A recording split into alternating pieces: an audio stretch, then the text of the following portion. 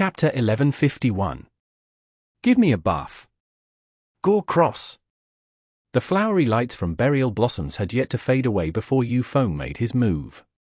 The Great Sword's range of movement wasn't great when Blossoming Chaos flicked his wrist, but it was enough to let out a horizontal and vertical slash.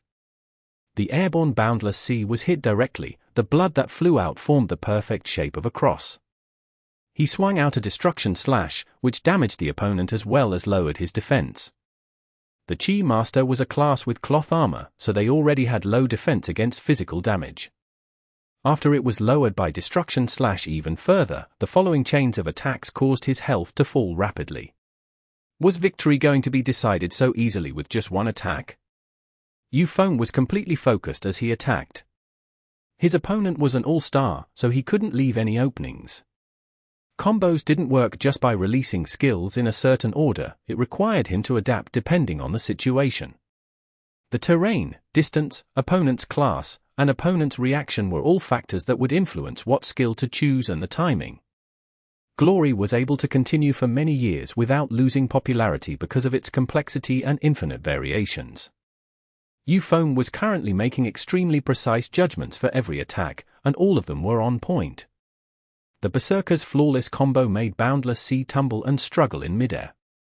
Yufeng's Berserker wasn't as wild and bold as Sunjaping's, but he was more precise and meticulous.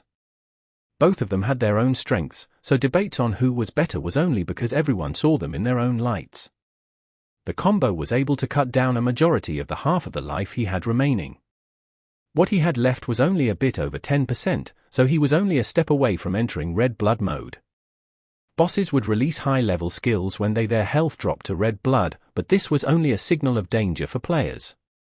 Fortunately, Yufeng's combo was at the point where it couldn't be broken. With some health remaining, Fang Rui could still make some sort of counter-attack, right? The crowd in the stadium felt nervous for Fang Rui. If he was defeated by Yufeng in such manner, then the advantage of winning with half of his health left against Zhu Guangyi would have gone to waste. On the other hand, the spirits of the Team 100 Blossoms players rose.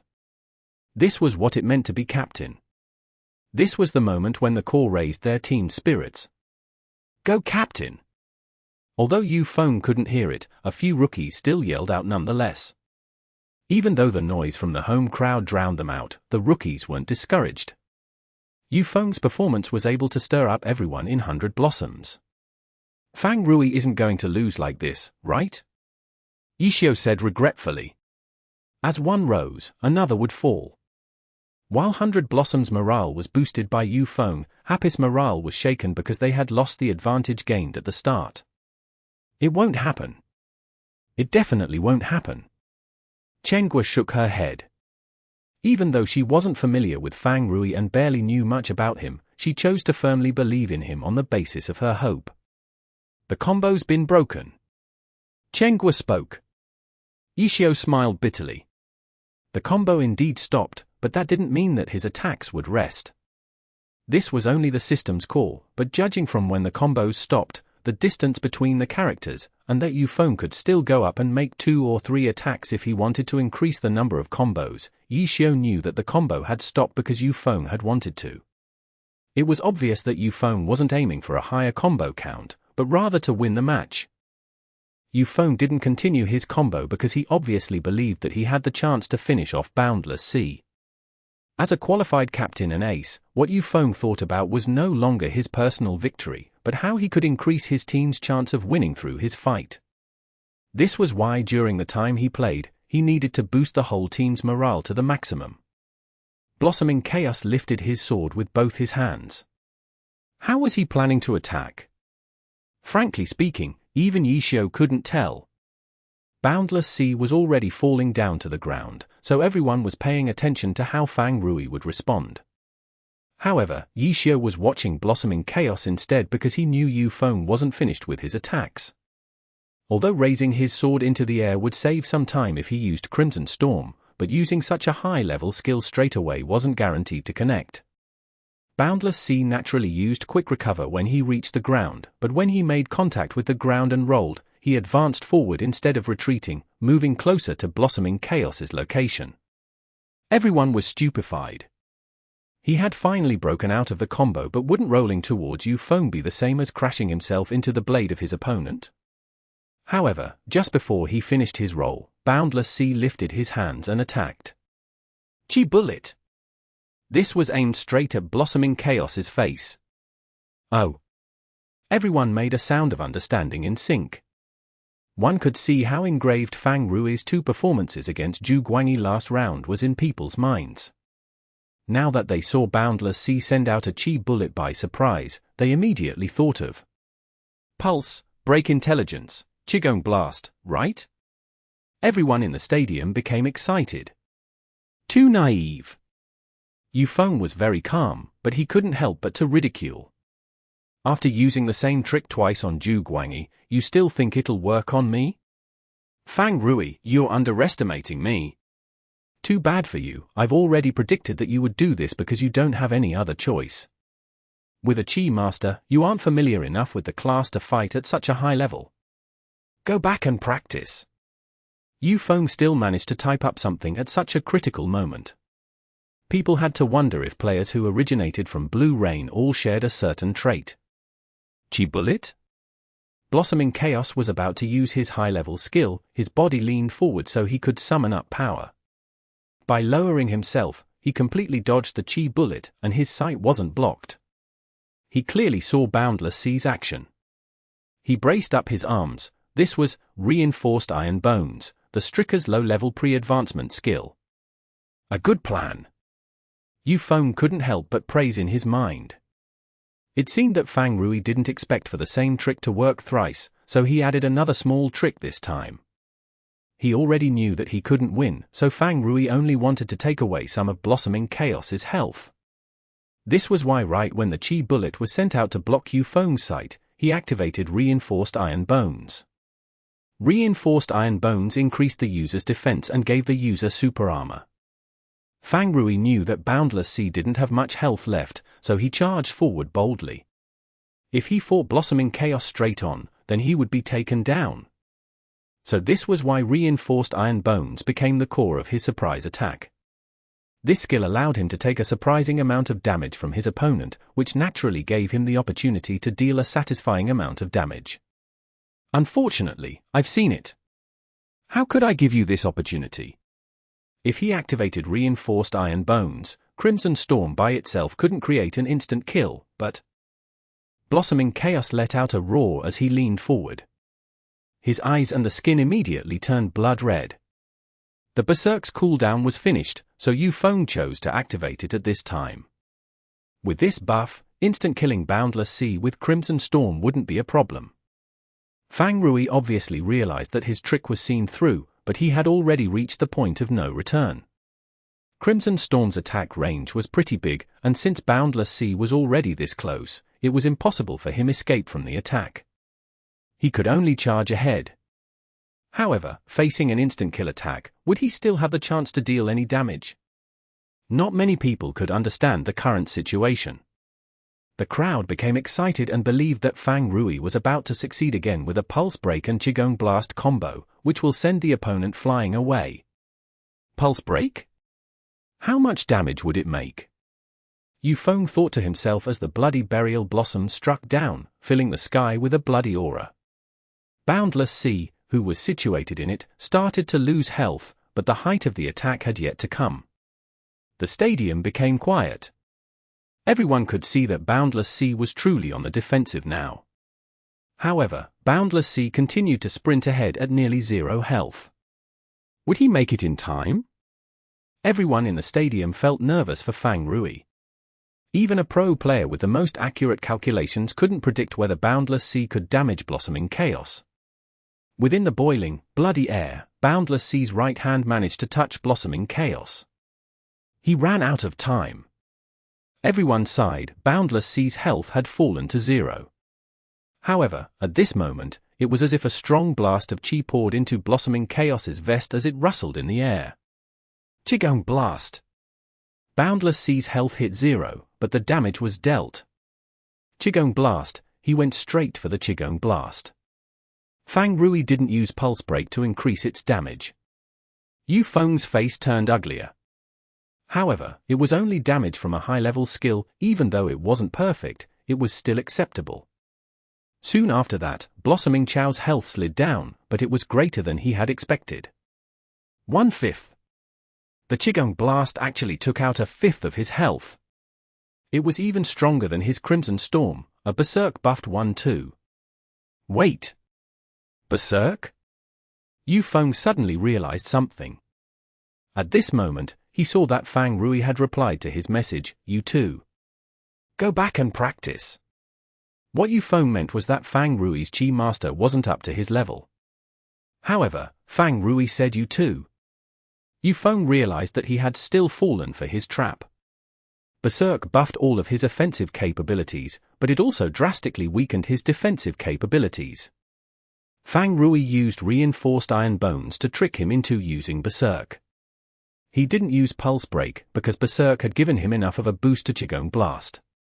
This was why when Qigong Blast was used, along with the weakening of Blossoming Chow's defense from being in Berserk mode, he was able to take away a fifth of his health. Although Yu Feng won this match, he suffered a crushing defeat in the last moment. A skill he activated himself had helped his opponent. He's truly dirty. Yu Feng sighed. Chapter 1152. Rules. Fang Rui left the stage, and as he walked back to Happy's player area he waved and greeted the crowd. The last bit against Yu Feng was the most interesting part of Fang Rui's performance, but it was high level in terms of technical content. Without the commentary, the live crowd had trouble understanding it, so they would need to go back to fully appreciate it. But no matter what, to defeat one of the 100 Blossoms players and then take down a fifth of the health of the captain and core player, Fang Rui had performed admirably. As the home crowd, of course they had to show their support with their applause. In Happy's player area, Mo Fan silently stood up, and without saying anything to his teammates, he headed down toward the stage. Fang Rui was still interacting with the crowd, and all of their attention was on him, so not many noticed Mo Fan. It seemed that Fang Rui didn't notice him either, but when they passed each other, he simply said to him, rather abruptly, "Play well." Mo Fan paused in his step and turned his head back to look, but Fang Rui didn't stop, nor did he look at him. He was striking poses for the crowd to take pictures of him. Mo Fan continued to quietly walk onstage and entered the player booth. The third battle of the group round, Happy's Mo Fan, playing Deception, versus 100 Blossoms' Yu Feng, playing Blossoming Chaos. One was a rookie, one was an all-star level god. On paper, there was an extremely clear disparity in this matchup. This battle was like the first battle of the individual competition, but now the situation was reversed. This time, it was Happy's player stepping on stage for the first time, against a first-string god in the professional circle. Mo Fan hadn't appeared in the opening round. Learning from what had happened in the individual competition, the judge was somewhat anxious and made a special visit to check on the status of this Happy rookie. But all he found was that this player's face was as still as water. Poor thing, he was so nervous that his facial expression was frozen stiff. The judge sighed in his heart. "No need to be nervous, just treat this as a normal game," the judge said to him warmly. He sympathized greatly with rookies. But the rookie only glanced at him. Without saying anything, he entered the player booth with that frozen expression. "He didn't hear me speak?" "But that's not right, he looked at me." "He did hear me speak?" "Then what kind of reaction was that?" The judge was at a loss. But this wasn't his responsibility, it was just his own good intentions. Doing this was enough, so he didn't pay any more attention, and went back to the judging area to check the confirmation status of both competitors. That rookie wouldn't be like the last one, would he? Entering the player booth and then not doing anything? But the judge saw that both competitors had confirmed they were ready. The rookie's actions were decisive. The judge checked the time and it was about time, so he allowed the new battle to begin. The map was the same as before. But Mo Fan was new to the professional scene. Even if he often played in the in-game arena, he hadn't professionally analyzed these maps like most pro players did. And Yu Feng, on the other hand, had already demonstrated in the previous battle that he was no stranger to this map. No matter which way you looked at it, the victory in this round seemed like it was already determined. Even the applause from the crowd was rather subdued, as though not wanting to give the rookie too much pressure. There were no shouts of "you must win" or anything like that. The two characters entered the map. Yufeng's blossoming chaos directly charged toward the center, while Mo Fan's deception began moving along a roundabout path. The four Nightwalker subclasses very rarely battled head-on, so Yufeng was unsurprised when he arrived at the center of the map without seeing deception. He really was quite familiar with this map. He didn't even have to look around to determine the positions from which the opponent might launch a sneak attack. Yufeng stared at these positions. At this time, Mo Fan's deception had already arrived, and was hiding at one of these positions, staring at Yufeng's blossoming chaos. Neither side moved. The battle was at a standstill. For glory competitions, whether or not to introduce a time limit had always been a source of controversy.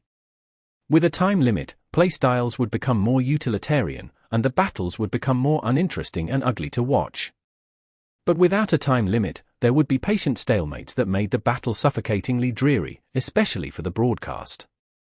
These tactics wasted time with nothing happening, and it drove them crazy. Right now, for example, neither Yufeng nor Mo Fan took the initiative to attack. They were both waiting for the other to expose an opening they could exploit. This sort of tense, anticipatory atmosphere sounded like it carried a lot of feeling, but when watching, it looked like a frozen image. The players were testing each other's patience, but they were also testing the patience of the crowd. If everyone had enough patience, would this scene just drag on forever? Part of the reason why this situation could come about was because of how glory maps were designed. The maps they used for battles were extremely vast, increasing the number of options available in battle and increasing this sort of hiding and testing patience. How to solve this? People had pondered this for several seasons now, but no satisfactory solution had been reached. But they had to solve this problem, otherwise it could really happen that neither side attacked and instead just stared at each other for an hour. In the end, the alliance gave the power to the judge. If such a situation came up in battle, they could make a ruling. Yufeng was of course familiar with all of the rules of competition. He didn't move. Mo Fan was now a pro player, and of course he understood the rules, but he had never experienced the rules. He didn't move either. Thus, soon there was an announcement in the battle system. It was from the judge. After this long standoff, the judge declared that Mo Fan would be given a yellow card for wasting time in battle. Even though Yufeng hadn't moved either, he had directly approached and was out in the open, while Mo Fan's intent while hiding was obvious. In these conditions, the one who would be given a warning was Mo Fan. He was the one expected to take the initiative. Yufeng was clear on this point, so he wasn't worried. He patiently waited until Mo Fan was forced by the judge to make a move. One yellow card was considered a warning. 2 yellow cards would become a red card. In football, a red card meant that the player was dismissed from the game. In glory matches, in an individual match, if a player got a red card and was expelled, victory was given by the judge to the opponent. Mo Fan had read the competition rules, and now, he finally experienced the rules. After the yellow card, if he continued to maintain this situation, the second yellow card would come much sooner, and he would quickly get a red card. So Yufeng knew, after this Mo Fan must move. He focused all of his attention on his surroundings. As expected, Mo Fan moved. Deception left the place he was hiding, and quietly walked, switching to another position. And then, he hid himself again. He continued not to move. The judge was instantly furious. At first, he had cared about this rookie, but this rookie was trying to play this sort of clever trickery with him. Switching to a different position to hide, you think that that's enough to consider yourself as taking the initiative?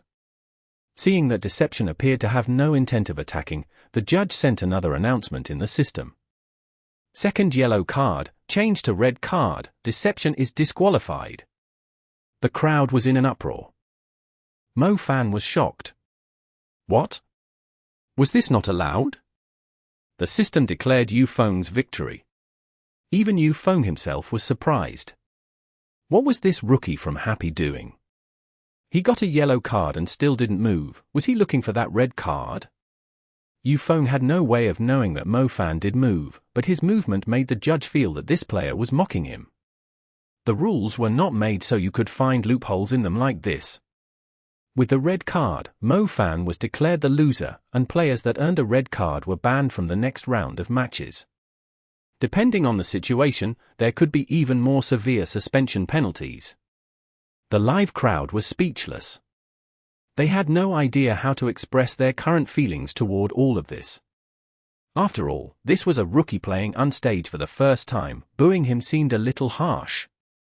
But being red-carded like this was equivalent to giving the opponent a perfect victory. It really made people upset. Under the conflicted eyes of the crowd, Mo Fan left the stage and headed back to the player area. Happy's players wanted to cry. This was all an issue of miscommunication. But the problem was, it was truly too difficult to communicate with this kid. They let him figure things out on his own, and it resulted in this sour outcome. Mo Fan returned to the player bench and returned to his seat.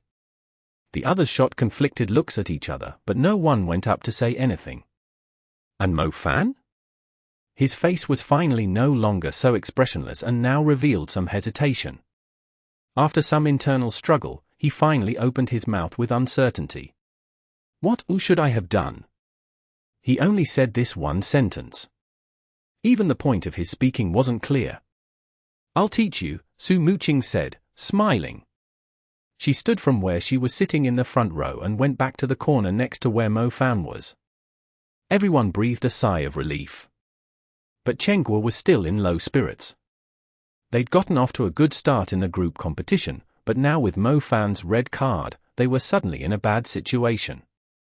Happy's third competitor in the group round was Tang Ru. Facing this difficult situation, she was actually quite excited. But she was also now very clear about her own skill level. I'll give it a shot. These were the words Tang Ru left as she headed to the stage. It was unlike her normal confidence, but for a rookie facing the all-star god Yufeng at 4/5 health and then another player at full health, being able to say, I'll give it a shot already demonstrated remarkable courage. Tang Ru went unstage to the sound of enthusiastic applause. She was currently extremely popular, and not just among Happy fans. Throughout the entire Glory Circle, many people were paying attention to this pretty female competitor. Of course, it was wrong to judge a book by its cover, but one had to admit that physical appearance was often the basis of first impressions. Being attractive was always advantageous. Another rookie, but after being played by Mo Fan, the judge was feeling much less sympathetic toward rookies. He didn't say much to Tang Ru, and after confirming that she entered the battle, he quickly declared the battle to begin. In the previous round, one scene of silence was swapped for another, and then victory was decided by a red card. This round, 23 seconds after it began, the two opponents met in the center and began to fight. Chapter 1153. Can't back down even a single step. No setup. No probing. The two characters met in the center, made a move, and started fighting. The battle instantly reached a high point. Everyone in the crowd was caught off guard. No one had expected the fight to be so intense as soon as the two clashed. For a moment, they even forgot to cheer and applaud. Berserker, Battle Mage. Two extremely offense-oriented classes. Greatsword. Spear. These two heavy weapons had sky-high physical attack. But at this moment, under the two players' high-paced playing, blossoming chaos's burial blossoms and soft mists dancing fire-flowing flame had turned into two gleams of light. The fast flashing collisions between the two weapons made it difficult for many to completely identify what skill each of them were using. Yufeng was an all-star and a top player. He ought to be performing at a high level. However, Tang Ru was able to defend against this high-level playing. To the crowd, she was a bigger highlight. She's worthy of being a battle mage coached by Yi Xiao. The countless viewers watching this match all thought this. Even though there was no official statement that Tang Ru was Yi Xiao's student, she had been discovered by Yi Xiao and a battle mage that had grown beside him. Whatever the case, it was impossible to say that Yi Xiao was not involved. In fact, this was exactly the case. As long as Tang Ru needed it, Yishio had passed on everything he knew about battle mags to Tang Ru. After that, he helped Tang Ru establish her own style. Tang Ru was a rookie. A rookie who had no fear. In the end, her playing was so fierce and violent that many people had trouble believing that such a beautiful girl could have such a ferocious battle mage. Yishio's battle mage had also been very fierce. If not, he wouldn't have been called the battle god. However, his fierceness differed from Tang Ru's. His fierceness couldn't be replicated by Tang Ru because for Yishio, apart from being a battle mage, he was a master proficient with all classes. His fierceness had been built upon this solid foundation. His techniques might seem very ordinary, but in real combat these same techniques were difficult to defend against because the opponent would discover that no matter how he or she responded to it, everything would be within Yishio's grasp. One attack until the end, bringing about the title Battle God. It could be said that it was because Yishio had chosen a battle mage to be his main, so one autumn leaf became the Battle God. But if he had chosen a different class, the title Battle God might have belonged to a different character. Through her own style, Tang Ru attracted everyone's attention because her opponent was Yu Feng, an all-star level top player. A rookie could fight on par with a top player. How could there be anything else but praise for her? But were the two really evenly matched? The fast pace made it difficult for the viewers to clearly see the situation, but right now, Yu Feng was feeling fearful. He realized that he was being suppressed. Countless playstyles had emerged from this berserker class. From the number one berserker player, Sunjaping, to the many players now.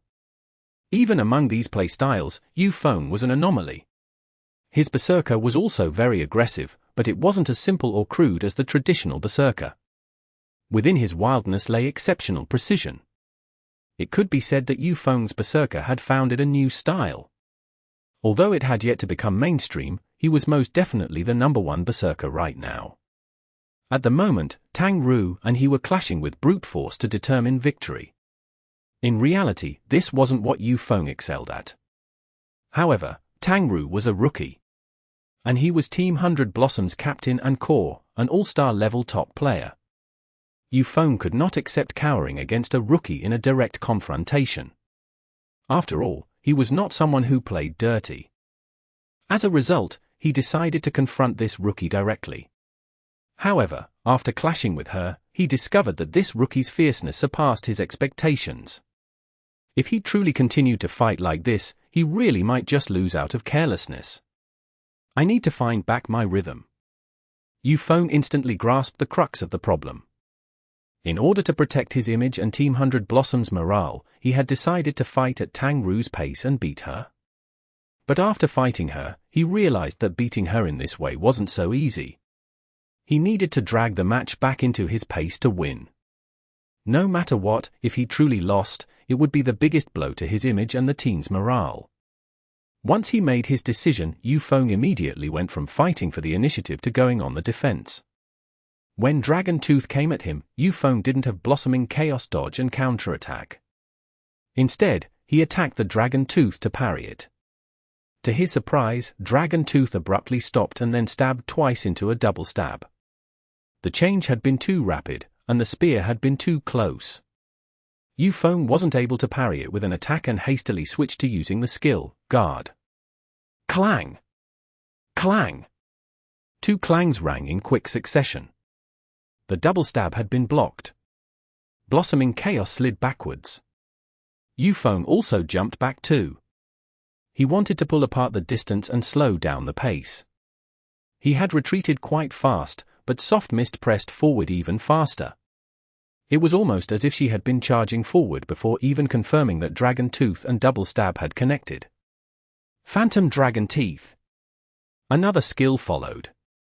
Soft Mist flicked her wrist, and her spear transformed into numerous dragon teeth. How many? Yu Feng's eyes widened.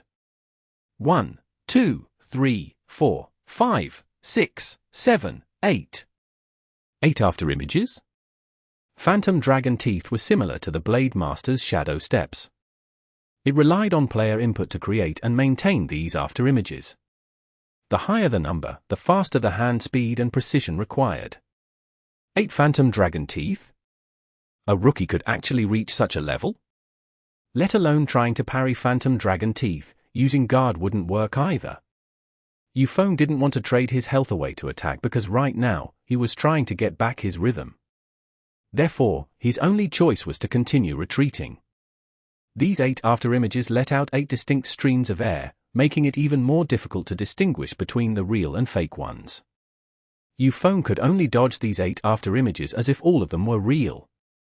He even couldn't use his normal movements to evade them. He raised burial blossoms in the air and blossoming chaos dashed back, utilizing the Blade Master's triple slash. Triple slash wasn't a common low-level skill that could be learned by all swordsmen. The only reason blossoming chaos could use it was because his burial blossoms had a bonus skill up for triple slash. From this, it could be seen that Yufeng truly was different from an ordinary berserker. In his skill choices, he favored this Blade Master movement skill to give his attacks more life. Through this skill, blossoming chaos instantly completed his movement and all 8 dragon teeth afterimages missed. Yufeng was wondering whether he should complete this triple slash and attack back, but he hadn't expected Tangru to immediately raise her spear after Phantom Dragon Teeth and unleash a dragon breaks the ranks to chase after blossoming chaos. Yufeng turned pale with fright. He hastily slashed again to turn away, but this time, the distance was too close. With Dragon Breaks the Rank speed and power, even if it didn't fully connect, it still sent blossoming chaos into a tumble. Yufeng immediately quick recovered.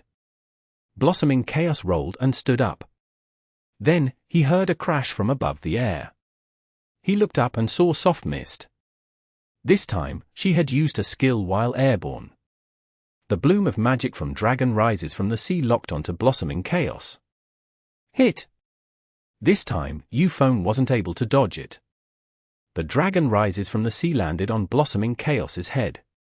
Tangru didn't wait for Soft Mist to land and followed with a furious dragon strikes the heart. To the naked eye, that magic force pierced straight through. Blossoming chaos was sent flying back. Soft Mist chased after him. The chasers produced from Dragon Tooth and Sky Strike battered against blossoming chaos. The entire stadium was dumbfounded. The spectators saw Tangru heroically clash with a top player levels higher than her and were already very satisfied. People would always be more lenient towards rookies. How the match played out was more important than the outcome. Even if Tangru lost to Yufeng, no one would say anything about it. It was just like how Mo Fan left the stage with 2 yellow cards turning into a red. That wasn't how someone should lose, but the crowd stopped themselves from throwing out ridicule. But right now, even someone who didn't understand glory could tell which side had the upper hand. Tangru was going to beat Yufeng? After a moment of shock, the venue erupted into astonished roars. Even if Happy won in the end, there wouldn't be such a commotion. It wasn't only to drive the team's morale. The crowd had been infected by Happy's battle strength. They wouldn't look down on their determination and future. On the other hand, Team 100 Blossoms players stared stupidly at this scene. Their captain was being suppressed by a rookie? Yes, it was true. Yufeng was both stunned and furious. He hadn't expected this rookie to be so explosive. He had retreated to try get back the pace of the match. He hadn't thought that this would be like a dam breaking. The opponent's offensive crashed towards him. Yufeng was a mess, a complete mess.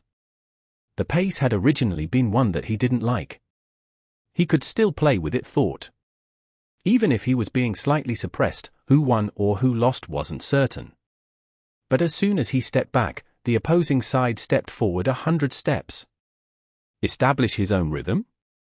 Yufeng didn't get the chance before his opponent overwhelmed him to the point that he couldn't even breathe.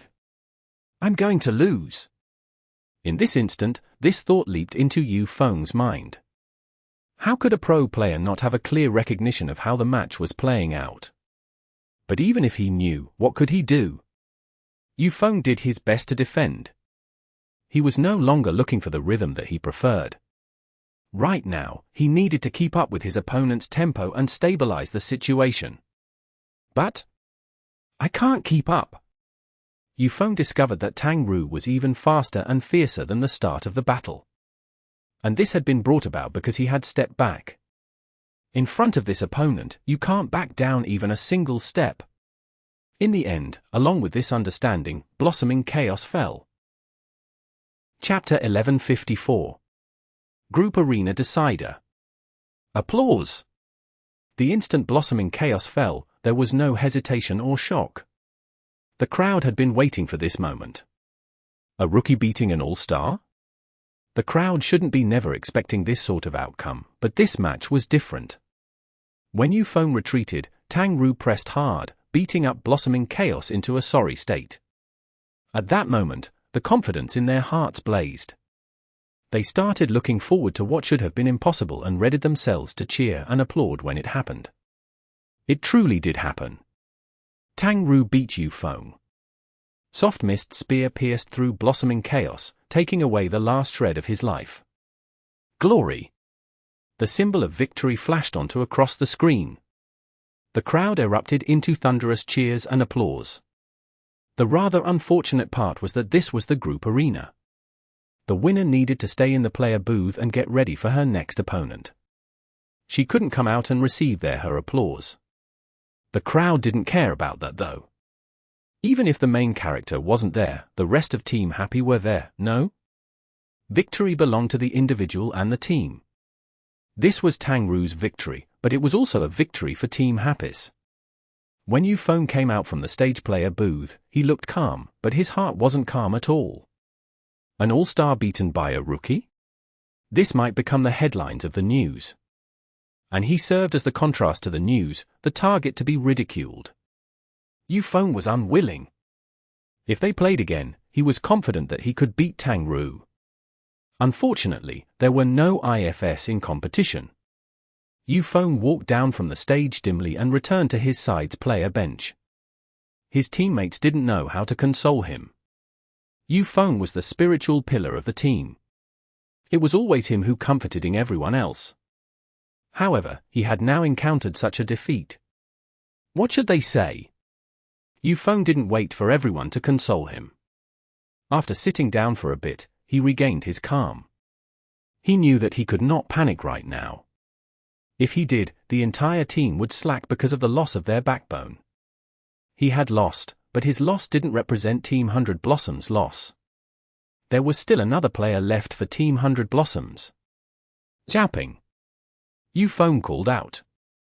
Zhu Xiaoping was Team 100 Blossom's third player for the group arena. He had joined the league in Season 6. After a year on the bench, he was promoted to the main roster in Season 7. He played a summoner, a class that had never appeared before in All-Stars before. With the captain calling for him, Zhu Xiaoping immediately went over. In terms of seniority in the team, Zhu Xiaoping had been on the team longer than Yufeng. However, he respected the newly transferred captain, and he had quite the opinion of their former captain, Zhong Jiala. Zhu Xiaoping had officially appeared on the competitive stage in Season 7, the year Team 100 Blossoms made it to the finals. Even though they ended up losing to Team Tiny Herb, second place was still a great achievement. The team's morale rose, and many of them clenched their fists, ready to work even harder next year. Zhu Xiaoping was among them. However, in the next season, Zhong Jiala suddenly announced his retirement, turning Team 100 Blossoms into a complete mess. Their successor to dazzling 100 Blossoms, Zhu Yuan, paced back and forth helplessly. Their astonishing new talent, Tang Hao, was unable to carry to the team because he was not the core. In the end, Team 100 Blossoms failed to make it to even the playoffs. Everything had started with Zhong Jiala's sudden retirement. Zhu Xiaoping had originally been a youth filled with hope that season. Of course he would hold a grudge against Zhong Jiala. It could be said that Zhu Xiaoping was a firm Zhong Jiala opposer. When Zhong Jiala announced his return, he had been hoping that Zhong Jiala would not return. Tyranny? Zhu Xiaoping sneered. In his eyes, he saw Zhong Jiala as a selfish person. The new Yufeng seemed to be very responsible though. He took his duties very seriously. Even if their record wasn't that good when he had first arrived, he never felt disheartened or pushed the blame onto anyone else. Zhu Xiaoping appreciated this very much, so he had always firmly supported Yu Feng. Captain. Zhu Xiaoping walked over. Be careful. This Tang Ru is better than we had expected. She's a model competitive player. Yu Feng said. But she only has half her health left. Zhu Xiaoping said. She used her 1/2 health to take out my 4/5 health.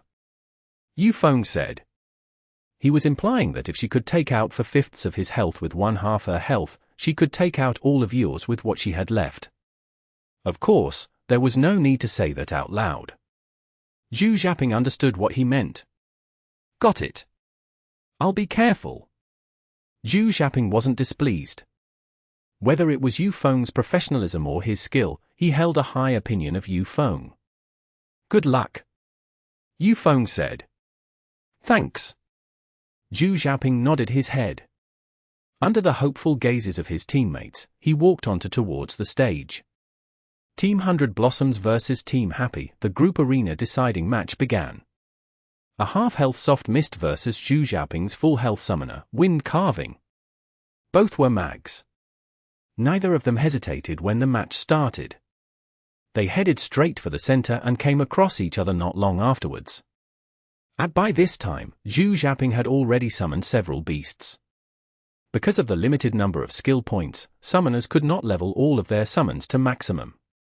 Which skills to level depended on each player's preferences. As a result, there were countless combinations with almost a new school of thought being created every so often. However, despite the numerous variations, they could not depart from the core design. Every new school of thought weren't solely based on a player's preferences, but also for logical reasons.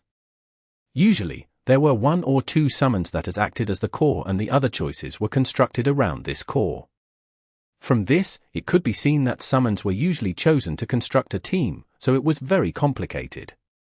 A part of why there were no top summoners in the league was because of the class.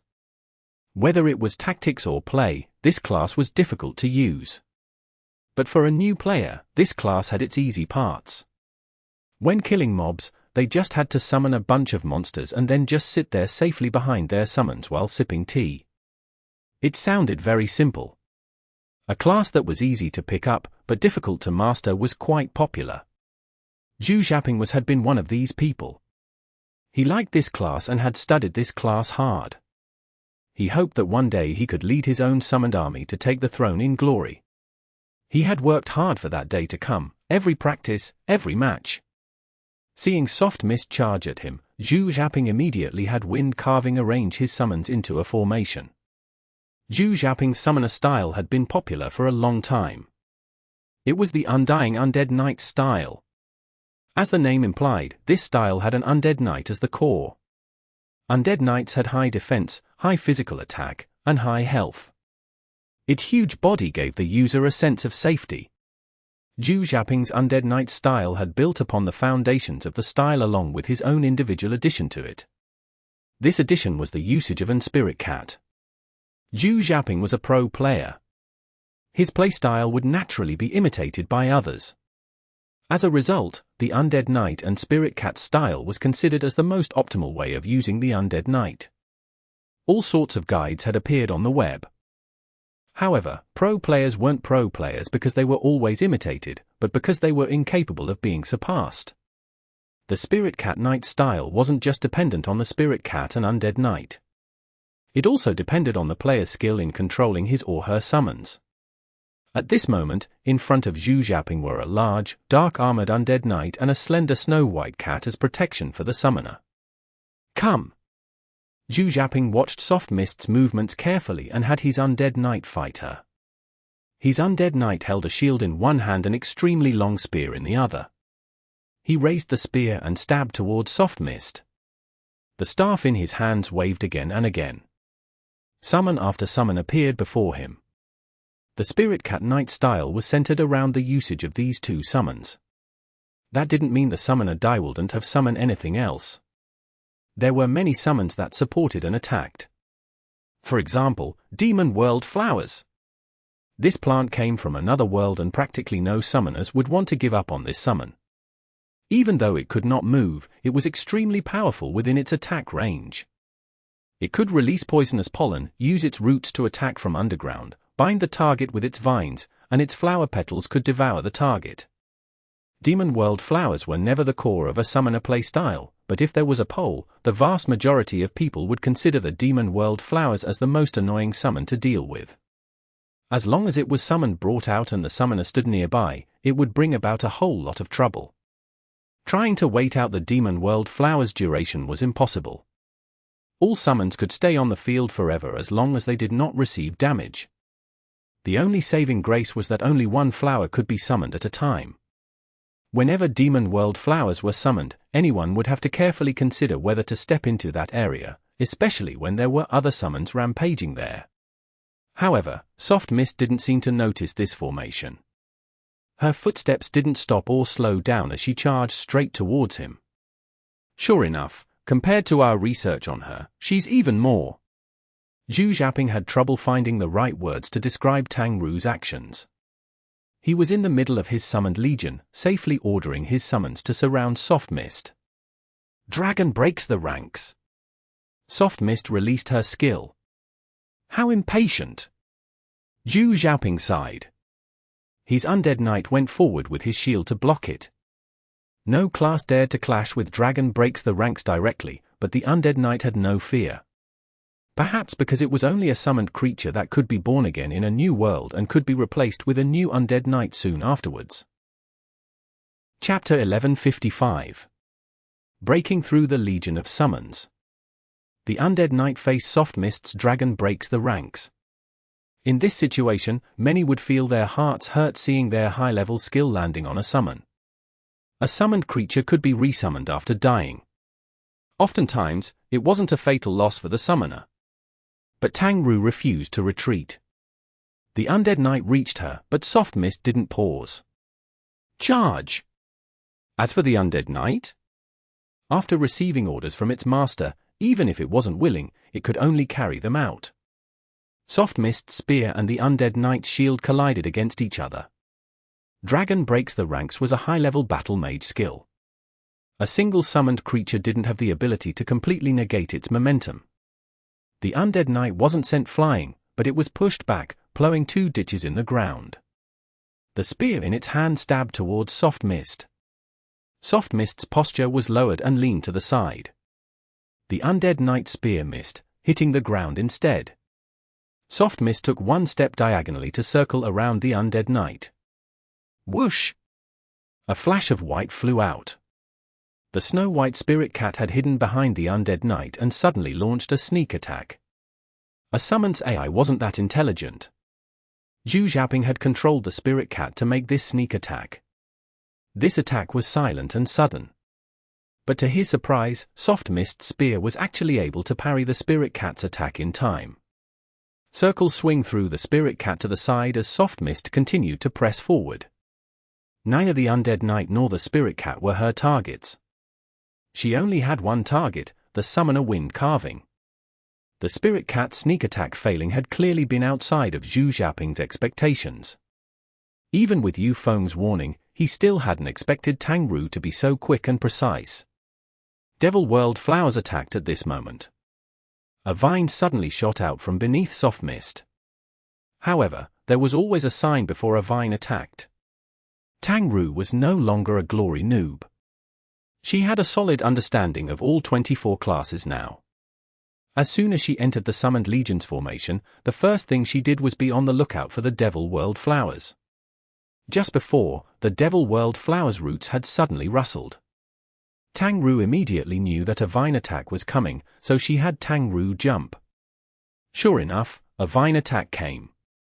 However, Soft Mist had already jumped in the air, so the vine missed, shattering heaven and earth. The level 75 battle mage skill crashed down at the center of the summons. The blazing dancing fire flowing flame pierced through the crust of the earth and was pulled out. Soft Mist flew backwards and magic waves erupted outwards from her at the center. Anything with health inside its range would receive damage. Even though Zhu Xiaoping ordered these summons to avoid this attack, the summons failed to dodge it cleanly. The spirit-type summons with low defense were instantly killed by this powerful attack. Not good. Off stage at 100 Blossoms player bench, Yu Feng slapped his leg and stood up. What's wrong? His teammates also stood up. Yu Feng didn't say anything. He fixed his gaze on the battle. In that instant, neither side had made many mistakes. Even though a few of Zhu Xiaoping's spirit summons had died, the cooldown and mana consumption for summons were low, so a few deaths wasn't anything to worry about. Yu Feng didn't care about such losses. In that instant, what he saw was Zhu Xiaoping retreating. Facing a powerful level 75 battle mage shattering heaven and earth, retreating was a very reasonable thing to do. However, Yu Feng, who had just fought with Tang Ru, felt a bad premonition arise in his heart. In front of her, you can't back down a single step. Yu Feng had understood this after losing to Tang Ru. However, it had just been a realization. He hadn't treated it like a lesson, so he didn't tell Zhu Xiaoping. But this scene suddenly reminded Yu Feng of his previous match. That inadvertent thought floated into his mind. He suddenly felt like things weren't going to be looking good for Zhu Xiaoping soon. Zhu Xiaoping obviously wasn't thinking the same thing as Yu Feng. Of course his wind carving should safely retreat from shattering the heaven and earth's range. He resummoned the summons that had died, moved his summons into formation, and prepared to start surrounding Soft Mist again. Undead Knight. This defender had taken a dragon breaks the ranks just before. Now, he was the vanguard once again. Before shattering the heaven and earth's power fully dissipated, it stepped into its range. However, Soft Mist was even more eager than it. Before shattering the heaven and earth's effects disappeared, she dashed out towards wind carving. Damn, a pity. Zhu Xiaoping sighed. Behind Soft Mist, the Demon World Flowers vines had missed. The Undead Knight had just been a feint. Its purpose was to hide the Demon World Flowers attack, so the Demon World Flower vines could bind her? Zhu Xiaoping didn't know if Tang Ru had noticed it or her eagerness had rescued her. In any case, she safely dodged this attack. From the current situation, wind carving seemed to be in danger. Summoners were one of the weakest classes in terms of close combat. Zhu Xiaoping didn't panic though. Wind carving waved his magic staff and disappeared. The Undead Knight's large body appeared before Soft Mist. Its long spear thrust towards Soft Mist. Switch! Using Switch, the user could switch places with a summon. Zhu Xiaoping utilized Wind Carving's teleport to get the Undead Knight to attack Soft Mist. The timing was perfect. Tang Ru continued on bravely though. Her target Wind Carving was nowhere to be seen, but the Undead Knight had reached it. What to do? The same as before. Fight! After dodging the Undead Knight's attack, she noticed that the other summons had surrounded her. Soft Mist swung her spear into a 270-degree arc, stopping the summon's advances. Then, she jumped backwards and thrust her spear. 100 Dragon Meteor Strike. It was a skill that required player inputs. The spear split into numerous afterimages. For a moment, it was impossible to see how many attacks were truly coming. The system helped to speed up the attack. The spear shadows formed a circular arc. The summons that tried to advance were repeatedly hit. Her spear's flowing flame effects triggered 3 times, shooting out lines of fire that instantly killed any unlucky summons in its path. The only one that could continue forward was the Undead Knight. It was because of this feature that the Undead Knight became a favored summon among summoners. But although the Undead Knight had this strength, it was also slow and sluggish. Soft Mist pushed away the other summons and jumped back to pull away from the Undead Knight. She turned around and ran, leaving the Undead Knight's spear to hit nothing but air. As for the Spirit Cat, it had suddenly thrown itself at her from out of nowhere. But this time, Soft Mist pushed it away with a falling flower palm. Utilizing her own momentum, along with the falling flower palm, the Spirit Cat was sent tumbling away. Then, Zhu Xiaoping discovered that his encirclement failed to take form. The encirclement had been completely torn apart by Soft Mist. And now, the summoner Wind Carving was fully exposed to Soft Mist. He seemed to be able to feel the heat from her fire chasers. Zhu Xiaoping suddenly started to panic. A summoner without his summons was extraordinarily weak. He had already used Switch 2, so it was on cooldown. Was there enough time to summon anything? But Wind Carving suddenly disappeared. Teleport. Wind Carving's weapon had the Elementalist skill Teleport added to it. For a summoner, this skill increased the survivability of the class. For example, right now, the completely exposed Wind Carving instantly teleported behind his lovable summons. Zhu Xiaoping was overjoyed, but he couldn't laugh yet. Soft Mist turned around and without any hesitation, her spear thrust out and transformed into a dragon towards his summons. Rising Dragon Soars the Sky. Rising Dragon Soars the Sky had a grab effect. The attack target wasn't limited to just one either. In that instant, the summons in pursuit of Soft Mist were devoured. That tenacious undead knight was no exception. It was unable to resist Rising Dragon Soars the Sky's damage. All of the summons were pulled together. Not just that, the magic dragon was still roaring with Wind Carving within its range. Zhu Xiaoping had focused on getting his summons to evade it, but he had unexpectedly forgotten about himself. By the time he jumped back in panic when the dragon head arrived, it was too late. Soft Mist extended her reach and this skill's attack range was pushed to its limit. Wind Carving was chomped by the dragon head and took the full brunt of the following magic explosion arising from Rising Dragon Soars the Sky. The battle magic engulfed Wind Carving and his summons and then dissipated. After this attack, no more summons were left on the field. Even the undead knight couldn't take the brunt of Dragon Breaks the Ranks and Rising Dragon Soars the Sky. The originally noisy legion of summons was instantly cleared away. The not-so-far-away Demon World flowers were still rooted there with its petals and leaves gulping up the earth. However, this summon was never the core. With no other summons around it, its effectiveness was drastically diminished. Soft Mist didn't even look at it as she turned around and charged towards the recovering Wind Carving. This time, he had no protection. This time, he had no options left. Zhu Xiaoping was in a daze. He suddenly had trouble understanding what had just transpired. What just happened? My summons were instantly destroyed? Summon again? His opponent was already too close to him. How could she give him any opportunities? Zhu Xiaoping lost the battle. Chapter 1156. Team competition, get ready. She won again? This time, the entire crowd was truly shocked. It was impressive enough that Tang Ru had managed to fight on equal footing with Yu Feng, and they considered her win to be a fortunate accident. But now, with only half her health, Tang Ru was able to defeat the third player of 100 Blossoms. Even though Yu Feng had already lost a fifth of his health to Fang Rui's Boundless Sea, he still had 4/5 left. It was by no means a stretch to call this a 1v2. A mere rookie, in her second ever round of competition, successfully completed a 1v2, one of whom was an all-star level superstar. What was this? What was going on? The crowd was frozen for quite a while, until suddenly, the stadium exploded with applause, shouts, and cheers.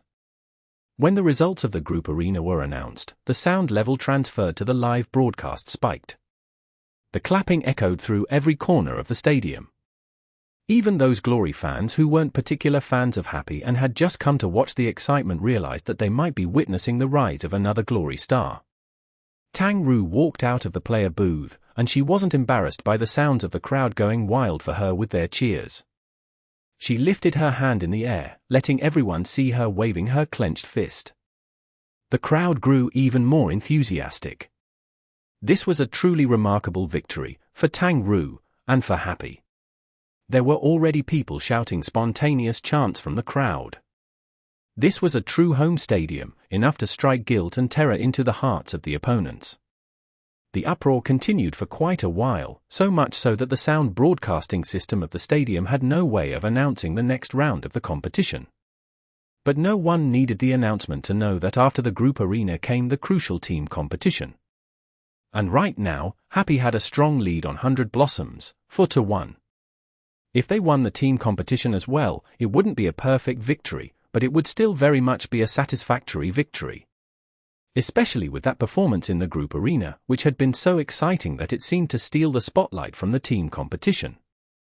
Even the crowd was this thrilled, so of course Happy's young and old wouldn't hide the joy in their hearts. That was too beautiful. As soon as Tang Ru arrived back in the player area, Cheng Guo swept her up in a hug. From the crowd members that were closer came several wolf whistles at the sight of two pretty women hugging. Some people couldn't help but make some dirty shouts. You played beautifully. Yi Xiu praised her as well. But they couldn't just spend all this time basking in that victory. After the group arena's conclusion, there was a relatively long break until the team competition. During this time, teams would often make adjustments or changes based on the opponent's condition or other problems that came up. So, after a short period of celebration, the team came together to discuss and prepare for the team competition. Team 100 Blossoms was doing the same thing. But it was one thing to postpone a celebration, what about an atmosphere of pressure? Were they also supposed to let themselves be happy for a moment before becoming dejected again? It was clear they could not. They had a rough start in the group arena, but Mo Fan's penalty came as a great present for them, giving them the huge advantage of 2v1. But then the opponent pulled off an incredible reversal, crushing 100 Blossoms' spirits for good.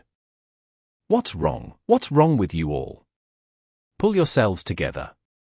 The competition's not over yet, there's still the team competition, we can win back enough points. As the captain, Yu Feng had to raise the spirits of his teammates. But his speech didn't seem to have much effect.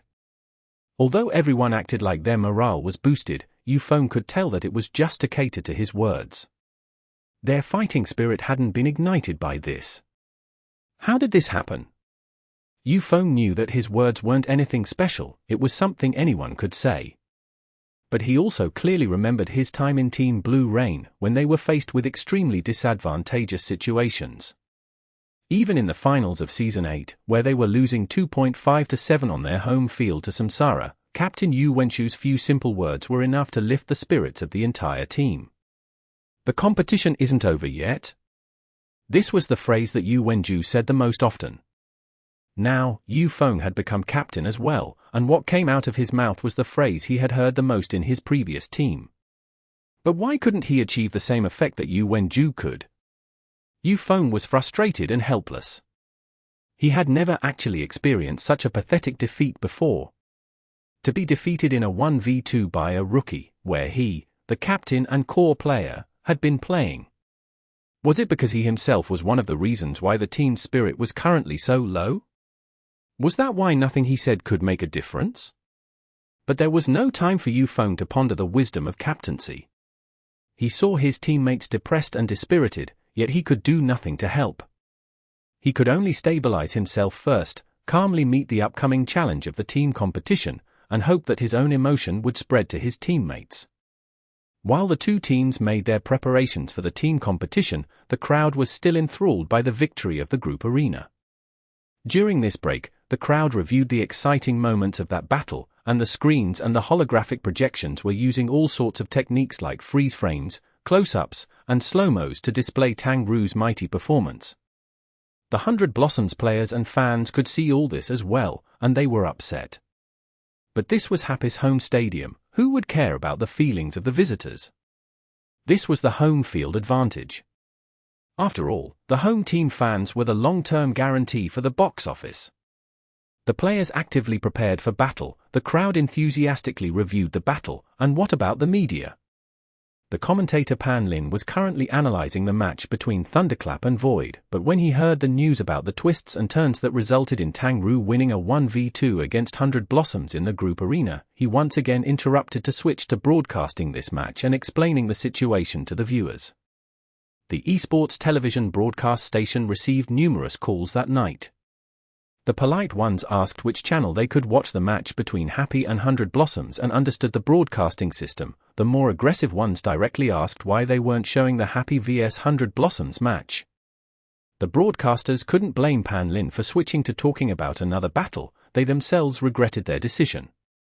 But who could have predicted that Happy's match would explode with this kind of excitement? Those watching the television broadcast could only continue to be helpless. Meanwhile, the online stream of this match was skyrocketing in view count, far surpassing the other 9 matches. The online media who could release news quickly were already sending out draft news headlines about Tang Ru's performance to their respective pages. As for the newspapers and magazines that didn't release news as urgently, those reporters had already started to gracefully describe this group arena with their words. Was the upcoming team competition even important anymore? To them, it no longer seemed important. No matter the outcome of the team competition, Tang Ru's performance in the group arena was guaranteed to be tomorrow's headline. They only hoped that she wouldn't suddenly hit a low in the team competition, but even if she did, they could still use the poetic descriptor sometimes angel, sometimes demon to portray her. From this, it was clear that no matter what, there would be something to write about, and the reporters were all excited, bubbling with delight. It was only until the team competition was immediately about to begin and the players were walking onstage that the reporters finally started paying attention once again. For the team competition, Happy's roster consisted of Yi Xiu's unspecialized Lord Grim, Su Muqing's Launcher Dancing Rain, Fang Rui's Qi Master Boundless Sea, Qiao Yifun's Ghostblade 1-inch Ash, and Anwen's Cleric Little Cold Hands, with Tang Ru's Soft Mist as the 6th person. From 100 Blossoms, there would be Yu Feng's Berserker Blossoming Chaos, Zhu Yuan's Spitfire Bright Blossoms, Zhu Guangyi's Assassin Cold Seasons, Zhu Xiaoping's Summoner Wind Carving, and Mo Chuchen's Cleric Arrogant Flowers, with Zhong Wei's Witch Endless Forest as the 6th. Happy's roster had rotated a bit from the previous rounds. The inclusion of Cleric and Wenny was expected, of course, but aside from that, Qiao Yifan hadn't yet appeared in this match either. Steamed Bun, who played in the individual competition, and Mo Fan, who played in the group arena, were both sitting back in the player bench. 400 Blossoms, the healer Mo Chuchen joined, but everyone else had appeared in the earlier rounds. This sort of single replacement wouldn't be considered a rotation. The two sides came onstage. After they shook hands and performed the other necessary tasks, they entered their player booths. The judge checked that both sides were ready and confirmed the match's start. The sound of the countdown echoed through the whole stadium. Finally, the team competition began. The map used was Broken River. The map was in the shape of a standard square, divided along the diagonals into 4 triangular regions. The top and bottom triangles were forests of stone, while the left and right triangles were forests of trees. The paths in both types of forests were complex and winding, while the northeast-southwest diagonal was a wide road, and the northwest-southeast diagonal was a river that was interrupted by the road at the intersection at the center of the map. The name Broken River came from this. The water in Broken River rushed rapidly, but it flowed backwards. The intersection at the center acted as the source of the water. It flowed to the northwest and southeast corners of the map. There, the Broken River became waterfalls, and they were clearly the exits of the map. If a character fell into the waterfalls there, they would be directly announced as dead and eliminated from the battle. The two teams appeared at the southwest and northeast corners.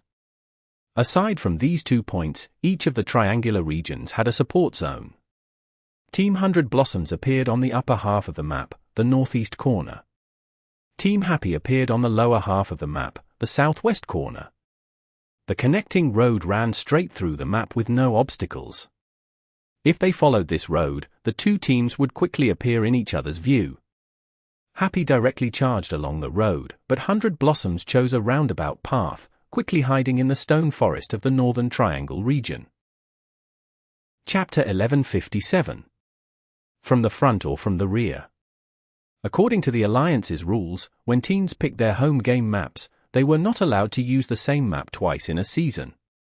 Otherwise, if every team repeatedly used the same map, the matches would become stale.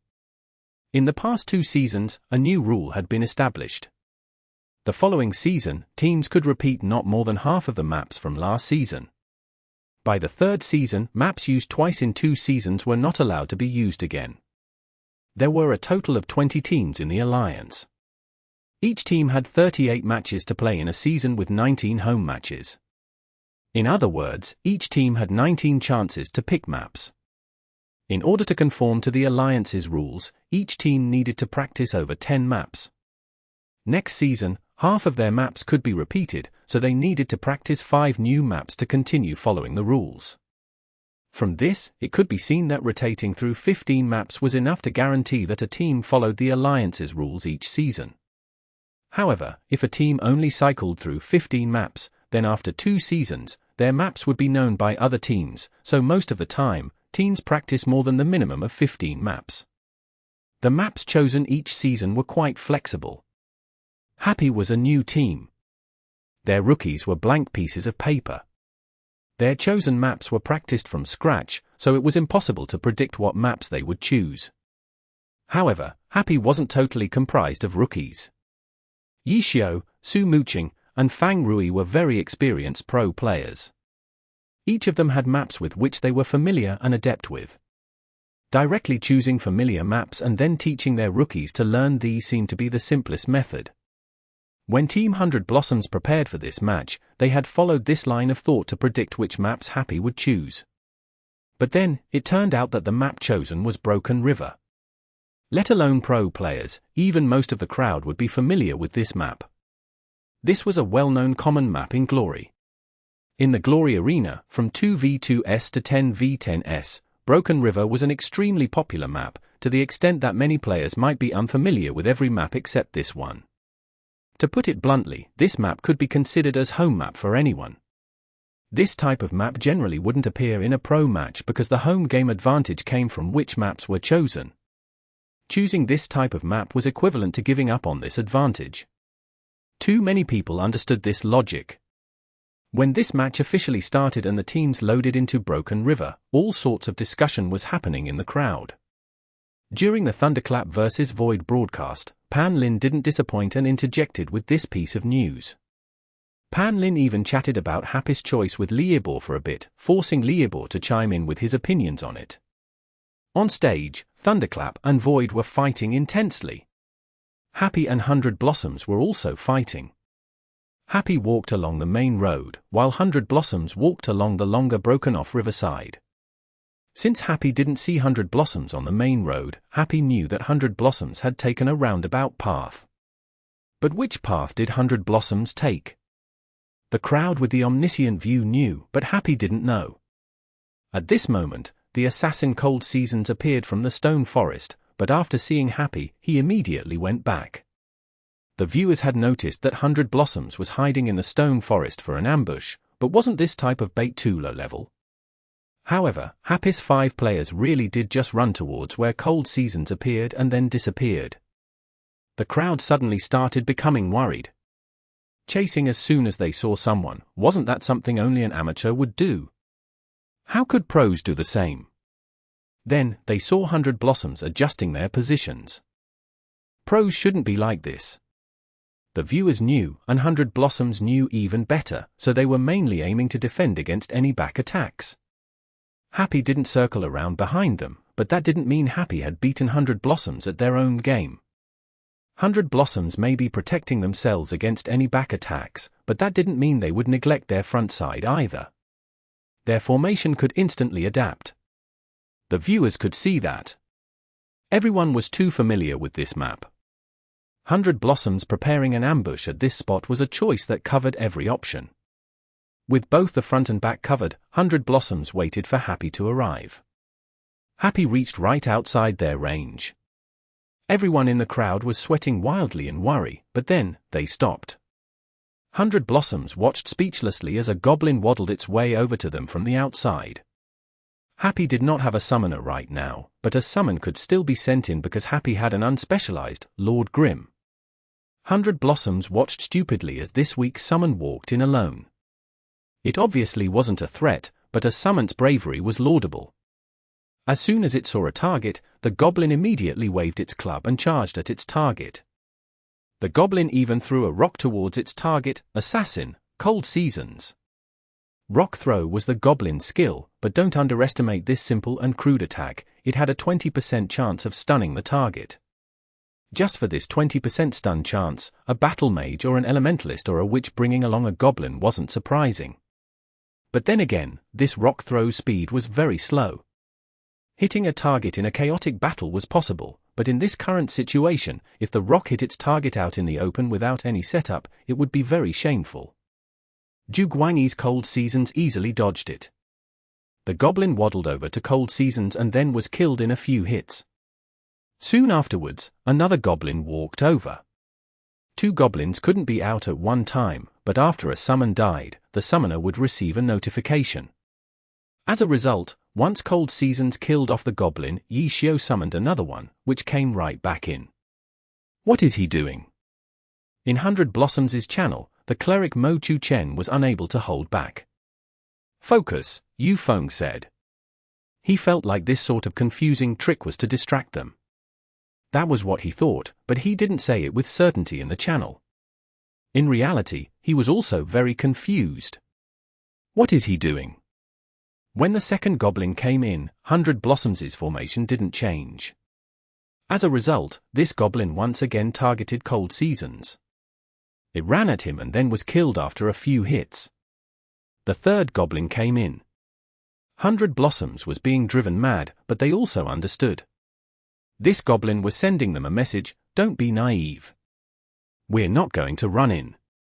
If 100 Blossoms didn't come out and Happy didn't go in, what would the result be? This question was rather difficult to answer. The tactics involved in a team competition were far more complex than the tactics involved in an individual competition. Mo Fan could quickly be sent out with 2 yellow cards into a red, but in the team competition, if a stalemate appeared, the referee would need to carefully ponder over it. Even though referees had undeniable authority in their decision, after the match, the referee's decision could be judged to see if it was reasonable, especially for a particularly difficult decision. It was a situation no referee wanted to encounter. However, the referee for this match was clear-headed. Because this match wasn't in a stalemate. 3 goblins might have walked in, but Happy's other players were moving. Su Muqing, Fang Rui, Qiao Yifan, and Nwenyi were circling around to the back. Yu Feng's initial judgment had been correct. This deliberately confusing move was to distract them and create a diversion. However, 100 Blossoms wouldn't be so distracted that they wouldn't notice what was happening behind them, no.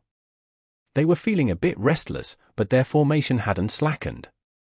No matter which way they were attacked, even if it was a pincer, they would still have the advantage. At this point, Lord Grim had summoned a total of 5 goblins now. Yi Xiu was also talking with the enemy team in the public chat. How many has it been so far? Yi Xiu asked. 5, Yu Feng replied, unable to say anything else. How many do you plan on going until? Yi Xiu asked. If they went out now, they might be the ones caught in the enemy formation. Team 100 Blossoms pondered over what to do. Should they go out? Happy didn't seem to dare charge in, but at the same time, if they kept up this stalemate, the referee would eventually intervene sooner or later. What would the referee rule? There was clearly an ambush lying in wait. Forcing Happy to charge in was unreasonable. However, Happy was defending the entrance. Forcing 100 Blossoms to come out wasn't reasonable either. At this moment, 100 Blossoms deeply felt the referee's troubles. Maybe he'll reset the match. Zhu Yuan said. With neither side being an easy decision, resetting the match to resolve a stalemate had occurred before. Wait for a reset. Zhu Guangyi said as he killed off the 5th goblin. He didn't like this type of stalemate. In fact, he didn't even like setting up this ambush even though he was an assassin. The final decision came down to their captain Yu Feng. As he pondered, a 6th goblin had waddled in. Everyone was already getting numb to it. I think. Zhu Guangyi was about to type out his opinion when he suddenly saw something out of the corner of his eye. Then, he saw 3 anti-tank missiles shooting towards him at a speed far faster than that waddling goblin. Zhu Guangyi didn't have time to type. He immediately rolled. The 3 anti-tank missiles exploded at where he just escaped. It wasn't until the explosion did the other 4 suddenly snap back to the battle. All of them turned to the front, looking for signs of the enemy. For a moment, they had forgotten about their responsibilities because of this sudden attack. Opportunity was just an instant. From behind 100 Blossoms, 4 of Happy's players charged in. Chapter 1158. Pincer. 100 Blossoms' negligence had only been for an instant. With the continuous pointless harassment from goblins, a sudden accurate attack made every 100 Blossoms player instinctively take a look in that direction. It was simply human nature. However, this human nature became an opening in this battle. Su Muqing, Fang Rui, Qiao Yifan, and An Wenyi, who had circled around behind them, started their assault. Qiao Yifan first laid down his ghost boundary. Sword boundary increased both intelligence and strength. It was an extremely powerful supportive buff for any class. Dancing Rain, Boundless Sea, and Little Cold Hands were already standing inside this sword boundary's range. Dancing Rain, who had the longest range out of them, was the first to initiate the fight. Of 100 Blossoms' 5 characters, 4 of them were completely exposed to her. A huge opening in their rear had appeared. Heat-seeking missile. A target landed where Dancing Rain pointed her finger, and a missile flew towards this target in an arc. Right when 100 Blossoms' players turned back around, they suddenly saw 4 happy players pop up out of nowhere. As they turned pale with fright, the heat-seeking missile descended from the sky and crashed into the target. A mini-mushroom cloud erupted in the middle of 3 of 100 Blossoms' players. It didn't directly hit any of them, but the shockwaves from the explosion was enough to make them suffer. The 3 affected players dodged, disrupting the carefully arranged ambush formation set up by Team 100 Blossoms. Bang! Bang! 2 consecutive gunshots rang. As Team 100 Blossoms' ranged attacker, Zhu Yuan's Bright Blossoms counterattacked. On Happy's side, Boundless Sea's 2 hands formed a circle and then pushed out. A net of light instantly enveloped the 4 happy players in the rear. It was the Qi Master's defensive skill, Qi Guard, which absorbed all damage for its duration. Qi Guard lasted 30 seconds, but with enough damage, the Qi Guard could be broken ahead of time. It was similar to a summon. Qi Guard had its own health too. But at the moment, only Bright Blossom's attacks could reach them. A single character's DPS wouldn't be able to break through Qi Guard so easily. The others in 100 Blossoms started counterattacking too. Several summoning circles flashed, and Zhu Xiaoping summoned several creatures, which rushed out as their shields. But on Happy's side, 1-inchish flicked his blade and laid down an ice boundary, which restricted the movements and lowered the defense of any enemies within it. Launcher and Qi Master came out and started throwing out AoE attacks, instantly decimating the summons and rampaging onwards towards 100 Blossoms. Ghostblade, Launcher, Qi Master. These 3 classes had powerful AoE abilities. In this narrow stone forest, their attacks covered the entire area. Happy's ambush from behind had come with ample preparation, methodically utilizing the terrain. It was absolutely the result of professional practice. 100 Blossoms was caught off guard and hastily made adjustments. Trying to break through Happy's firepower directly would cost them too much. Zhu Guangyi's gaze finally landed on the sides of the stone forest. There were no lack of footholds on these stones. With the assassin's air leap, he could hop over and open up the situation with an ambush. As soon as he thought of this, Zhu Guangyi immediately had Cold Season's jump over. Teammates had their own tacit understanding with each other. They didn't need to communicate every single of their actions. The others noticed Cold Season's movements and understood Zhu Guangyi's intentions. They started a full-front assault to break through in coordination with Zhu Guangyi. Right when Cold Seasons jumped towards the first foothold, Zhu Guangyi saw blossoming chaos type in chat. Careful! Who are you talking to? A thread of doubt flashed through Zhu Guangyi's mind. He looked downwards. It didn't like any of the others had encountered any dangers. Just at this moment, a cold light silently slit across Cold Season's throat.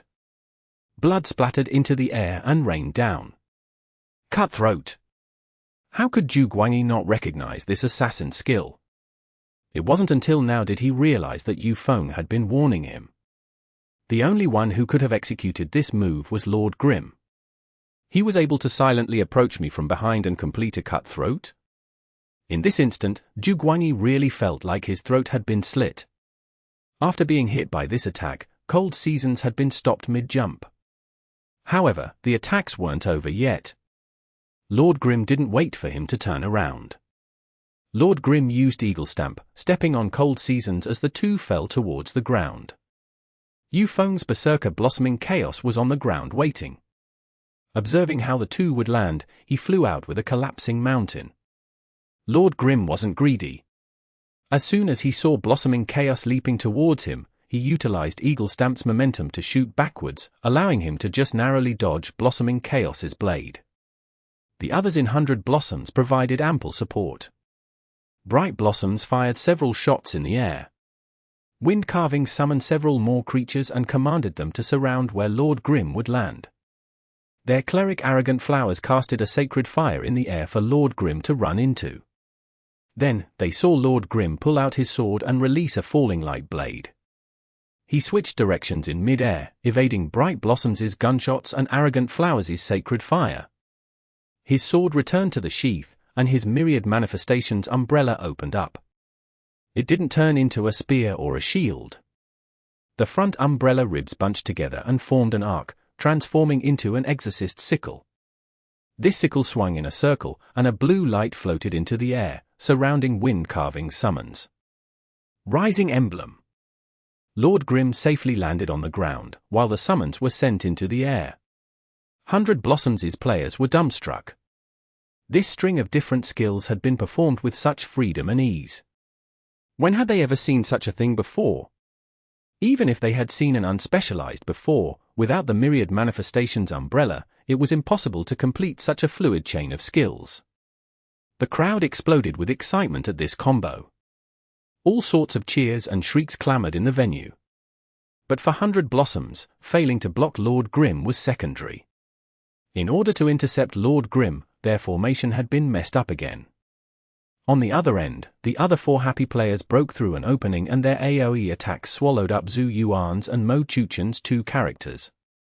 Being pincered like this was no good, but which way should they break out? As the captain, Yufeng realized that he wasn't able to come to a firm decision. To their rear, the 4 from Happy had heavy firepower. Breaking through the rear would result in heavy losses. But to their front, Yishio's unspecialized was all sorts of weird. Even if they had the numbers advantage, he felt like they would be unable to break free from him. That would allow the 4 from the rear to approach them and provide support for Lord Grim, leaving 100 Blossoms with even less room to maneuver. Yufeng was hesitating.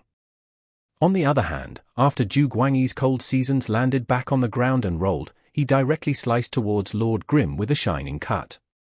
As a player from Tyranny, his enmity towards Yishio was especially natural. What's more, he was the successor to Cold Seasons, which had once instant killed Yishio with 1 strike. He had also been cut throat by Yishio as an assassin. New enmity and old enmity formed a never-ending circle. His side had 4 people and the other side had 1, it was simple math. As a result, Zhu Guangyi didn't hesitate to charge at Lord Grim. I guess that's what we're doing. Yufeng saw Zhu Guangyi make his move already, so he stopped hesitating. Blossoming Chaos immediately opened the way with a triple slash and slashed towards Lord Grim. The 2 characters arrived at the same time, instantly forming a pincer onto Lord Grim. Lord Grim didn't seem to be in a fluster though. He fished out something from his umbrella and threw it down towards the ground. Boom! Purple smoke spread through the air. Lord Grim had thrown a ninja tool, Smoke Bomb. Under the cover of the purple smoke, Yufeng and Zhu Guangyi weren't able to find Lord Grim's whereabouts. The 2 could only have their characters wave their weapons and hope to hit him. Then, a dark shadow flew out from the purple smoke. The 2 didn't notice it due to the purple smoke. Blossoming Chaos and Cold Seasons were suddenly wrapped around by the dark shadow. The dark shadow retracted and the 2 characters were bound together. Which skill? The Night Cloak. Afterwards, a hand extended out from the purple smoke and slammed into the 2 of them. With a bang, falling flower palm sent the 2 flying away back to the AoE bombardment from the other 4 happy players. At the rear, Zhu Yuan and Mo Chuchen were finally able to escape from the bombardment with the help of Zhu Xiaoping's summons, but then they saw Lord Grim slap their 2 teammates back to them. They couldn't break through from this side, and they couldn't break through from that side either. 100 Blossoms was suddenly in chaos. Everyone was thinking of what they should do. Flash bullet, smoke bullet. Zhu Yuan stood out. His bright blossoms threw 2 grenades and then let out a flurry of skills.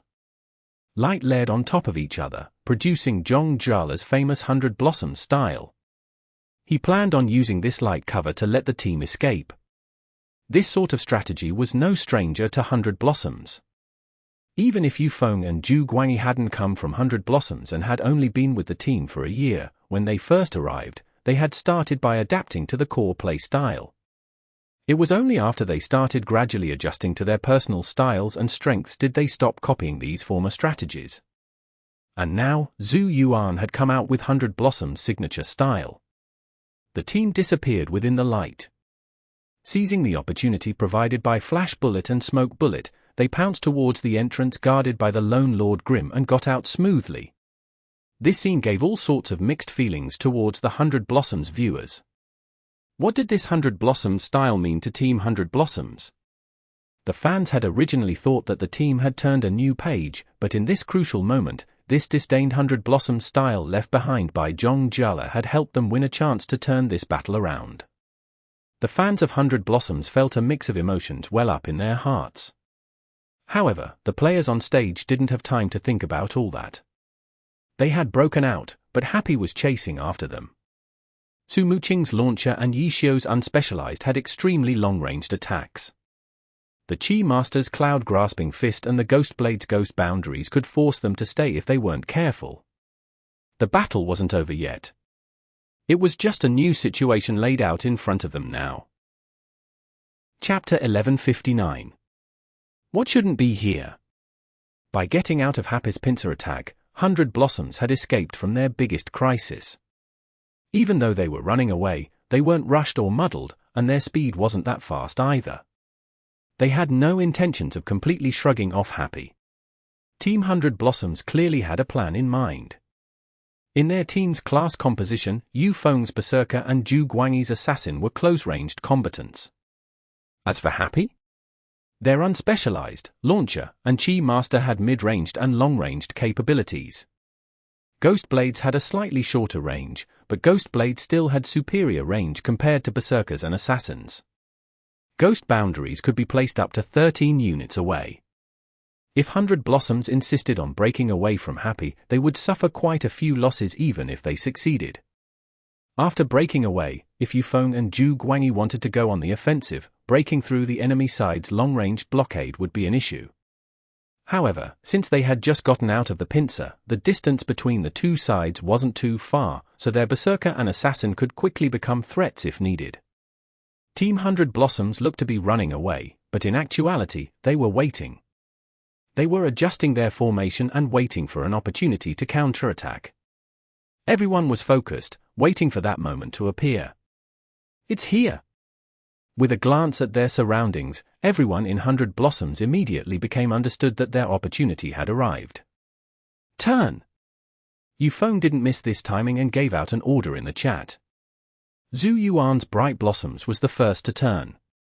His gunfire poured down onto Happy. Mo Chuchen's cleric, Arrogant Flowers, rolled behind an enormous rock to the side and readied himself to provide healing and support to his team. Zhu Xiaoping's wind carving stood behind bright blossoms. He summoned an undead knight as a shield for them and followed with a demon world flower. Yufeng and Zhu Guangyi, the two close combat classes, needed to utilize the cover from their allies to enter the enemy ranks. Blossoming Chaos and Cold Seasons, one on the left, the other on the right, a triple slash, a shining cut, to rapidly dash forward. However, they were met with two rays of light. One from a launcher's laser beam, the other from a Qi Master's sky-piercing strike, one on the left, the other on the right, to welcome these two. The two were startled. Triple slash could at least switch directions. Blossoming Chaos immediately slashed again to the side, letting him just narrowly dodge the laser beam. Cold Seasons, on the other hand, was out of luck. Shining Cut could not turn midway through. Forcefully cancelling it and then moving wasn't as fast as Triple Slash, which let the user turn as a built-in ability. Sky-piercing strike connected squarely with Cold Seasons, creating a huge Qi wave. Shining Cut didn't need to be forcefully cancelled as it was interrupted. Cold Seasons was thrown into the broken river. There was no way to quick recover on the water, so Cold Seasons dropped in with a splash. Bright Blossom's attacks failed to make enough of a disturbance. Lord Grimm's huge umbrella, which was far larger than a normal shield, gave them their answer. It didn't need to be open for long. It just needed to shield at the crucial moment to allow Dancing Rain and Boundless Sea to get their skills off in time. Everyone in 100 Blossoms was depressed. Using a shield to provide cover? It was such an ordinary tactic, but unfortunately, they neglected it because the other team didn't have a knight. Even though they had studied Lord Grimm's Unspecialized, without practical experience fighting against him, it was hard to fully bring what was in their mind into reality. In that quick change of pace, they had overlooked this point. But by the time they realized it, the error had been made. Bright Blossom's attacks were ineffective, thus, the assault by Yufeng and Zhu Guangyi was completely countered. Zhu Guangyi's Cold Seasons was thrown into the river, and so there was no need to talk about the completeness of 100 Blossoms' offensive right now. Zhu Xiaoping immediately had his undead knight push forward to be a shield for them, when everyone suddenly noticed something from the corner of their eyes. They took a glance and saw a satellite beam descending from the sky, directly towards Arrogant Flower, who was hiding behind a rock. Arrogant Flower staggered out, half of his body had been burnt black. A mess! It's a complete mess. They hadn't noticed Dancing Rain's attack at all. Lord Grimm's umbrella was just that big. It had completely blocked their line of sight towards Dancing Rain. Qiao Yifan's 1-inch also leaped out at this moment. A ghostly light dropped from the tip of his sword, and an ice boundary formed. The edge of it just happened to sweep past the Demon World Flower. The Demon World Flower was incapable of moving, so it could only take on the persistent damage from ice boundary. Not long afterwards, it was frozen into an ice cube. Suddenly, Lord Grimm charged out. In the previous second, he had been holding his shield up. In the next second, he became a close combat attacker that Happy didn't originally have. Dragon Tooth, Falling Flower Palm. The Battle Mage 2-hit combo landed on the Undead Knight. The Undead Knight was naturally hardy though. A dragon breaks the ranks only made it slide back. The stun and knockback effect from these two low-level skills were simply unable to move it. However, Lord Grimm closed in another step and wrapped his arms around it, lifting the heavy Undead Knight into the air. There were situations where a grappler's grab failed, but the Undead Knight was not one of them. With a back throw, the Undead Knight slammed into the ground. The instant that heavy body hit the ground, a loud sound boomed. The resulting shockwave was twice as large as a normal target, and it just happened to reach the frozen Demon World Flower, instantly shattering it. Lord Grimm charged forward again. Yufeng's Blossoming Chaos moved forward to block him, but Dancing Rain support immediately arrived. After Yishio changed classes, the synergy between the best partners hadn't lessened. Yufeng also had teammates, but the level of coordination between them couldn't compare to that between Yishio and Su Muqing. When they tried to help, it felt like they couldn't keep up with the pace. I can't rely on other people helping. I'm the core of the team. Yufeng was unwilling to back down. Blossoming Chaos's two eyes suddenly turned scarlet red. Despite being under the enemy's suppression, he activated Berserk to forcefully make a counterattack. Soul-devouring Crimson Grip. After activating Berserk, Blossoming Chaos's speed increased dramatically. His left hand grabbed towards Lord Grimm. But as soon as his hand touched, Lord Grimm was unable to endure this grab and puffed into smoke. Shadow Clone Technique. Even though Shadow Clone Technique was a low-level skill and had a quick hand seal, a hand seal still had to be formed. When did Yishio form it? Yufeng discovered that he didn't know. Where did Lord Grimm go? Yufeng immediately had Blossoming Chaos turn around. He saw Lord Grimm's true body run towards Wind Carving and use his close combat capabilities to bully the weak summoner. Blossoming Chaos immediately raised his sword and was about to rush over, when a force suddenly pulled at him from behind. His body involuntarily flew backwards. Fuck! Yufeng cursed inwardly. At the same time, he saw Yishio's Lord Grimm turn around decisively, leaving Bright Blossom's explosive attacks behind him. Cloud Grasping Fist. Yufeng didn't need to turn around to know that this was Fang Rui's doing. What just happened? In the previous second, he was struggling to break the suppression from Yishio and Su Muqing. But by the time he acted, Yishio suddenly switched targets to their summoner. As a result, Yufeng reacted instantly by chasing after him, but then Fang Rui sneakily made his move, pulling 100 Blossom's core into their ranks. After being pulled into the enemy ranks, what would the result be? Every pro player knew all too well. They would become the target of their attacks. That was the only possibility. In front of Boundless Sea, Xiao Yifen's 1-inchers had stacked up several ghost boundaries, ones that lowered enemy defenses, ones that dealt damage, one that buffed allies.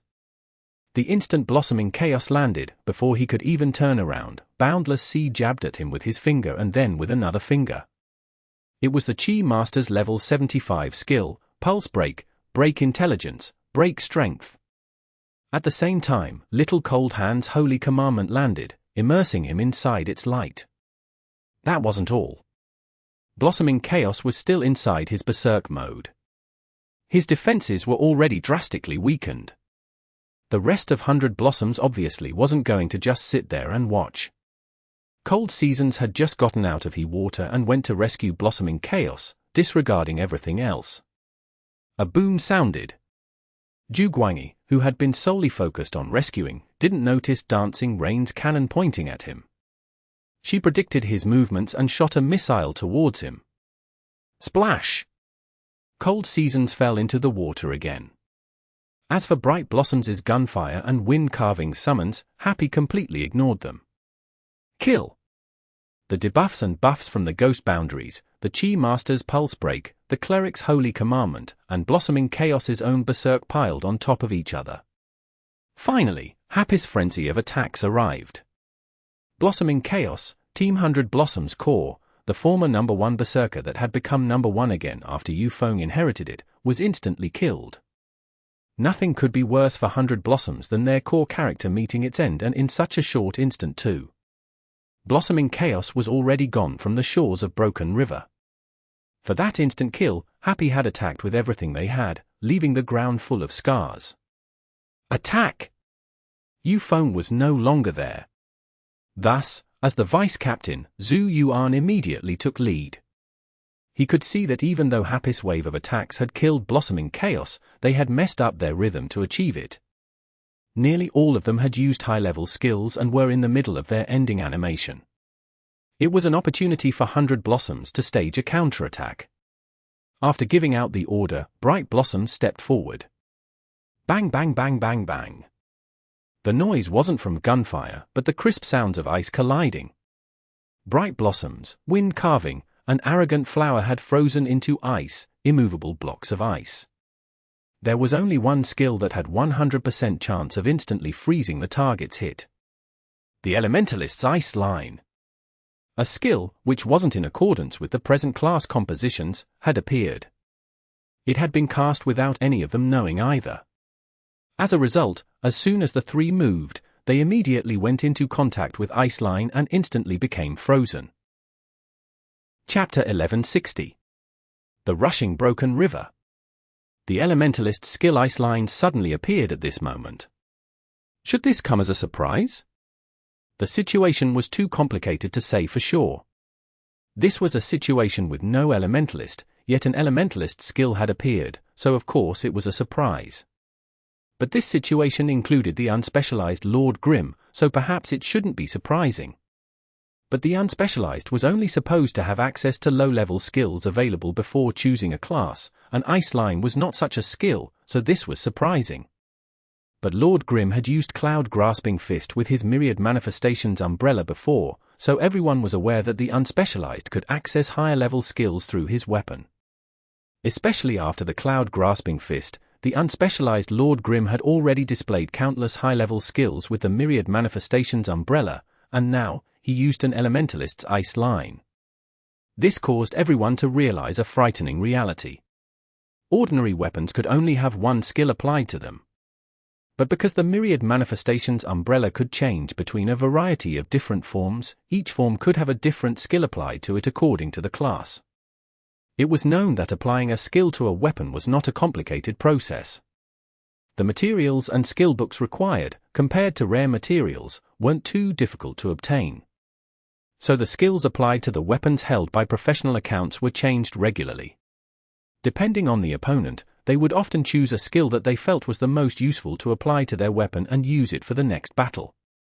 One weapon, one type of change. But the myriad manifestations umbrella. No one wanted to think about it anymore. It was a headache.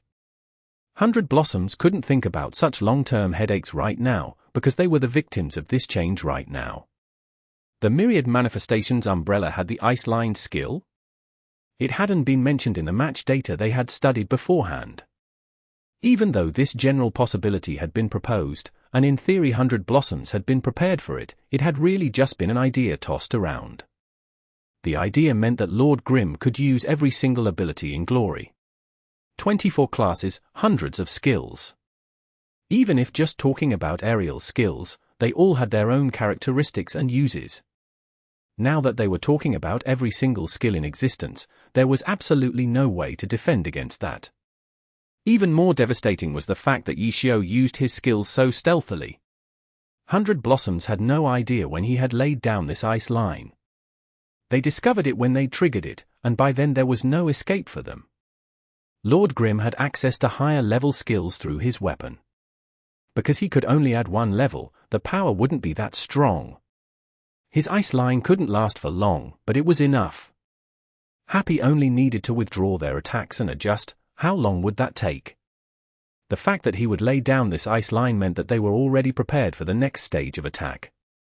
Zhu Guangyi's Cold Seasons once again scrambled onto the shore from the rapidly flowing river, and all he saw was wave after wave of devastating attack, flashing so much that he almost couldn't look directly at his screen. His teammates had already been swallowed by these countless flashes, and he couldn't even find their positions. All he could see were the health bars of his three teammates rapidly plummeting. Under the overwhelming barrage of attacks, a cleric simply had no way of casting. Healing skills that had no cast time could be used in emergencies to save the situation, but in an emergency like this where there was no way of escaping from the situation, a few instant casts wouldn't help much. Zhu Guangyi was their last hope, and he himself was clear on this point. He didn't shrink back, nor did he recklessly charge ahead. He controlled Cold Seasons to quickly follow the shoreline so he could get a better view of the situation.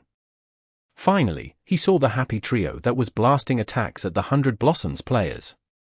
Dancing Rain, Boundless Sea, 1-inch Ash. No time to hesitate, charge! Cold Seasons flashed ahead, and Dancing Rain suddenly turned her cannon.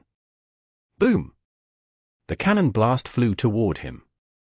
Zhu Guangyi, who had already been blasted into the river twice now, was now fiercely on the defensive. In the same instant that the cannon moved, he was already twisting aside to nimbly avoid it. Since he didn't have the support of any teammates right now, he didn't use Shining Cut, which was a skill that once used was hard to retract. It would be impossible to use this skill to directly break through the defense of so many enemies. Dancing Rain's cannon shot missed, but she swung out a Gatling gun, and bullets began flying everywhere. Zhu Guangyi activated swift movements, then used swift run, and Cold Seasons' movement speed reached its peak. His dodging amidst the rain of bullets could truly be called elegant, a beautiful solo maneuver, and he finally arrived near the three players. Cold Flash! At this distance, Zhu Guangyi finally acted without hesitation. He was confident that no other skill was faster than him. 1-inch Ash lifted his blade, the power of ghosts coalescing, as though to meet him with a ghost slash. But was he fast enough? The cold light fell, and as expected, 1-inch Ash's ghost slash wasn't fast enough. A string of blood droplets flew out in front of his chest, and he staggered backwards. Zhu Guangyi didn't rush to kill him, since Boundless Sea was still blasting his teammates. His priority was to rescue his teammates, because by himself, he couldn't take on all of these opponents. His use was to interrupt their rhythm. Cold Seasons swiftly turned and came at Boundless Sea with a heart-piercing stab. But his own body suddenly flew up. Zhu Guangyi turned his camera frantically only to see Lord Grim lifting high his myriad manifestations umbrella in spear form, sending him flying with a circle swing. Where in the world did this guy come from? Zhu Guangyi's depression was incomparable. He really wasn't unfamiliar with Yi Xiao at all. Even though he wasn't a player of that era, he had come from Tyranny. Which team could beat Tyranny at understanding Yi Xiao? But Zhu Guangyi discovered that he truly had no way of predicting the Yi Xiao before him now, the Yi Xiao using Lord Grim. Cold Seasons was sent rolling on the ground, but the effects of his sudden appearance and interruption were clear to see. From Su Muqing to Qiao Yifan then to Yi Xiao, Happy needed 3 players to take action to control him. Any attacks toward Cold Seasons were attacks that didn't go toward the trio from 100 Blossoms, and Zhu Yuan seized this opportunity to use one of the Spitfire's high-level skills, Chaotic Thunder.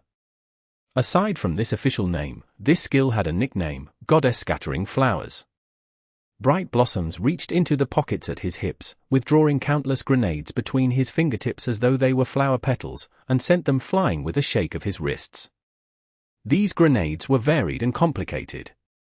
Some were ordinary ones that exploded upon impact, some were powerful bursts, some exploded after a set countdown, some released poisonous gas, and so on and so forth.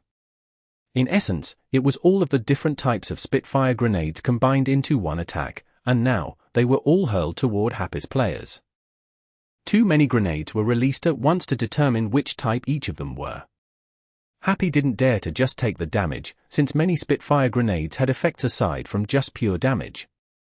Take the burst grenade, for example. Although its damage wasn't high, the impact was so powerful that even super armor couldn't stop it. No matter what status someone was in, if hit by the burst grenade, their position would be instantly scattered. The best defense was a good attack. Happy's players all dodged in different directions, and the place where they had been standing was blasted apart. Fire, smoke, poison gas, powerful blasts, they were scattered all around. Happy hadn't dodged enough. Because Qiao Yifan's 1-inchish had been standing at the core, he was hit by the poison gas and became poisoned, and his health began to drop by the second. And Su Muqing's dancing rain, while using aerial gun to escape, was hit by the blast of a burst grenade, sending her even farther away. 100 Blossoms instantly seized this opportunity. Mo Chuchen's cleric found cover and hurriedly began casting heals. Zhu Xiaoping's summoner quickly called several summons as support. Bright Blossoms, who had orchestrated this stunning reversal for 100 Blossoms, was already reaching for more grenades, and he dominated the scene with all the atmosphere of a core player. But after quickly scanning his surroundings, he suddenly realized, Lord Grim, Boundless Sea, and also Cold Seasons, where did they go? Underwater. Zhu Guangyi realized that his teammates might have lost him, and rushed to send this message in the team chat. In the midst of the chaos, he hadn't expected that Fang Rui, while dodging, had still remembered him. Boundless Sea, with Qi Flowing Cloud activated, had brushed by, specially coming by to pat him. Zhu Guangyi had tried to dodge, but he hadn't dodged enough, his shoulder was hit, and that one pat had turned out to be a powerful Qigong blast. In an instant, Cold Seasons was sent into the air. He had no tears left as he looked at the broken river below him.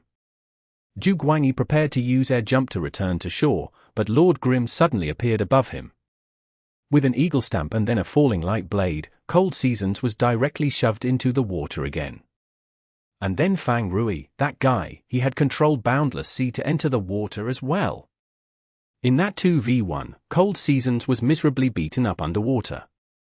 When the 100 Blossoms players saw the message, they all rushed to the riverside. But the river was rushing fiercely. The 3 were fighting underwater, but from the surface, nothing unusual could be seen. Where? Zhu Yuan sent to the chat, worried. It was clear that Zhu Guangyi wouldn't have reported his position if he weren't in need of immediate support. Washed away, what a short message. There wasn't even any punctuation. Zhu Yuan and the others grew worried. If you were washed away by the broken river all the way until the end, you'd be washed out of the map and directly eliminated. Zhu Guangyi's desperate message showed that he was currently in a bad situation right now. Right now, they could see that Su Muqing, Qiao Yifan, and Wenny's characters were all here, but Yishio and Fang Rui were still missing. Were they in the water fighting Zhu Guangyi? Zhu Yuan and the others were in a dilemma.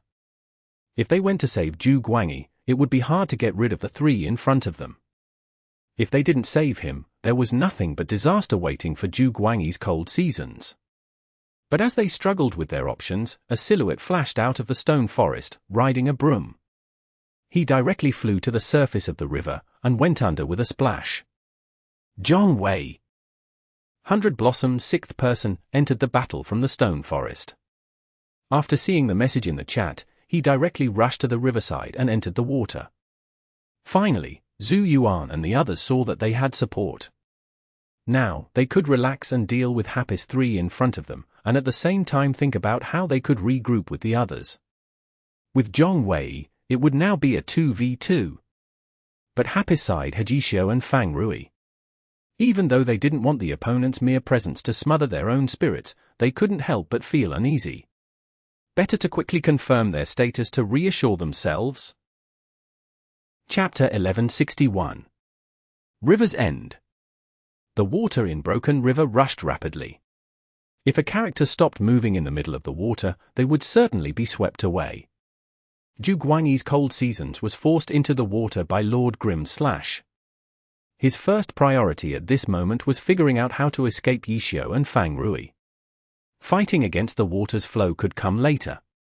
Once they entered the water, Lord Grimm and Boundless Sea hadn't stopped attacking, and the two characters had taken control of all the advantageous positions. What were the advantageous positions? In the midst of the rushing water, upstream positions were advantageous. Attacks that followed the flow wouldn't be as impeded by the water, and these attacks would in fact travel faster than normal. With how swiftly the Broken River flowed, the effect of the additional speed was quite significant. At first, Zhu Guangyi was worried about these two forcing him to the end of the river and out of the map, but a few moments later he realized he was overthinking. If the current situation continued, he would be a dead body long before he reached the river's end. Knowing that he was in a difficult situation, Zhu Guangyi finally sought help. Not long afterwards, he heard the splash of someone entering the water. His heart sped up, and he thought, this must be the backup arriving to help. And this splash had come from upstream, meaning that this person had seized a position advantageous to those of both Lord Grimm and Boundless Sea. He could use the flow of the water as a buff to increase speed. As expected of an experienced veteran like Zhong Wei, when he arrived at the riverside, he didn't enter the water immediately. He had followed alongside it for a while, carefully studying until he confirmed everyone's position. Only then did he choose the most favorable position to enter the water.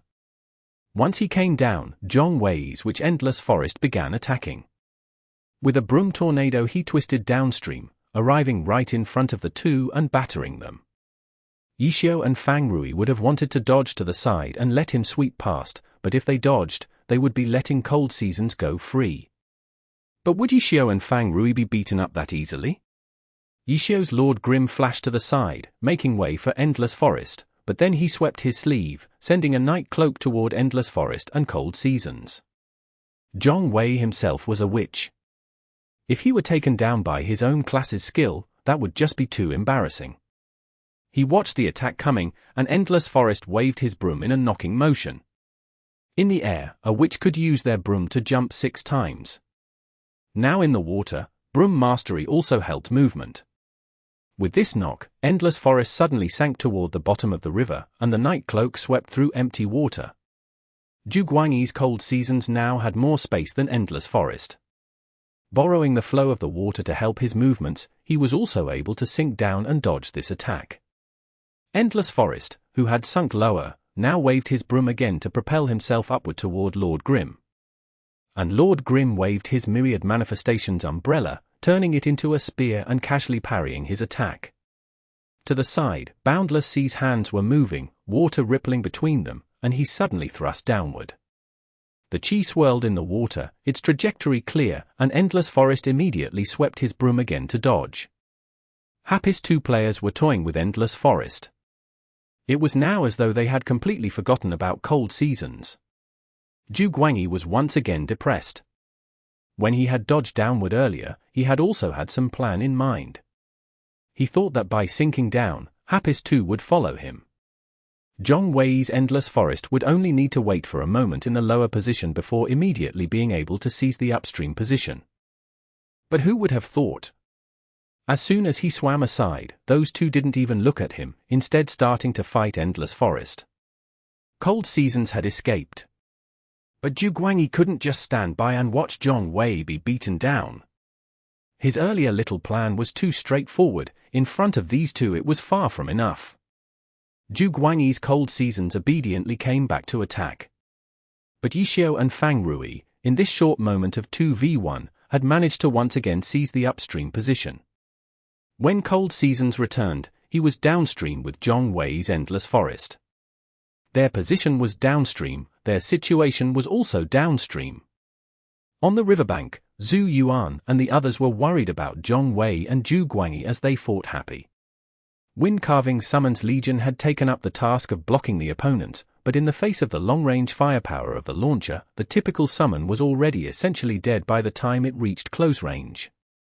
The Undead Knight was a little stronger, but because it was so slow and couldn't coordinate with anything else to block the opponent, it could easily be avoided and wasn't much use. Watching his summons being summoned and then blasted to death, Zhu Xiaoping felt his heart hurt. The death of a summon didn't hurt Wind-Carving's health, but every summon used up mana. So in every battle, every summon had to be carefully calculated so that it served a useful purpose. It was like how other classes had to use their mana-consuming skills carefully, to cause damage, or disrupt rhythm, or thwart a target. No matter what it was, it had to serve a purpose. And now, although Wind-Carving summons served the purpose of protecting them, they were used up rather too quickly. Zhu Xiaoping, judging from past battle experience, could tell that his usage pacing this match was a little too fast. They couldn't continue like this, or else he would run out of mana, and Wind-Carving would become a useless person on the battlefield. "You guys go first, I'll cover you." Thus, Zhu Xiaoping resolutely sent this to the team chat. He had decided. He needed to spread out their formation and thoroughly tend to these three from happy. He was a summoner, so he could call forth many dear helpers. He should have this ability. To just avoid them and let his summons act as cannon fodder didn't seem wise. Zhu Xiaoping even felt that, judging from Dancing Rain's attack rhythm, the opponent was purposefully trying to waste all his summons. All right. Zhu Yuan and Mo Chuchen didn't doubt him. A summoner had the ability to take on 2 or even 3 people at once, because he was never fighting by himself. Directly facing against his opponents, Zhu Xiaoping could carefully control all of his summons, and they wouldn't be defeated so easily by his opponents. He summoned an Undead Knight, who lifted his shield, and Wind-Carving himself closely followed along behind. This time, he wouldn't summon from afar. He wanted to directly control his summons, so under the protection of Undead Knight, he would approach closer to his opponents before calling forth a Summons Legion. Of course, the Undead Knight moved rather slowly, and it would be easy enough for the opponent to maintain distance. But even if that happened, Zhu Xiaoping would complete his mission of obstruction. At most he would be sacrificing one Undead Knight, a far cheaper price than all the summons he had lost earlier one after the other. Boom boom! Cannon fire exploded relentlessly upon the Undead Knight's shield. Although the Undead Knight wobbled, his steps were still resolute. As Zhu Xiaoping predicted, the opponent wouldn't split apart just to kite Undead Knight. They didn't slow down as they ran forward. But this time, now that he himself was here, there was no way he was letting them go around him. 1-Inch waved his sword, and a ghostly aura flickered along the length of his blade. Was he about to lay down a ghost boundary? Zhu Xiaoping saw clearly and summoned a phantom cat not far from where 1-Inch was. Under the protection of the Undead Knight, Zhu Xiaoping wasn't afraid of being interrupted. The summoned phantom cat immediately rushed toward 1-Inch. Whether he was hit by an attack or tried to dodge, the casting of the ghost boundary would be interrupted. Dancing Rain went to attack the phantom cat, meaning that the attacks on this side lightened, and they could rush forward with their momentum. Controlling the summons truly made a difference. Zhu Xiaoping was extremely satisfied with his condition. He really felt pretty good today.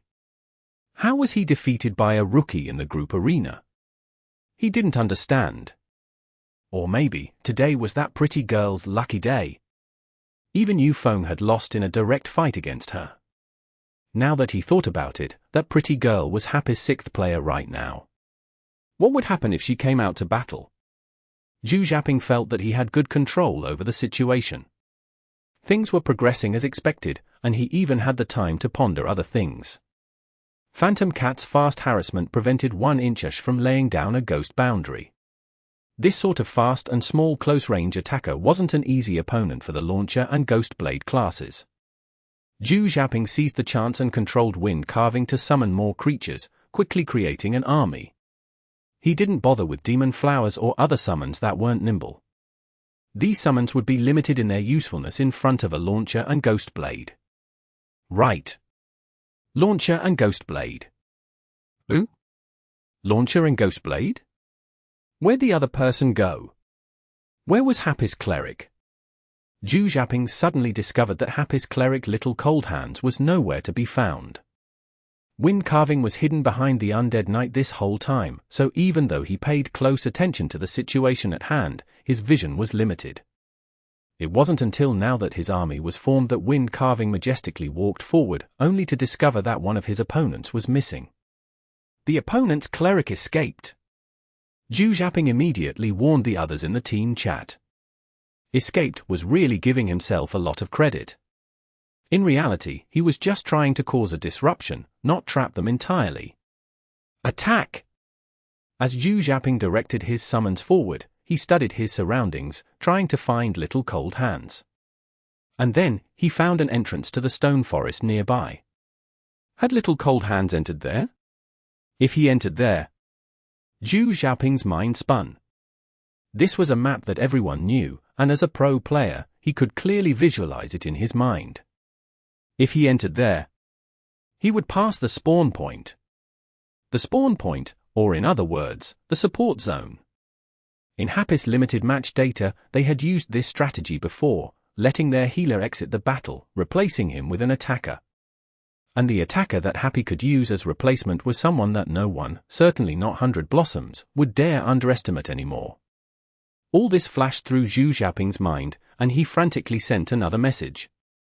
Healer went to player exchange area, Soft Mist might enter battle. Soft Mist entering battle?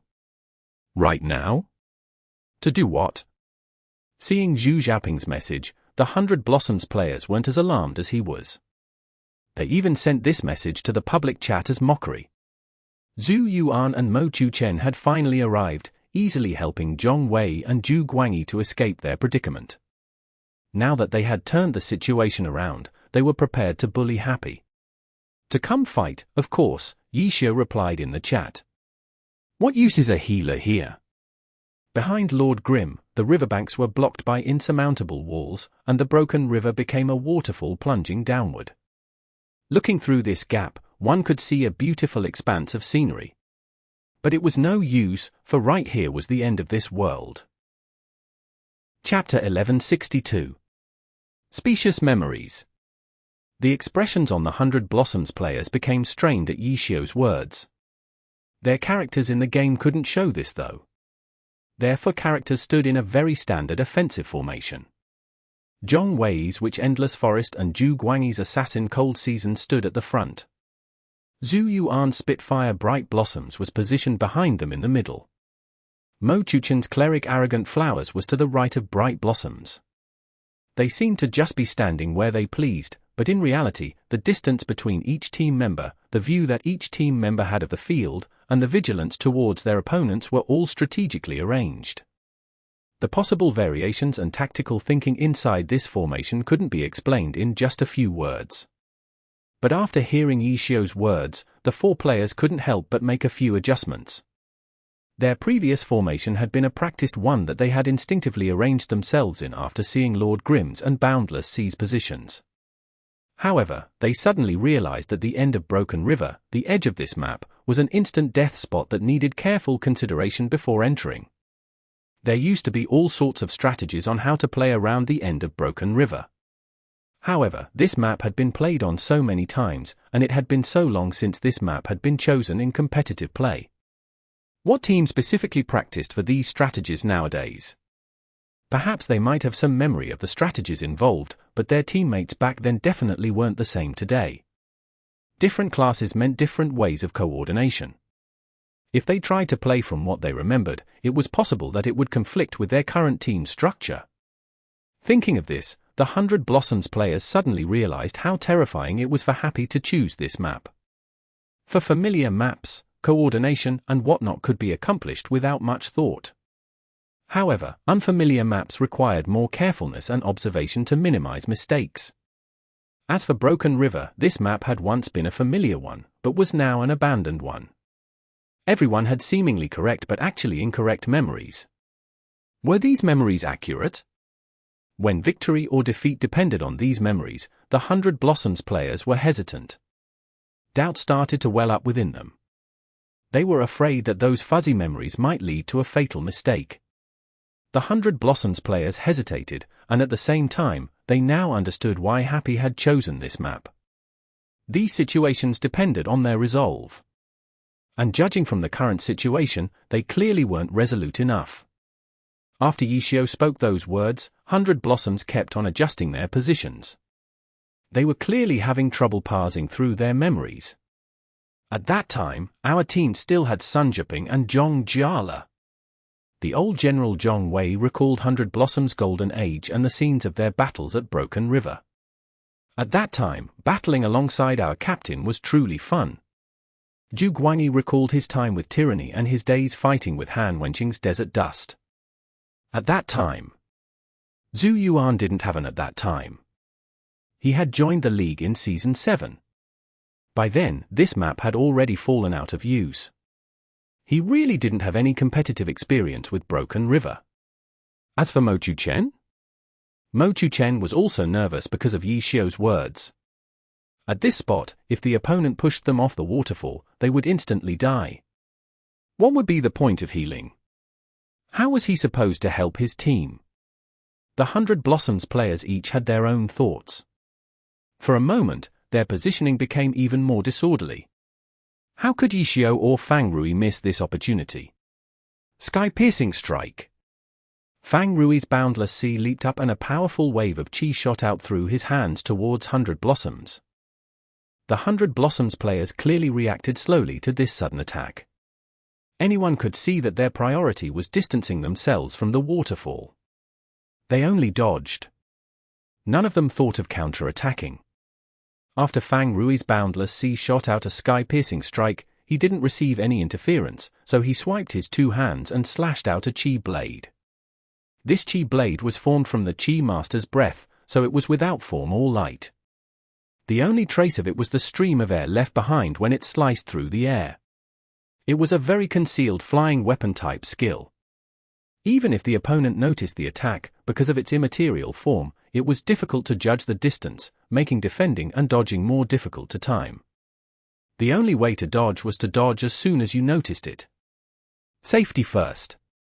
Zhu Yuan saw Boundless Sea swipe his two hands against each other, forming a ripple in the air.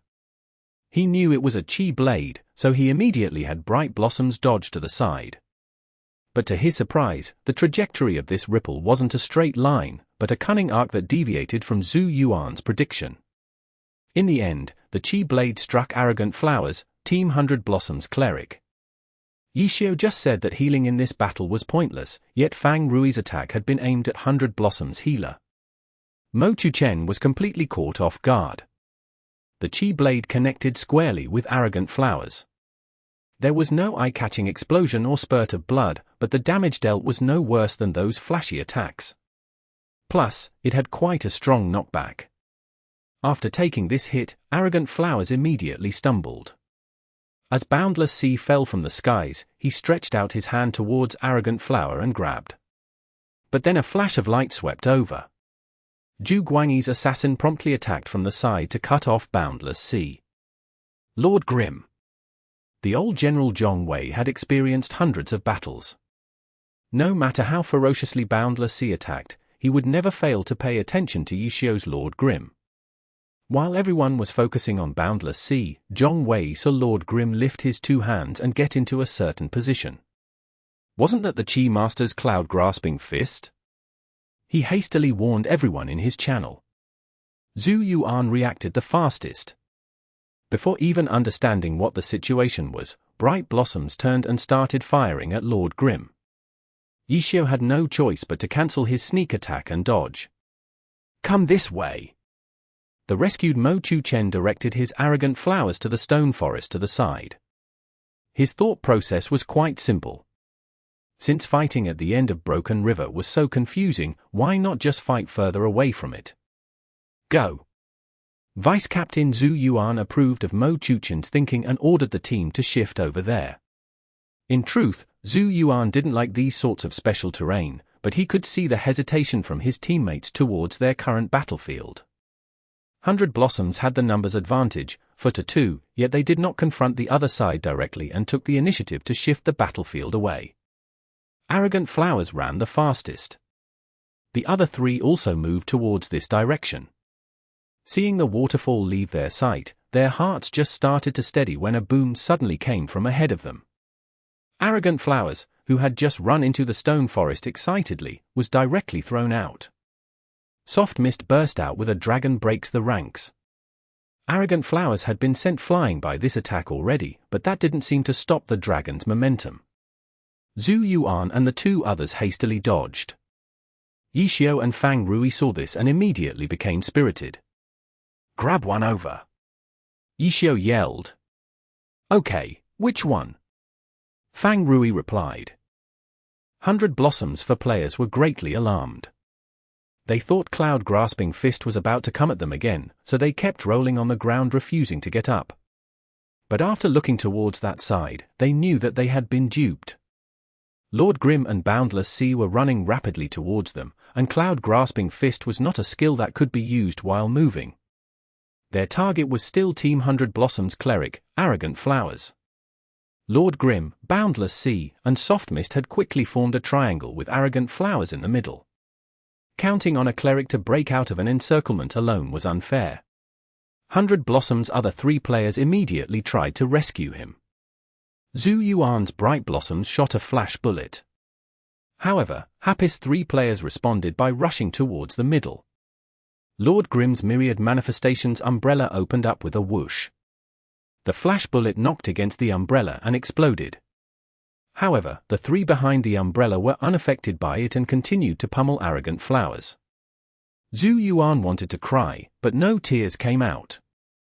If he had known they would do that, he would have thrown a burst grenade. There were no IFS, but it wasn't too late now. Zhu Yuan threw a burst grenade. "Don't!" Zhong Wei shouted, but he was too late. The burst grenade exploded on the umbrella's canopy. The powerful shockwave sent Happy's three characters flying, but where was Arrogant Flowers? Teammates were exempt from allied skills, so he should still be there. "Thanks." Lord Grim expressed his thanks. Zhu Yuan composed himself and then took another look. He had located Arrogant Flowers, he was in Lord Grim's hands. Zhu Yuan's view had been blocked by the umbrella, so he didn't know the situation. However, Zhong Wei, who was at a different angle, could see things. When Zhu Yuan threw a burst grenade, Lord Grim just happened to grab Arrogant Flowers. Fling! Grabs had the highest priority out of any skill. Even the shockwave from burst grenade failed to interrupt Lord Grim's grab, leading to Arrogant Flowers being pushed out along with Lord Grim. And burst grenade did nothing but send people flying away. The airborne Lord Grim was free to move around. As a result, he continued his combo with a fling, throwing Arrogant Flower away. Where to? Towards the waterfall, of course. Ah! Zhu Yuan cried out, but unfortunately, no one could hear him. None of the other 300 Blossom players were able to intercept him in time. Don't panic. Figure out the direction of the flow and swim back. At the crucial moment, it was still the old General Zhong Wei who was the calmest. He deduced that at Lord Grim's height, it was not possible for him to directly throw Arrogant Flowers outside of the waterfall. Arrogant Flower would fall into the water, but as long as he figured out the direction of the flow fast enough, he wouldn't be pulled down the waterfall. However, he needed to be fast because it had to be done in an instant. Calm down, Mo Chu Chen nervously reminded himself. He could see the surface of the river and the scenery outside the map, which looked quite beautiful. I can't go there, Mo Chu Chen encouraged himself, boosting his confidence. He was ready to drop into the water. Bang! What was that? That wasn't the sound of a splash. Where am I? His screen violently shook. By the time Mo Chu Chen finished adjusting himself, he realized that the broken river was far away. Arrogant Flower was already heading down towards that beautiful world on the other side. Chapter 1163. Get out! How could this be? Mo Chu Chen still didn't understand, but Arrogant Flower's name was already grey in the team list. Nice snipe, Fang Rui's Boundless Sea said in the public chat. I can't stay rusty forever, smiley face. Yishio replied with a smiley face. Just before Arrogant Flowers would have fallen into the water, Mo Chu Chen had been prepared to swim against the current. At that moment, a bullet fired from the Myriad Manifestation umbrella, sniping Arrogant Flowers and sending him off the map to his death. What was the point of a healer here? Yishio's words hadn't disappeared yet and could still be seen in the public chat. Yet in the blink of an eye, the player he killed happened to be this useless healer. Perhaps a healer was useless here, but what about elsewhere? The healer's value would be very high. However, 100 Blossoms no longer had the chance to experience the value of having a healer. Right now, 100 Blossoms hadn't dealt any major damage to the enemy team, nor were they in an advantageous position, yet they had already lost their core player and their important healer. 100 Blossom's current situation was extremely bad. In a normal match, teams in this situation might just directly call GG and forfeit the match. However, 100 Blossoms didn't want to forfeit. They had already lost quite terribly in the individual competition and the group arena. Right now, they only had a single point. Typing GG and losing would be disastrous. If the enemy team can use this instant kill zone, so can we. We have no healer, but the enemy team doesn't either. In terms of numbers, both sides each have 3 players. Neither side has the advantage. Zhu Yuan, Zhu Guangyi, Zhong Wei. The 300 Blossoms players would no longer retreat. Without a healer, playing tug-of-war with Happy was not wise. Right now, they needed this instant kill zone more than Happy. They needed to instantly kill these Happy characters to come back from this terrible situation. Attack! Zhu Yuan ordered in the team chat. The 300 Blossom players sprinted forward. The burst grenade explosion, Lord Grim grabbing, flinging, sniping Arrogant Flowers off the map had all happened in an instant. The 300 Blossoms players also instantly examined the situation and made a clear decision. While the 3 Happy players were still steadying themselves, they immediately pounced on them and attacked. Their target was the character closest to the waterfall, Lord Grim. Broom Tornado! Zhong Wei liked to use this witch skill. This time, Endless Forest flew into the air. As his broom spun, he shot towards Lord Grim like a tornado. Below, Zhu Guangyi's assassin was using Shining Cut to move. However, this time, he wasn't using it to attack, but to coordinate with Zhong Wei and restrict Lord Grim's movement options. Along with Zhu Yuan's bright blossoms firing non-stop, they forced Lord Grim towards the waterfall. You guys learn fast. Yishio still had time to type a few words. It seemed like he wasn't worried about his current situation. And just like this, Lord Grim confidently ran towards the waterfall as if to satisfy 100 Blossom's desires. If only we had a burst grenade right now. Zhu Yuan looked at burst grenade's cooldown and felt annoyed. If he had a burst grenade, the shockwave would be more than enough to send Lord Grim off the stage. How convenient would that be? But right now? What do I do now? Zhu Yuan quickly thought about this question and realized that it wasn't easy for the 3 to do something. While Lord Grim could just grab Arrogant Flowers and throw him, the 3 of them didn't have that type of skill. This situation gave Zhu Yuan a greater understanding of why Happy chose Broken River. It seemed like a map that everyone knew, but in reality, because of each team's class composition, it was unfavorable for 100 Blossoms. In addition, Team 100 Blossoms only had fuzzy memories of how to play on this map. The impact of this fuzziness could now be deeply felt. This was a map that fully utilized Happy's home field advantage. After seeing Lord Grim confidently retreat towards the waterfall on his own accord, Zhu Yuan smelled a scheme. Happy had come to this map prepared. They had definitely practiced tactics revolving around this special terrain. What is it? Zhu Yuan watched Lord Grim's movements closely, while constantly taking note of Boundless Sea and Soft Mist. Those two were on their way back after being blown away by Burst Grenade. What are they going to do? Zhu Yuan truly didn't have any idea. Truthfully, he didn't have any experience with this map. Careful! Zhu Yuan could only remind his two teammates. Zhong Wei wasn't a particularly talented player. However, having been a pro player for so long, he was well practiced. In this instant, he also felt like there was some deeper meaning behind Lord Grim's calm retreat. He pondering over what it could be when he saw Zhu Yuan's warning in the chat. Zhong Wei was greatly alarmed. Had something happened already? He looked around in a panic and swept over the three happy characters one by one, but he didn't discover anything unusual. He woke up immediately afterwards. The warning had been because Zhu Yuan felt like there was something fishy about Lord Grim. A communication error between teammates wasn't good. Zhong Wei realized that his condition was off. However, he was powerless to fix it. Without having a clear understanding of why they were at a disadvantage, they couldn't help but hesitate.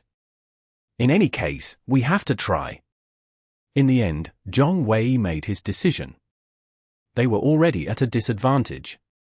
In this sort of situation, if they didn't struggle and gamble, how could they win? Forward!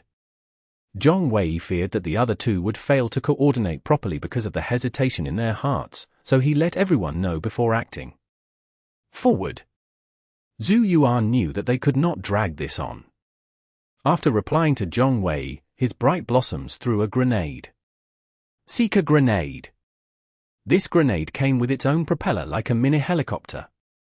After it flew out, it locked onto Lord Grim and flew towards him. Boom!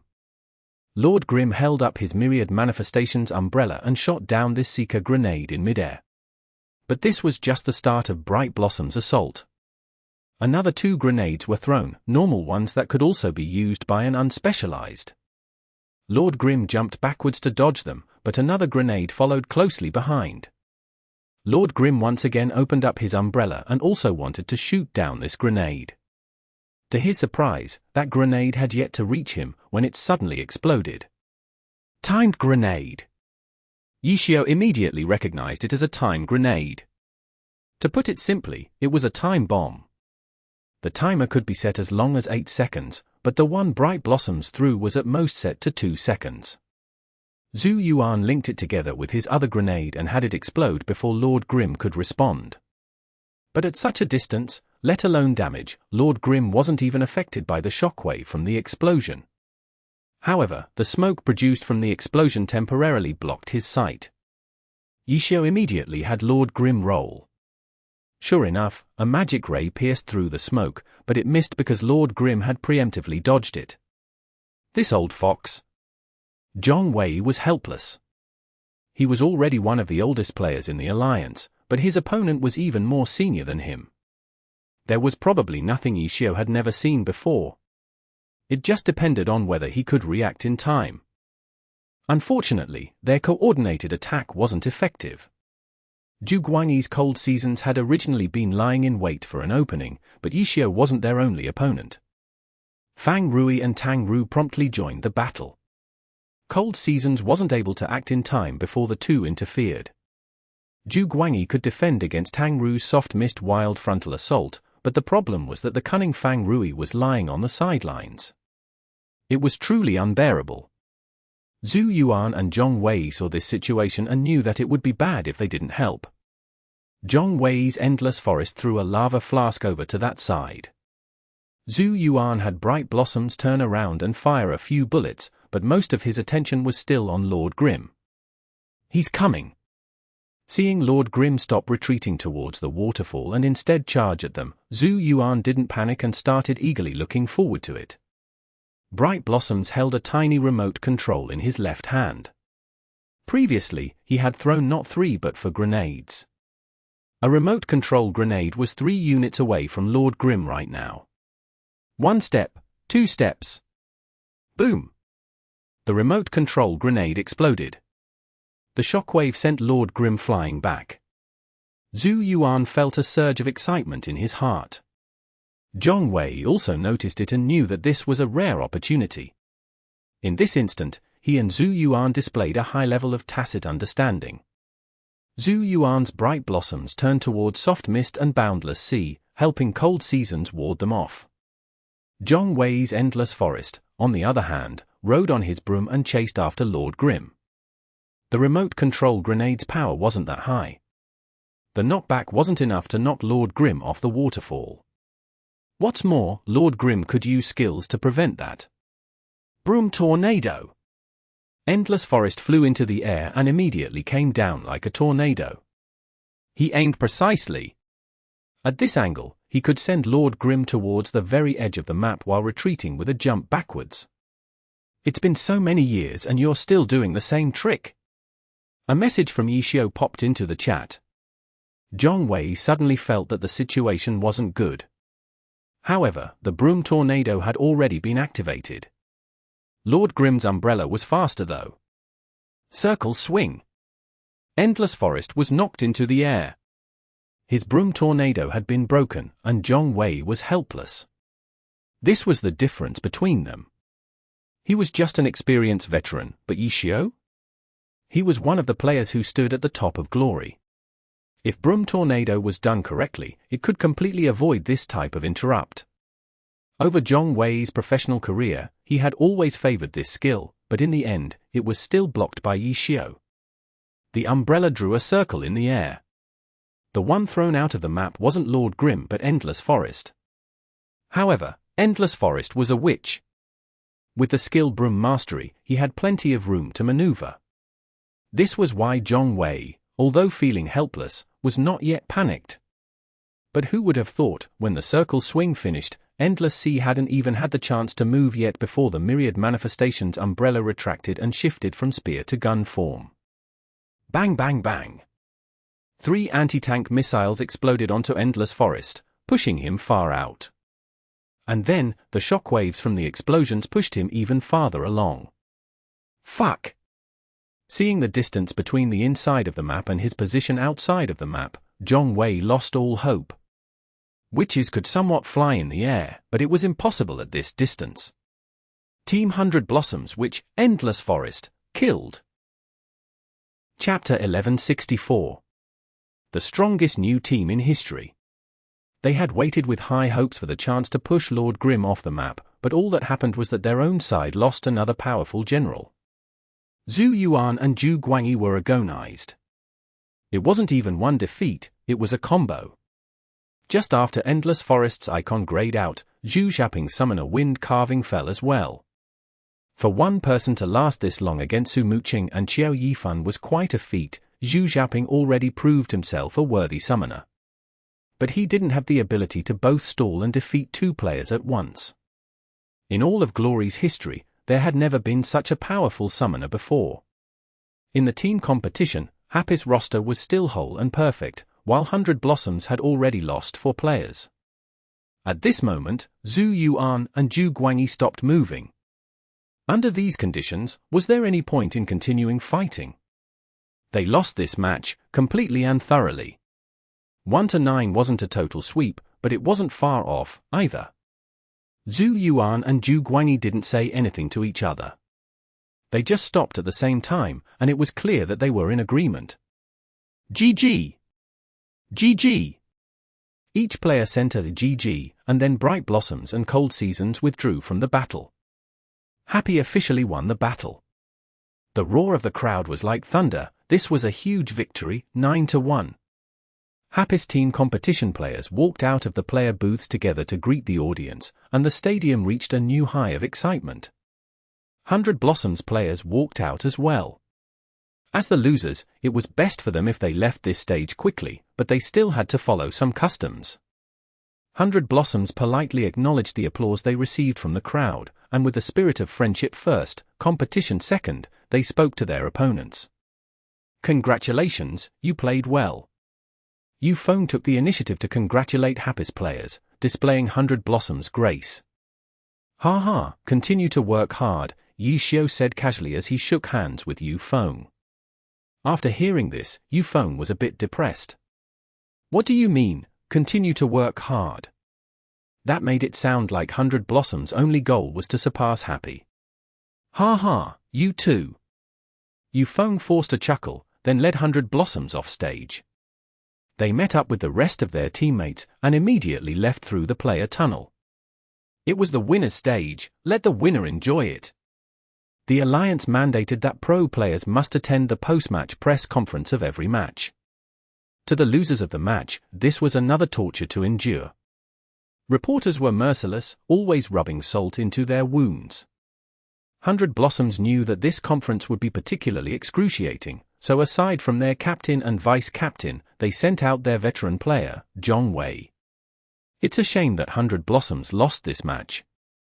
Could you talk about some of your thoughts? The opening question was rather ordinary. Our team members all worked hard, but unfortunately the opponent played better. 100 Blossoms captain Phone also gave a very standard answer. Did you at all predict that you would be crushed by Happy like this? Please forgive my usage of the word crushed, but judging from the final point score, the match was incredibly one-sided. A harsh question followed, deliberately attacking the 100 Blossoms players. This outcome was unexpected for everyone, and I admit that we never thought this could have happened. But I don't believe that 100 Blossoms was crushed. We won 1 point in the individual round, and we had the upper hand for part of the group arena. As for the team round, maps like Broken River that have instant kill points will often lead to a result that seems very skewed. The points are only the result, but looking at the process, I truly cannot see where 100 Blossoms was crushed. Phone didn't reveal any anger, but he replied sharply to this question. Captain what do you think about Team Happy's Tang Ru? Immediately, another reporter asked a pointed question to counterattack. Tang Ru certainly wasn't a name that Phone would be happy to hear right now. It was another knife to the wound. She's very skilled, Phone replied. She will become an outstanding pro player. Could you be more specific? For example, outstanding in what way? Someone asked. To win a 1v2 in the group arena and help the team earn the overall victory, isn't that enough to show her outstandingness? Phone clearly saw the reporter's purpose in asking about Tang Ru. He had lost to a rookie, which was truly shameful, but he wouldn't try to hide. He had the courage to face any challenge directly because he was the captain and core of 100 Blossoms. He had to be able to shoulder any difficulties that 100 Blossoms had. Then what about 100 Blossoms' Zheng Xinran? This was his first time playing in this season, but both the result and the process were unsatisfactory. For comparison, another reporter brought up the rookie on 100 Blossoms' side, Zheng Xinran. In the entire match, aside from Mo Fan, who had committed a foul and was disqualified from the game, Zheng Xinran's performance was the most abysmal. This was the incontestable truth. It was his first official match ever, so he was inevitably nervous. It takes a while to get used to the professional scene, but he will be able to display his ability, said Phone. After that, there were more questions targeting specific details about the match. The good thing was that 100 Blossoms was prepared for this, and the players they sent out for this conference were all experienced in this area. Finally, they made it through the questioning. I'd like to ask the 300 Blossoms players, after this match, could you talk about your opinion of Team Happy? At the very end of the press conference, Chang Xian from the City H branch of Esports Home had the opportunity to ask the final question. For this question, I don't think we each need to say our own opinions. Our view of Happy is unanimous. From 100 Blossoms, Zhong Wei was the one to answer. Regarding their roster, they have 3 all-star players. I don't think I need to say any more about that. Regarding their characters, aside from their 2 all-star characters, the silver equipment on their other characters is enough to make an opponent hesitate. During the transition stage after the game update, level 75 orange equipment narrowed the gap between the smaller teams and the powerhouses.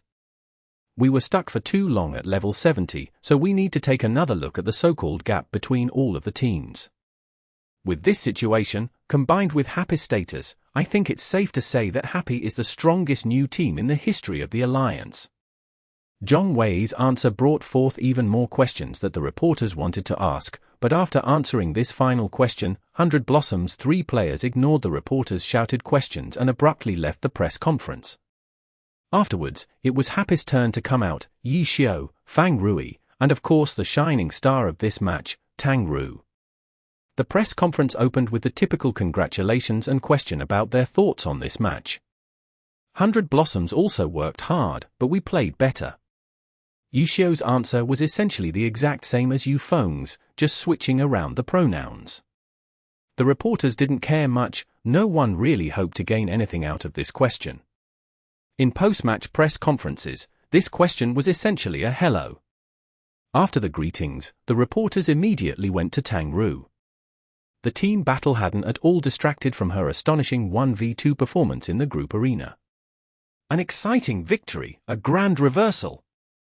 The reporters gave their praises without restraint. What are your thoughts on this thrilling performance? How would you judge your own performance? I hope that I can still do better, Tang Ru said, smiling. Still do better? Are you referring to a 1v3? The reporters were in shock. Of course. Tang Ru continued to smile. The reporters' feelings were mixed. Some approved of Tang Ru's courage and confidence, while others immediately turned against her. After managing a 1v2, this rookie knew no modesty and immediately entertained delusions of a 1v3. This was just too arrogant. With these thoughts, these reporters took another look at Tang Ru on stage and felt that she was just like those typical self-righteous pretty girls that often showed up in novels and television. This was the glory competitive scene. Being pretty wasn't worth anything. Many of the gazes on Tang Ru were now hostile and disdainful, even those who had previously chased Tang Ru with their praise. God, Fang Rui also performed very well today. Could you talk to us about it? A reporter asked. It was just so, said Fang Rui. A little worse than I had expected. What were you expecting? Someone asked. To sweep the group arena. Fang Rui said, but he didn't wait for the hostile glares before immediately adding, ha, I'm just kidding. I did want to take some more of Yu Feng's health in the second round of the group arena, but sadly I couldn't pull it off. Oh. Then regarding the second player to come out in the group arena, Mo Fan, what do you think about his performance? Was he too nervous about his first time playing on stage? A reporter asked. That was entirely Yi Xiao's fault. Fang Rui's face immediately twisted in grief and indignation. Ah? What do you mean? Everyone was suddenly interested, and they all looked at Yi Xiao. It was my fault, Yi Xiao said, also wearing a bitter expression. I didn't clearly explain to him the competition rules. Clearly explain? You didn't explain at all. Fang Rui said. I saw that he was looking at them himself. Yi Xiao said. What use is looking at them himself? Are the rules that easy to digest? You need to properly teach him how to exploit the loopholes in the rules. You shut your mouth. Is exploiting loopholes and whatnot something that a respectable pro player should do? But there will always be a few sneaky players that do this. To defeat their sneaky tricks, you first have to understand how they'll be sneaky, said Fang Rui. After hearing this, the reporters instantly became excited, all turning toward Fang Rui. By sneaky players, who are you referring to? The reporters asked. That was just an example, a general reference, Fang Rui said. The reporters were disappointed, but they still felt that Fang Rui was targeting someone specific. Quite a few people were already racking their brains for a player that Fang Rui didn't get along with. Meanwhile, others continued to seize this time to ask questions. In today's team competition, we saw that once again, Happy's healer didn't serve any big purpose. Is this because his skill level still isn't at the professional level, so Happy has to rely on these strategies that don't rely on a healer? Someone asked. That's nonsense, said Yishio. He didn't serve any purpose? How was Blossoming Chaos taken down in one wave? If we were missing a single person, we couldn't have pulled it off. Zhong Wei of 100 Blossoms named you the strongest new team in history. What do you think about that? He praises us too highly. Zhong Wei is truly too honest, Yishio said. Chapter 1165. Damage Leaderboard. Xiaoshan Stadium. With Excellent Era's liquidation, their lease contract was terminated early and this stadium recovered its old name. But to the workers of this stadium, it was as though nothing changed. After a year, the stadium once again was hosting Glory Pro League, and the work they had to do was the same. Pardon, miss, we need to clear the stadium. A worker quickly walked up to an audience member who was standing just below the stage. I'm sorry, I'm just about to leave. Cheng Gui immediately apologized to the worker and prepared to leave. But after taking a few steps, she couldn't help but turn back and look again. The audience seating, the player prep room, the competition stage. It had already been 2 hours since the end of the match, but as she looked at all of this, Cheng Gui could clearly picture the scene as it was during the match, even which seats had the passionate Happy fans who stood and waved their arms in the air as they screamed and cheered Happy on. She remembered it all. This is our home stadium. Happy's first home game was already over, but Cheng Gui's heart still hadn't calmed down. Of course, she had watched matches here and felt the atmosphere of a home game before, but this time, compared to when she watched Excellent Era's matches, the feeling was completely different. Miss! The worker, seeing how Cheng Gui took a few steps and then suddenly stopped again, reminded her again. Oh, I'm sorry. Cheng Gui quickly turned around again. Without looking back, she walked outside through the only exit that was still open. We'll return to this place, and we'll earn victory after victory, all the way until the end. Cheng Gui's footsteps were rapid, and her heart surged. 9-1. Even though she had somewhat greedily hoped for a perfect 10-0 victory, the result they got was enough to please anyone. Cheng Gui picked up her phone and dialed a number. Hey! Where'd you all go? Cheng Gui said loudly. We should be the ones asking you that question. The person on the other end of the phone answered. I just stayed a bit longer at the stadium, to feel the atmosphere of the home stadium, Cheng Gui said. Everyone else probably left already, right boss? Yes, it was empty. So we can go out without worrying. Let's go, let's celebrate. Cheng Gui said. Isn't it too late right now? We'll make an exception this time. This was our first home match. And we won so beautifully, said Cheng Gui. All right. On the other end, Yishio hung up the phone. At least here, this was a night that completely belonged to Happy. The strongest new team in history. A huge 9-1 victory over 100 Blossoms. Happy's pretty female rookie won fame through the group arena. The next day, as expected, news about Happy vs 100 Blossoms filled the headlines on the front pages of every major esports publication. Cheng Gui was elated. During breakfast, she clutched a cup of warm milk and sat in front of the computer, scrolling through the web. She just sat there with a silly grin, completely forgetting about her milk until it had already gone cold. The dizzying praise felt exhilarating to her. To the occasional critical comment, she swept by with a laugh of you people wouldn't understand. In the midst of the praise, the one who was mentioned the most often was undoubtedly Tang Ru. Her thrilling performance in the group arena was truly unforgettable, and quite a few people were already discussing the question of best rookie for this season. One Glory player made a poll about this, and Tang Ru was at the top of the list by a large margin. But Cheng Gui knew that selection of the best rookie wasn't like the All-Stars, where they were determined by fan vote. Best rookie was awarded by the Alliance based off their performance throughout the entire season and took into account many factors. Just because a rookie was popular didn't mean that they would be chose. This poll was just for the players' amusement, it meant nothing to the officials who would actually decide. Even though that was the case, Chengguo was still happy to see all of the favorable comments about her friend. After reading her fill of all this excitement, Chengguo went to the official Glory Alliance page to investigate the various technical statistics of the season so far. There were countless official statistical records: damage dealt, damage boosted, damage taken, heal amount, damage reduced, longest combo, final kill, and so on and so forth. A player's strength and performance could be judged from these technical statistics.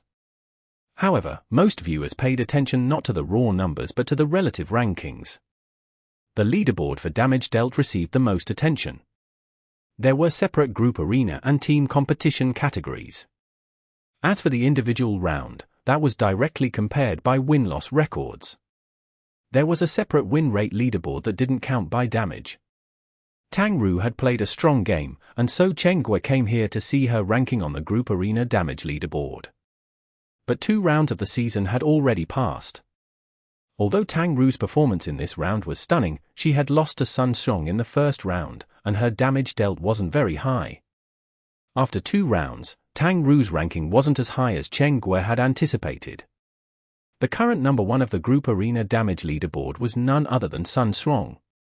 In the first round of competition, Sun Xiong had faced a 1v2 in the group arena, and his performance in terms of damage dealt was no worse than Tang Ru's this past round. And in the second round of competition, Samsara played an away game at Seaside, once again winning in a clean 10-0. And this time, Sun Xiong had truly completed a full 1v2. After 2 rounds, his 1 for 2 5 for 6 far surpassed Tang Ru's 7-0 for 2-1. It could even be said that comparing Tang Ru with the current number 1 was a mistake in and of itself. Of the 84 players that appeared on the group arena damage leaderboard, Tang Ru was only number 31, slightly above the middle. The 30 players ahead of her, including Sun Xiong, had dealt more damage in the group arena after 2 rounds of competition. And this was only for the total damage output rankings. If they looked at average per match, Tang Ru's ranking was a bit lower, number 41 out of 84, very ordinary. Chengguo was a bit disappointed after not seeing the results she had hoped for. She scrolled the mouse wheel, searching for the names of the other happy players. When she scrolled to the bottom, she saw Mo Fan and Deception at number 84. That 0 was particularly glaring. Looking at these things now, isn't it too early? Yishio's voice sounded from next to her. I'm just looking for fun, Chengguo said, turning her head to look at him. It's only been 2 rounds, the leaderboards haven't stabilized. Who's number 1? Yishio was eating breakfast right now, drinking from a cup of milk as he asked this question. Sun Xiong, Chengguo said, scrolling back up to show him. 140000, that ferocious? That's pretty much a 1v2 in both rounds. Yishio said. I know. Chengguo was quite depressed. She had hoped that Tang Ru was the only one to 1v2, but looking at the leaderboards, it was clear that many players had outstanding performances. If he played that ferociously, doesn't that mean that some people wouldn't be able to deal their share of damage? Yishio laughed. Chengguo blinked, and then began scrolling down again. In the end, at number 80, she found Juzukai's name. Not much farther ahead flashed the names of Huang Xiaoqian and Wang Jieshi. Juzukai, Huang Xiaoqian, Wang Jieshi. Who would dare say that these 3 had poor DPS? But on the leaderboard after 2 rounds, each of them seemed weaker than the next. The reality of course wasn't that they were doing poorly, but that they hadn't yet had much chance to perform on stage. In their respective teams, each of these 3 was the powerful player anchoring the group arena. To take Juzukai as an example, in the first round he had faced Lord Grim at low health, and it only took a few attacks to end the battle. In the second round, he hadn't even gone on stage, since Samsara's second player ended the group arena. Under these conditions, of course Juzukai's damage output would be low. Thus, although the raw numbers of the Glory Statistics leaderboards could reveal a few things, they had to be analyzed with context. Glory's competition system had its own characteristics, such as this situation where because a teammate was too strong in the group arena, a player didn't have the chance to deal damage. Chen Guo casually flipped through a few other leaderboards. Because they were swept in the first round, whether in the overall standings or the average standings, Happy was fairly low, nowhere near as exciting as the news reports today. How are the point rankings? Yishio asked from the side. You haven't looked yet? As she spoke, Chen Guo flipped to the team points leaderboard. Not yet. Yishio leaned forward a bit. Evidently, he was more interested in this information. Samsara's in first, Chen Guo said, looking at the leaderboard. They swept again, 20 points. Yishio looked further down. Samsara was in first with 20 points after 2 rounds, followed by Wind Howl, Blue Rain, and Tiny Herb with 18 points each. Fifth was Tyranny with 17 points, sixth was Misty Rain with 15 points.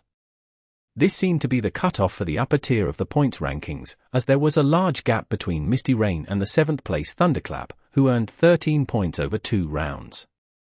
8th and 9th were Royal Style and Void, each with 10 points. Then after that, Happy made a dazzling entrance, placing 10th with 9 points. And Happy's neighbor happened to be the team they just defeated, 100 Blossoms. After 2 rounds, 100 Blossoms had also earned 9 points. If ordered alphabetically by the pinyin of their names, then they should be placed before Happy, Baihua, 100 Blossoms, before Xingxin, Happy. But because the two teams had fought and Happy had won against them, Happy ranked ahead of them. After 100 Blossoms was 301 Degrees with 7 points, and then there were the various mid to low tier teams. After 2 rounds, none of these teams broke through to the upper tier. They all obediently stayed in the bottom. Heavenly Swords, the team that Happy was friendliest with, had earned 3 points in 2 rounds. They were currently in second to last place, in danger of being relegated. After Heavenly Swords, last place was held by Seaside. Zhao Yang retired, Boundless Sea was sold. The team that had once been solidly mid-tier had directly slid to the bottom. However, only 2 rounds had passed so far. It was still too early to talk about a team's chances. After all, Heavenly Swords and Seaside, the two teams at the bottom, had faced strong opponents in the first 2 rounds. Heavenly Swords had faced 100 Blossoms and Blue Rain, while Seaside faced Misty Rain and Samsara. Losing to these teams, they couldn't be accused of not trying hard enough. But Heavenly Swords, who had lost 2-8 to 100 Blossoms, saw how Happy defeated the same team in a drastic 9-1, and they couldn't help but have mixed feelings. They really are something else. Lu Guaning sighed. Chapter 1166. Point Evaluations. Saturday was match day. On Sunday, all sorts of discussion on Saturday's matches could be seen in the various Glory forums, although most of these discussions were focused on the players. The news reports, on the other hand, were either impartial descriptions of how the match went, or remarks from interviews. The truly professional analysis generally required a day to fully digest the previous day's matches. The most reputable esports home would only start reporting any detailed analysis in their Monday issue. On Monday, Chen Guo hurried to buy a copy of the esports home weekly issue. But when she took a glance at it, she was slightly disappointed. The esports home's praise for Happy wasn't as earth-shattering as she had imagined. Tang Ru's outstanding performance in the group arena had received positive evaluations, but Steamed Bun's performance in the individual competition and Mo Fan send-off in the group arena had not been neglected by the respected media group. Chen Guo still felt her spirit stir when she saw the high praise for Happy's performance in the team competition though, which particularly lauded the team's coordination in killing blossoming chaos in one go. The esports home called it a classic textbook example. This description couldn't help but make people think of the Glory textbook, Yi Xiu. Sure enough, while the popular comments on the forums didn't talk much about Yi Xiu relatively speaking, the praise for Yi Xiu by esports home was no less than their praise for Tang Ru. Even the class-changed Fang Rui received quite the commendation. The news related to the match were mostly done by City HS reporter Chang Xian. However, the professional analysis had been done by several special analysts. To be a part of an organization as respected as esports home, these analysts weren't just people who talked big. Their analyses were very on point. One of Chen Guo's favorite parts about the esports home was their point evaluations for every player in the highlight match. This section was usually done by specialists too. But the analyst was different and the style was different. The writer could write more freely as well, so this section was quite popular. From the broadcast of the second round, the highlight match was Team Thunderclap versus Team Void. However, the good thing about print media was that they could look at things in retrospect. As a result, they picked the Team Happy versus Team 100 Blossoms as the highlight match. Chen Guo quickly flipped to this section in glee. Sure enough, it was in the style she liked. Individual competition, Yu Xiu versus Zhang Xinran. Yu Xiu 5 points. Zhang Xinran -4 points. Yes, this section was sometimes just this unconventional. Points were usually given from 0 to 10, but the writer actually gave Zhang Xinran negative for points. The writer's disgust for Zhang Xinran's performance could clearly be seen. The short commentary on it wrote, Team 100 Blossoms Zhang Xinran played his first ever match. Through this match, he told us one thing, he was here. Apart from that, he also told God Yu Xiu one thing, it doesn't matter if your hands are rusty. Against some opponents, you could cut your hands off and still win. Zhang Xinran is a rookie though, so I'll be more lenient. Instead of -5 points, I give him a -4. As for God Yu Xiu, without a worthy opponent, there's not much for him to show off, so 5 points. It was quite a biting remark, even referencing Yu Xiu's rustiness. Chen Guo very rudely let out a laugh and checked the name of the writer for this point evaluation. As expected, it was Zhu Chunrui. Chen Guo was no stranger to this name. He was famous for his sharp and unkind words. His evaluations were very subjective, not conforming with esports home's reputation. These point evaluations were clearly marked out as special commentary that did not represent the newspaper's views, making it the one place where Zhu Chunrui could shine in the esports home. And as it turned out, his exaggerated and sharp remarks became the most popular parts of this section. As for Chen Guo, she rather liked this person's commentary because they were often very funny. After Yu Xiu and Zhang Xinran was Steamed Bun and Zhong Wei's battle. Bao Rongxin 10-0, Zhong Wei 5. Chen Guo laughed again just from this evaluation of Steamed Bun. The puzzling rookie Bao Rongxin has a mind that no one can comprehend. Perhaps he doesn't even know what he's doing himself. For the first half, he receives full marks. He utterly dominated Zhong Wei. For the second half, his incomprehensible feebleness proves my bewilderment for him. Zhong Wei 5 points, facing 10 points, can only be crushed. But facing 0 points, it becomes the other way around. Bao Rongxin receives 10-0 points. His loss is because his performance didn't go the reverse from 0 to 10 points. Evil. How evil? Zhu Chunrui was just like this. He spared no efforts in ridiculing someone. If you weren't mentioned much, then that's pretty much praise for you. The mockery towards 100 Blossoms was rather light. Those familiar with Zhu Chunrui knew that he was a Blue Rain fan. His negative bias towards Tiny Herb was truly deep. When the esports home did a points evaluation for a Tiny Herb match, they definitely didn't dare have him do it. After these two rounds was Su Muqing's and Zhu Yuan's match. Zhu Yuan wanted to fight with Su Muqing in a direct confrontation, but he took the wrong turn and ended up being completely suppressed. Zhu Yuan's attempt to directly eliminate Su Muqing's suppression ended up in failure. To put it simply, Zhu Yuan underestimated Su Muqing. In terms of technique, experience, and awareness, Su Muqing is not any worse than Zhu Yuan. On the other hand, her good looks surpass Zhu Yuan 10,000 times. Such a dominating victory makes complete sense. Su Muqing's performance is a beautiful 10/10, her looks 10,000/10. Zhu Yuan's performance is a 5/10, his looks, forget about it, I won't attach a point value to him. I'll just say it's on the poorer side. After that was the group arena. Fang Rui did a good job. His simple trick worked again and again. It has to be said that even though this master of playing dirty has changed classes, his ability to dig holes is still as high as ever. but his inexperience with his class can clearly be seen. His methods for digging holes isn't rich enough. In the second half of the match, he was forced into a direct confrontation with Zhu Guangyi. Fortunately, he dug a deep enough hole earlier, so he didn't fall. The round ended in this way. Fang Rui 6 points. But his Qigong blast against Yu Feng deserves a 10. Open parenthesis 10 plus 6 close parenthesis divided by 2 gives him a total of 8 points. Zhu Guangyi was pretty much dancing around in Fang Rui's palms.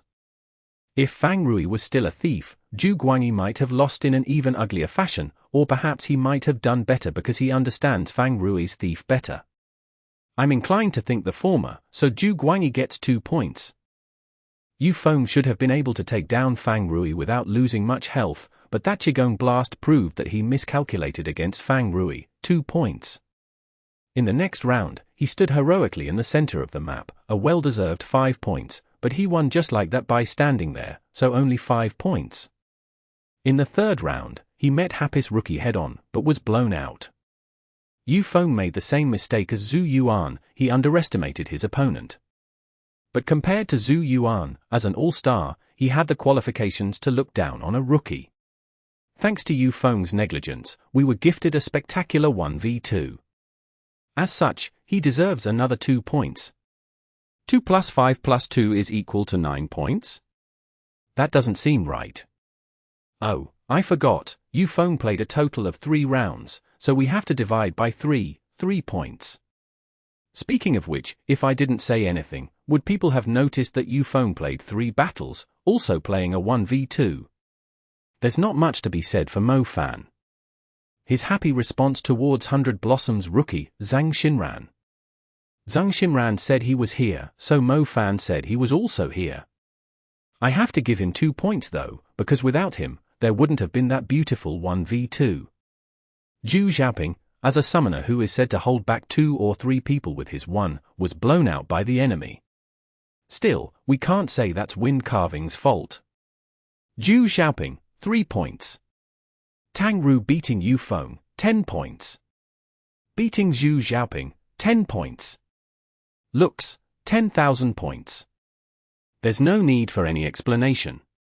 For the most spectacular performance by Tang Ru, Zhuo Chunrui only said a few short words, proving that he loved to mock people but was too lazy to give praise.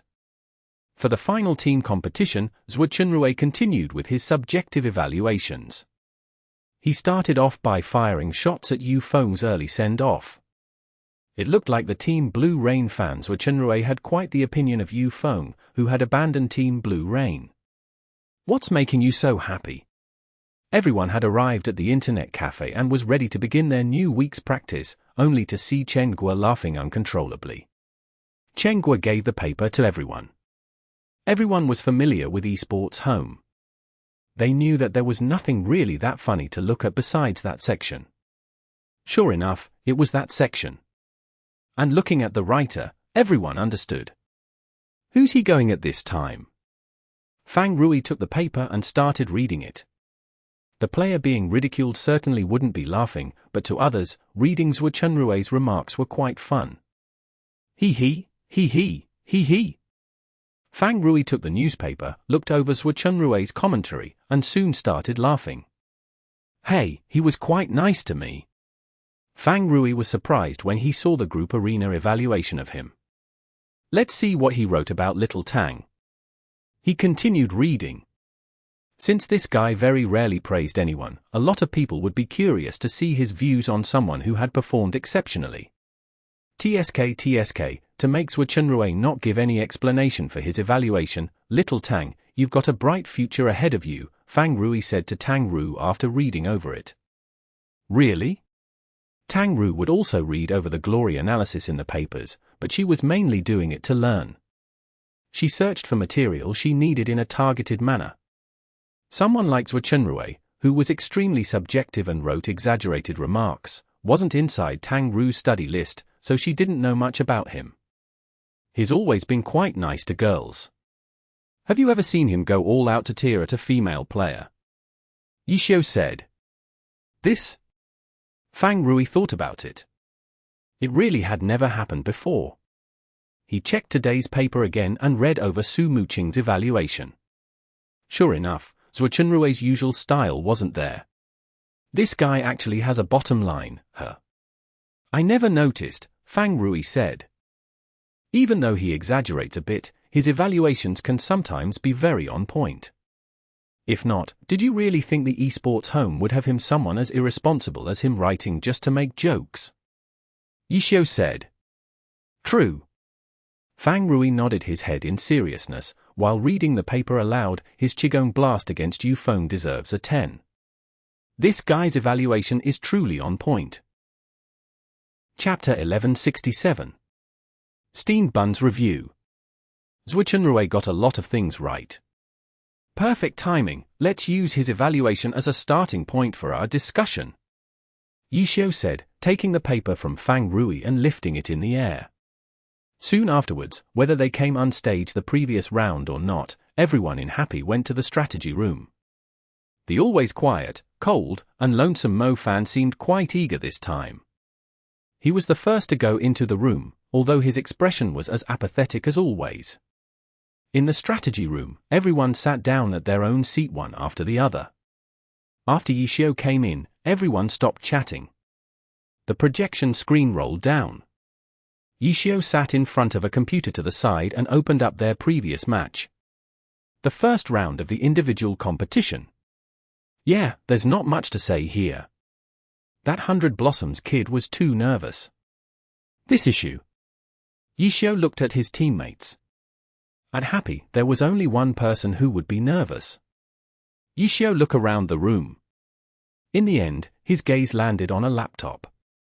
The new season started in September and so did school. Having a young genius mathematician push his academics aside to focus on a professional gaming career was somewhat of a waste, but in this past year, Luo Ji had come to love glory deeply. He was also unwilling to give up on his position as a pro player. After weighing the two options, Luo Ji decided on staying at school. When he was needed for a match, he would fly over to the stadium. Fortunately, this was esports. Even if Luo Ji wasn't personally with the team, as long as he was online, he could still practice with everyone else. However, since Luo Ji was at school, he obviously had to spend a lot of time on his academics. He couldn't completely keep up with Happy's pace. Happy tried their best to arrange for more important matters when Luo Ji was free. Everything else could only be communicated online. For example, right now, although Luo Ji wasn't here in person, a laptop was placed where he would be sitting. Though a bit strange, he could participate in the meeting through a video call. There's not much to say about this issue. Dealing with it is mainly dependent on you. From my experience, try to focus on the match as much as possible and don't think too much about other things. It'll help a bit. Yishio said. Yes. Luo Ji spoke through the laptop. Everyone felt weird seeing it. The second round was Steen Bun's. Steen Bun, you see how he evaluated you? He gave you 10-0. Do you know why? Yishio asked. Why? Steen Bun asked back. Because you played very well at the start, but then played badly at the end. Yishio said. No wonder I lost. Steen Bun suddenly understood. He lowered his right fist to his left palm. Yeah, let's look at Steen Bun's match, Yishio said as he opened the VOD of Steen Bun vs Zhong Wei. A huge display of Steen Bun's match started playing on the projection screen. This wasn't a recording of the broadcast, but Glory's own specialized VOD. By using a special video player, they could change the viewpoint and the speed however they pleased. Yishio fast-forwarded until the point where Steen Bun and Zhong Wei met. Zhong Wei threw a lava flask, while Steen Bun flew over with a powerful knee strike. For the first half, Zhuo Chunrui gave Steen Bun 10 points. What was 10 points? Perfect play was 10 points. For any other analyst, giving out 10 points was extremely rare. But for someone like Zhuo Chunrui, who could give 10,000 points for looks, what was 10 points? He wasn't stingy about that, just like how he wasn't stingy about jabbing at someone. 10 points. Yishio took the newspaper and for a moment, he didn't know where to start. Steamed Bun and Tang Ru were the same. Both of them had started playing in the 10th server. Yishio had personally watched over these two blank pieces of paper as the papers were drawn on. For Tang Ru, her lines were crisp and clear. Her thought process was distinct. Yishio could see the logic behind every stroke. He could see her thoughts. However, for Steamed Bun, his art was the legendary abstract art. His playstyle and his logic did not coincide much, if at all, with those of a normal Glory player. However, sometimes he could produce surprising results. As Steamed Bun's skill continued to grow, in his practice, there were times where even Yishio was caught off guard. As for Yishio, he had constantly been trying to understand Steamed Bun's thoughts. For example, he would frequently review the VOD after practice together with Steamed Bun and have him explain his logic when Yishio didn't understand. Lots of times, Steamed Bun also scratched his head in wonder. He had clearly already forgotten about his thoughts at that time. This wasn't Steamed Bun getting derailed, it was simply due to the nature of this game. Glory was fast-paced. Oftentimes, inputs could not be carefully thought about and were done instinctively.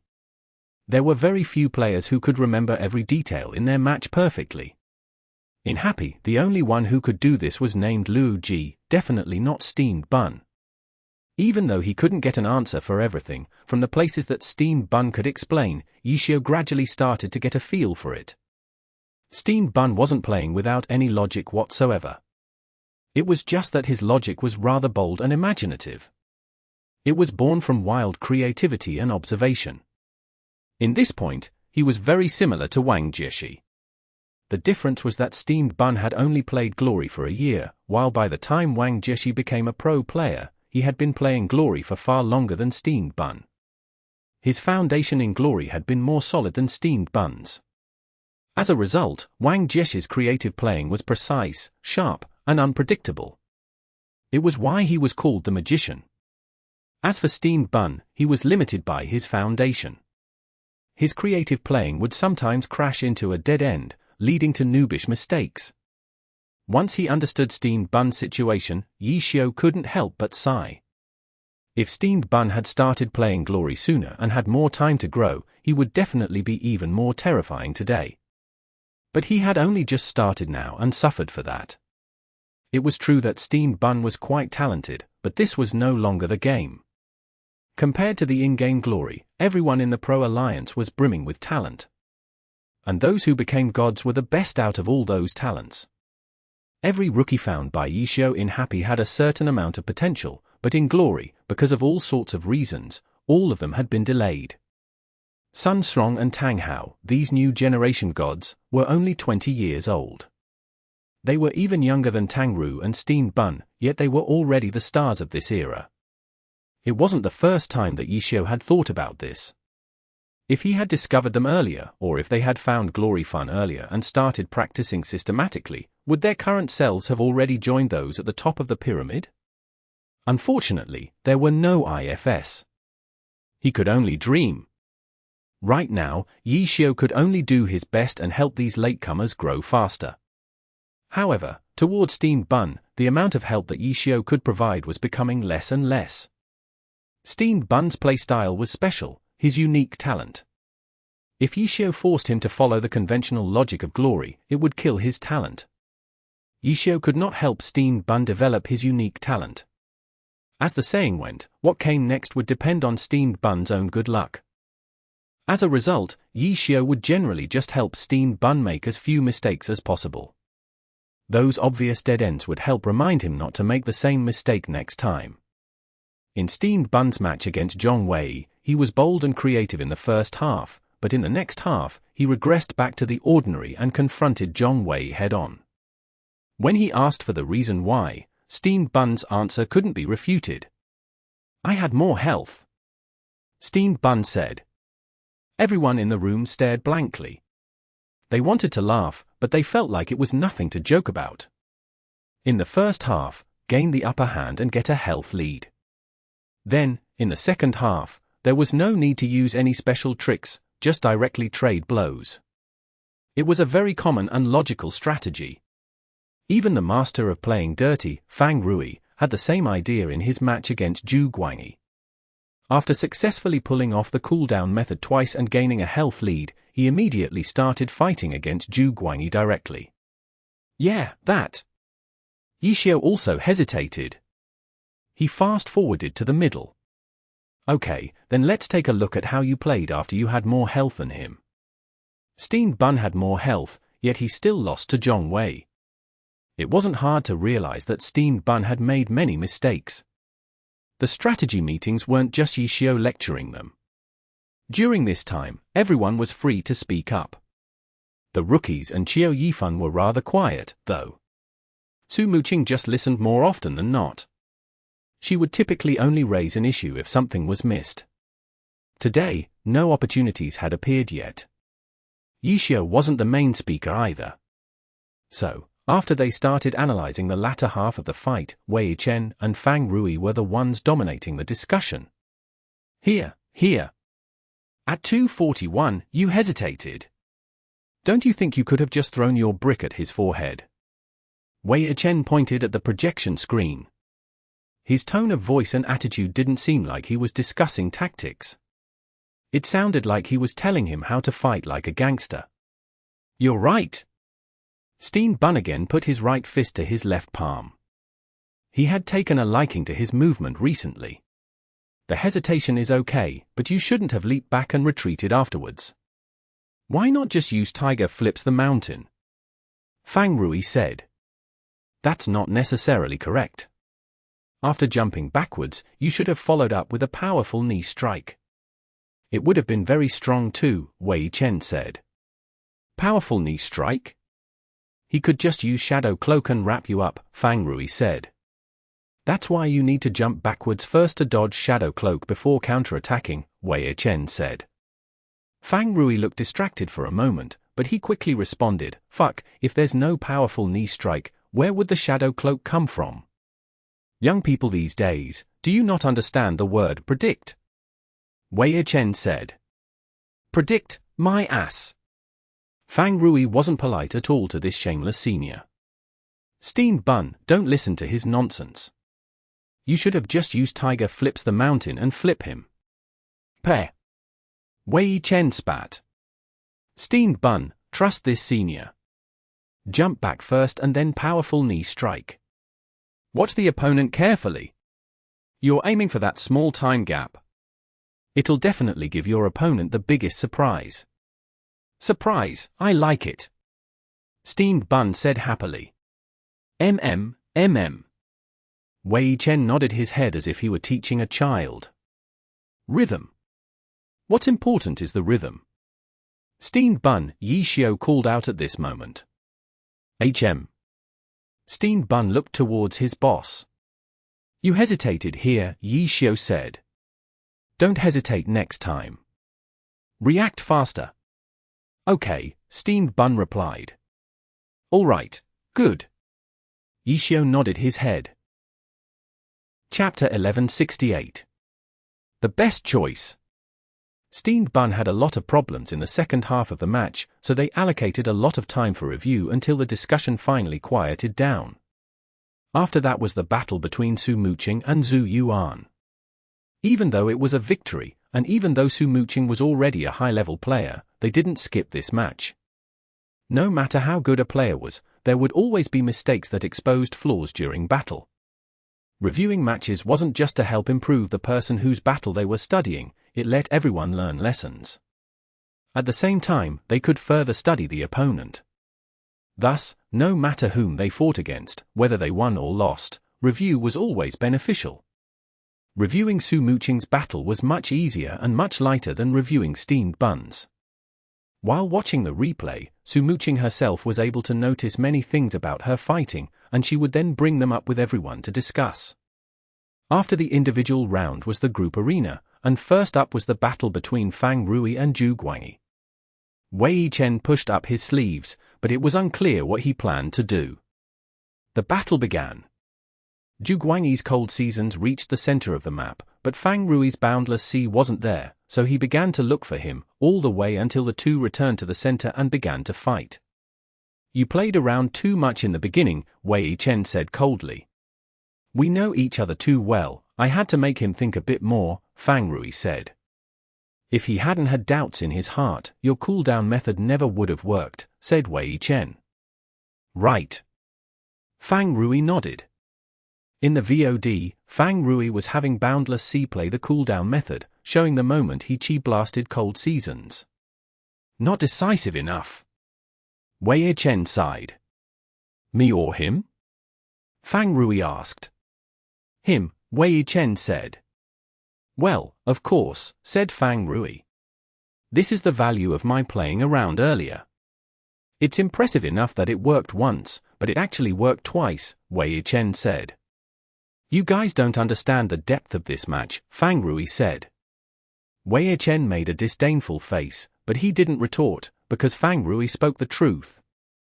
This battle was between two players that understood each other very well. It was more of a psychological contest than one of technical skill.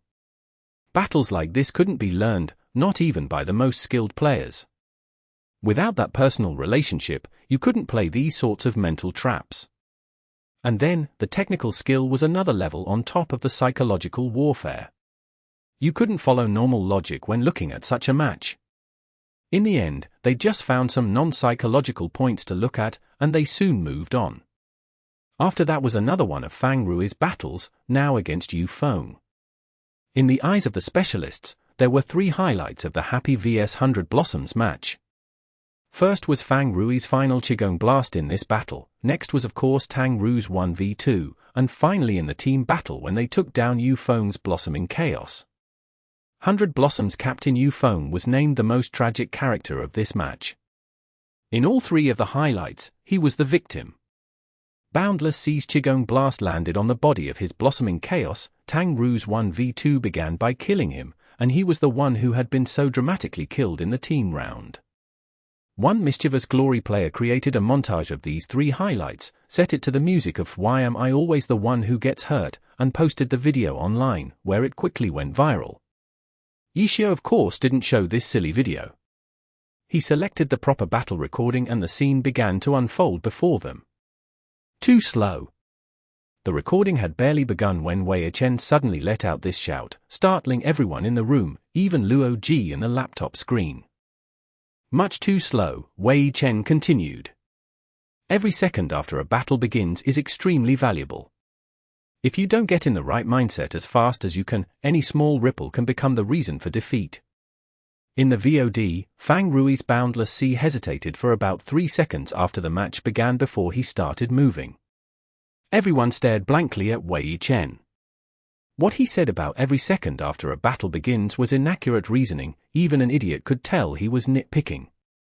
But to everyone's surprise, Fang Rui actually nodded in agreement. You're right. If not for that 3-second delay, Yu Feng and I would have met under slightly different conditions, and I might have been able to take the advantage. Everyone continued to stare blankly. Those 3 seconds of hesitation really affected the entire progression of the battle. Wei Chen wasn't just nitpicking, he actually made a good point. In the next moment, Fang Rui turned his head to look at Wei Chen. Didn't I tell you this after the match that day? I was worried you'd forget, so I'm reminding you, Wei Chen said, nodding. The sound of one cough after another filled the room. Even just hearing this, everyone felt awkward, but Wei Chen was as calm as ever. Only Yi Xiu was unaffected. He continued to watch the on-screen maneuvering, zooming out the camera view until both sides were visible, and then he began to zoom in again, finally pausing on one scene. Yeah, right here. Fang Rui pointed on the screen. If I hadn't hesitated for those 3 seconds, then I could have reached that fork there at 2 o'clock. From there, if I could lure Blossoming Chaos in, then the situation could have been much better. Here? Yi Xiu used the mouse to circle the position. Right, Fang Rui nodded. Right here. Yi Xiu directly switched to a map of life-seeking path and began to study it. What if Yu Feng circled around in the 10 o'clock direction? Su Muqing asked. With his speed, he couldn't catch up, Oh. Fang Rui slapped his forehead. I'm using Boundless Sea right now, not Demon Subduer. So he still could have gotten you, said Su Muqing. Yeah. Fang Rui nodded, but he was still studying the map intently, trying to think of another way. What about here? Yishio circled another position on the map. There, if Yufeng took the path to the right, they would meet face to face. If prepared, Fang Rui could still maintain 3 steps of distance, but that's still in the attack range of a berserker. Whether or not he could actually break through an attack would depend on the exact conditions. Wei Chen now began to give serious analysis. But even if he broke through, wouldn't the distance to the next fork be enough to escape, said Su Muqing. If Qi Flowing Cloud were activated, yeah. This time Fang Rui didn't mistake the character. What if Yufeng used triple slash, said Su Muqing.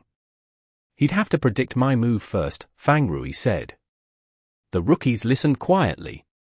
For this kind of discussion, they would sometimes speak up, but most of the time their views and awareness couldn't keep up. Every time they went through this review and study, everyone would notice many things. The ones fighting were Fang Rui and Yufeng, but they could imagine putting themselves and their own characters in one of those positions, and figure out how they would act in such a situation. Through analysis, they could reach an analogous answer. Boundless Sea could activate Qi Flowing Cloud, Berserker could use triple slash, and other classes would have their own ways of boosting their movement speed here. Just looking at a 3-second hesitation brought forth analysis of so many potential changes. But everyone also understood that all of these situations had to be addressed on a case-by-case basis. The important thing wasn't being early or late by 3 seconds, the important thing was realizing and studying these changes. This was the significance of this review. There wasn't too much to look at in Fang Rui's battle against Yufeng, so in the end it finished quite quickly. And then it was Mo Fan against Yufeng. Everyone knew the results of this match, and there shouldn't have been much to review. But Yishio still played the recording of this match. Everyone couldn't help but glance at Mo Fan, but this guy was as expressionless as ever. Only Qiao Yifan, who was sitting next to him, noticed how he was clenching his fists under the table. Qiao Yifan was a bit worried. He didn't know what Yishio was thinking. Was he purposely trying to humiliate and provoke Mo Fan by replaying this match? That didn't seem too good, Qiao Yifan thought. No one spoke. The recording quietly played, the screen splitting in half to show each character. Soon, Yufeng's blossoming chaos reached the center of the map, and Mo Fan's deception arrived soon after, hiding to the side. You chose a good position. Yishio finally opened his mouth. Everyone nodded. Mo Fan, with his background of scrap-picking, was extremely skilled in choosing advantageous positions, no worse than any pro player. But sometimes, the best position isn't actually very good, said Yishio. Everyone startled a bit, and there was confusion in Mo Fan's eyes. Because, when facing the best players, you aren't the only one who knows the best position. As Yishio spoke, he switched the camera view to Yufeng. Blossoming Chaos position looks very random, but in reality, he's carefully positioned a distance away from all possible ambush points. No matter where the opponent tries to launch a sneak attack from, he has enough space to deal with it. Yishio snatched up the esports newspaper issue on the table and waved it around. Zhuchenrui said that Yufeng stood heroically and that was worth 5 points. That wasn't entirely mockery, his positioning was indeed excellent. Let's look at his use of his camera view. Yishio switched the recording to Yufeng's camera view.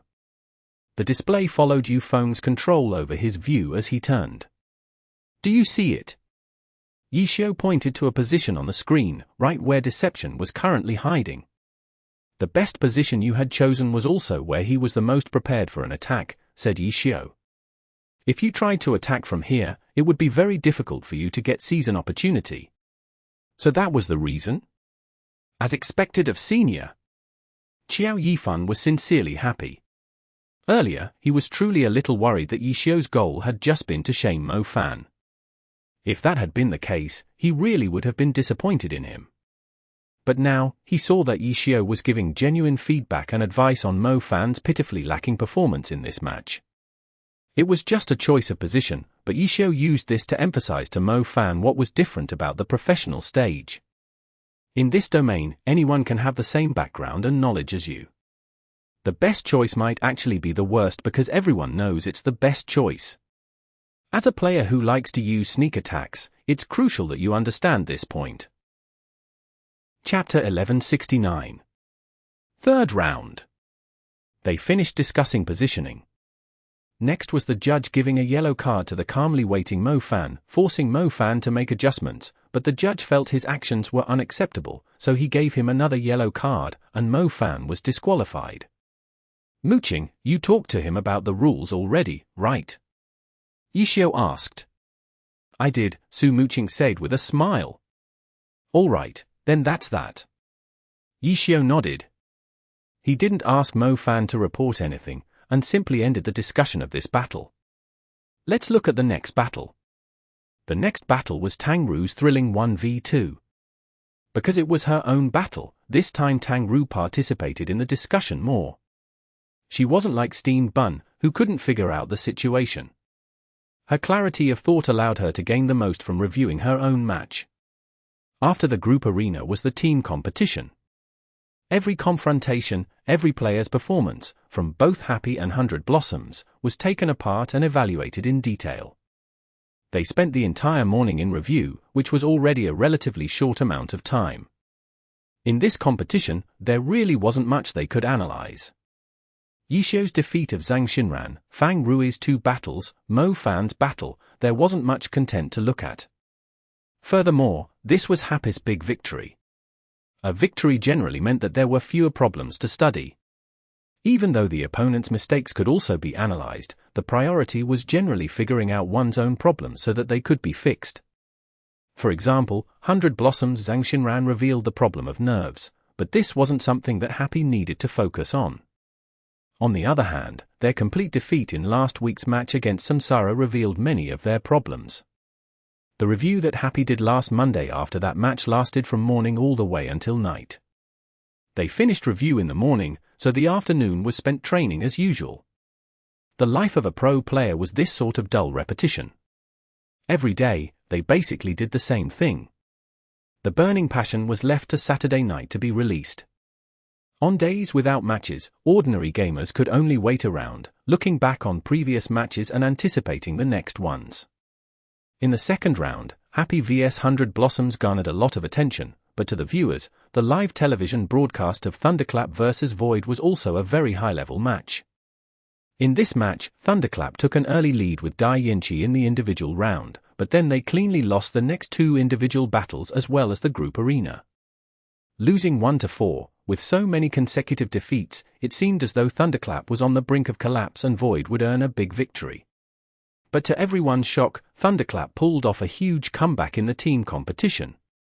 They defeated Void and won the 5 points of the team round, and in the end won the match 6-4.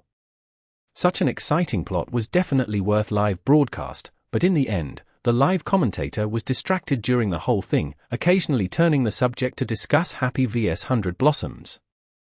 There were indeed some viewers that objected to this. There was much commentary on the Happy vs 100 Blossoms match, but the specialized media outlets needed to present comprehensive reports. Esports Weekly, for example, didn't neglect their analysis and discussion of Thunderclap vs Void.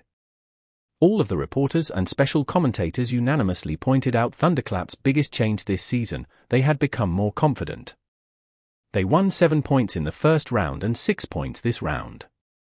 With 13 points, they were currently in 7th place, not a bad start. If they maintained this stable performance, then it wouldn't be a problem for them to earn a spot in the playoffs. Their performance in the team competition received particular attention. Before, Thunderclap relied on their master tactician Xiao Shiqin, who had more of a chance to shine in the team competition. Now that he returned this season, he joined with his former teammates who had grown on their own, as well as new arrivals, to smoothly create a solid, unified team. Team Parade and Team Void, who had fought with Thunderclap this season, both expressed how difficult it was to face Team Thunderclap in the team competition. Of course, some people said this was because Thunderclap didn't have Xiao Shiqin last season, so their skill in the team competition had gone down. This season, with Xiao Shichin's return, Thunderclap was merely regaining its former ability. This view compared the current Thunderclap with the Thunderclap of last season, and said that if they compared the current Thunderclap to previous years where Xiao Shichin was present, then it'd be more difficult to say which was better. The pro scene was filled with such endless debates. After Happy's huge victory, there were people who looked back at their earlier performance, when they were swept in the first round, to find problems. One match they were swept, one match they won big. These sort of up and down results were the best evidence of an unstable condition. Regarding this kind of debate, they needed the third round to give them an answer. 1 week passed, and the third round of matches were upon them. With the first 2 rounds to pave the way, the third round seemed much more exciting. Happy had a big loss and then a big win, so how would they perform in this round? Thunderclap was doing well as a team. Could they maintain their win streak in the team competition? The attention that these two teams received was a result of their performance in the first 2 rounds. But in the third round, neither of them would be in the spotlight. Because in this third round, there finally appeared a match that was an unquestionable pinnacle of showdowns. As much as people discussed Happy and Thunderclap, nothing could steal away their attention from this match. Glory Professional Alliance Season 10 Round 3, Team Samsara vs Team Tyranny. The champion and runner-up of last season, a collision like Mars crashing into Earth, appeared in the very third round of matches. What match could rival this? None at all. Even the pro players themselves were paying close attention to this match. After all, they were a group of people that loved Glory the most. Of course they loved to see exciting matches. Right before the third round of matches began, in the tiny herb prep room, Liu Xiaobie was fiddling with his phone. This caught the notice of Captain Wang Jieshi. In an instant, Liu Xiaobie's expression became strained. He attempted to hide his phone away, carefully and stealthily. "What are you doing?" But in the end, Wang Jieshi still asked. The prep room instantly fell silent, and quite a few looked over at them. Everyone knew what Liu Xiaobie was trying to do. This guy just wanted to check on Samsara versus Tyranny in the breaks between their battles. Everyone was curious about how that match would play out. But even if the captain were curious, he would certainly restabilize his mindset. He wouldn't let himself be distracted during a competition, and of course, he wouldn't want his tiny herb teammates to be distracted, either. "Turn off your phone." Wang Jieshi didn't ask further, and merely spoke in an ordinary tone. Liu Xiaobie, dejected, took out his phone and turned it off.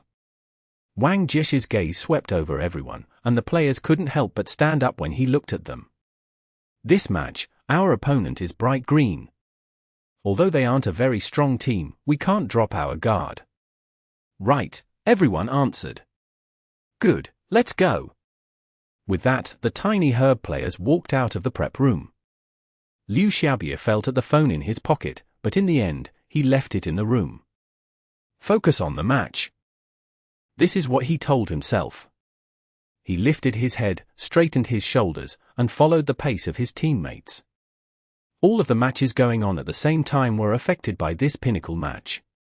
Even at the pre-match press conferences, many reporters went on a tangent to ask about players' views toward this match. In Happy's pre-match press conference, one reporter hoped that Yishio would make a prediction. After all, Yishio was very familiar with the old veterans of Tyranny. And as for Samsara? The account One Autumn Leaf, did those ties even need to be discussed? Tell us. Just give us a prediction of points. The reporter hounded Yishio for an answer. 10-0, Yishio said. What? All of the reporters were in shock. Such a big point difference. Which team did Yishio favor so much? Who's 10 and who's 0? Someone immediately asked, sensing that there would be a story in this. Doesn't matter, Yishio said with a laugh. Doesn't matter. Everyone was stunned. What did that mean? How can you just say this doesn't matter, said the reporter who had hounded for an answer. You were the one who said to just give a prediction, Yishio laughed. I? The reporter was speechless, and could only stare blankly as the Happy players left the conference. Happy's opponent this round was radiant. After 2 rounds, they finally met an opponent that wasn't that strong. Some people were already saying that real gold was revealed under fire. This match wouldn't say much. They needed a strong team to test Happy's true colors. Who does he think he is? The Friday issue of Esports Weekly had lots of predictive discussions, and this one in particular made Chengguo rather unhappy. As she waved the newspaper around, she fiercely wrote the reporter's name into her memory, Cheng Jianbo. This is nothing. Yishio couldn't help but laugh at Chengguo's indignation. This just says that, to some people, we as a team are already stronger than Radiant, and so we shouldn't be compared to them. How childish! Chengguo said. Yes, it's extremely childish, Yishio agreed. He looked around at everyone gathered in the prep room. I'm sure that everyone's already aware of this week's analyses of Radiant. They're never a team that places very highly on the Alliance leaderboard, said Yishio. However, they definitely aren't a team that can be defeated easily. Focus on the match, and don't think about anything else. In the first round, Happy was swept, and they suffered a lot of discussion. In the second round, they won by a large margin, and once again were subject to a lot of discussion. All of this discussion tended to pile up and add pressure on players, and sometimes this would negatively impact a player's condition. This was especially true for rookies, who didn't have much experience in dealing with this. Understood. But for now, everyone gave Yishio a spirited reply. In the third round, Team Happy fought against Team Radiant. And after 1 hour and 23 minutes of fierce fighting, the final score hung in Radiant Stadium, 3-7, Radiant's victory.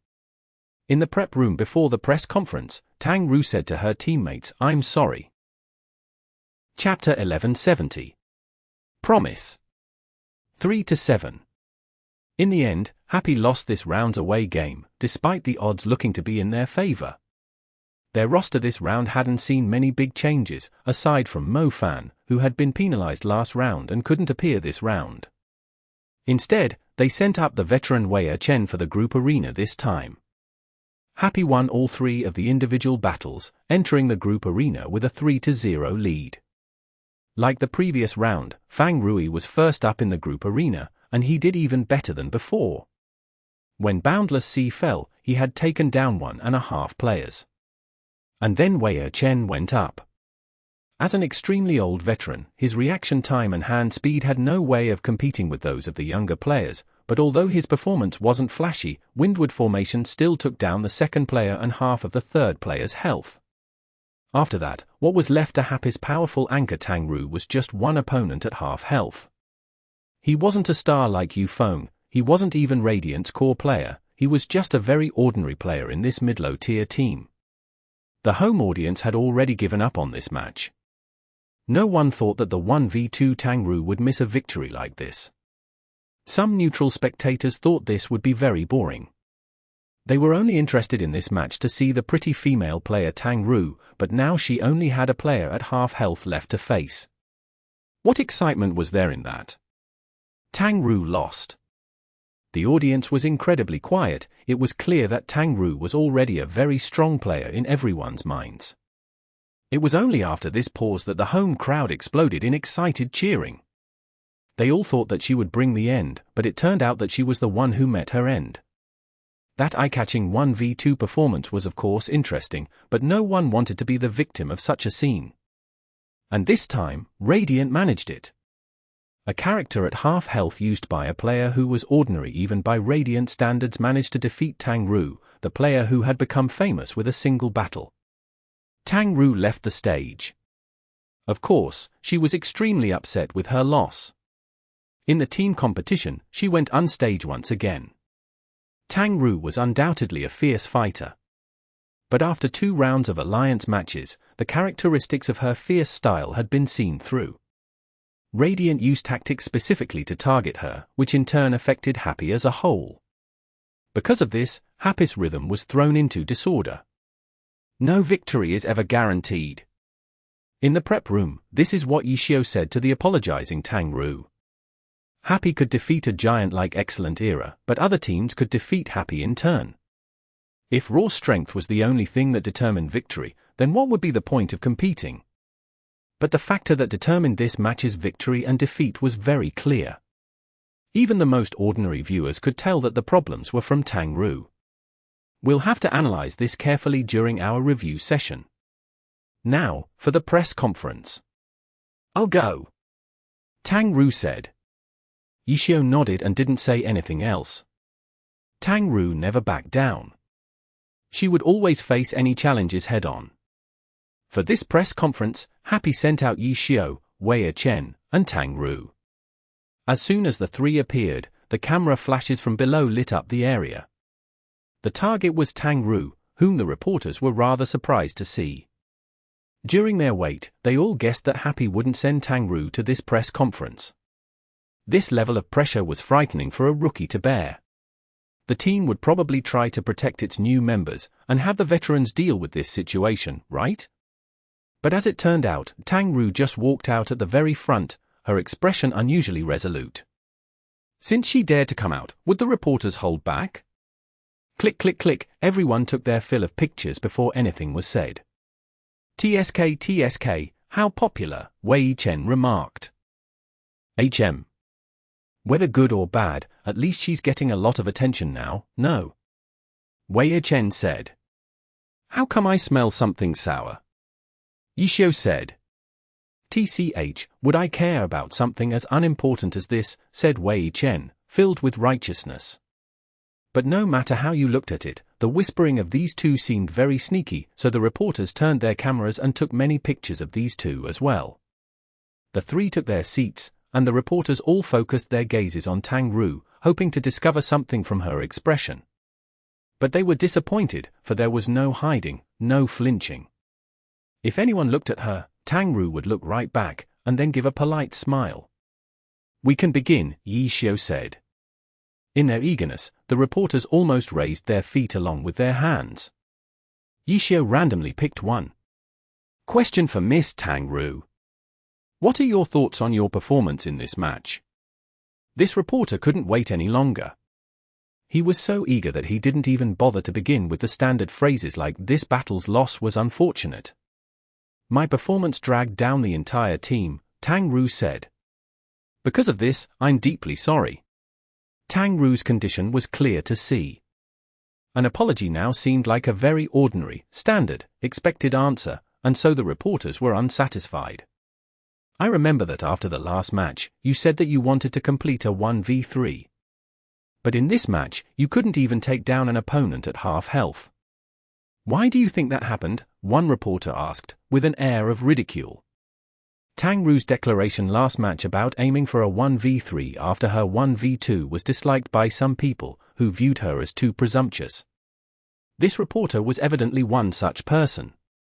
Victory or defeat is never guaranteed, Tang Ru said, borrowing from what Yishio had just said in the prep room. But I will definitely complete a 1v3. In-game doesn't count, one reporter jeered, earning laughter from the crowd. Right here, on the pro stage, Tang Ru said. To the reporters, this unparalleled determination and confidence seemed to be unparalleled arrogance. This rookie's skills weren't bad, and she'd managed to complete a 1v2, but just because of that one accomplishment, she thought she could do anything. Victory or defeat was never guaranteed, the reporters could agree with this. But the person who just said this then said that she would 1v3 for sure. How brazen was that? The reporters couldn't hold back anymore. After last round, there were already quite a few people who disliked Tang Ru's attitude. Then, even after such a sad performance this round, she still didn't correct herself. She was still overstepping with that bull-headed stubbornness of hers. One reporter was particularly aggressive, directly shouting a challenge at her during this press conference. If you can't do it, then what? If I can't do it, I'll leave the pro scene. The crowd was shocked into silence. As a result, a whispered conversation suddenly happened to become clear for everyone to hear. Look, that reporter over there really looks like a dog. Wei Chen. Don't be ridiculous. Which one are you talking about? Yishio. There was a pause, and then an uproar. Evidently Yishio and Wei Chen realized that the sound of their voices had suddenly been magnified. In the midst of the commotion, they each coughed and looked to the left and right, as though nothing had happened. The reporters didn't even know which side to respond to first. Should they be amazed at Tang Ru ruthlessly betting her own pro career, or should they be amazed at these two happy seniors, who, instead of protecting their rookie, were mocking a reporter for looking like a dog? Say, which reporter was the dog anyway? The reporters couldn't help but look around and size each other up, and those who were stared at for too long turned red in the face. What are you looking at me like that for? Are you saying that I look like a dog? The thought process of these reporters was shattered into pieces by Happy's rookie-veteran combination, and it was quite a while before things got back on track. Who looked like a dog? There wasn't much meaning in discussing this question, and in the end everyone's attention returned to Tang Ru's oath. If she can't complete a 1v3, she'll quit the pro scene. Everyone looked at Tang Ru, and then at Yi Xiao and Wei Chen.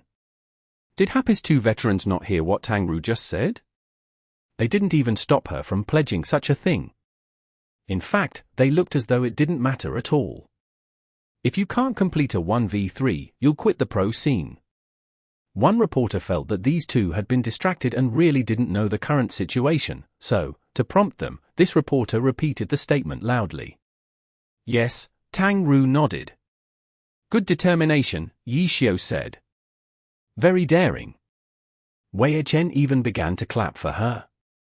The reporters were dumbfounded. These were supposed to be the reliable veterans of this team. How come it seemed like they were just here to stir up a ruckus?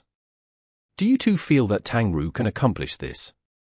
One reporter took the opportunity to directly ask these two. With that kind of determination and daring, Yi Xiao said. Even metal can be cut through, Wei Chen quickly followed up. What nonsense was this?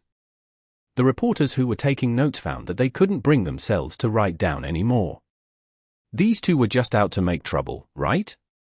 Right? But in the midst of all the reporters who had been thrown off, one reporter was still very clear-headed and asked, Miss Tang Ru, how many matches do you plan to use to reach this goal? Will you dedicate your entire pro career to this? The one who asked this question was gleeful, because he felt that he had found the key point. Tang Ru's oath here was just a game of words.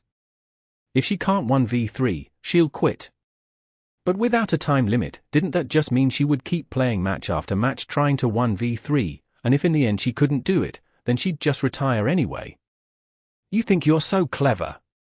This reporter smiled coldly. Tang Ru was about to reply, but Yi Xiao suddenly moved to speak before her. Was he finally going to rescue her? The reporters all waited to see what kind of trick he would pull. 5 matches should be enough, right? Yi Xiao said. Another uproar from the reporters. He didn't come to her rescue? He actually gave Tang Ru even more pressure? 1v3 was something that many pro players never accomplished in the entirety of their careers. And now, to have a rookie swear to complete a 1v3 within 5 matches or else quit the pro scene. Did Yi Xiao have a grudge against Tang Ru or something? 5 matches. After hearing this number, Tang Ru actually revealed a happy smile. Then 5 matches it is. Chapter 1171. The new season's Tyranny. The reporters couldn't even keep count of how many times Happy managed to cause such a commotion. 1v3 within 5 rounds. It seemed like Yi Xiao was making things hard for her on purpose, yet Tang Ru seemed ever so satisfied. Could it be that they had some way ensuring their victory? The reporters hurriedly checked for Happy's scheduled matches, but after they checked, they were dumbstruck once more. It wouldn't be an exaggeration to call Happy's match schedule a journey to death. Round 4, Happy would play their home game against Team Tyranny. Round 6, they'd be welcoming Blue Rain in a home game. Round 8, still on their home turf, Tiny Herb would come knocking. The 3 teams at the top of the alliance were all congregated in the next 5 matches. Happy might have the home advantage all 3 matches, but if you wanted to complete a 1v3 at the hands of these 3 teams, that was a senseless dream. Yi Xiao, you really do have a grudge against Tang Ru. Right? Right? Several reporters had their heads raised to observe Yi Xiao's expression, while the others checked the other 2 teams. Round 5, Happy would challenge Team Parade in their away game, a below-average team like Radiant. In their away game in Round 7, however, their opponent was Team Heavenly Swords. Team Heavenly Swords? The quick thinkers immediately let their imaginations take flight. From what info they had gleaned from the situation in the Heavenly Domain as well as what Yishio let leak during a certain press conference, it was clear that Team Heavenly Swords and Team Happy had good personal relations. If they had the confidence that they'd be able to achieve a 1v3 within the next 5 rounds. Was Heavenly Swords their ace up the sleeve? Heavenly Swords would let them win? The Glory Alliance had never had any match-fixing issues in the past. At most, all they had were teams whose morale had depleted with their hope for their goals lost. This sort of situation would usually appear at the end of the season, when the conclusion to the regular season had been set. No team would lose their fighting spirit at the beginning of the season. Though there might have never been such a case in history, that didn't stop people from making these malicious guesses. Almost all the reporters believed that there must be something fishy going on with such an absurd promise. Even Chang Xian. Although he wouldn't suspect Happy of faking a match, there must be something going on. The press conference came to an end before the reporters could figure things out. In the end, all the questions were about if Tang Ru could achieve her 1v3 or not, and no one else cared about anything else regarding this match. Even when the victorious Team Radiant came to the stage, the reporters were still discussing Happy among themselves. After it was announced that they could start asking questions, someone stood and asked a very courteous "Congratulations to Radiant for winning the match, how did you feel about it?" before the reporters went silent. The reporters were all absent-minded and Team Radiant's players, having come over delighted about their victory, were dumbstruck. Before the match began, the cheers for Happy were ever so loud. It was clear that no one was treating them like a new team to the Alliance anymore, but a team far above Radiant. Radiant hadn't been at all angry about this. 3 All-Stars, just the player lineup seemed much grander than anything Radiant could offer. But so what? It wasn't as if Radiant had never seen team with 3, or even more, All-Stars. It wasn't as if they had never fought these teams before. When had they ever given up in the face of these odds? Compared to those powerhouse teams, Happy was nothing, no? Radiant valiantly received Happy's challenge. Radiant had never expected to find any breakthrough point in the 3 All-Stars, but the others, the rookies, became Radiant's focus.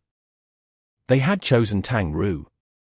She was someone who already held an important position in the team, even being placed as the last defender in the group arena. It was clear how much the team trusted and depended upon her. Against Tang Ru, Radiant had made ample preparations. Thus, from the group arena to the team competition, Tang Ru had been completely within their grasp, burying the 7 points Happy might have gotten. Compared to many other teams, Radiant really wasn't very strong, but they hadn't gotten to the point where they could be bullied so easily. This time, using their home advantage and ample pre-match preparations, they had won a match that many thought hopeless. They were excited and delighted, prepared to discuss their victory at the press conference. Yet, why did they end up ignored like this? Why would this happen? The 3 members of Radiant that attended didn't understand. They weren't that famous, and their team wasn't that powerful, but that didn't mean they should be ignored like this. At the same time, at another, slightly later, press conference, things were heated. The most eye-catching match of the round, Samsara's away game against Tyranny, had just ended. Countless players, moved by the persistence of Tyranny's veterans, were wishing them well, hoping that they would be able to get good results in this season, hoping that they would end their pro careers satisfactorily, hoping that they could strike a fierce blow at the Samsara that had shattered their dreams last season. The result was disappointing. Team Samsara, challenging Tyranny on Tyranny's home turf, ended up winning by a significant margin of 8-2. They had only lost 2 points in the individual competitions and managed to successively overwhelm Tyranny in the group arena and team competition. And to think, this was their away game. Samsara was truly terrifying this season. With 3 rounds over, they had won flawless victories in 2 rounds, and in the 3rd round, against a strong team like Tyranny, they had managed to win with an 8-2. With a total score of 28 after a mere 3 rounds, Samsara was still far in the lead. As for Tyranny, at the end of 3 rounds, they had a total of 19 points, sliding them right back to number 8, the last position for the playoffs. This opening no longer had an iota of the momentum they had displayed last season. Everyone's worries for Tyranny seemed to have become reality. With another season over, how much had the state of Tyranny's veterans slipped? After last season's close call, had these veterans' morale truly been unaffected? It seemed, with the loss they suffered against Samsara on their home turf, that the things that people were unwilling to see were really occurring. Was Tyranny truly no longer capable of recreating its past strength? Many fans had already begun crying in the audience after seeing the result of the home game against Samsara. In the post-match press conference, the air was heavy. Tyranny was comprised mostly of veterans. Many of the reporters offstage had accompanied them for years. Even for those who hadn't, after these weeks of appearing in one another's sight, asking questions, they had managed to grind out some form of acquaintanceship. Tyranny's upset represented the decline of the era they pursued. Each veteran reporter sympathized with this sorrow. At a time like this, it was mostly new reporters that would tactlessly touch upon sensitive questions for Tyranny to answer. In the new season, Tyranny has already fallen behind Samsara's immense lead by 9 points in 3 rounds. When faced with them directly, Samsara managed to claim 8 points in their away game. What will Tyranny do next? Will there be any changes made? A reporter asked. Make changes? What changes? Switch out the old for a newer generation and let that era truly become buried in the past. Tyranny will, indeed, make some adjustments. Onstage, Vice Captain Zhong Xinjie answered this question. Oh? Could you give us some idea of the specifics? The reporter asked. We will probably introduce some rotation in order to make the team operate more efficiently, Zhong Xinjie replied. Rotation? Did that mean that Tyranny was preparing to switch in newer players? Did that mean that the players of that era would be truly leaving the stage? The reporters gazed at the stage. When Zhong Xinjie spoke, Han Wenqing's and Lin Jingyan's expressions were as calm as ever. Then, what is Tyranny's goal this season? Someone asked. Usually, in this sort of adjustment period, the team wouldn't set their goals too high. Tyranny only ever has one goal, to be the champions, Han Wenqing answered. Was this the stubbornness of veterans? The reporters sighed. In the next round, Tyranny will face Happy. Is there anything you want to say? Someone suddenly thought of such a question. Happy Yi Xiao, this was a person from the same era as Tyranny's veterans. Though Happy had another old player, Wei Chen, his pro career was short. Most people saw him to be a substitute or switch, rather than a core member of Team Happy. We hope to give everyone a spectacular match. A very standard answer. Happy's player, Tang Ru, said that she would achieve a 1v3 within the next 5 rounds or else leave the pro circle. As their next opponents, what are your thoughts on this? Tyranny's match had ended late, so the press conference was naturally later as well. The information regarding Happy's press conference had already traveled here, and this sort of interview style was something reporters were good at. Good resolve. If you want to try to accomplish that against Tyranny, then give us all you've got. Han Wenqing said. Will Tyranny make any arrangements against this? A reporter asked. No. Zhong Xinjie answered with one simple word, but the reporters believed him wholeheartedly. Tyranny's strategist was Zhong Xinjie. Why would this strict and careful cleric change the rhythm of the team just because of a bet? I give my early wishes that Tyranny earns a good result next round. After saying that, the reporter ended his questioning. The other reporters soon followed up, most asking about the switching Tyranny would do. After Tyranny and Samsara's match, the 3rd round came to a close. In this round, apart from Happy versus Radiant and Tyranny versus Samsara, 2 other unexpected conclusions cropped up. Team Parade had taken down Team Royal Style, who seemed a little stronger than them, by the 7th of March in an away game. Team 100 Blossoms, on the other hand, was defeated on their home turf by 301 degrees with a 3-7. Apart from that, the strong teams all won as expected, with scores above 7-3. After 3 rounds, the situations of the various teams were much clearer than they'd been after 2 rounds. Chapter 1172. Happy's Problem of Coordination. The third round of Season 10 finished. Samsara stood at the top of the point rankings with 28 points. Blue Rain and Tiny Herb were second and third respectively with 27 points. Wind Howl was fourth with 26 points. From the point rankings, these 4 teams made up the first tier. After them was the 5th place team Misty Rain with 22 points. Thunderclap was 6th with 21 points, their start was looking quite good. In 7th was Void. After a mediocre first and second round, they finally pulled off a dominating performance in the third round, winning against Seaside with a perfect 10 points, placing them at 7th. At 8th place was Tyranny with 19 points. Compared to last season, Tyranny had taken the largest step back. Outside of the currently qualified playoff teams, the points dropped. Team 301 was at 9th with 14 points, Royal Style at 10th with 13 points. Parade, Happy, and 100 Blossoms were 11th, 12th, and 13th respectively with 12 points each. Speaking of which, the ranking for these 3 teams was quite complicated. Usually, if 2 or more teams had the same number of points, the teams were temporarily arranged in alphabetical order, by Pinyin. If 2 teams had records against each other that season, they would be ranked according to who had the better record. For these 3 teams, 100 Blossoms, Baihua, was first alphabetically. However, Happy had won a match against 100 Blossoms, so Happy should be ahead of them. But in terms of alphabetical order, Happy, Xingxin, should be behind Parade, Hawu. It was impossible to reach a consensus just from these 3 conditions. In the end, 100 Blossoms' alphabetical advantage was removed and they became the bottom of those 3 teams. Of course, it was just the start of the season, so it didn't matter too much. But at the end of the season, when accurate rankings mattered, this type of impossibly muddled situation would usually be decided by an additional match. Using something like alphabetical order shouldn't decide a team's final ranking. After 100 Blossoms were the lower-tier teams, who were all grouped up together. In last place in the relegation zone was Seaside, who had eaten 2 zeros in 2 consecutive matches, and currently had a heroic 2 points.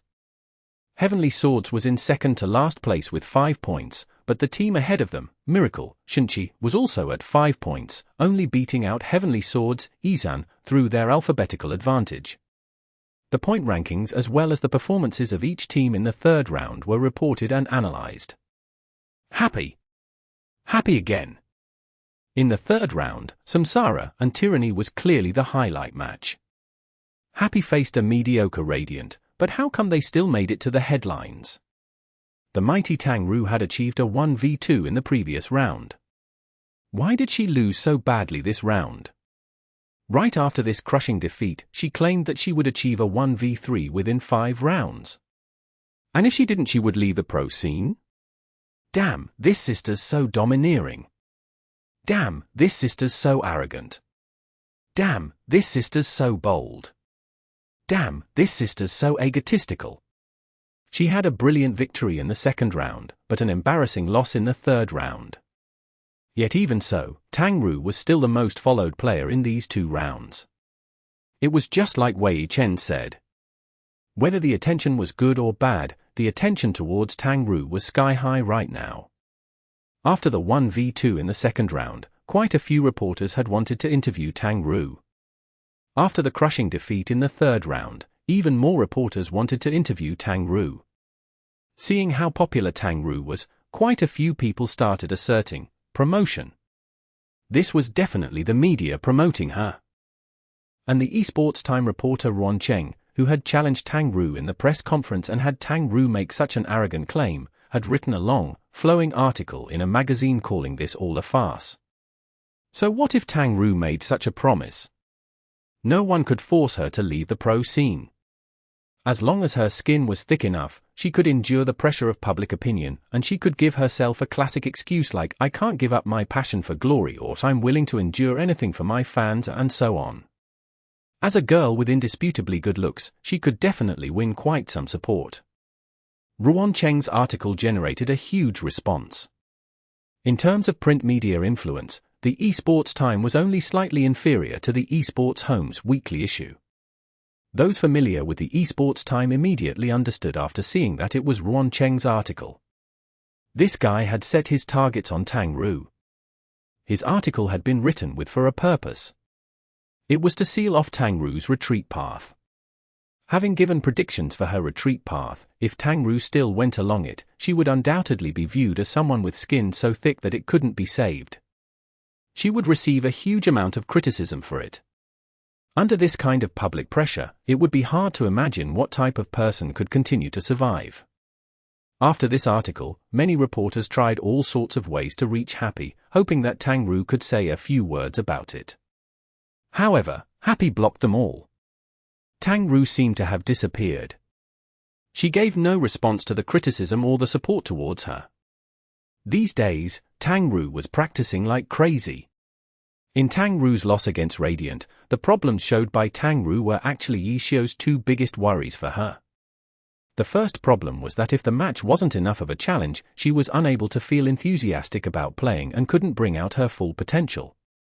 This sort of mental problem couldn't be described with numbers. It was an issue born from Tang Ru's personality. In the game, she could still win those non-challenging battles because of the huge disparity in skill between the two sides. But in the pro scene, that huge disparity didn't exist. Facing Radiant's half-health player, Tang Ru still had to concentrate. However, the situation was very different from when she faced Yufeng and Zhu Xiaoping. In addition, Radiant studied Tang Ru's battle against Xiao Shiqin in the Challenger League and developed a strategy specifically to target her. In the end, the half-health Radiant player beat the full-health Tang Ru. In the team competition, because Tang Ru felt guilty and ashamed for losing in the group arena, she really wanted to win. This sort of mentality ignited her fighting spirit, thus leading to Yishio's second worry: if her fighting spirit burns too hot, she is unable to exercise restraint.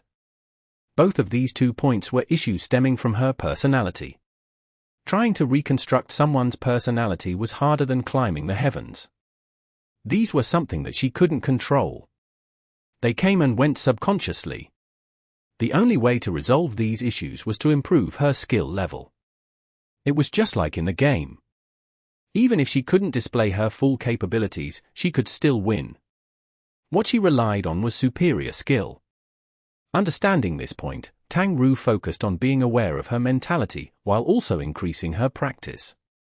Morning, afternoon, night. Apart from eating, sleeping, and the appropriate amount of exercise, Tang Ru practiced crazily day and night. Is this okay? Chenghua was a bit worried and asked Yishio.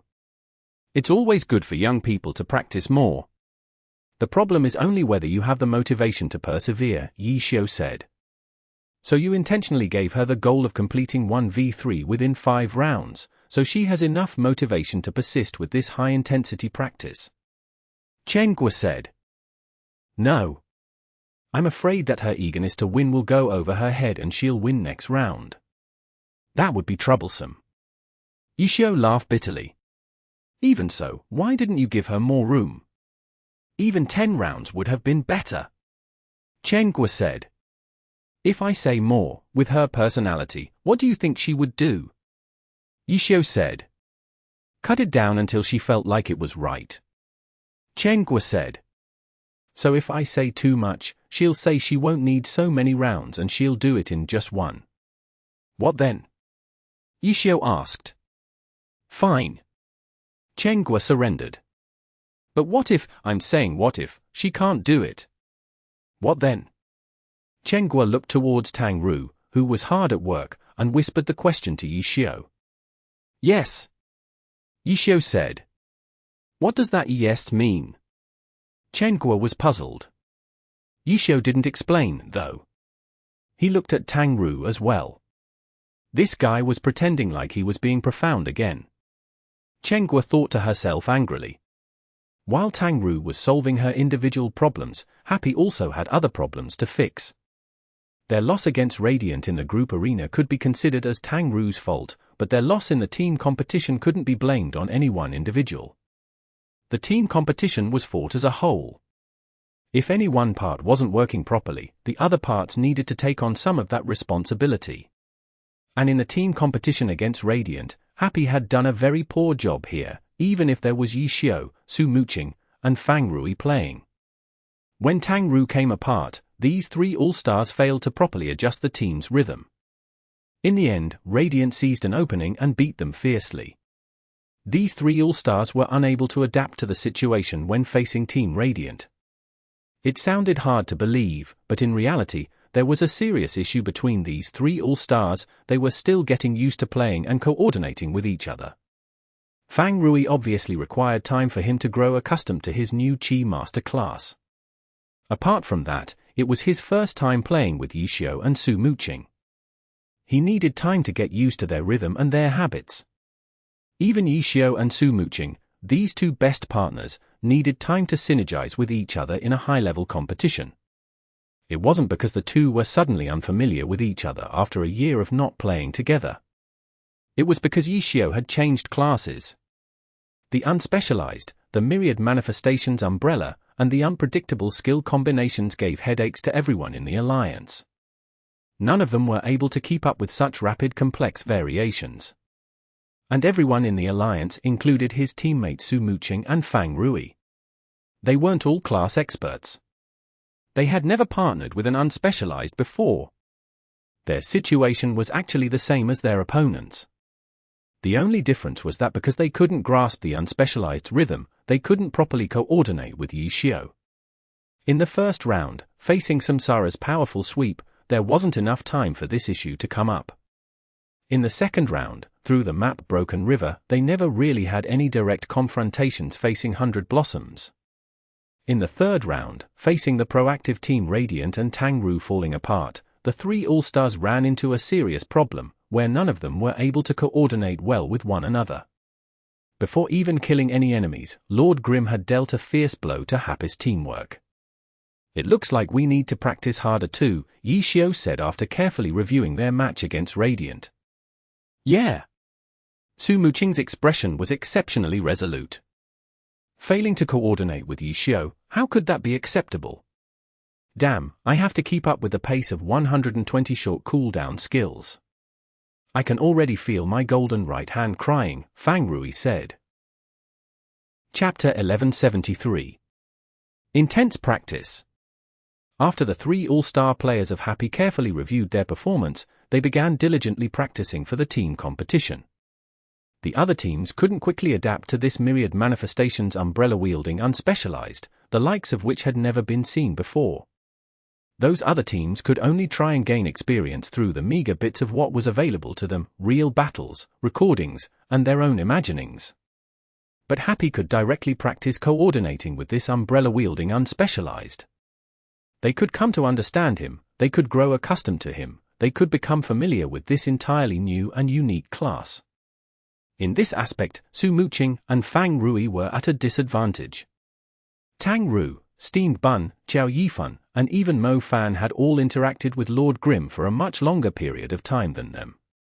This was especially true for Tang Ru and Steamed Bun. No one else knew this kind of unspecialized, but for these two, this was just another class, always fighting right alongside them as they learned this game. They were the fastest to integrate with this unspecialized, and for now, they were the team players that could coordinate with Yixiao the best. Qiao Yifan grew up in the normal system, and by the time he arrived at Happy, he already had a very solid foundational and technical strength. Like it was for Tang Ru and Steamed Bun, the unspecialized was an entirely new thing for him to learn and adapt to, but unlike them, he first had to unlearn some of his established preconceptions about glory. So, although he had also fought for a long time alongside Lord Grim, his understanding was a little bit weaker than that of Tang Ru or Steamed Bun. Then there was Luo Ji Ananweni. Luo Ji was also a blank sheet of paper that could adapt to Lord Grim, but the problem was that his skill level lagged behind, and he had no way of truly fighting side by side with Lord Grim. And when he joined a little later, and he suffered from the same problem as Qiao Yifan. He had to unlearn some things in order to adapt to this entirely new class. Furthermore, his technical skill was also lacking. And then there was Mo Fan. Just getting this solitary hero to coordinate with the team was already an endeavor and a half, never mind adjustment to Lord Grimm in particular. The road was slow and long. And all of these people were still better than Su Muqing and Fang Rui, who had only officially arrived at Happy this season. However, the skill, experience, and awareness of these two players was clear for all to see. After they began emphasizing this aspect of their training, their grasp of the unspecialized improved in leaps and bounds. Tang Ru was training fiercely, the three all-stars were training fiercely. The others had no reason to relax, and the entirety of Happy immersed themselves in fierce training. But Luo Ji, who wasn't with the rest of them and who still had to worry about his studies, couldn't keep up with Happy's current pace of training. Because of this, he was filled with anxiety. In comparison, Wenny, the other college student here, was much more decisive. This person directly chose to take a leave of absence from school and devoted himself to professional gaming. How did you convince your parents?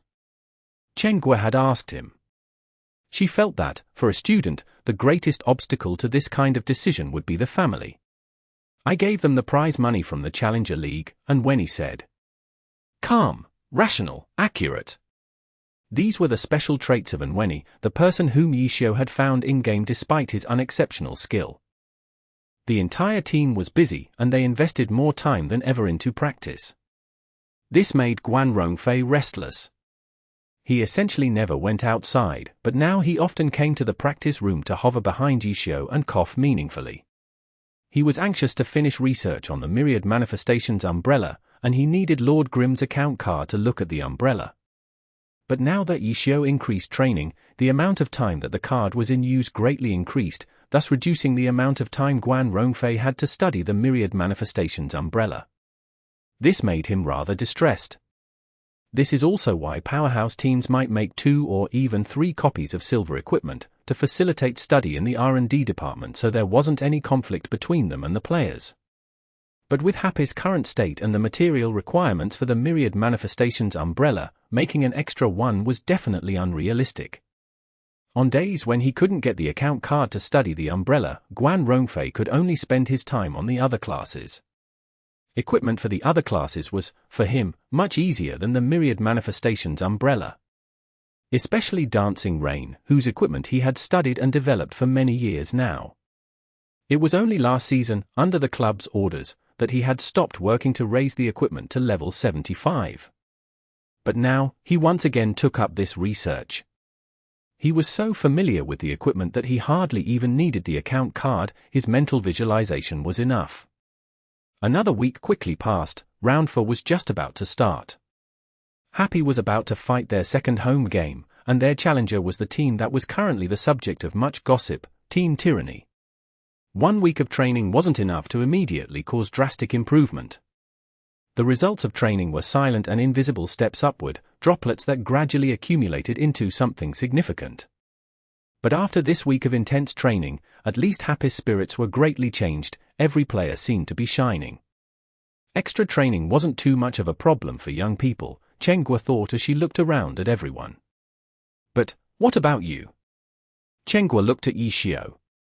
You're certainly no young person. But to let everyone come together faster, you joined in on the extra training. What kind of impact would such intense training have on a player of his age? Wei Chen, for one, hadn't kept up with this training pace. This let Chen Guo know that older players couldn't push themselves this fiercely. Chen Guo was very afraid. She didn't even dare ask, because she knew that there was no point in asking. Even if this wasn't healthy, Yishio had no choice but to do this. Only he could wield the unspecialized. This wasn't a class for which they could find a sparring partner. Aside from well wishes, Chen Guo could do nothing at all. September 26th. One day before the 4th round of the Glory Alliance Season 10. Happy, unlike other teams, was still intensely practicing. Other teams, on the day before competition, would generally go through lighter practice.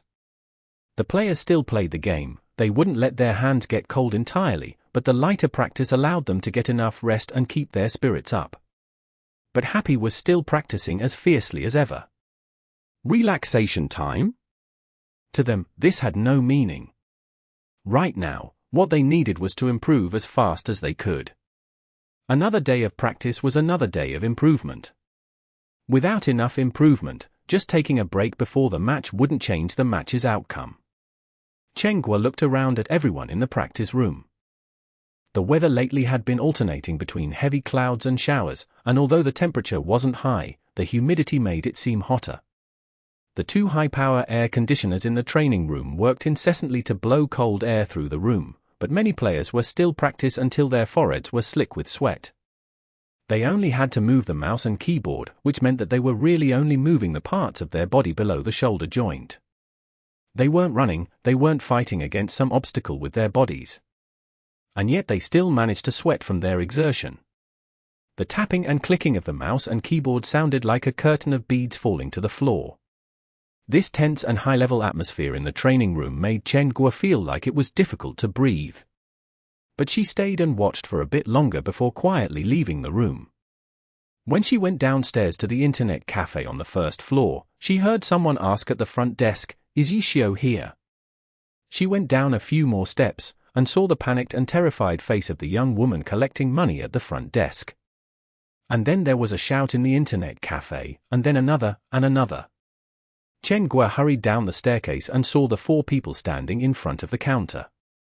And countless guests in the internet cafe had already left their computers and flocked over. Han Wenqing, Zhong Xinjie, Zhong Jiala, Lin Jingyan.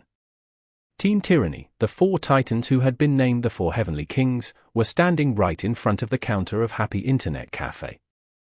The internet cafe guests who recognized them instantly went wild. This sort of thing absolutely never would have happened 2 years ago.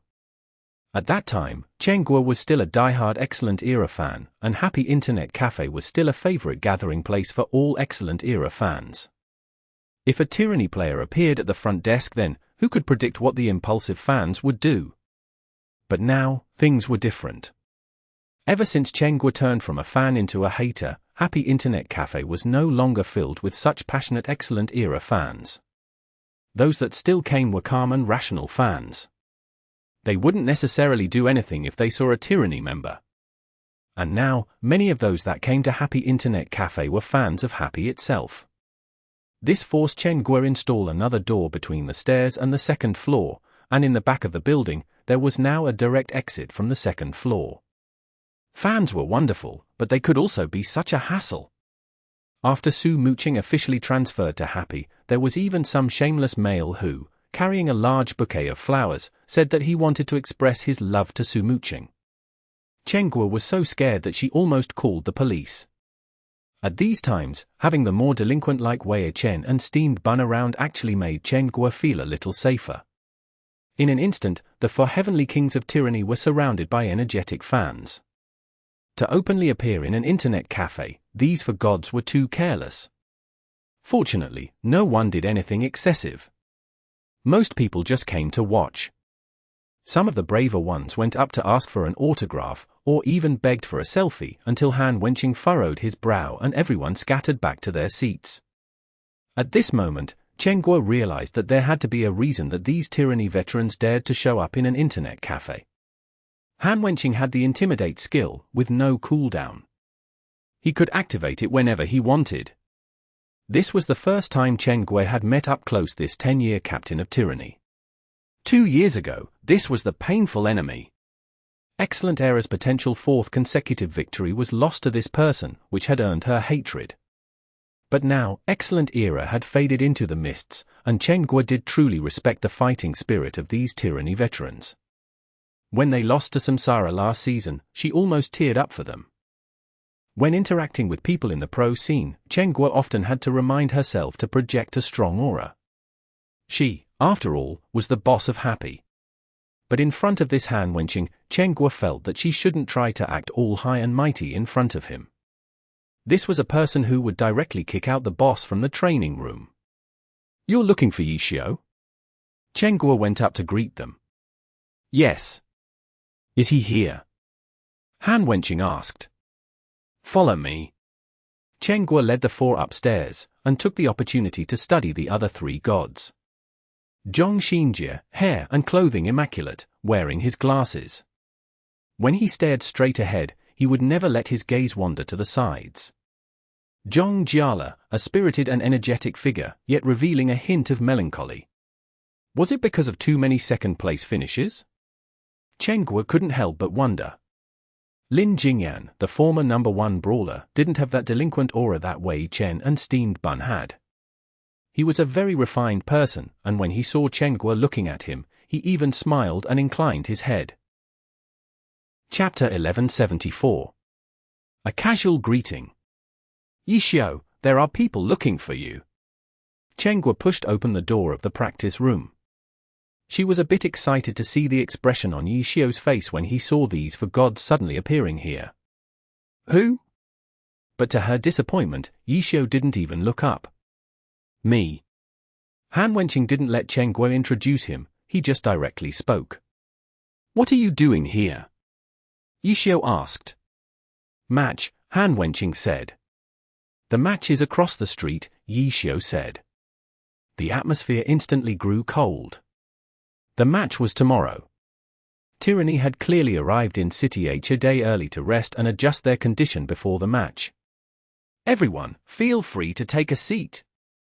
Chen Guo had to try and diffuse the tension, inviting the four to sit on the sofas near the wall of the practice room. Practicing hard. But Lin Jingyan didn't sit down, instead coming over to watch Happy practice. Do you have any dignity? Trying to sneak a peek at our practice? Yixiao finally lifted his head, giving Lin Jingyan a disdainful look. Is this sneaking? Lin Jingyan ignored him and stubbornly continued to look. Right at that moment, Fang Rui happened to mess up.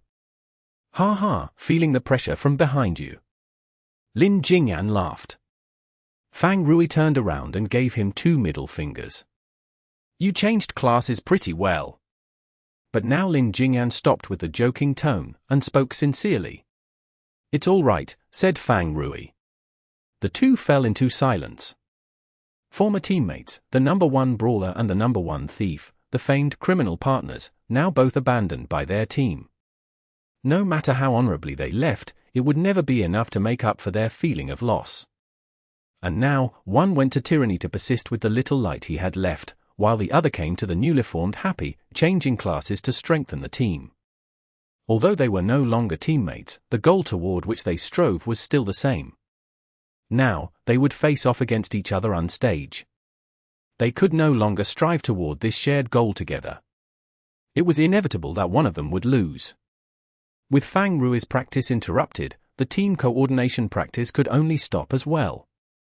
Yixiao stood up and looked at the four of them. Did you need something? Nah, we're staying nearby. We figured we'd come walk over and take a look. As Zhong Jiala said walk, he himself was walking around in a circle around Happy's lineup of computers, finally stopping next to Yixiao. He looked at Yixiao's character Lord Grim, who was still on screen. Lord Grim, the character that had caused so many headaches for the gods, big and small, of the pro circle. Hey, let me try your little toy here, Zhong Jiala said, trying to squeeze into Yixiao's seat. Don't you have any dignity? You also want to peek at our equipment stats. Yixiao, of course, didn't give him any room. Ha ha, what secrets do you still have to hide? The stats have long been figured out already, Zhong Jiala said.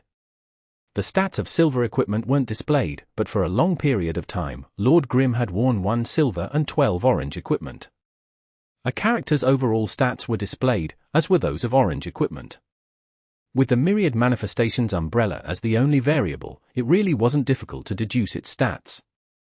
That was before, now we've leveled up, do you need us to tell you that too? Yixiao said. Really? 75? How sharp? Let me look. Zhong Jiala was still trying to force his way in. If talking about rules, his doing this was extremely inappropriate. Silver equipment were the secrets of all of the teams, no one would ever try to insist on seeing them. Zhong Jiala was taking advantage the fact that he was familiar with them, plus Happy with its grassroots origin didn't have a very serious atmosphere, so he could struggle like this. Go away, go play over there. Zhong Jiala was pushed away once and for all, and he could only bitterly give up. Watching him, Yi Xiu was all sorts of speechless. Don't tell me you're really here to spy on us. For those sort of methods, we'll have to call the police. Call the police? How embarrassing is that? Steen Bun jumped up. He grabbed a bag of drinks from under the table and swung it around in circles, instantly creating a fierce meteor hammer. Guys, can you stop? Chen Gui yelled, exasperated and feeling the beginnings of a headache. Normally, these gods were all glittering and glamorous, and she couldn't help but worship them sometimes. But now that she thought about it, not a single one of them was older than herself. With Chen Gui's scolding, the practice room quieted down. So what did you come here for? Yi Xiu asked. It's been a while. We thought we'd come see you, Zhong Xinjie answered. When Chen Gui had gestured toward the sofa, in the end Zhong Xinjie was the only one to neatly sit down, and now he politely gave a response. This made Chen Gui feel that he was the only good person here. How about it? It's not bad here, right? Anyone want to come over? Our boss is right here. If you make a good plea, then maybe in the winter transfers you can hop on this championship bus, Yi Xiu said. You're really aiming for another championship victory, said Zhong Jiala. Who isn't? Yi Xiu said, before adding, oh, you're not. You'd have to get rid of that another. You bastard! Zhong Jiala cursed. Just in this room, there were many people who had never won a championship, Su Muqing, Fang Rui, Lin Jingyan, none of them had. But Yi Xiu specifically attacked him, to mock his for second-place finishes, of course. It was said that you shouldn't expose or attack someone's shortcomings, but because everyone here was friendly with each other, sometimes shortcomings were attacked like this. It was just like how Zhong Jiala insisted on looking at the equipment, which would be unacceptable in other contexts with different people. But the problem was, not only did he fail to see the equipment, he was still ridiculed by Yi Xiu. Zhong Jiala was rather depressed. If you're not here for anything serious, then hurry up and leave, stop disrupting our practice. Yi Xiu started waving his hands to get them to leave. You're still practicing even now. Zhong Xinjie furrowed his brow. To someone like him, who always maintained the strictest of practice schedules, practice the day before a competition was unthinkable. What do you understand? This was what Yi Xiu said to this glory master tactician, a man that really understood quite a lot of things. Zhong Xinjie didn't retort. He stood up and said, it looks like your team still has areas that need urgent improvement. Chen Gui gulped. Just from this one little clue, he was already able to make such a guess. This only good person was in reality quite terrifying. Not used to playing with unspecialized. Zhong Xinjie looked at Su Muqing and Fang Rui. Since you've guessed it, what else is there to say? Yi Xiu said, helpless. I hope that we'll have an exciting match, Zhong Xinjie said. We will, Yi Xiu said. See you on stage tomorrow. Han Wenqing left this final statement, and the For Tyranny players departed. I'm feeling dizzy. They seriously just pass by to come say hi? Don't they have anything better to do? Seeing the four leave, Yi Xiu sighed. They completely guessed our current condition. Chen Gui thought about Zhong Xinjie's careful expression, and she shivered at how accurate his judgment was. It's not hard to guess, Yi Xiu said. So now what? Chen Gui asked. We honestly don't have much hope of winning the team competition. We'll focus on getting the individual battles. As Yi Xiu spoke, he glanced at the time. It's about time, let's take a look together at our opponents for tomorrow. Are we chasing them back here? Steen Bun asked. Who? Yi Xiu didn't understand. Aren't they our opponents tomorrow? Yi Xiu was speechless. Steen Bun was being himself again. After that, the entire team went to the strategy room. Tyranny's match recordings, especially those of the previous 3 rounds, had already been dug up and prepared. Every day, after doing the intense practice with the rest of the team, Yi Xiu still had to make time to organize all of these materials. Chen Gui deeply felt that they couldn't continue like this. Wei Chen could help to some extent, but he couldn't free Yi Xiu completely. Guo could only be grateful that at least now they had Guan Rongfei and Wu Chen. Otherwise, if Yishio had to manage things on those two ends as well, they would have to cut him into pieces. Managing a pro team really wasn't easy.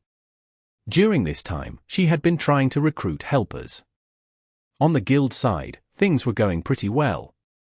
A number of people had been drawn in, giving semi-professional help to run the guild. Even though these people weren't here, but work done in an online game didn't require everyone to be in the same place. As long as there was internet, things could be accomplished. On the R&D side, Guo also wanted to find more help. Her number one targets were the R&D workers of Excellent Era after the team dissolved. From Guan Rongfei, she had managed to obtain the contact information of 3 of his former colleagues. But when she reached out, she found that these 3 were still together, and were still at Excellent Era, New Excellent Era. New Excellent Era had applied to participate in this year's Challenger League. When Guo checked, they were advancing quite smoothly. Their current roster had Qiu Fei as the core player, and then some former Excellent Era trainees. This season's Challenger League didn't have any monster like last season's Excellent Era, everything was back to normal. Guo casually looked over, and also discovered Team Jade Dynasty, one of the teams they had fought last season. After the entire team had been fired, it seemed like they'd gathered another group of people from who knows where to give it another shot. At the time, Guo had invited Lin Yi and the others that Jade Dynasty's boss had directly fired. They had expressed that they would consider her offer, and then there was no more news from them. Guo contacted them twice more, but they were still wavering. Not until the new season began did Lin Yi call her. He and 2 of the players from Jade Dynasty ultimately decided to join Happy, working for the guild in-game. For them to reach this decision now, Guo was quite able to understand Lin Yi's state of mind. In the end, he still wanted to be a pro player, and this entire summer, he was likely working very hard to try and find such an opportunity. But by the time the new season began, he had been unable to find a team, and so his dream of being a pro player was put to an end. So, he contacted Happy, and became one of their guild workers. Relative to ordinary players, Lin Yi's skill at Glory was quite high. For him to be a team captain, he was exceptional in some areas. After he joined, he quickly became Wu Chen's most effective helper. With the hard work of these people, Guild Happy's current development was very stable. On the high-end battlefields, because Yishio and the others were no longer helping, the guild lost its overwhelming advantage. But in all of the various ordinary servers, Guild Happy was up and running smoothly. Happy finally had its own stores of basic materials filling its vaults. What had happened back in the day in the 10th server, with Yishio selling his labor to obtain dungeon materials, would never have to happen again. Chapter 1175. Tyranny Fanclub. September 27th, Glory Pro Alliance Season 10 Round 4 began, with Happy playing their home game against Tyranny. The influence of a powerhouse team was incomparable. Although Happy now had a certain amount of popularity themselves, the crowd they could attract wasn't enough to fill the entirety of Shouldnt Stadium. Compared to Excellent Era's glory days, when they'd sell out seats and even one ticket was hard to come by, Happy was still lacking. But this time Tyranny had come, which drew many spectators. Plus, Tyranny itself had its fans organized everywhere. Many of Shouldnt Stadium's seats were filled up. For a weak team, this was an annoyance of something fortunate. When a powerhouse came, they could generate a lot of ticket revenue. But at the same time, when a powerhouse came, that meant defeat was likely. For Happy, this was only their second home game, they didn't have any expectations regarding ticket sales. Even with so many spectators, Guo wasn't particularly excited. Her focus was all on the upcoming match. There were many highlights to watch for in this match. There was the confrontation between longtime rivals Yishio and Han Wenqing, there was the former duo Fang Rui and Lin Jingyan, there was Tang Ru's promise of a 1v3 within 5 rounds. Unfortunately, although there were so many highlights, this match wasn't the most beautiful in this round. At the same time, City SS Samsara was playing their home game against Blue Rain. A showdown between powerhouses, the television broadcast stations wouldn't miss any of it. For those who wanted to watch the live stream of Happy against Tyranny, they would have to stream it online. Shouldnt Stadium, the away team Tyranny came on stage first. During an official match, the team members all wore their team uniforms. Tyranny, as a powerhouse team, had unusual influence. Throughout the country, their fans had formed their own fan clubs. Whenever Tyranny had a match, the die-hard fans that traveled with the team to watch all their matches would contact the fans in whatever city they traveled to, and they would all come to the match together to cheer Tyranny on. Right now, on the west side of the stadium were gathered many Tyranny fans all wearing Tyranny's uniform, and when their team came on stage, they began wildly cheering and yelling, waving various banners and slogans. Compared to 100 Blossoms who had come in the second round, their spirit was much stronger. Although Happy now had quite a few fans, they didn't have these sort of organized fan clubs. Everyone came to cheer the team individually. In the face of the other team's powerful momentum with their organization, Happy's fans suddenly seemed very fragmented. Happy's home field was about to be conquered by Tyranny. Tyranny's players waved to acknowledge the support of their fans, igniting more waves of excitement from them. It wasn't until the home team came out that Happy's fans started cheering, temporarily suppressing Tyranny's spirit. But it was only temporary. The unorganized and scattered cheers were no long-term match for the Tyranny fan clubs, and Happy's fans had to admit defeat first. It seemed they needed to create their own team fan club. Seeing all of this, Chenghua thought back to when she was still an Excellent Era fan and her experiences with Excellent Era's fan club. These fan clubs, although initially formed from spontaneous friendships, after obtaining a certain amount of unity and influence, the official club would give them a certain amount of support. Happy could also follow this pattern, but for now, since Happy had only just started, they didn't have any powerful clubs. During the Challenger League, Chen Chi and the other guild brothers had grouped together quite fiercely, but now unfortunately they weren't in City H. Building a home team fan club would progress more smoothly starting from the fans in the city. The noise of the fans reached a peak when the players of the two teams greeted each other. At this time, the fans would become the powerful backing of their respective teams, giving them momentum from behind. The Tyranny fans, with experience and training, was able to give their team an aggressively powerful momentum at this time. After the teams shook hands and exchanged greetings, they returned to their player areas. The match was about to begin, and the players for the first battle of the individual round were announced. Team Tyranny. Player, Lin Jingyan. Character, Dark Thunder, Brawler. Team Happy. Player, Su Muqing. Character, Dancing Rain, Launcher. A face-off between top-level players at the very start. The crowd went wild. The two players stood from their respective areas, and after a casual greeting, they headed toward the stage. The experienced players entered the match, and the first battle swiftly began. A one-on-one map, a village at dusk. It seemed less like a battlefield and more like a scenic view at twilight, slowly revealed by the holographic projection. This was a map with which Su Muqing was very familiar.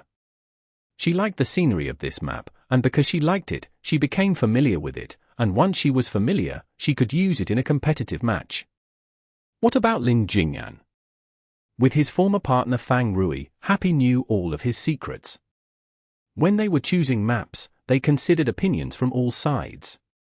Following Fang Rui's reports, all of the maps they had chosen for today's match were ones that Lin Jingyan hadn't studied. Of course, on the other hand, any maps that Lin Jingyan hadn't studied, Fang Rui wouldn't have any deep understanding, either. He had grown up under the same training as Lin Jingyan, the only change being that 1 year when Lin Jingyan had left first. That year, Wind Howl had made some adjustments to welcome the new core Tang Hao, so they had practiced a few new maps. However, these maps were to welcome Tang Hao, who had grown up in 100 Blossoms. I think that even if they don't fit Tyranny, Zhong Jiala would probably be familiar with them anyway. This was Fang Rui's analysis. It was evident that the effects of a player transfer were complex and far-reaching. Those who thought that glory was just about hitting and killing had a far too shallow understanding of this game. So, for the first battle of the individual round, the player Su Muqing selected a map she liked, Rainfall Village. When talking about how big a 1v1 map could be, they would talk about this village. It was really an entire corner of a village. The two characters loaded on the map and the battle began. After circling around a small hut in front of the spawn point, Sumuching already saw Dark Thunder ducking around and borrowing the scenery as cover, looking like he wanted to do some strategic maneuvering. But at this point Lin Jingyan clearly saw Dancing Rain over here, so Dark Thunder stopped ducking around and boldly walked forward. "This map really doesn't have good cover," Lin Jingyan said in the chat. Sumuching replied with a smiley face. Of course that was the case. A long-ranged attacker needed the target to exist in their line of sight. It wasn't good for a launcher if there was a lot of cover. Sumuching chose a map she liked, but of course she would first consider how advantageous the map was to her in a battle. "Here's not bad." Lin Jingyan suddenly sent this message. Dark Thunder, in the afterglow of the setting sun, circled behind a tile-roofed house. Sumuching smiled. Dancing Rain continued to move, and then she lifted her cannon. Power accumulated at the opening, a charged quantum bomb. Dark Thunder, behind the house, was currently looking around. Lin Jingyan was truly rather unfamiliar with this map, and he was currently investigating to see if he could find something he could use to his advantage. He was trying to develop a strategy. He wasn't in a hurry to directly fight Sumuching. As an old veteran, it wasn't suitable if he always wanted to fight head-on to determine victory. A veteran should use the experience and tactics he had accumulated through the years. Leave the direct confrontations and the hand-speed competitions to the youngsters. As Lin Jingyan studied, he suddenly heard a "biu" sound, short and sharp. Quantum bomb! The sounds of the launcher's skills were quite loud, and they all sounded different. Just from the sound, you could distinguish the skill. Not only could Lin Jingyan hear that this was a quantum bomb, he could also tell that this shot was charged. The power of a charged quantum bomb simply couldn't be compared to a direct instant shot. Lin Jingyan hadn't even figured out where Dancing Rain had appeared, and he had no idea which way he should dodge. But ducking and rolling would at least reduce the area of his body that was exposed, and it was certainly better than just standing around and waiting to be attacked. But Dark Thunder had barely started to roll before the powerful shockwave hit. The wall of that tile-roofed house was blasted into pieces, bricks flying everywhere, a few hitting Dark Thunder. The power of the quantum bomb could directly break through walls, and the rolling Dark Thunder was sent tumbling. Damn, that's dizzying. Lin Jingyan controlled Dark Thunder to stand up, and saw that the quantum bomb had directly blown a hole in that wall. Through this hole, he could see the large open doors on the other side of this building. Dancing Rain? Lin Jingyan had no time to see those shadows clearly, for a beam of light shined at that door, as though to swallow it, but in the end it only passed through the doors, and then the hole, directly toward Dark Thunder. Laser rifle! Across the house, Sumuching's attacks were still continuous. Lin Jingyan, who had just been knocked down by that quantum bomb, was clearly a bit slow to react to this. He was unable to dodge this laser rifle either, and was hit square on, directly pushed back into a pile of hay behind him. The hay scattered around him, swirling in the wind like snowflakes. Dark Thunder waved his claw and burrowed out of the pile, only to see that Dancing Rain had already gotten a lot closer. She lifted her hand and a brilliant lighter flew toward him in an arc. Is this still scientific? The throw was this far and this strong, yet the flames of that lighter were as stable as ever. Lin Jingyan cursed silently, but he also knew, the lighter wasn't the point here, the fearsome thing was the subsequent heat-seeking missile. Once he accurately studied the path of that lighter, Dark Thunder retreated back, quickly returning to that haystack.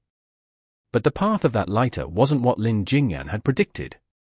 It seemed to fly a bit farther. It was affected by the wind speed?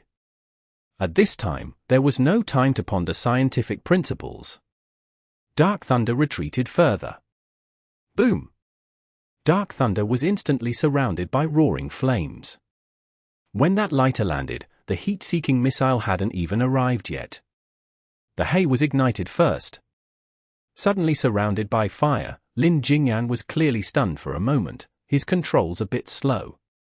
Dark Thunder was just a few beats slow in escaping from the field of fire, and he was hit by the heat-seeking missile. The mushroom cloud rose into the sky, and the thick smoke again enveloped Dark Thunder. Chapter 1176. Starting to falter. They'd only been attacking for a short while now, only 3 attacks had been used, but the beautiful rural scenery had already gained a broken wall with a gaping hole, and an inferno of flames, and a rising mushroom cloud. The sunset, the quiet evening beauty, was gone in an instant. The sight of Lin Jingyan's dark thunder pathetically crawling out of the thick smoke only added more tragedy to the setting.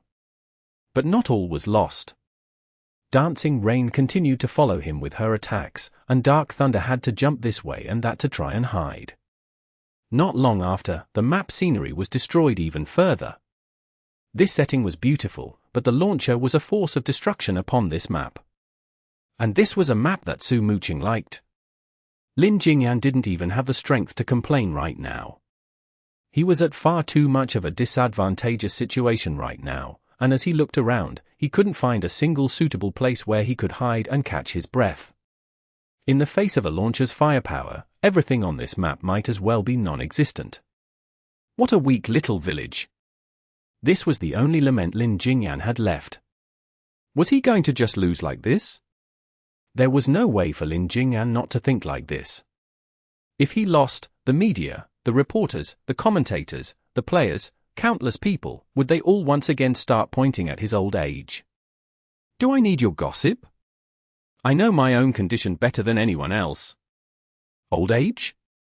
Yeah, right. I'm not even 30 yet, okay? Lin Jingyan had a very gentle and warm personality. In the face of all sorts of provocative questions, he generally wouldn't have any sort of aggressive response. But no response didn't mean that he didn't have any opinions. Lin Jingyan felt that he was still fine, that he could still fight.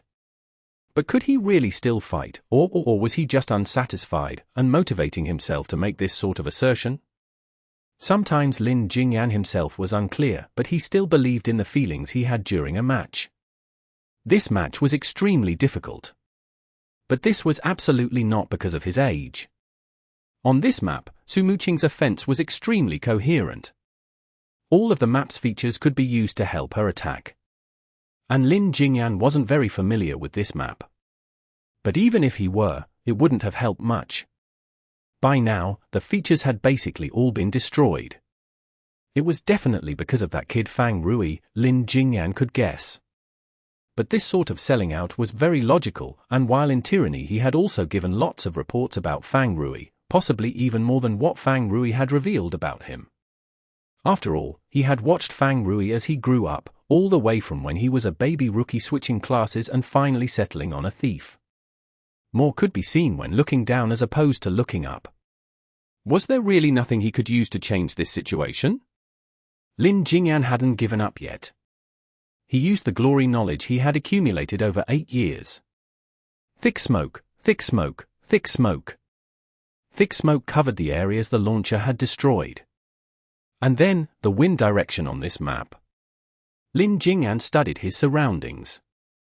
Behind him, the launcher's cannon shots were loud as Su Muqing chased him closely. Lin Jingyan had Dark Thunder duck through a cloud of smoke. It was much like the effect of a smoke bullet. Once Dark Thunder entered, he couldn't be seen. Su Muqing immediately adjusted Dancing Rain's position. Over here, a line at 2 o'clock. Lin Jingyan calculated, and continued to move Dark Thunder. Still nothing? Su Muqing had Dancing Rain increase the angle, but Dark Thunder was still nowhere to be seen. Next, I can walk over here. This wall was half exploded, a bit low. If I duck down, no, I'll be exposed. Too bad I don't have the gunner's slide kick. Alright, I'll have to be a bit wasteful. In a place where there was no target at all, Dark Thunder suddenly used a tyrannical chain punch. This skill was used to press an opponent onto the ground and flatten them. Naturally, there was a forward charge movement to throw the person. With this throwing animation, Dark Thunder passed over the wall as though he were crawling. Then over here. Lin Jingyan continued his careful calculations. Su Muqing was surprised to realize she'd lost Dark Thunder's position. He just vanished right from under her eyes? Su Muqing didn't know where he was, so she could only look around randomly. The audience had the greatest clue. the omniscient view of the battle showed them that Dark Thunder was currently circling around to the back. But the path he chose to get there, how come Su Muqing couldn't discover him? Even though the screen displayed Su Muqing's camera view, you needed to be able to visualize on your own to understand what was going on here. Under his patient persistence, Lin Jingyan finally succeeded in circling around. The audience let out some gasps. Even the home fans were feeling a little moved. And the Tyranny fans were shouting and cheering like crazy, as though they had just won a grand prize. But even if he had successfully circled around, Lin Jingyan still had a ways to go. Even if he managed a beautiful sneak attack, that didn't necessarily mean he could close the gap between himself and Su Muqing for good. He had spent too long being attacked in the beginning. Lin Jingyan understood this clearly. This opportunity now had been difficult to come by, so he treasured it. Carefully and silently, he moved Dark Thunder forward. Powerful knee attack. Lin Jingyan finally launched his offensive.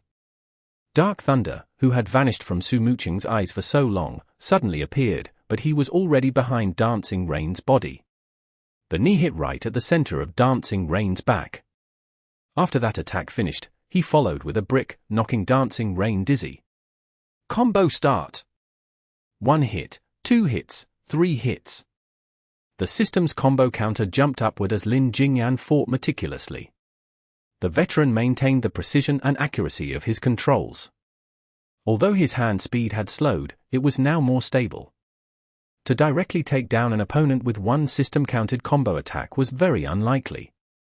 A pro player might be able to do it when fighting an ordinary player, but in an equal fight, there was no way to play so gorgeously. So, false combos were created. When chaining attacks together, the usefulness of false combos couldn't be disregarded. Lin Jingyan's ability to execute false combos was also quite significant. The true combo had already been interrupted twice, but with a precise false combo attack linked on, he was able to continue attacking. Slap, uppercut, sand toss, tiger flips the mountain, then toss a Molotov cocktail. Lin Jingyan continuously adjusted his attack method. But in the gap between the sand toss and the tiger flips the mountain, Dancing Rain suddenly fired a shot. The powerful recoil changed Dancing Rain's position in the air. But the tiger flips the mountain also came very quickly, and the swinging arm headed toward Dancing Rain in midair. A grenade flew from Dancing Rain's hand. Lin Jingyan ignored it. He wouldn't give up his currently ongoing offensive just to dodge this attack. Tiger flips the mountain must stop her. Lin Jingyan grit his teeth. With a swipe of his mouse, Dark Thunder's hands advanced swiftly. Boom! The light of the grenade swallowed Dark Thunder whole. He missed? In the end, the tiger flips the mountain hit nothing but air. The grenade hit Dark Thunder, and Dancing Rain's next attack landed as well, beginning the counterattack. Lin Jingyan felt a twinge of sadness in his heart. He hadn't been able to stop it? If this was before... Yes, to be suppressed by Su Muqing at the start of the match wasn't because of his age. But this time, he failed with this tiger flips the mountain, precisely because his reaction time and his speed were falling.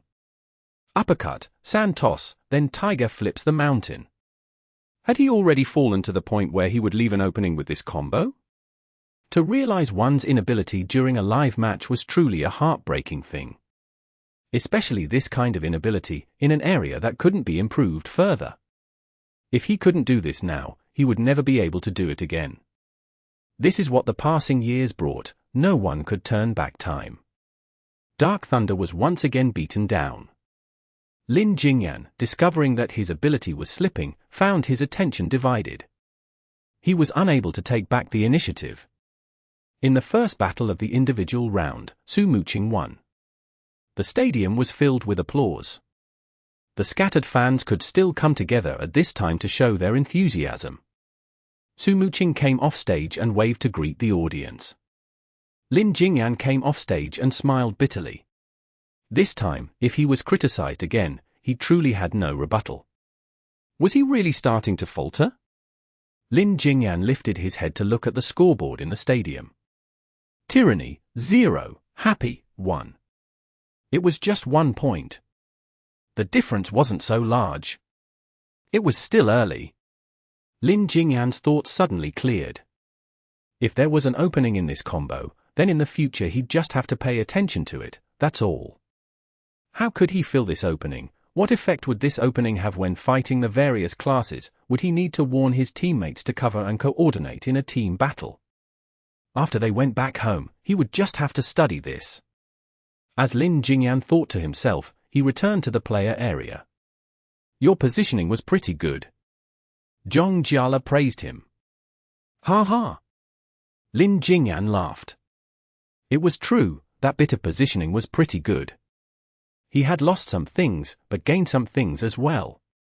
Perhaps he could no longer accomplish the uppercut, sand toss, tiger flips the mountain, but he could still accomplish this kind of clever positioning. Now, watch me. Zhong Jiala gave Lin Jingyan a thumbs up, and Lin Jingyan responded in kind. The second battle of the individual round. Tyranny, Zhong Jiala, using the Spitfire Dazzling 100 Blossoms. Happy, Yi Xiu, using the unspecialized Lord Grimm. Oh hey, it's you, Zhong Jiala said, as they shook hands before the battle. Scared? Kneel before me, said Yi Xiu. We'll see who's kneeling in a bit, said Zhong Jiala. Such irrational confidence. Yi Xiu shook his head and sighed. Zhong Jiala was a mighty god, what was so irrational about being confident? Yi Xiu's mockery was baseless. Fuck. In the end, Zhong Jiala just cursed bitterly. Because he was clear that in a 1v1, his chances of winning were indeed not very high. His 100 Blossoms style relied on confusing the opponent and hiding himself. But Yi Xiu was the glory textbook, and his skill at playing a Spitfire himself was quite high. Compared to others, he could see through the skill composition of Zhong Jiala's 100 Blossoms style, and then find the secret door to unravel it all. There was a reason, after all, that Yi Xiu had been able to break through Blood and Blossoms by himself all those years ago. But the past was the past, and now was now. Without having fought, who knew the outcome? Zhong Jiala shrugged his shoulders and entered the player booth. Second battle of the individual round, begin. Chapter 1177. Scared. Ah. The instant the map loaded, quite a few people in the crowd gasped. Because the map that Yi Xiu had chosen for this round was the arena. It was a map used in-game when two people wanted a fast match. It was incredibly simple and bare, a square expanse of flat land. There were no places for shelter, and the area was also very small. When the two characters appeared, their eyes already met, and it would only take a few steps forward before they were within a gunner's attack range. You actually chose this map. Zhong Jiala said in the chat. The meaning of this map couldn't be clearer. It was a straightforward confrontation, nowhere for the opponent to hide or dodge. Of course, that also meant that you yourself couldn't hide or dodge, either. Heh, scared? Yi Xiu asked. Scared? Scared? Scared? Online and offline, it was this same phrase over and over. Scared, my ass. Zhong Jiala fumed, and in an instant he released smoke and fireworks to surround himself, as though it were a small universe suddenly bursting into existence, sometimes shrinking and sometimes expanding. Yi Xiu didn't hold back either. Lord Grimm rushed forward. The light and shadows shrouded him, an obstruction and an attack all in one. Lord Grimm instantly turned into smoke. What the lights attacked was only a shadow clone. The real body was already behind Dazzling 100 Blossoms. Cutthroat. Light flashed from his hand. Dazzling 100 Blossoms rolled and avoided the attack and simultaneously retaliated with a grenade. Lord Grimm didn't retreat or dodge. With a whoosh, the Myriad Manifestations umbrella opened up, and the explosion was blocked outside of the umbrella. The umbrella closed, flames crackled in the air, the Myriad Manifestations umbrella had already become a spear, and Dragon Tooth thrust forward. Rolling, Dazzling 100 Blossoms was still rolling, and he tossed another grenade of another unknown type. Lord Grimm still didn't give way, the spear was retracted, a slide step, a palm thrust forward.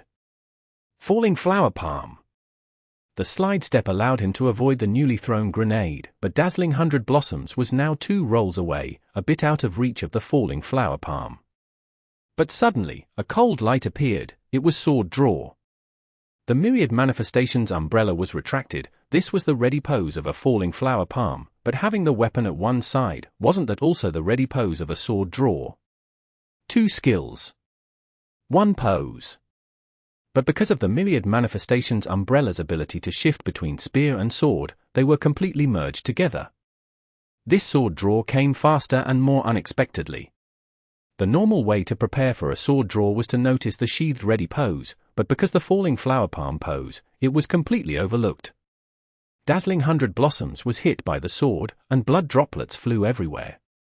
Lord Grim took the chance to rush to Dazzling 100 Blossoms' side. The Myriad Manifestations umbrella was broken apart into 2 tunfars, 1 in each hand, and he came at Dazzling 100 Blossoms with punches and kicks. Spyfires weren't good at close combat, and Zhong Jiala fought for his life to dodge and get free. Finally, he seized an opening, and a grenade hit the ground. Burst grenade! A powerful knockback came out, a force that couldn't be blocked. But before this, Lord Grim stepped once. 1 step wasn't enough to escape the blow-away effect of the burst grenade, but 1 step could change one's position relative to the grenade.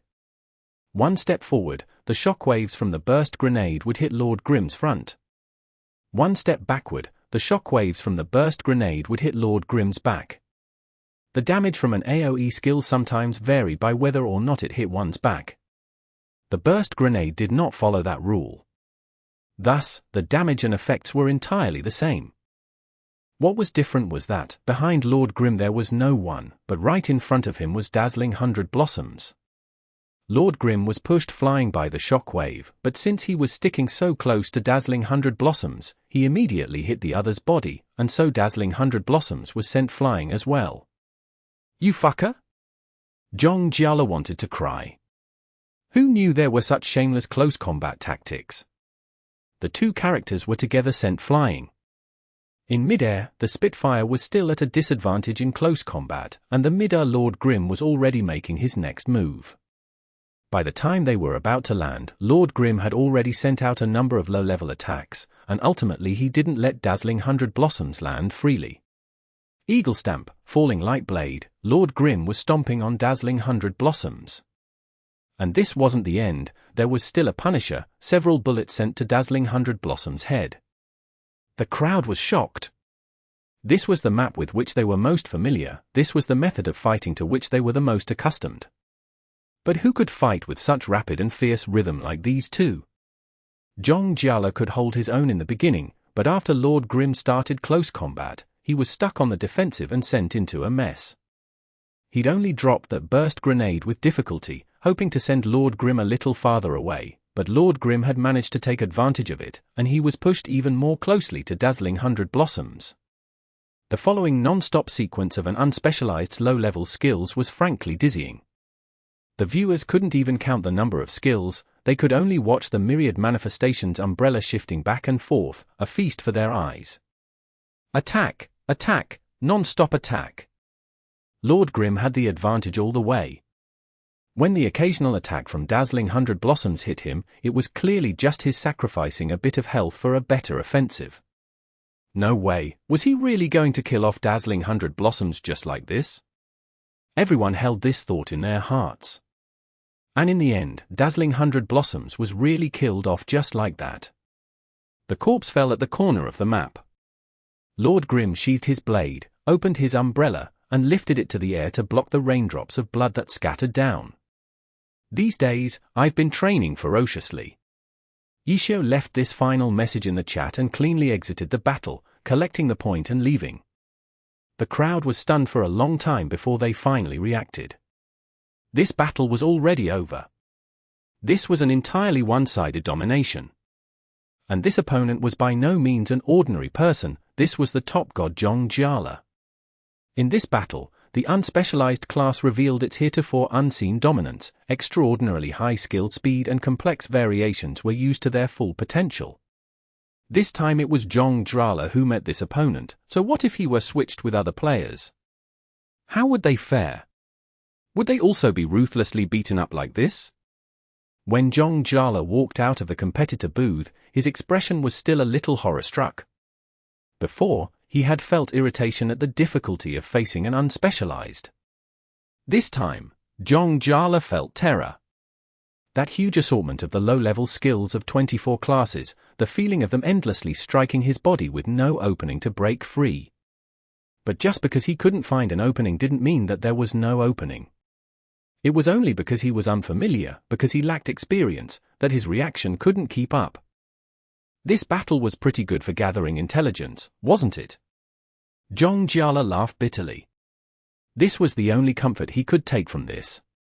He had actually suffered a perfect defeat. Zhong Jiala shook his head and sighed as he walked offstage and returned to the player area.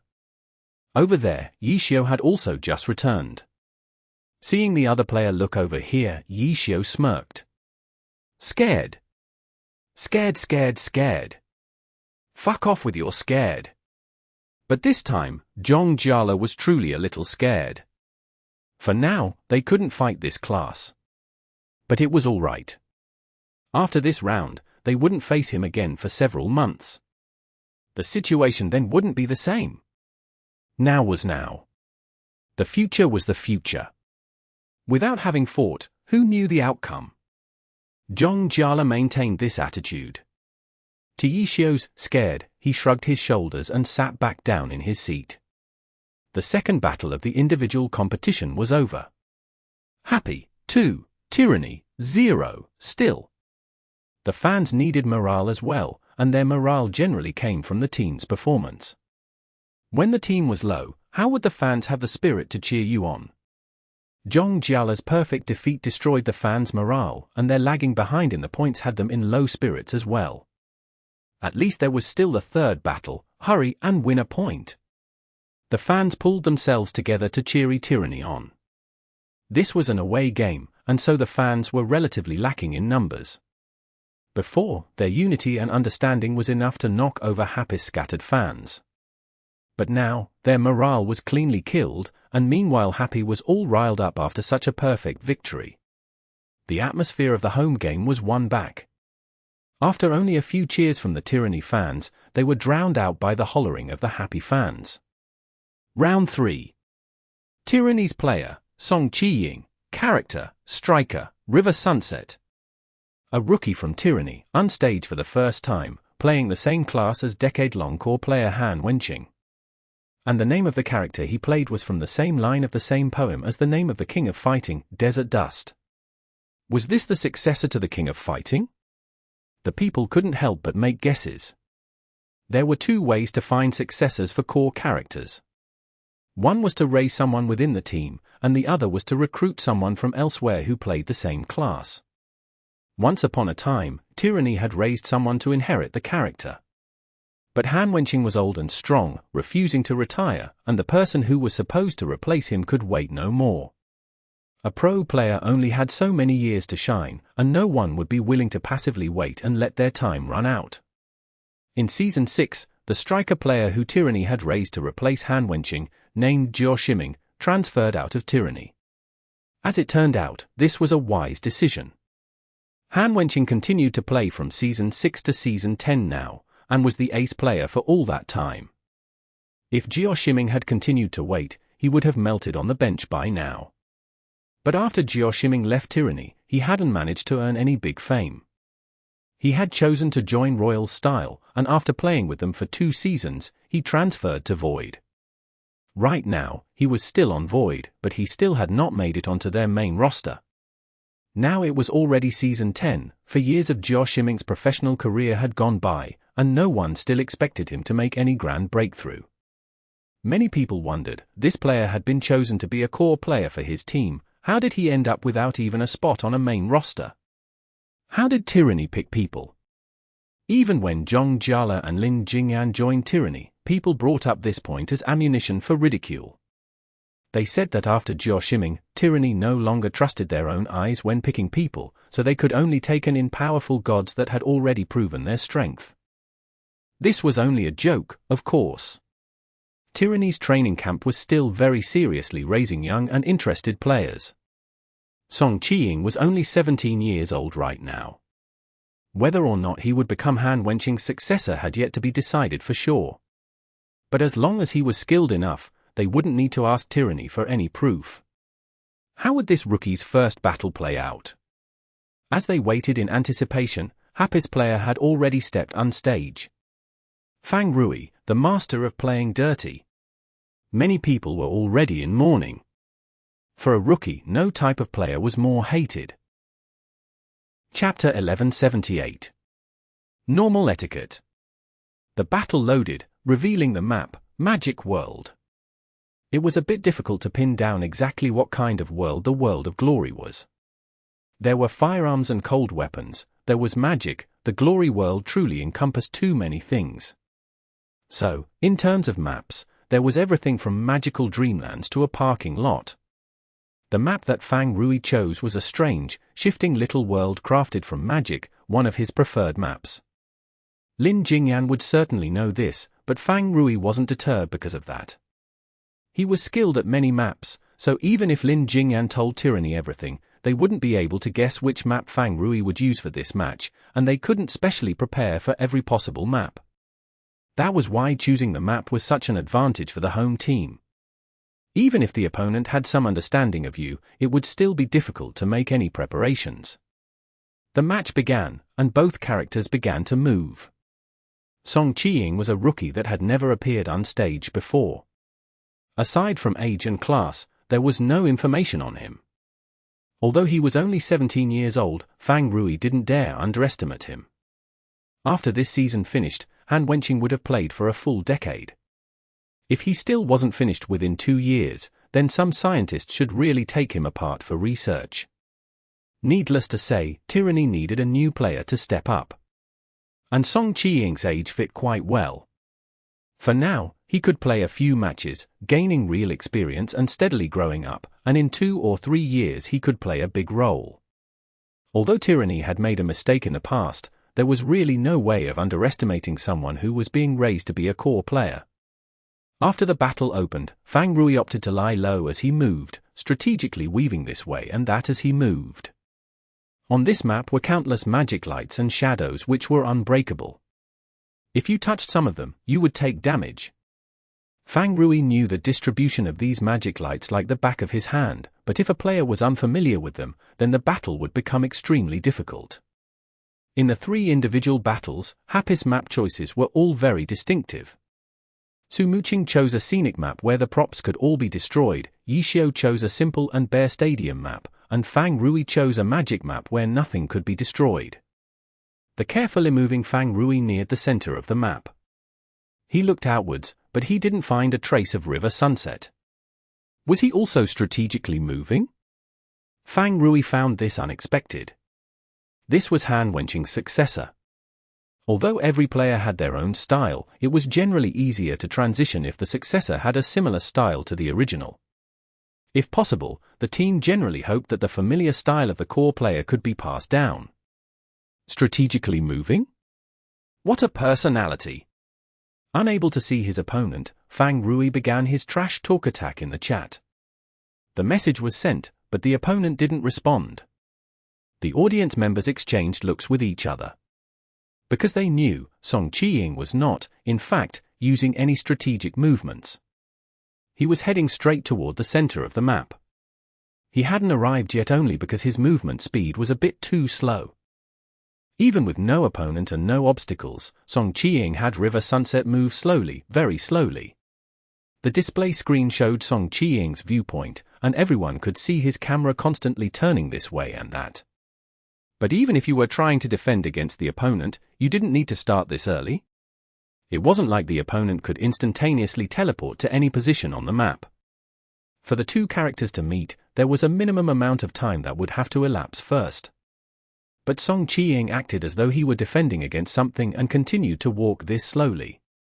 After Fang Rui launched his trash talk attack, the crowd anticipated his response, but in the end, he didn't even acknowledge this message, like a stone facing the roaring ocean. What's up? Too embarrassed to talk. The rookie's quite shy, this isn't like Team Tyranny's style at all. Fang Rui continued. If there's no need, then a reply isn't necessary, it wastes time. Song Qiying suddenly sent this reply. Ha ha, then how come you just talked? Logically, your message wasn't necessary, a waste of time. Fang Rui replied. No, this was my explanation of my position to you. After this, meaningless talk will be ignored as stated above, Song Qiying said. Oh really? Then what's considered meaningful talk? Fang Rui asked. No reply. How is this question not meaningful? If a discussion of what has meaning doesn't have meaning itself, that's just too ironic. Fang Rui was almost talking in tongue twisters, but still, no response. My friend, you're really quite resolute. Fang Rui still didn't give up. You really won't say anything? Fang Rui said. Looks like I'll have to think of a meaningful question, then. Fang Rui said. Did you eat dinner yet? The crowd was about to die of impatience. This Fang Rui was only focusing on the trash talk, but River Sunset was already very close to his position, approaching in a roundabout way. Fang Rui had wanted to strategically maneuver around his opponent, but he was the one about to be strategically maneuvered. And he was still trash talking. Spewing this nonsense without losing control, do you think you're Huang Shaoqian or something? Straight punch. River Sunset finally circled around to a position with which he was satisfied. While Fang Rui was happily trash talking, he suddenly unleashed a straight punch. River Sunset darted forward and was at Boundless Sea's side in an instant, a fist flashing out.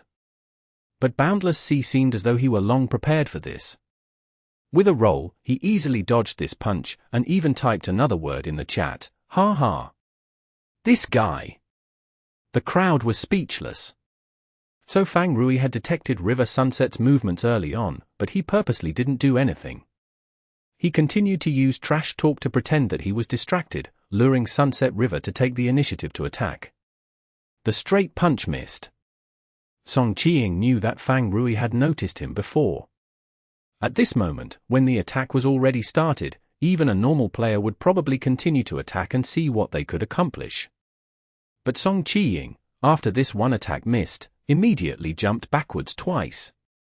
He didn't continue to attack, instead taking a defensive stance. What's this? My little friend is a bit of a scaredy-cat. I didn't scare you that much, did I? Fang Rui continued to blab in the chat, but in his heart he was a bit alarmed. He knew that Song Qiying was about to ambush him, and so he had prepared to defend against it and launch a counterattack. Once the opponent's attack missed, he would seize that chance to attack. But in the end, this Song Qiying immediately retreated after missing that one attack, completely throwing off his plans. Was this guy really that scared, or did he see through my intention? Fang Rui couldn't help but wonder. Their two characters couldn't just maintain this 3-body unit distance without moving, of course. When he saw the opponent retreating, Fang Rui finally decided to attack. Boundless Sea's fist swung forward with a low-level chi bullet. Attack and disrupt, and then follow through. But River Sunset didn't dodge this chi bullet. He sunk his stance, lifted his chest, left hand protecting his front, right hand bracing his waist, and then after he completed this pose he didn't move, as though he were a statue.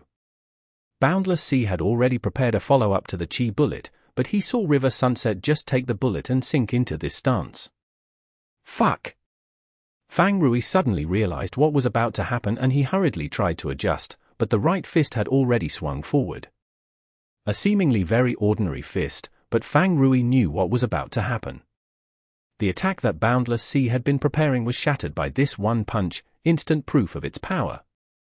And then the punch reached Boundless Sea's chest, and with a burst of power, Boundless Sea was sent flying. Emperor's Fist! A punch that looked very ordinary, but hid a vast amount of power. You little brat! Fang Rui was normally the one taking advantage of people, but now he was the one made a fool of. He was rather upset, but could the opponent's attack really be considered taking advantage? It was an upfront and noble punch. Was there an attack any more unembellished? In the end, this unembellished attack became the single thing that broke through Fang Rui's complex plan of attack, with his distraction, interference, preparation, follow through, and so on. 1 strong can defeat 10 clever. Realizing this, Fang Rui calmed down. He needed to carefully deal with this opponent, study his every movement. Striker River Sunset, Chi Master Boundless Sea, these two fighters began to brawl. In the end, Fang Rui's skill was a step higher and he smoothly killed River Sunset. But his Boundless Sea didn't have much health remaining either, only 14%. When the match ended, Fang Rui let out a relieved sigh, feeling a bit stiflingly hot. This match had not been won easily. After thinking over this match in the competitor booth for a moment, Fang Rui finally prepared to leave the stage, but then he inadvertently saw Song Qiying standing right at the center of the stage, looking at him. What's he doing? Standing in the middle of the stage, is he posing for the cameras? Fang Rui was mystified and continued to walk off stage, but suddenly he saw Song Qiying quickly making his way over. He's looking for me. Fang Rui continued to wonder, stopping his footsteps and waiting. Song Qiying came over and extended his right hand. Fang Rui hesitantly shook his hand and heard him say, "Thank you, Senior, for your teachings." Fang Rui didn't say anything, feeling that Song Qiying must have something else to say. But no, that was it. After he said this, Song Qiying turned around and headed back. Fang Rui stared after him, dumbfounded. As it happened, the judge came by to check on the competitor booth, and so Fang Rui asked him, "What's up with this kid? What had he run over here for?" Shaking hands and giving thanks, normal etiquette for a match, the judge said lightly. Fang Rui blinked. Indeed, it was the traditional etiquette to shake hands before and after a match. But now everyone was much more casual. Typically, they would just shake hands before a match, and shake hands after a team match, and that was it. For the individual and group rounds, they would skip on this post-match handshake, but this kid still came over to shake hands with Fang Rui. Did I inspire him in this match or something? Fang Rui pondered over whether he had done any deep, significant thing in this battle. When he returned to the player area, he immediately complained to Yi Xiu. This kid, he's nothing at all like hand-wenching. Yeah, Yi Xiu nodded. He's more like Zhong Xinjie. Chapter 1179. A positioning expert. The individual competition had finished, and Happy had unexpectedly won all 3 points. This was a surprising result. But after thinking about it carefully, Happy's 3 All-Stars had went on stage in the individual competition, so winning all 3 rounds wasn't too crazy. But then again, none of players Tyranny sent up for the individual competition were weak either. Lin Jingyan and Zhong Jiala were both top All-Star players.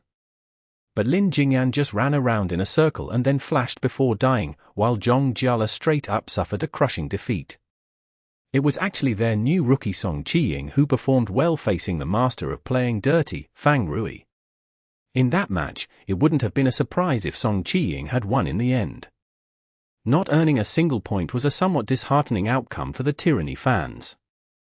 They could already imagine how the media would talk about Tyranny, especially Lin Jingyan and Zhong Jiala.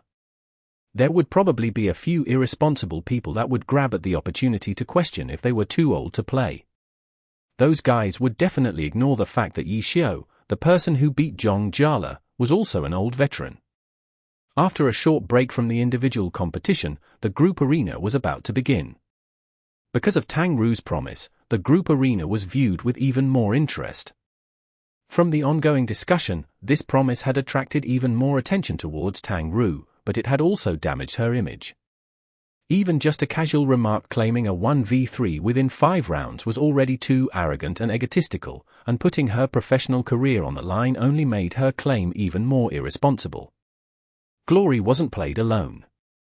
Tang Ru also had a team around her. Everyone could see that the team valued her quite a lot, so even many Happy fans could not agree with her reckless promise. In any case, what's done was done. In the group arena, Tang Ru would be the first to go up. The other 2 would be Mo Fan and Steamed Bun. It was an assembly of rookies. As for Team Tyranny, their first player would be the helper to the 4 Heavenly Kings in the team competition, Qin Muyan, and his sharpshooter -9 degrees. Their second player would be Bai Yanfei and his elementalist Rota. Their final player was their one and only captain during Tyranny's 10 years of history, Han Wenqing. If Tang Ru wanted to 1v3, she would need to beat these 3 opponents consecutively. Many people didn't know what type of attitude they should be watching this match with. If she really did complete a 1v3, it would be proof that her arrogance and ego were not unfounded. That would be truly displeasing. If she failed to complete a 1v3 and left the pro scene, everyone would feel great, but Happy would have lost a dauntless general. Wouldn't that be bad? This type of conflict made them feel annoyed at Tang Ru's rash act. The match was about to begin. Even though Tyranny's failure to earn a single point in the individual competition disheartened their fans, they still cheered them on for the group arena. As for Happy? They had a huge lead, but seeing Tang Ru go on stage, the atmosphere of the crowd turned cold. The cheers for her were sparse and soft. Chen Guo was very worried. She discovered that this event would greatly damage Tang Ru's image, even if she did succeed with a 1v3. Compared to how the crowd exploded when she completed a 1v2 in the second round, the crowd this time had become ice cold. Why did things have to turn out this way? Chen Guo sighed. If she could go back to that day, she would have done everything she could to stop Tang Ru from going out to the press conference. The countdown ticked. 5 seconds later, the group arena began. Despite receiving such criticism, Tang Ru's style hadn't changed. As soon as the match started, her character decisively charged towards the center. Shouldn't we give her some applause? The crowd hesitated. They hesitated the entire time. On the other hand, Tyranny's fan group became more and more excited as the match progressed until they seized control of Happy's home stadium. This time, the unwavering support from Tyranny's fans didn't disappoint. Tang Ru, with a 1v3 as her goal, lost in the very first round of the group arena. The Tyranny fans were overjoyed.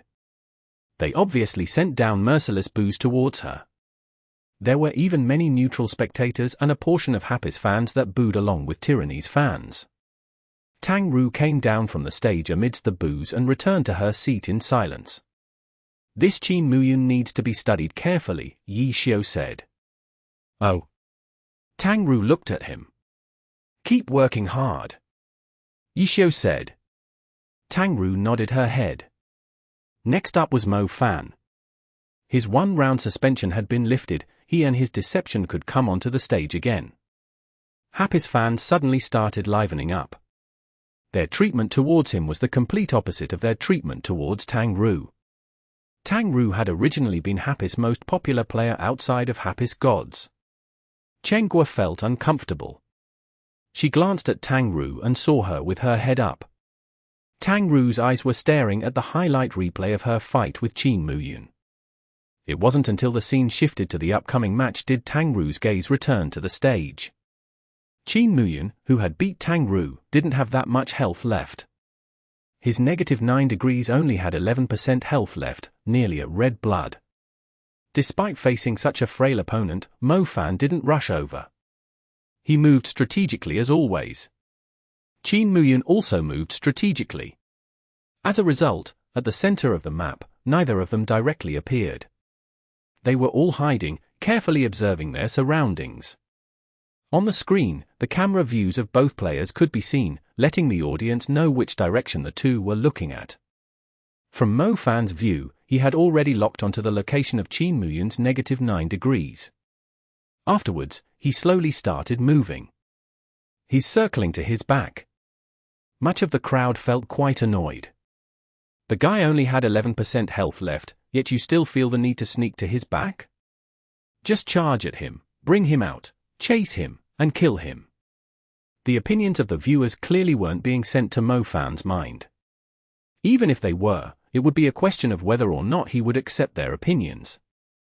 Mo Fan was outstanding at sneaking behind someone. He quickly traversed in a circle towards -9 degrees previous location. Yes, previous. While he was moving, -9 degrees had already moved, but Mo Fan didn't know. It hadn't been easy for Deception to find his target, but by the time he got there, his target was nowhere to be found. He had moved according to his predictions. In reality, he wasn't certain of his opponent's location either. Not finding his target either meant that his prediction had been wrong or his opponent had moved. Mo Fan didn't know which one was correct. Just when he was thinking about what to do next, a sneak attack came from behind Deception. Qin Muyan had moved away, but he hadn't gone too far. An important reason for why he picked his new spot was that he could see his previous spot. His choice wasn't wasted. While Mo Fan was thinking that he had ran around for nothing, Mo Fan didn't know that he had already fallen into Qin Muyan's trap. Through the scope of his gun, Deception's head was magnified extremely large. Snipe! Headshot! Double damage! The powerful impact of the snipe pushed Deception's body askew. -9 degrees rushed out and immediately started attacking fiercely. Deception was suddenly enveloped in a rain of bullets. The sharpshooter's attacks weren't as fierce as launchers, and their skills weren't as handy as Spitfire skills. In reality, most of their skills were simply normal attacks with buffs. The number of bullets produced from rapid fire, dual shot, scatter shot, and other sharpshooter skills were definitely the champions among other gunner classes though. Deception was in a tough spot. This time, Mo Fan didn't employ his favored strategy of running away and then searching for another opportunity later. Instead, he had Deception directly attempt to counterattack. However, to counterattack, the first step had to be to break through -9 degrees bullet rain. Shadow clone technique? Smoke bomb? Substitution technique? When an opportunity arrived, Mo Fan used his escape skills. However, to his surprise, he was still unable to escape. -9 degrees attacks were always able to instantly shift to wherever he had just escaped to in pursuit. He's being suppressed that hard. Fang Rui was astonished. Tyranny's old generals hadn't performed well today, but their rookies were giving a frightening show. His positioning is extremely good, Su Muqing said. She was a launcher and proficient at a support playstyle like screen cannon. With just one glance, she could see the key to Qin Muyan's complete suppression towards Mo Fan. -9 degrees position allowed him to cover all of Deception's options, including the possibilities from Deception's various ninja skills. He wasn't just standing there either. Whenever Deception moved, he would always adjust according to the situation, maintaining his positional advantage. He's a positioning expert. Yishio concluded. Positioning experts were especially suitable for playing long-ranged classes. Long-ranged classes had attacks with wider coverage. When melee classes picked spots, what they could attack was only limited to the area immediately surrounding them. When long-ranged classes picked spots, the area that they could cover was on an entirely different level. Very few players were like Yishio, who picked flat maps without any obstructions. In maps with obstructions, long-ranged players with poor positioning skill would find it difficult to bring out their class's full capabilities. Qin Muyan was this type of expert though. After watching Tang Ru's match and this current one, Yishio could completely confirm it. Positioning.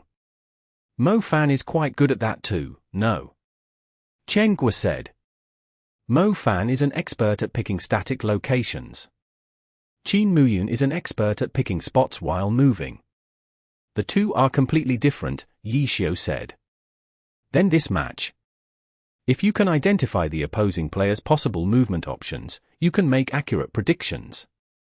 No matter how great you are at positioning, there will always be dead angles. Thus, after making predictions, the rest is up to reacting to the opposing player. However, Qin Muyan adjusts his position extremely fast. Trying to escape one step at a time isn't likely. In order to escape, you need to complete it one go. And when you do, you have to be careful that your choice wasn't read by him or else he'll just start suppressing you again, Yishio said. From what you're saying, this guy sounds invincible. Chen Guo said. If you have Mo Fan compete against him in positioning, then yes, he's practically invincible, Yishio said. Then what should he do? Chen Guo said. Find a way to restrict or interfere with his positioning, Yishio said. Chapter 1180. Dumb Method. All attacks began from positioning, and positioning came from choosing a position and moving there. Harassing an opponent and limiting their freedom to move was equal to interfering with the foundations of an opponent's offensive. This reasoning was very simple. Yixiao had fully analyzed the problem at hand already, but Mo Fan clearly hadn't realized the key to resolving his current situation. Mo Fan, having specialized in scrap picking, had honed the skills and awareness required for scrap picking to an amazing degree. However, his other abilities fell short.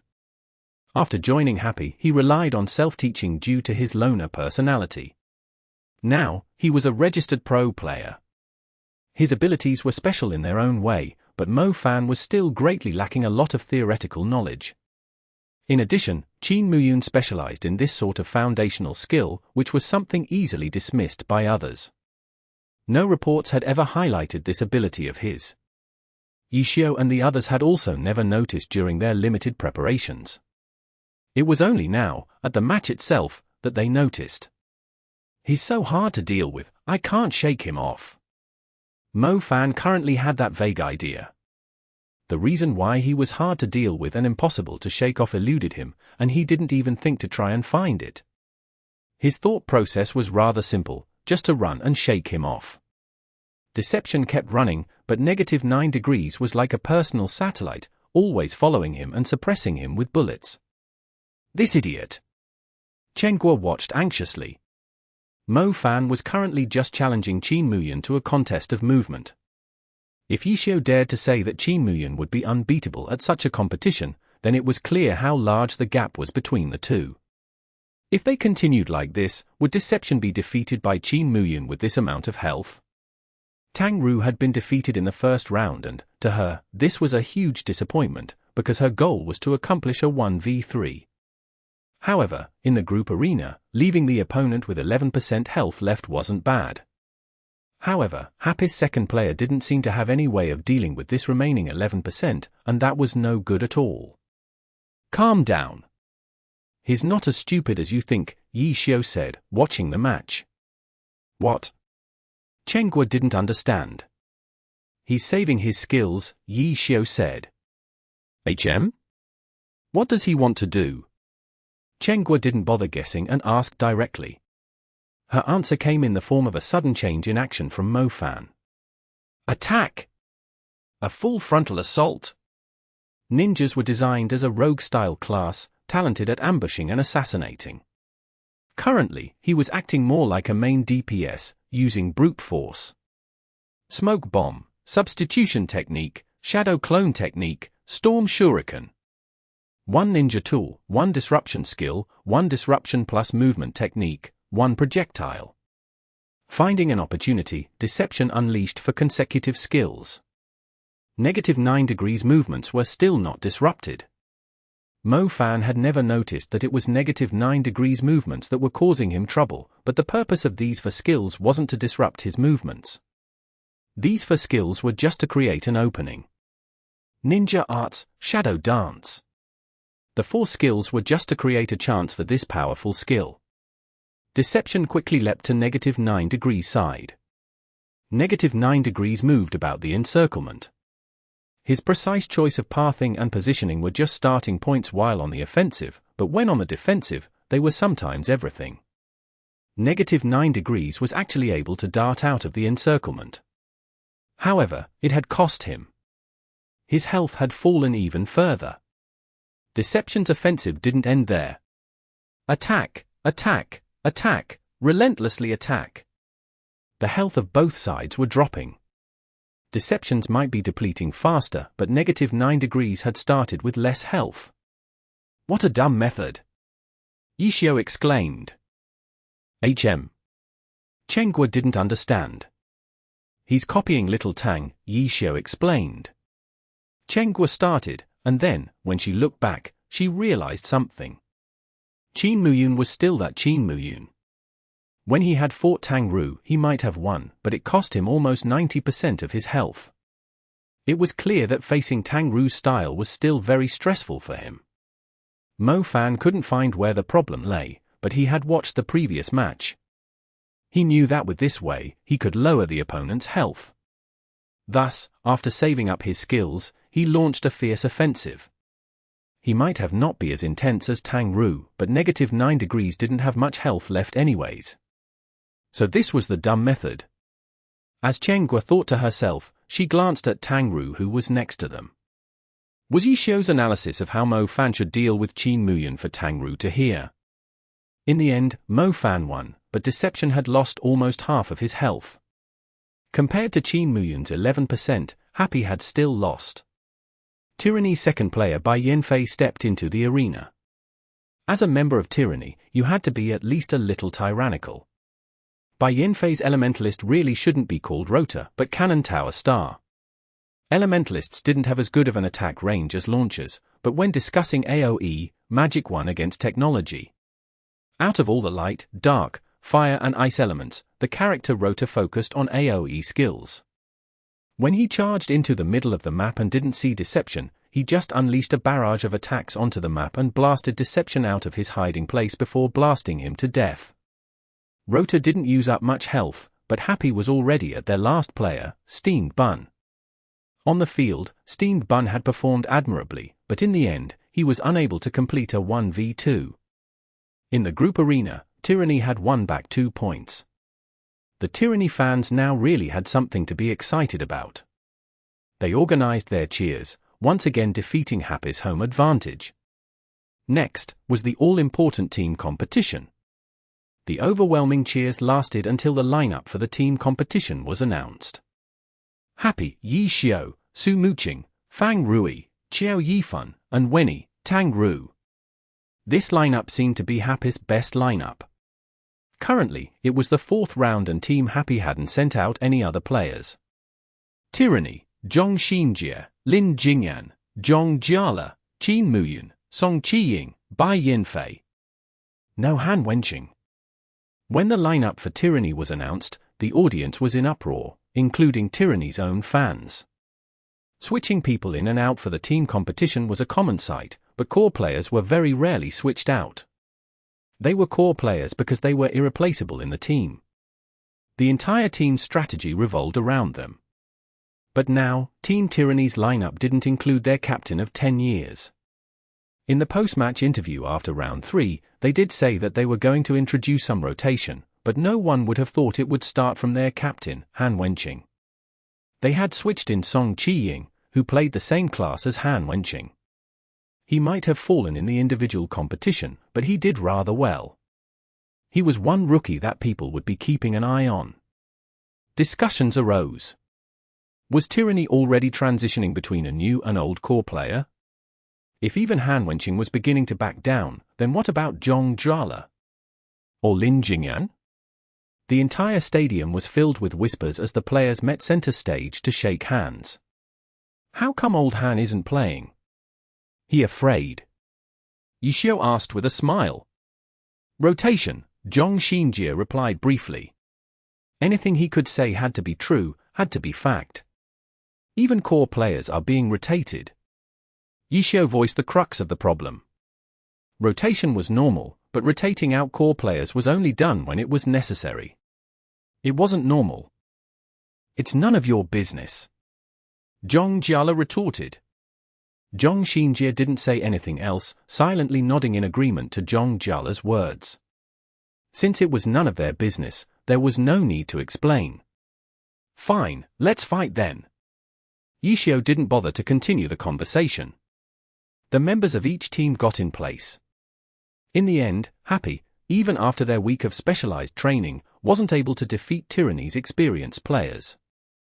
With Tyranny's master tactician's flawless planning, Happy wasn't able to cause any upsets. In the team competition, Tyranny won against Happy, gaining another 5 points. After losing all 3 points in the individual competition, Tyranny won the group arena and team competition, turning the tides and winning Happy 7-3. There was no need to talk of how excited Tyranny's fans were. As for Happy, disappointment was inevitable, but their spirits weren't all that low, since after all, Happy's loss wasn't too ugly. The only awkward aspect was that Tang Ru, who had said she would complete a 1v3, had been defeated in the very first round. However, Tang Ru wasn't very well liked among Happy's fans either recently. Most people didn't mind seeing her fail. Not many people would feel sorry about this. In the post-match interview, most of the questions were about the 1v3, as expected. Tyranny replied with the attitude they always had and showed their support to Tang Ru's promise. This answer clearly wasn't something the media wanted. Currently, very few media outlets were on Tang Ru's side. The more mockery they could get from other team, the better. In Happy's press conference, Tang Ru didn't attend, but they couldn't escape these sorts of questions. However, the reporters really stood no chance against the few that attended. Especially that Wei Chen, who didn't even play during today's match, spewed out words at the press conference he somehow got to attend. The question surrounding the 1v3 had been somehow swerved off topic to the alliance of the past. He had rambled for 10 minutes and the reporters were all at a loss. Happy and Tyranny's match had its spectacular moments, but nothing that could really be written about. It was Tyranny, with their rookie replacing their core player captain in their team competition, that became the center of discussion. The most popular match of the round, Blue Rain vs Samsara, had finished by then as well. Blue Rain, challenging Samsara in an away game, didn't manage to halt Samsara's momentum in the end. The final score was set at 3-7. Blue Rain had gained a point in the individual competition and 2 points in the group arena. In these 2 consecutive rounds, 1 home game, 1 away, both against the powerhouses of the alliance, Samsara had truly been tested and passed these tests. Who could stop Samsara's advance? This became a hot new topic. Tyranny had fallen, Blue Rain had fallen. Who was next? Tiny Herb? Or Wind Howl? Chapter 1181. The Demonic Journey to Championship. Although Samsara's performance was as strong as ever, on the points rankings after this round, they slipped down 2 places. Tiny Herb, who had originally only lagged behind by 1 point, won 9-1 against Miracle and surpassed Samsara by 1 point. Wind Howl, who was originally behind Samsara by 2 points, had swept Bright Green 10-0 and were also now 1 point ahead of Samsara.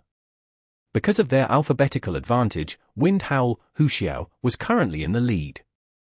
Tiny Herb, Wei Kao, was in second with the same number of points, 36, and third place was Samsara with 35. After losing in their away game to Samsara, 3-7, there was a bit of distance between their 30 points and the first 3 places.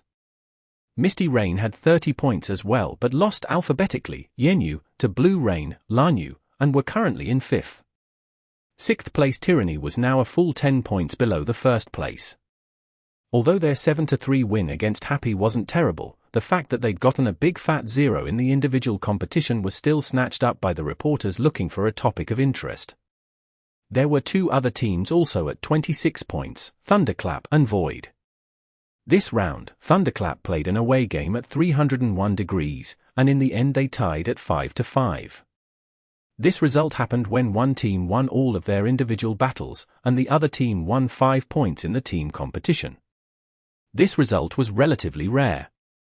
The individual battles were split into the individual competition and the group arena, and those 5 points were split up, so a team could normally snatch at least 1 or 2 points.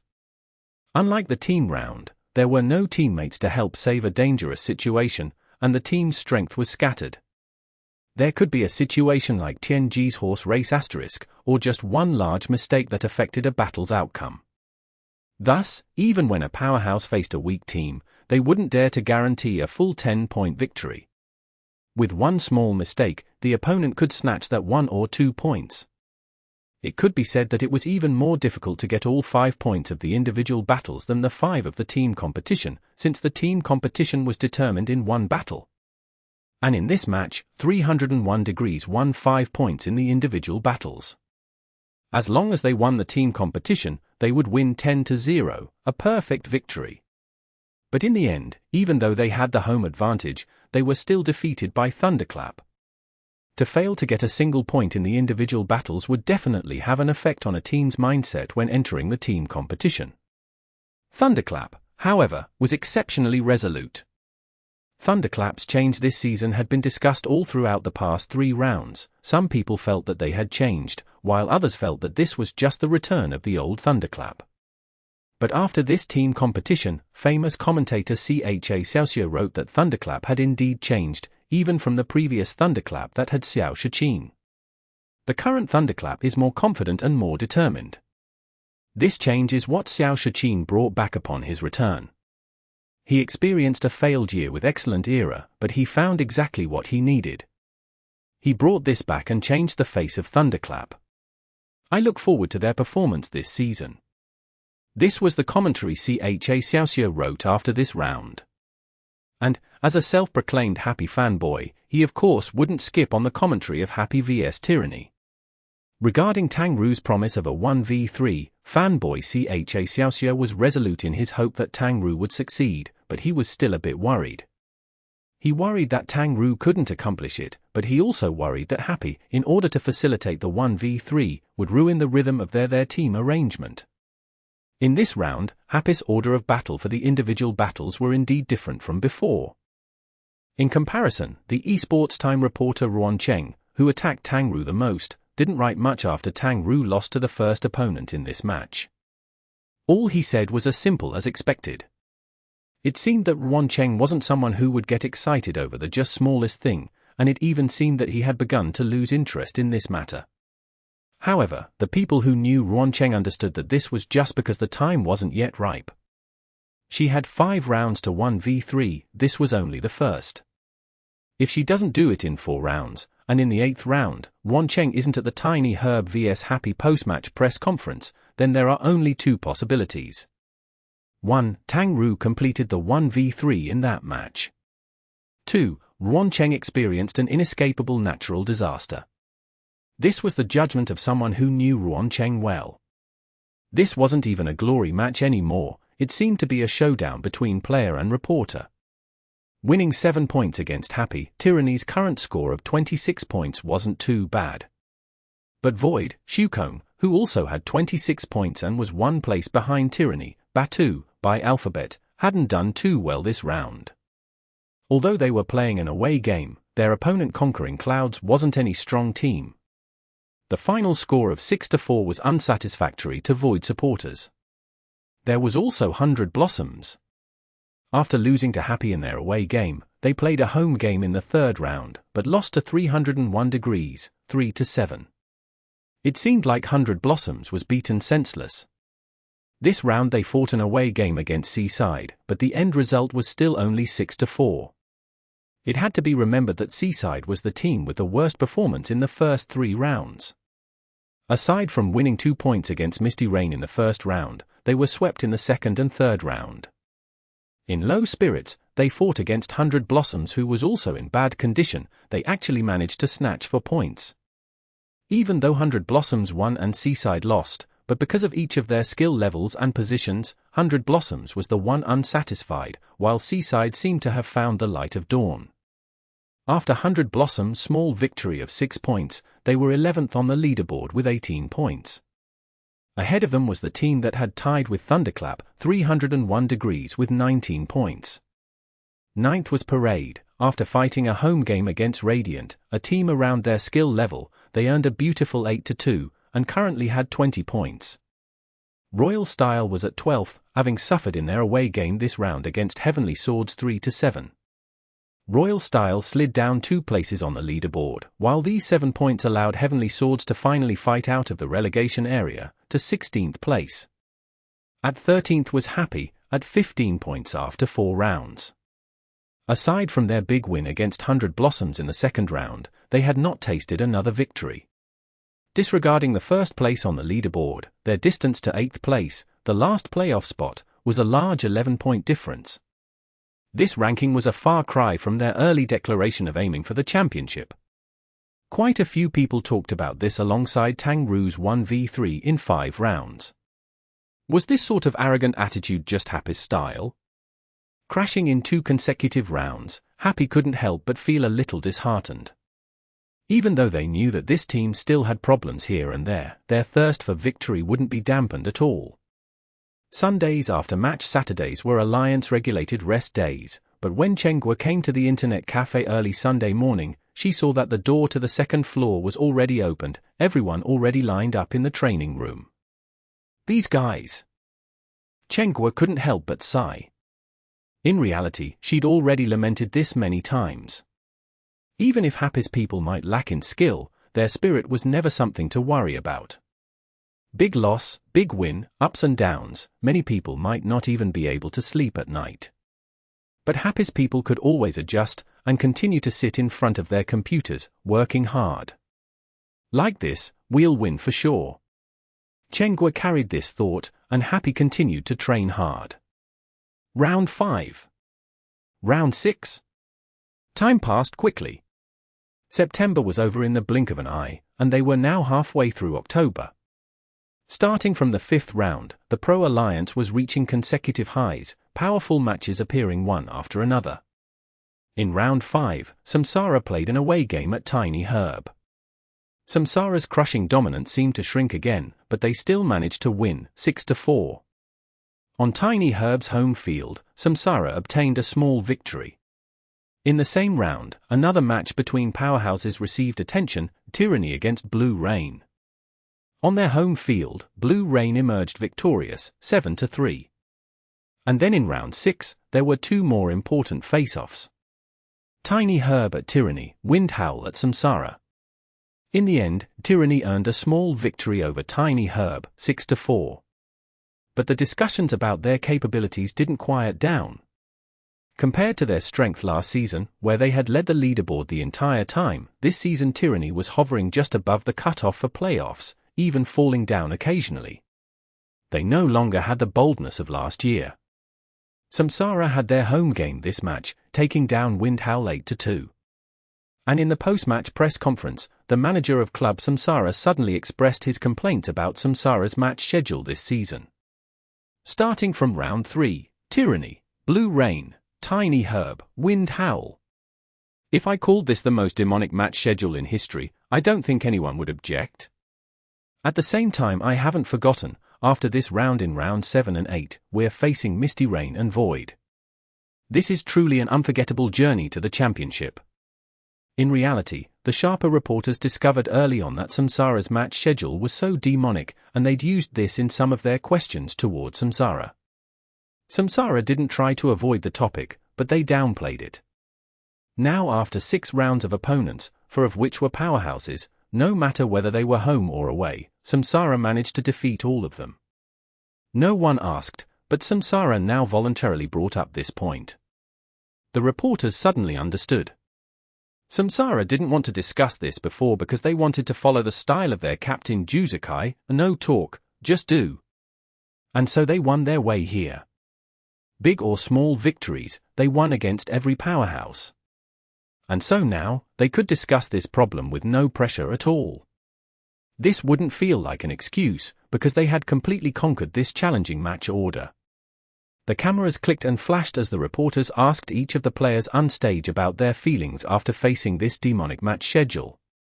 These victories were extremely important, both in earning points for our team, and in suppressing our main competitors. I'm glad we were able to accomplish this, Vice Captain Jiang Buotao said. Not bad, but I think that we can do even better. Bringing one autumn leaf from excellent era and swiftly becoming a crucial player for Samsara, Sun Slong had become less haughty than before, but his confidence had increased quite a lot. Samsara's captain Juzakai, after about 10 seconds of long thinking, finally nodded. Good. What's good? That winning these matches was just good, or the good thing you managed to win these matches, one reporter asked. The long thinking was inevitable, and everyone waited patiently. Both. After this long thinking, Juzakai replied with this one word. Could you talk about your views of Tang Ru of Happy, who declared she would complete a 1v3 in 5 rounds? The reporters tirelessly chased after almost every player in the alliance with this question. They were still asking, which meant that Tang Ru had yet to succeed. Right now, 3 of the 5 rounds had passed. Tang Ru only had 2 more chances. Chapter 1182. Round 5, Round 6. In the 5th and 6th rounds, Team Happy's opponents were Team Parade and Team Blue Rain. Away game against Parade, home game against Blue Rain, but their scores were 3-7 and 1-9. After their win against 100 Blossoms in the second round, Happy had now lost 4 matches in a row. Even though their losses to powerhouses like Tyranny and Blue Rain were expected, teams like Radiant and Parade were only mid-tier teams in the alliance. Disregarding the championship, even if their goal was just to make it to playoffs, they needed to earn points against teams like these. But facing Radiant and Parade, the final score was 3-7 for both matches. They won all 3 individual battles, but in the group arena and the team competition, they couldn't defeat their opponent. The strongest new team in history? After the 6th round, the issue of Esports Time that released once again used this title, the same title that had been brought up after the 2nd round. That time, Happy was the headline on the front page, but this time, they were just in a casual spot in the issue, and the title now had a large question mark after it. After 6 rounds, Happy had 19 points at 15th place, only 9 points away from the relegation zone of 10 points. Maintain their current position? Everyone felt that this goal was realistic for them. As for championship or whatnot, that was such a joke, wasn't it? This was Ruan Cheng's mockery in the latest issue of Esports Time. It seemed like he was no longer interested in Tang Ru's promise of 1v3, and he now focused his efforts on doubting the entirety of Happy. It had to be said that Ruan Cheng was an experienced reporter. After 6 rounds, he accurately pinpointed all of Happy's problems. The various teams all worried in the face of Lord Grimm's new unspecialized class, but it now seems that this worry was unnecessary. Instead of saying that Lord Grimm is their threat, it should be said that Lord Grimm is their helper. I think that if Yishio were not using this unspecialized right now, and was instead using a battle mage, Team Happy's scores would be slightly better than what they are right now. Though, if that were the case, would the self-declared 1v3 pretty female rookie still have a spot on the team? Ruan Cheng correctly identified Lord Grimm as the culprit of the problems of coordination that Happy faced, his tone all sorts of mocking, and in the end he still remembered to single out Tang Ru and her bet. Esports Times articles could to some extent influence public opinion. In round 7, Happy played their away game at Heavenly Swords, and in the pre-match press conference, the reporters were already coming to attack. Losing 4 matches in a row, the unspecialized has a strong problem of compatibility with the rest of the team members. Happy's performance in this season so far is far from your target of the championship.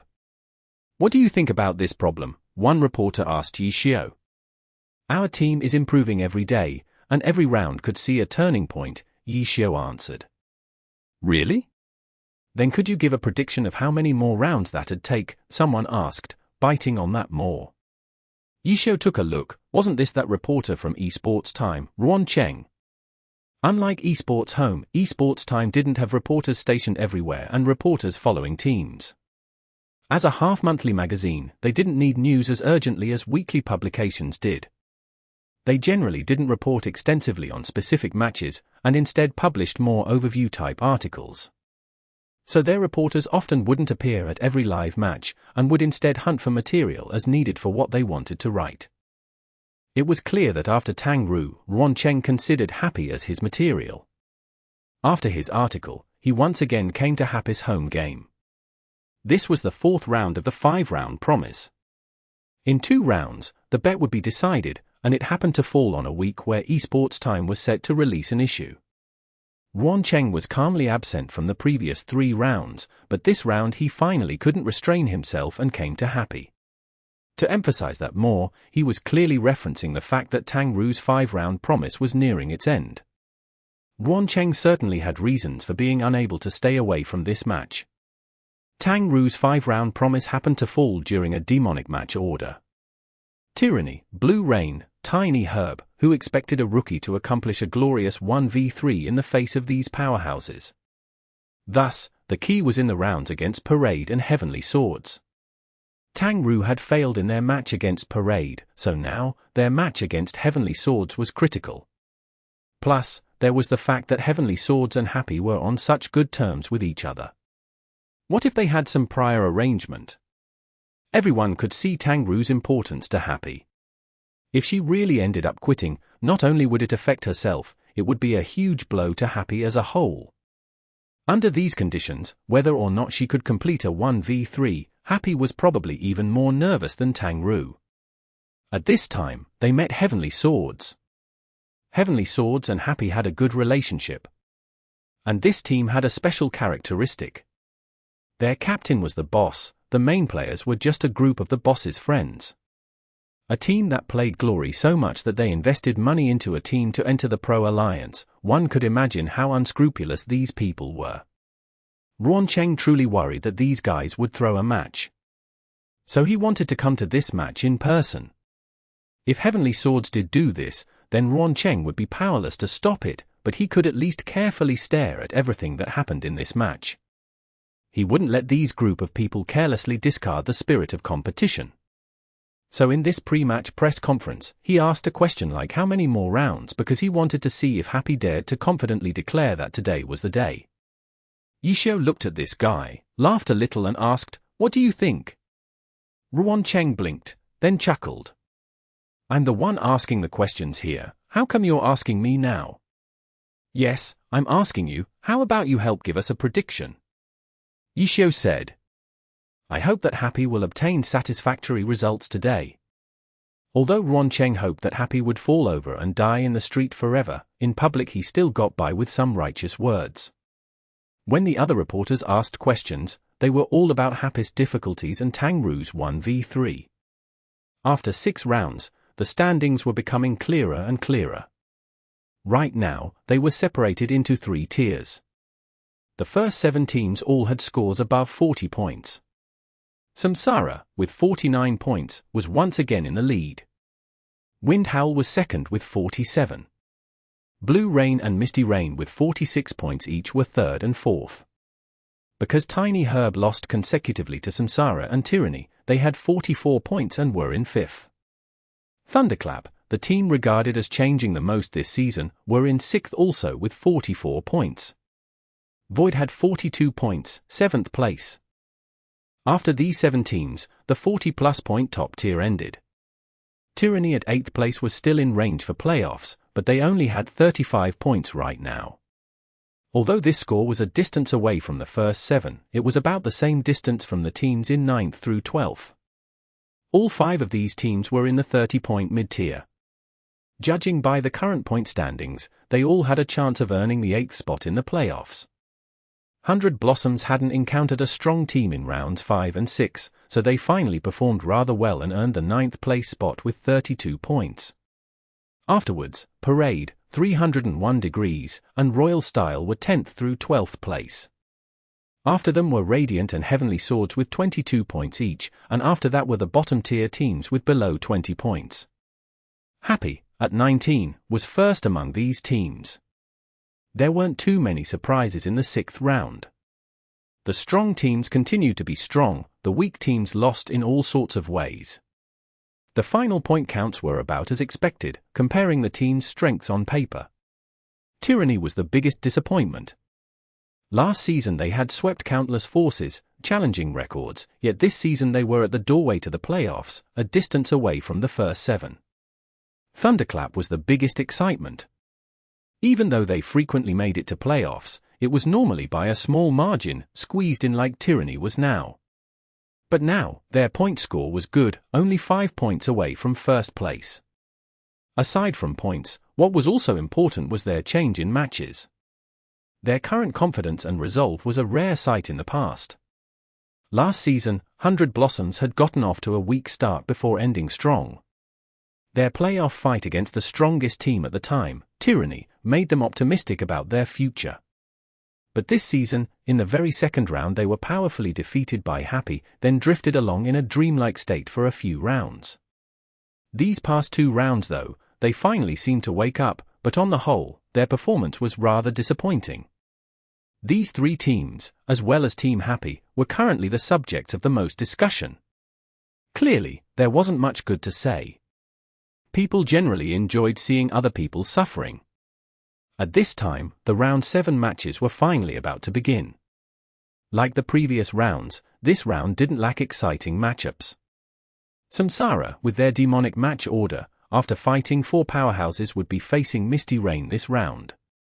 In addition, the 4 powerhouses were all fighting each other this round, Tyranny at Wind Howl, Blue Rain at Tiny Herb. The television broadcast team was in a dilemma. It was too hard to reconcile all of these conflicting important matches. Happy, 100 Blossoms, Thunderclap? No matter how much discussion they generated, they couldn't compare in such a situation.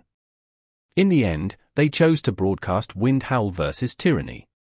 Tiny Herb and Blue Rain had their old rivalry, but Wind Howl versus Tyranny represented a confrontation between the new and the old. Ever since Tyranny gathered its 3 old veterans, this sort of conflict noticeably became much more intense. At the same time, the players of the various teams appeared on stage. God, hello. Everyone, long time no see. Lu Guanning pulled out the attitude of a host at this home game, giving Happy's members a grand and warm welcome. Long time no see, long time no see. Upon investigation, Happy's closest friendships were really just with these few from Heavenly Swords. Compared to the previous rounds, where the pre-match player greetings were just formalities, this time they truly expressed their feelings of having not met in a while, shaking hands, and even chatting a bit. How are you?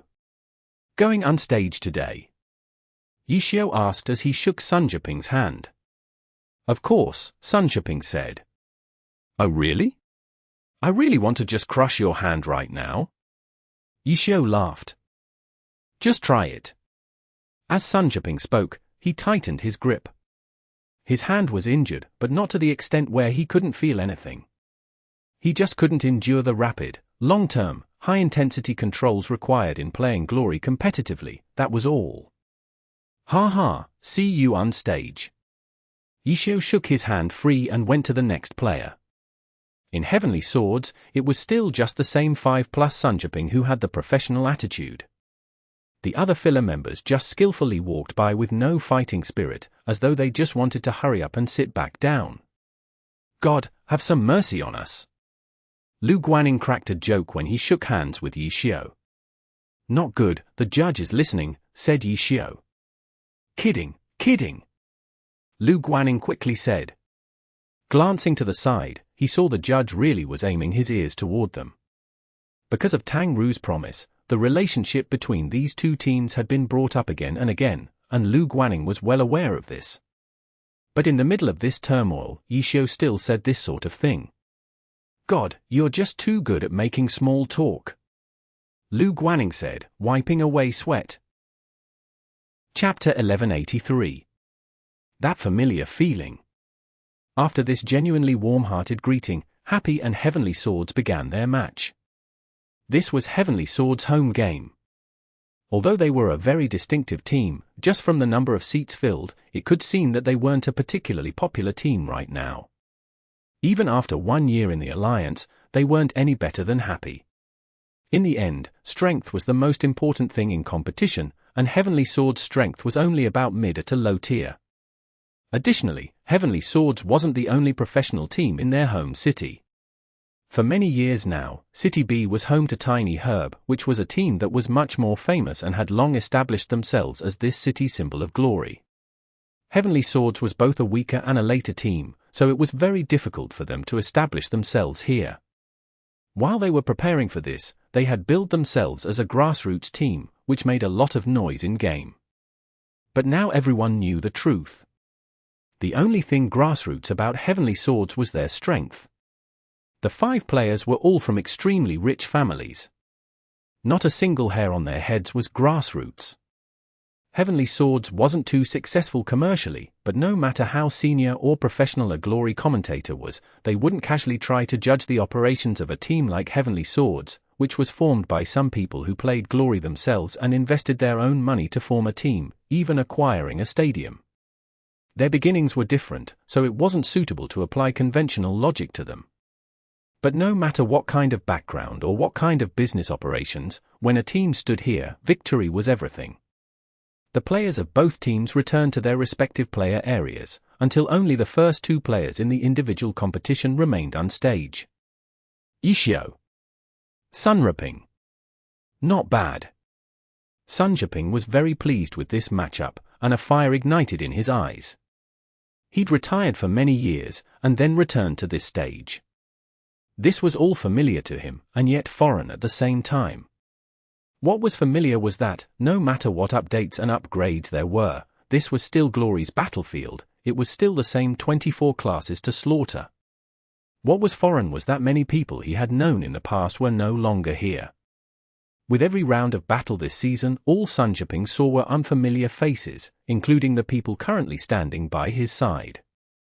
None of them were the alliance of his memory, the teammates of his memory. Characters as strong as iron, players like flowing water. It's all in the past. This wasn't the first time this sigh had crossed Sun Jiping's mind. But now, in this moment, the one who stood before him on the battlefield, Yi Xiao. Sun Jiping felt as though he were suddenly transported to those earliest seasons, with familiar people, familiar characters, familiar settings, familiar feelings. Let's begin. Sun Jiping clenched his right hand into a fist, lifted it to his mouth, and blew inside. In the past, this motion had been his habit, but many fans had now forgotten it. Even Sun Jiping himself hadn't revived this habit after his return. But now, after suddenly rediscovering this feeling of familiarity, this trademark motion naturally reappeared. Don't push yourself. Yi Xiao saw everything. He smiled, and entered the competitor booth. The battle began. Berserker Another Summer of Sleep, Unspecialized Lord Grimm, appeared at the two corners of the map. When the map loaded, the audience was stunned. This was Heavenly Sword's home game, they had the right to choose the map. For the individual battles, the maps were of course chosen by the battling player. And the map that Sun Jiping chose was the arena, the map that was limited in size, with no obstacles or changing features. It was the same map that Yi Xiao had chosen in the match against Tyranny, when he completely defeated Zhong Jiala. And now, Sun Jiping chose this same map to welcome Yi Xiao in a battle. Of course, he hadn't known beforehand that his opponent would be Yi Xiao, but the choice of this map still seemed like it was sending some message to Happy. What a... Once they entered the map, Yi Xiao was about to send a message, but he'd only typed out 2 words before Sun Jiping's Another Summer of Sleep had already sprinted several steps forward, sending a collapsing mountain his way.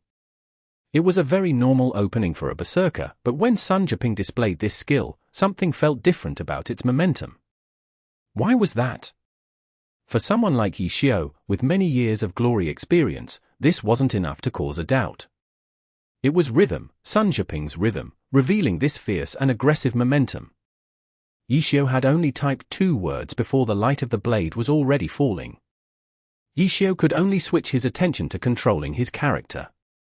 Complain about the map choice? Sadly, Sun Jiping didn't give him this time. When the collapsing mountain fell, Lord Grimm had already rolled to the side.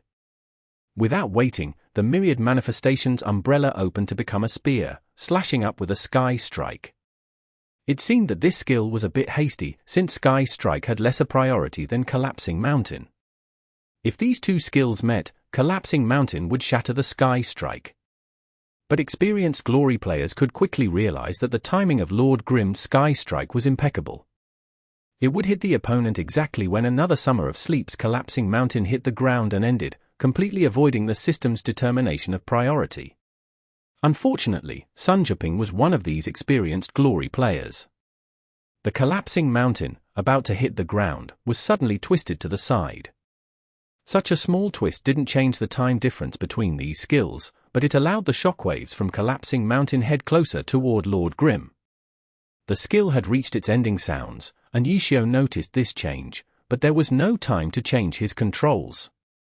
Collapsing mountain hit the ground, and in this moment the myriad manifestations umbrella lifted up in a sky strike. Hit! Another Summer of Sleep was sent to the air, but at the same time, Lord Grimm was blown back. Lord Grimm was unable to dodge the shockwaves of Collapsing Mountain. This was just 2 low-level skills, but they encompass such a rich, exciting confrontation, completed in a rise and fall. Those with weaker eyes, whose skills weren't high enough, didn't even notice the precise timing of the sky strike or the urgent adjustment of Collapsing Mountain. Those who just treated this as a direct clash of 2 skills were, as the saying went, burning a piano for fuel and cooking a crane for meat. Boom!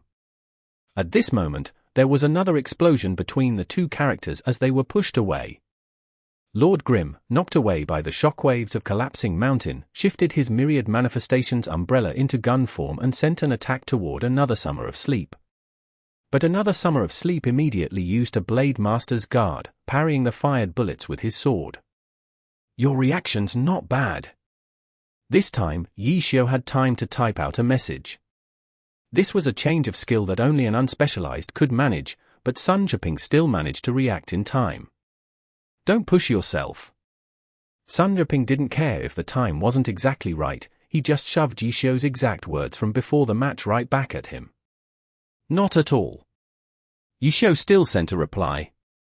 As soon as Lord Grim hit the ground after the shockwave, he lifted a cold light and swept toward another Summer of Sleep. Assassin skill, shining cut. In an instant, the distance that seemed to be growing between the two characters was suddenly shrunk again. And in this moment, another Summer of Sleep was still rolling on the ground, a quick recover after being hit by Sky Strike. Destruction Slash. As another Summer of Sleep stood up, he unleashed this Destruction Slash. The Berserker was a wild and aggressive class, and the skills of this class often had one characteristic: high priority. The sub-level 20 skills of an unspecialized had no way of competing with the priority of a Destruction Slash. Lord Grim's rushed approach with a shining cut seemed more like he was delivering himself into the jaws of a tiger. The Destruction Slash, carrying the Berserker's intent to kill, surged toward Lord Grim. But Lord Grim's body vibrated, and a strong aura seemed to envelop his body. Reinforced Iron Bones. Lord Grim used this striker skill now, meaning that he intended to take this Destruction Slash head-on. The damage of a Destruction Slash wasn't very high, as it was more of an effect-inducing attack. Targets hit by a Destruction Slash would have a large reduction in defense. This was the so-called destruction. So, taking a Destruction Slash wasn't just sacrificing some health, it also meant that in the next 5 seconds, the character's defense would be reduced by up to 70%. Classes with naturally high defenses were especially affected by this skill, which was why it was called a nightmare for high defense classes. Lord Grim's equipment was a chaotic mess, with no bonus effects from class armor, and the defense granted was all over the place, not following the logic of a single level. And now that he activated Reinforced Iron Bones, which raised his defense not by percent but by points. This, plus the chaotic defense of the character Lord Grim himself, and then reduced 70%, the question of what his defense would ultimately be after all of that was a complicated calculation. The audience didn't need to calculate, because once this attack hit, they could directly see the changes of the character's stats. And the pro players? With their practiced calculation ability, they could instantly grasp the effect on Lord Grim's defense after a points increase and a percentage decrease. The end result, 7% reduction. 7% decrease in defense, 10 times less than 70%. The effect of this Destruction Slash was basically negated by this Reinforced Iron Bones. But the Reinforced Iron Bones wasn't as simple as just increasing defense. In the 20 seconds of super armor after activating this skill, it also guaranteed that the character could unleash unreasonably strong attacks. The Destruction Slash slammed down. Lord Grim's body swayed slightly, but under super armor, this swaying was basically the extent of the effect of Destruction Slash's priority. Lord Grim swung his fists, which clenched the myriad manifestations umbrella, already shifted into 2-ton fars. Straight punch, knee attack, uppercut, chi bullet. The combo attack was already unleashed, landing like raindrops upon the body of another Summer of Sleep. Lord Grim's strengthened state exuded an intense madness, hardly below that of a berserker. That's right. If he weren't like this, how could he have broken our Blood and Blossoms combination all by himself back then? As he watched another Summer of Sleep suffer this succession of attacks, Sun Jiping rediscovered another familiar feeling of days gone by. Chapter 1184. That terrible feeling. Lord Grim practically only used grappler close combat skills. In their match versus Tyranny, Zhong Jiala's dazzling 100 Blossoms was directly blown out under this howling whirlwind of attacks. What about Zhong Jiala's former partner of Blood and Blossoms, Sun Jiping? There weren't many in the crowd with such old memories of the past, but for these two players, this match was a battle that had continued from the past until today. Sun Jiping seemed to have never left, and Yishio seemed like that past battle god. "It won't be so easy," Sun Jiping roared in the chat. Another summer of sleep seized an opening, an aura of blood erupted from his body. Berserk? No, this was even stronger than Berserk. It was an awakening skill learned at level 50, Bloodthirsty Frenzy. Bloodthirsty Frenzy could not be stacked with Berserk. Only one status effect could exist at one time. Bloodthirsty Frenzy increased offensive stats by 25% more than Berserk, and also gave the user super armor and a bloodthirsty effect, which can be split into two opposing effects. Bloodthirsty gave the user 10% lifesteal for all attacks, but Bloodthirsty also traded health with each attack, consuming one's own life to deal more damage to the opponent. When this skill was activated, it was very rare for Berserkers to continue being on the defensive. Just the super armor effect that was stronger than reinforced iron bones could let the Berserker avoid the effects of most skills. However, grabs were a special case. As soon as Yishio saw Sun Jiping activate his awakening skill, he immediately dashed forward to try fling him. However, bloodthirsty Berserkers were even more ferocious than Berserkers. The heavy greatsword was almost like a lightsaber as it cut through the air. Lord Grimm's hand had yet to extend when another Summer of Sleep's greatsword arrived. Yishio realized that if they had to compete in speed, Lord Grimm would be at the disadvantage. Guard! The myriad manifestations umbrella transformed into a sword. Lord Grimm raised the sword horizontally and blocked the attack with a clang. This guard had been executed tightly, but the bloodthirsty another Summer of Sleep had extraordinary strength. Although this attack had been blocked, Lord Grimm had actually been knocked back, his 2 feet sliding over the ground. This wasn't outside of Yishio's expectations though. Lord Grimm borrowed the momentum and leaped back.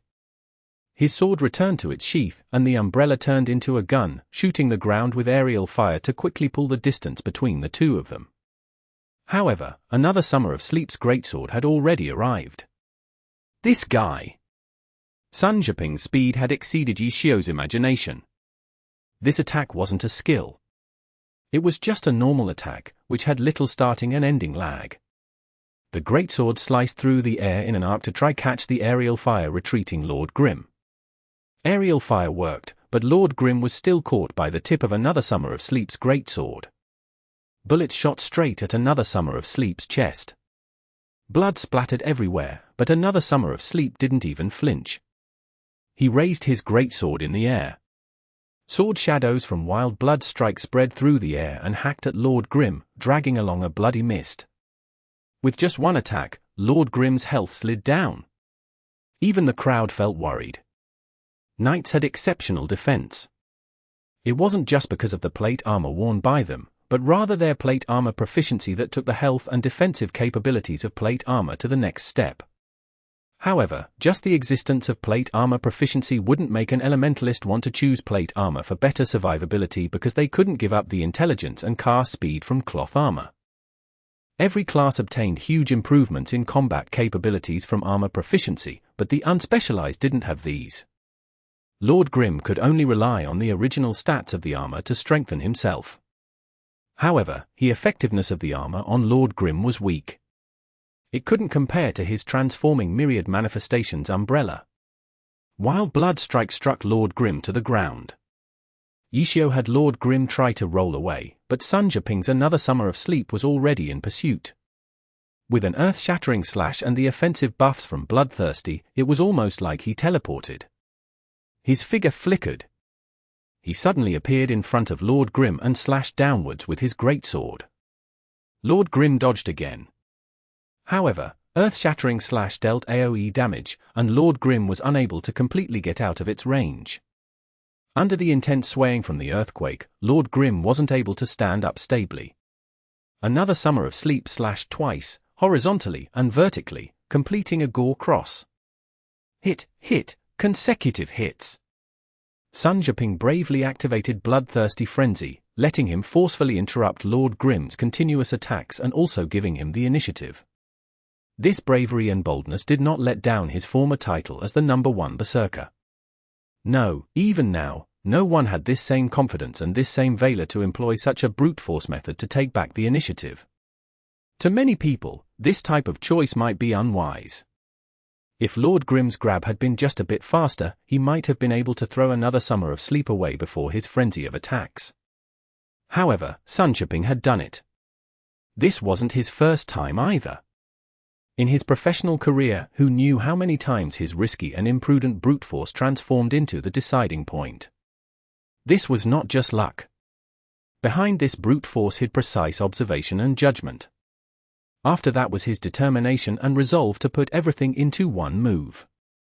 This was what many lacked, but Sunchipping possessed. To others, the always advancing hand-wenching was more fierce, while Sunchipping was more wild. It was a wildness that disregarded everything else. It won't be so easy. In the public chat, Sunchipping's words from before his bloodthirsty frenzy activation had yet to disappear. These same words suddenly popped up again. These two seemed to like to return each other's words in today's match. However, did just saying it won't be so easy make it easy? Lord Grim suddenly trembled. This unspecialized also turned scarlet red. A dense aura of blood seemed to be emanating from his skin. Bloodthirsty frenzy? No, that wasn't possible. Those who understood the myriad manifestations umbrella knew that while a skill could be added to each transformation, awakening skills such as bloodthirsty frenzy were exceptions. Level 50 awakening skills as well as level 20 class advancement skills were every class's most distinct skills. They were skills that could not be used by any other class. An unspecialized was no exception. Lord Grim wasn't using bloodthirsty frenzy, which meant the only other possibility was Berserk.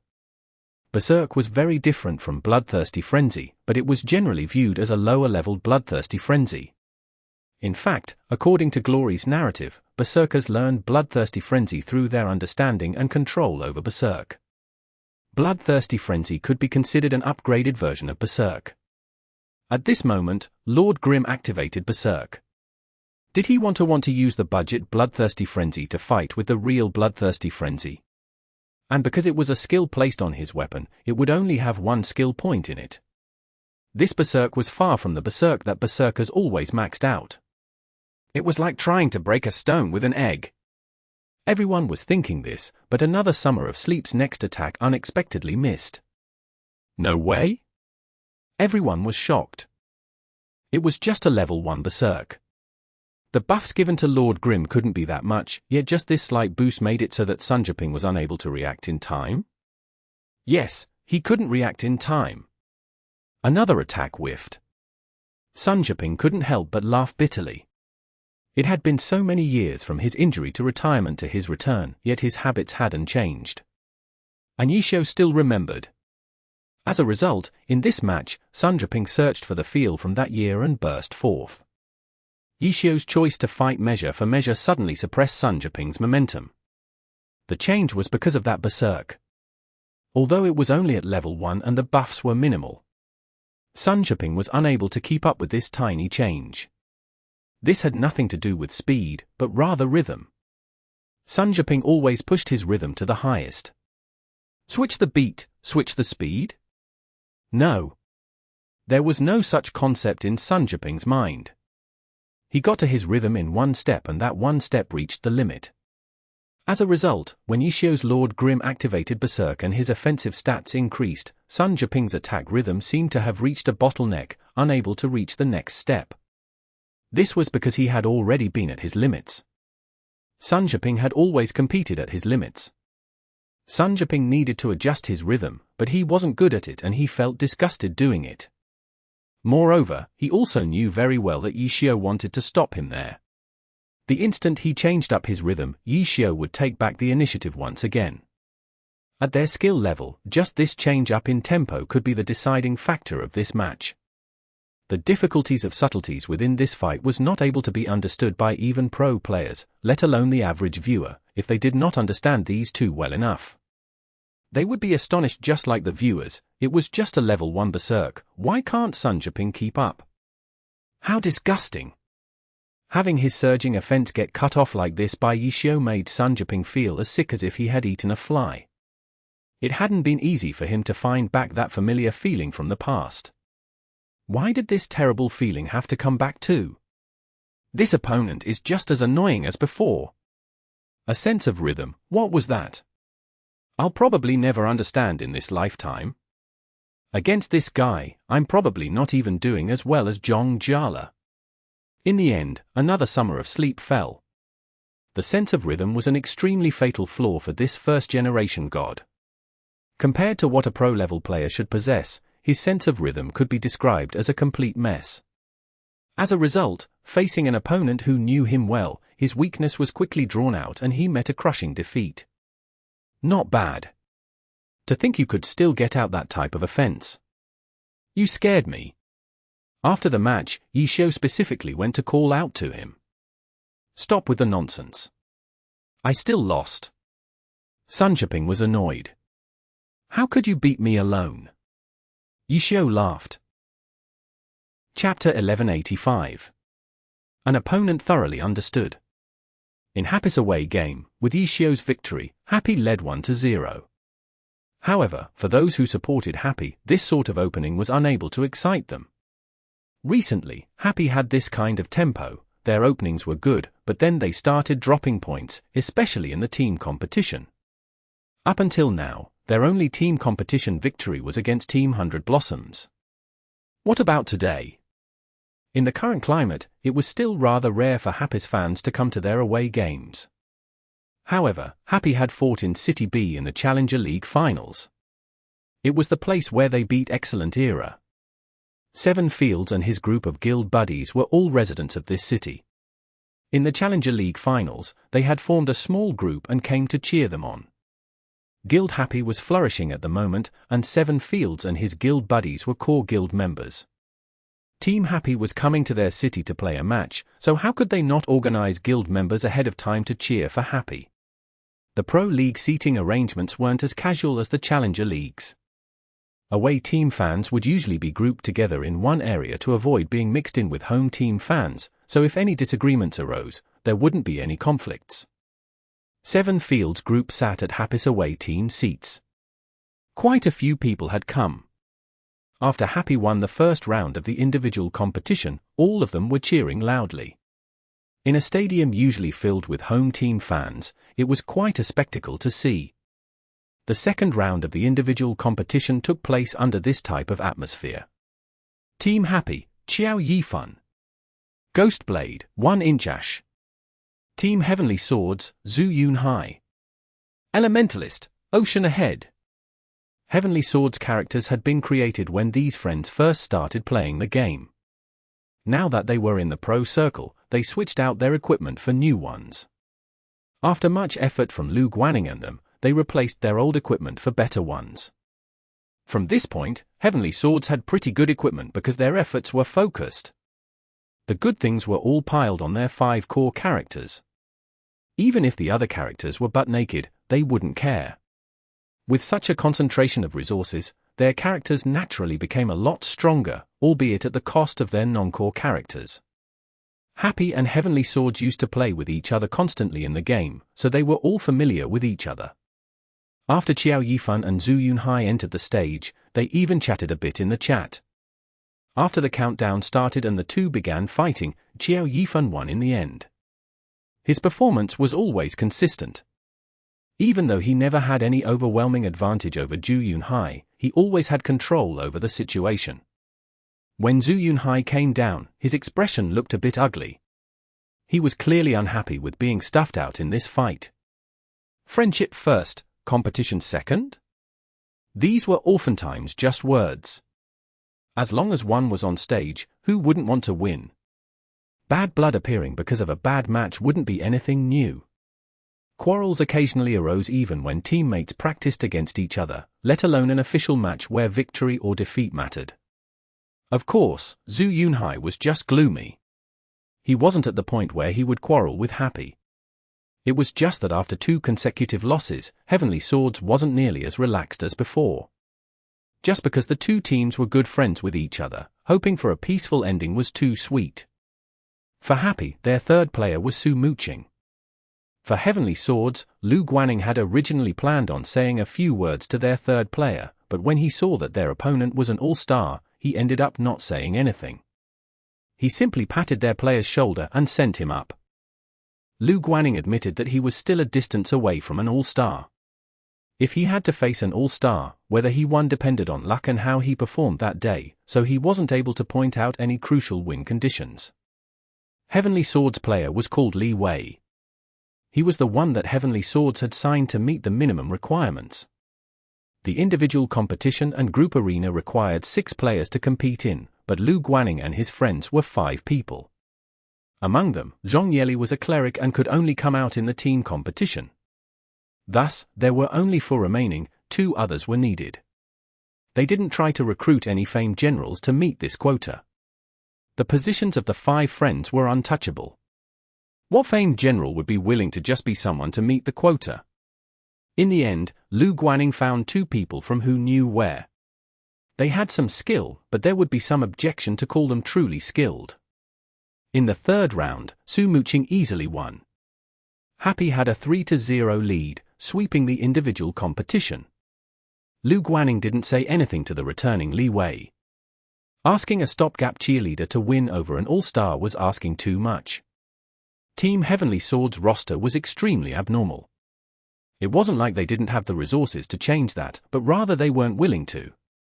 Their original aspiration was to give the 5 of them an opportunity to fight on the pro stage. They weren't done yet, so they didn't plan on giving up on this opportunity to other pro players. A short break followed after the individual competition. The 2 teams could talk and do some preparation for the group arena during this break. With the individual competition over, it was obvious who would be playing in the group arena. However, the roster for the group arena was set before the match began and could not be changed at this time. The Alliance had considered letting teams make adjustments mid-match, but in the end, they hoped that the players would focus their attention on the match itself and not waste too much of their efforts on benefiting from making adjustments. Because of their good relationship with each other, it was hard to avoid the 2 teams mingling together during this break time. The Alliance didn't forbid 2 teams from talking to each other during this break, but whenever there was any contact between 2 teams, the referee would always be watching over very strictly in case the players were violating the integrity of the competition. There was someone in Happy who had made a bet. With Happy's opponents being their friends, all sorts of rumors had flown around long ago. The staff members of the Alliance were watching the communication between the 2 teams very tightly. But it wasn't Happy taking the initiative to go over and talk, but rather Heavenly Swords who had just gotten swept in the individual competition. Lu Guaning looked like he was at a funeral. He walked around Happy in a circle before finally saying to Yishio, "God, you're too fierce. What you guys are doing is saving up your strength and then taking out the knife to start the operation." "Ha ha," Yishio laughed, "it's undeniable, our understanding of you guys is the most comprehensive." Lu Guaning was speechless.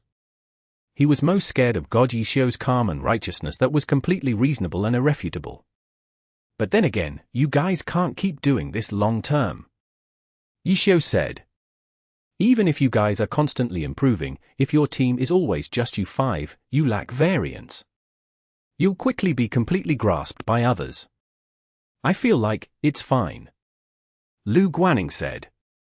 "That's because there aren't any teams who feel threatened by you guys, right?" Yishio said. "God!" Lu Guaning cried. "Could you not be so honest?" For their matches this season, Lu Guaning had felt quite satisfied with Heavenly Sword's performance. No matter who their opponents were, they always won a few points. In their 4th round, they even beat Royal Style 7-3. That was Royal Style. Even though they were no longer frequent visitors of the playoffs, for good or bad, they had an all-star and were a very experienced team. Taking them down gave Heavenly Swords a huge boost in confidence. All of them felt like they had grown and improved after a year in the Alliance. But to God Yishio, they were just opponents who weren't worthy of being studied. This couldn't be considered as others looking down on them though. A team had 19 opponents in the Alliance. Everyone's time was limited, so teams needed to choose who to focus and who not to focus on. If a team tried to grab them all, it was very possible that the team would end up not grabbing any. And among these teams, Heavenly Swords belonged to the category of who not to focus on. Lu Guanning had no choice to concede on this point, which was why God Yishio's words made him tearful. "You'll be going up in the group arena, right? Hurry up and get ready. We'll let you guys see just how disastrous it is to be completely understood by your opponents," Yishio said. How disastrous it is to be completely understood by your opponents. Lu Guanning and the others knew very well by the end of this match. Facing 100 Blossoms, they had won 2 points. Facing Blue Rain, they had won 1 point. Facing Royal Style, they had won 7 points. And facing Royal Style, who had beaten Happy, they had won 6 points. This season, they had utilized their home game advantage well. Both of their victories were their home games. But this time, in their home game versus Happy, Heavenly Swords ended up with 0 points. 10-0. Team Heavenly Swords was swept clean by a team that had only won 1 match so far. Happy didn't give them any mercy. Of course, Heavenly Swords also maintained proper sportsmanship. In the group arena, after Tang Ru beat one of their players, she lost to their second player, when Kabe's battle mage. 1v3? For rounds had passed, and Tang Ru had yet to achieve even a 1v2. Her chance with Heavenly Swords ended with failure. Her only chance left was against Tiny Herb. A 1v3 against Tiny Herb? What a joke! In the post-match press conference, Ruan Cheng had snatched a good spot. He trusted that even though Happy had a perfect win today, their mood probably wasn't too good. From a long-term perspective, Tang Ru failing a 1v3 and leaving the team was an enormous loss to them, whether that was in strength or in popularity. This beautiful girl really did have some fans right now. Ruan Cheng had received no small amount of hate for his attacks on her. Did Tang Ru not come? What a pity. There's probably a lot of pressure on her, right? Seeing that Tang Ru was missing from Happy's seats in the press conference, Ruan Cheng didn't even say any polite congratulatory words for their win today. He directly brought out the bet that he had been banking on this entire time. Everyone in the team from top to bottom is confident in Tang Ru, Yishio said calmly. There's still 1 round left. We can't be too hasty with our words, so we'll just have to wait and see. Ruan Cheng's words weren't said too early, but his confident look as if he had planned this in advance was truly loathsome. He might as well have just displayed the Schadenfreude at the bottom of his heart out in the open. It would have looked more sincere and natural. Little Tang is too pure. I say, she only said what she would do if she didn't keep her promise. But if she succeeds? Don't you think you should do something? Fang Rui said to Ruan Cheng. I'll send her my heartfelt blessings, really. Ruan Cheng put on an honest face. He wasn't about to be provoked. Grab me a bucket. Fang Rui shouted. I'm going to puke. Chapter 1186. Never happened before. After finishing their post-match interviews, Happy's group ran into Heavenly Swords players. Being swept 10-0 was truly embarrassing, and Heavenly Swords was clearly unhappy with tonight's match. However, they fulfilled the words enemies on stage, friends off stage. They put their emotions in order and showed their hospitality as hosts to Happy. Around this time, the other matches this round were also finishing up. The highlight matches this round coincidentally ended with the home teams losing as well. Tiny Herb vs Blue Rain, 4-6. Wind Howl vs Tyranny, 4-6. The powerful young team Wind Howl tripped up against the experienced old team Tyranny. The controversy over Tyranny finally eased after this match. Apart from these 2 matches, there was also Samsara vs Misty Rain, ending 9-1. Samsara continued onwards with their unstoppable march. During the pre-season, people had been worried about compatibility issues between Sun Strong and Samsara, but from the looks of it, Sun Strong's addition to the team was an exceptional move. Whether it was in the individual competitions or the team competition, Samsara's strength had improved remarkably. If their momentum stayed, Sun Strong's and One Autumn Leaf's transfer could definitely become a classic example of an amazing transfer in the history of glory. Apart from these powerhouses, the other powerhouse met with misfortune. Team Void had unexpectedly lost against visiting Team Miracle in their home game. The other new team this season was not as weak as the other new teams in past seasons. The former Team Excellent era players that made up Team Miracle showed why they had once been in a powerhouse team. After being swept by Team Blue Rain 10-0, Team Miracle was able to win a few points every round. This round was even more of an upset. Although their 17 points at the moment was able to get them to 17th place, 4th from last, because they were a new team and because the other new team was very popular, the amount of attention towards Team Miracle was limited. When Samsara complained about their demonic match schedule this season, if anyone had taken a look at Miracle's schedule, they would have noticed that within these 7 matches, Miracle had already run into Tyranny, Blue Rain, Tiny Herb, Wind Howl, Misty Rain, and Void. Demonic schedule? Team Miracle's was even worse. Despite their schedule, for their team to not even be in the relegation zone was already incredible. After this upset, Team Miracle finally received some attention. This team consisting of former Team Excellent era players as the core had some substance to them. Apart from these matches, the rest were practically all home team victories. Only Team Parade lost as the home team 4-6 against Team 301. After these 7 matches, Samsara remained at the top of the rankings with 58 points with Blue Rain in second. Thunderclap once again showed astonishing improvement. Thunderclap used to be a team pacing back and forth at the edge of the playoff zone. Right now, they had pushed their way to 3rd place with 52 points, the same as Blue Rain. 4th place, Wind Howl. 5th place, Tiny Herb. 6th place, Misty Rain.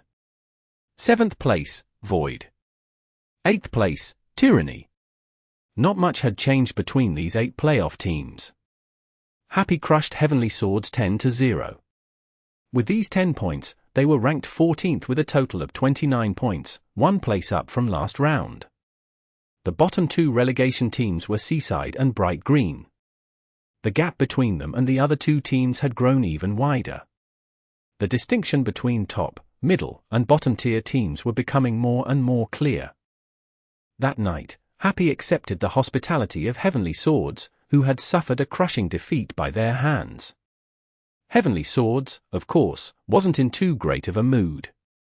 Happy didn't lose themselves just because of this long-awaited win though. At this moment, they were all concerned about one problem, Tang Ru. There was only 1 round remaining for her 5-round bet, and their opponents for this final round was Team Tiny Herb. Complete a 1v3 against Tiny Herb? Unfortunately, looking at past data, the situation was looking extremely unfavorable. Ever since Wang Jieshi joined Team Tiny Herb had never been 1v3'd in the group arena, whether this was against the Battle God, Sword Saint, King of Fighting, or the Great Gunner. The teams with those gods may have won the group arena in the end, but a 1v3 had never been done before by anyone. Of course, just because it had never been done before didn't mean it couldn't happen in the future. These statistics were also reported to let people know just how much of a challenge Tang Ru faced. There were obviously people who were rejoicing at her misfortune and quite a lot of them too. At Happy, the most worried was Cheng Guo, of course. She was too afraid to talk to Tang Ru, fearing that her uncontrollable nervousness would infect and disturb her. Right now, she really wanted to hear a concise solution from Yi Xiao. "What do we do?" she asked Yi Xiao. Yi Xiao only shook his head. "She can only rely on herself. There's nothing you can do." Cheng Guo said. "It's not possible to have a surefire method for something like a 1v3, Yi Xiao said. "What if she fails? What do we do?" Cheng Guo was worried. "Then it'll be her choice," Yi Xiao said. "Didn't you help her choose 5 rounds? Why didn't you say 50? Cheng Guo didn't care about Yi Xiao's previous explanation. "Be more serious." Yi Xiao looked at her and said. Cheng Guo was speechless. She wasn't joking though. If Yi Xiao had said 50, perhaps this matter would have just been left as banter. But then again, even if a reporter like Ruan Cheng didn't deny Happy that opportunity to regard it as a joke, Tang Ru herself might not accept it. When she really put her mind to it, she was quite scary. Chenghua remembered when Tang Ru helped her complete the Heavenly Domain challenge. Once she had decided on doing it, she kept trying again and again, unable to be pulled away. Chenghua let out a long sigh. She had thought of too many IFS. In the end, what had to come would come. October 25th, the 8th round of the Glory Pro League sounded. There were several powerhouse confrontations: Blue Rain vs Wind Howl, Tyranny vs Misty Rain, Samsara vs Void. However, the match chosen to be broadcast was Happy vs Tiny Herb. 1v3 in 5 rounds was the biggest topic of this match. Even though practically no one thought Tang Ru could do it, they still hoped to personally witness this moment. The broadcast team had chosen this match to comply with the popular opinion. When it was almost 8 p.m., the players on both sides entered the stadium. After greeting each other, the first players in the individual competition went onto the stage. But in the commentary, they still hadn't started introducing these two players. They were still discussing Tang Ru's 1v3. A poll on whether Tang Ru could complete this 1v3 just closed right before this match started. We can see that among the 65,525 voters, 64,388 voters thought that Tang Ru will not be able to achieve a 1v3. In other words, only 1,137 people believed in Tang Ru, which comes out to about 1.7%, not even 2%. Coach Lee, what are your thoughts? Pan Lin said. Even though Happy is a new team, they're quite popular. We can see this from the number of seats filled in their home stadium. 1.7% means that many Happy supporters don't think that Tang Ru can complete it. In addition, fans don't always vote based on a logical analysis. Most of the times, they vote based on their feelings, a show of their well wishes. However, from looking at how Happy supporters are voting, we can see that even among their fans, Tang Ru's bold 1v3 promise is unpopular. Leaderboard started speaking. Oh, then what are your thoughts, Coach Lee? Pan Lin asked. The courage and confidence of young players is laudable, but they can't be too ignorant. Leaderboard said. It looks like Coach Lee doesn't think highly of Tang Ru's 1v3. Okay, then I'll stand opposite to you. I'll support Tang Ru. Pan Lin laughed. His attitude was clearly just to liven up the atmosphere. It didn't mean he was a true fan. If she can really do it, it'll be a historical moment. If I remember correctly, according to past data, Team Tiny Herb has never been 1v3 ed before, right? Leaderboard said. Yes. I hope we can see this historical moment. Okay, the first round of the individual competition is about to begin. Happy will be sending out their team captain, the former owner of the Battle God One Autumn Leaf. Nicknamed the Glory Textbook, Yi Xiao is using the unspecialized Lord Grim, a character that has received much attention this season. As for Tiny Herb, they sent out their new generation witch, the genius Jiao Yingjie. This could be considered a confrontation between two generations. The map chosen is Red Plum Pavilion. Coach Lee, who do you think will win? When the match went underway, Pan Lin immediately stopped discussing the topic of Tang Ru's 1v3 and started talking about this confrontation. Asking about predictions of the outcome was a common topic for commentators. In reality, the question wasn't simply for predictions on who would win. In order to make a prediction, an introduction and analysis of the two opposing players had to be done, so it always worked as a conversation topic. Yi Xiao is experienced, he's familiar with every class, and he uses an unspecialized. These are where his advantages lay. However, Jiao Yingjie has grown into a youth that can take charge. He's young. He has energy. And to Yi Xiao, Jiao Yingjie is perhaps an unfamiliar player. They have never fought before. Leaderboard was familiar with how to reply to this type of question. He lay bare the advantages that both sides possessed and didn't talk about his actual prediction.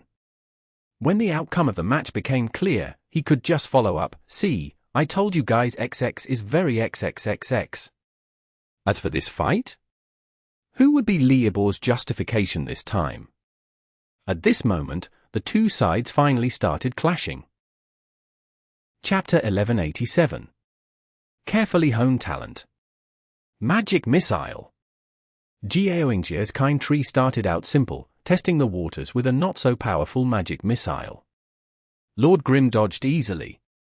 Obviously, he didn't lack in ranged methods of attack.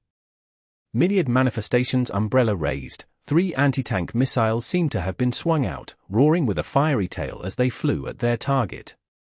Ghostblade's kind tree immediately waved a hand, and a star-shaped symbol was tossed out, transforming into a magic ray as it darted forth. Star ray? No. This magic ray accurately struck one of the anti-tank missiles, then immediately rebounded towards another, and then sped right for Lord Grim. This was a variant of Star Ray, Star Refraction. Compared to Star Ray, it wasn't as powerful, but one could utilize the distinguishing feature of this refraction to create unexpected attacks. Currently, after refracting thrice, the 3 anti-tank missiles had already exploded in midair, light flashing and smoke billowing. As for Lord Grim, he had no choice but to dodge the attack that came refracted at him. With his sidestep, Kind Tree was already charging out of the smoke and fire, directly at Lord Grim. With a wave of his hand, a lava flask was thrown down, and soon after, he was swinging his broom at Lord Grim.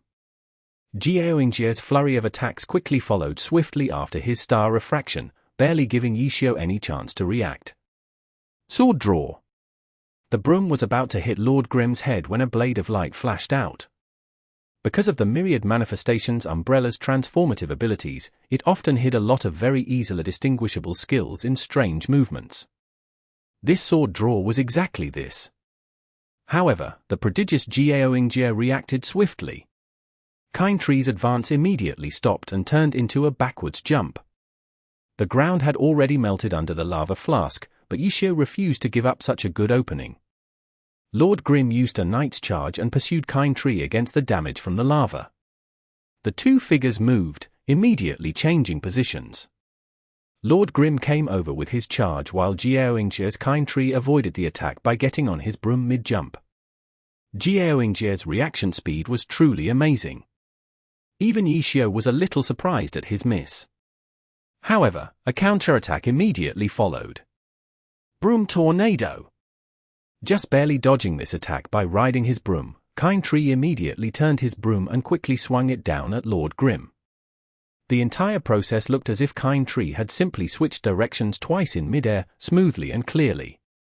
This time, Lord Grim didn't have the time to dodge. With the rapid spinning of the broom that Broom Tornado created, it was hard to parry as well. Yishio could only go onto the defensive, raising his sword horizontally with a Blade Master's guard. What followed was the continuous sound of the broom clashing with the edge of the sword. Broom Tornado battered at Lord Grim at high speed, sweeping him back. Star Ray. Ghostblade wasn't greedy. Just as the Broom Tornado was going strong, he suddenly cancelled the skill and threw out a Star Ray. At such a close distance, there was no way Lord Grim could dodge. The magic ray hit, causing Lord Grim to stumble. Kind Tree's broom was already enchanted with frost powder. As it was whipped through the air, it left a trail of shattered ice crystals in the air as it slapped down at Lord Grim. For melee combat, witches mostly just use normal attacks, but with specialized magic tools, they could enhance their weapon's damage and enchant their weapon with special effects. For example, frost powder had the chance of freezing the target directly. Even if you were unlucky, it would still inflict a slow. Everything depended on the target's resistance. Now, the number of pieces of silver equipment on Lord Grim's body was slowly increasing, but he still mostly had orange equipment. This meant his stats were easy to figure out.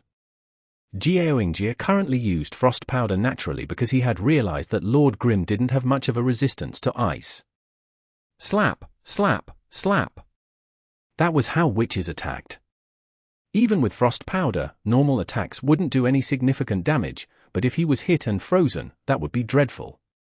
Kind Tree started off with 3 consecutive attacks which Lord Grim barely dodged. The fourth attack, Ghostblade knew the other wouldn't be able to dodge, but that was when Lord Grim threw a handful of powder over as well. This was Jiao Yingjie recognized it immediately, but Kind Tree's attack was already sweeping forth. He didn't have time to retract it. A hit! As expected, Yi Xiao couldn't dodge this attack, but it was just a hit. What could a normal attack do? Freezing effect? It was gone. What Lord Grim had thrown just now was something Jiao Yingjie was more than familiar with, the witch's disperse powder. The effect of frost powder on his weapon also counted as a buff. When met with disperse powder, it was immediately neutralized. However, only the frost powder was neutralized, not Kind Tree's attack. This hit was just a normal attack, without the wanted freeze effect, but with the following attack, Jiao Yingjie was already attempting to inflict his own effects. Sweep! The broom swept up diagonally with the witch's knock-up skill. Lord Grim was immediately suspended in the air.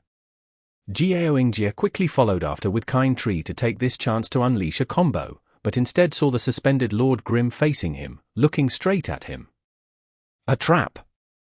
Jiao Yingjie instantly realized. When struck with a knock-up skill, it was impossible to adjust your position so well, so there was only one explanation: Lord Grim hadn't actually been struck, he had merely jumped up. Yi Xiao had predicted his next move and cooperated to create the illusion that he had been struck, and then he would launch an unexpected counterattack. The light of a blade flashed and Lord Grim plummeted with a falling light blade. Jiao Yingjie was already having Kind Tree hurriedly avoid it, but falling light blade. With this attack, it was clear that Yi Xiao had once again predicted Jiao Yingjie's next move. Falling light blade's small shockwave was just enough to capture Kind Tree. Kind Tree, hit by the shockwave, was knocked to the side. Jiao Yingjie rushed to quick recover, but Lord Grim had already pursued him over, swing down from overhead with a collapsing mountain. Was collapsing mountain a hard-to-dodge attack? No, but the problem was the timing Yi Xiao chose. He attacked right as Kind Tree was in the middle of his quick recover. He couldn't really cancel, but continuing wouldn't do him any good, and it was too late to change directions. Another trap. What a troublesome opponent. In the Season 8, Jiao Yingjie rarely had chances to play, so he hadn't fought Yi Xiao before. Afterwards, they had come to a few exchanges in the online game. In the new server, at the beginning, they had been crushed by the unspecialized with their low-leveled classes. There was no helping that. For the unspecialized, if it wasn't for the lack of skill points, the class would be mature at level 20. But what about other classes? When they were level 20, they only had 5 skills for their class. Even if they learned more from other classes of the same type, that couldn't compare to the unspecialized. Fewer skills meant fewer variations, then, considering how they were against God Yi Xiao with his comprehensive knowledge, their attacks would be easily seen through and dealt with. Training with Yi Xiao in the new server was a painful memory. Back then, Tiny Herb's members all had the same thought. They all believed that their immature characters had crippled their ability, and would naturally be at a disadvantage against the unspecialized. If it wasn't so, then the result would be very different. Now, fighting Yi Xiao one-on-one, Jiao Yingjie really wanted to tell those teammates the truth. With a mature character, it really was different from using a low-leveled character, but if you were to say the result would be different when fighting Yi Xiao, that wasn't necessarily true. Even with Kind Tree, Jiao Yingjie still felt that he was using the low-leveled character he had once used against Yi Xiao. All of his intentions had been seen through, his every move predicted. The attacks God Yi Xiao executed weren't magnificent, but they were inescapable, always timed when you were incapable of dodging. How did he manage to hone his awareness and experience to such a degree? Jiao Yingjie was suddenly a little envious. He had hand speed, he was quick at reacting, he could switch between playstyles and combinations whenever he wished. He was a prodigy, he was far faster at learning, at mastering anything thrown his way than other people. However, it was impossible for him to gain the carefully honed talent God Yi Xiao had sharpened from who knew how many battles. It seemed as if everything that he was doing was being discerned and analyzed. This feeling was so intense. Even against his captain, Wang Jieshi, Jiao Yingjie had never felt such an imposing pressure. Shouldn't his captain understand him better than God Yi Xiao? His usual combinations wouldn't be of any use. He had to do something that the other wouldn't be able to predict. Ghostblade, after losing the initiative, fell into a helpless situation. No matter how he switched up his tactics, he wasn't able to escape Lord Grimm's control. From the outside, it seemed that he wasn't at such a disadvantage. Occasionally, he would still find chances to counterattack. In the beginning, that's what Ghostblade thought as well, but soon enough, he realized that while he had accurately grasped these seemingly valuable chances, he never managed to achieve what he had been intending.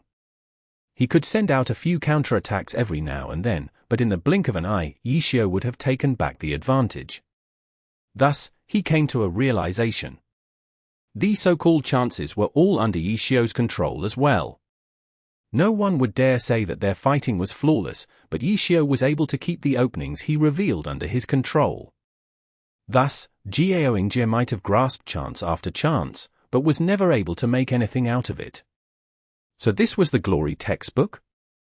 The strongest player in the history of Glory? Ghostblade gazed at the weird character, swinging a strange weapon, and wearing an uncomfortably mismatched set of equipment, with fearful reverence. He really is strong, but I can't give up just like this. Ghostblade grit his teeth.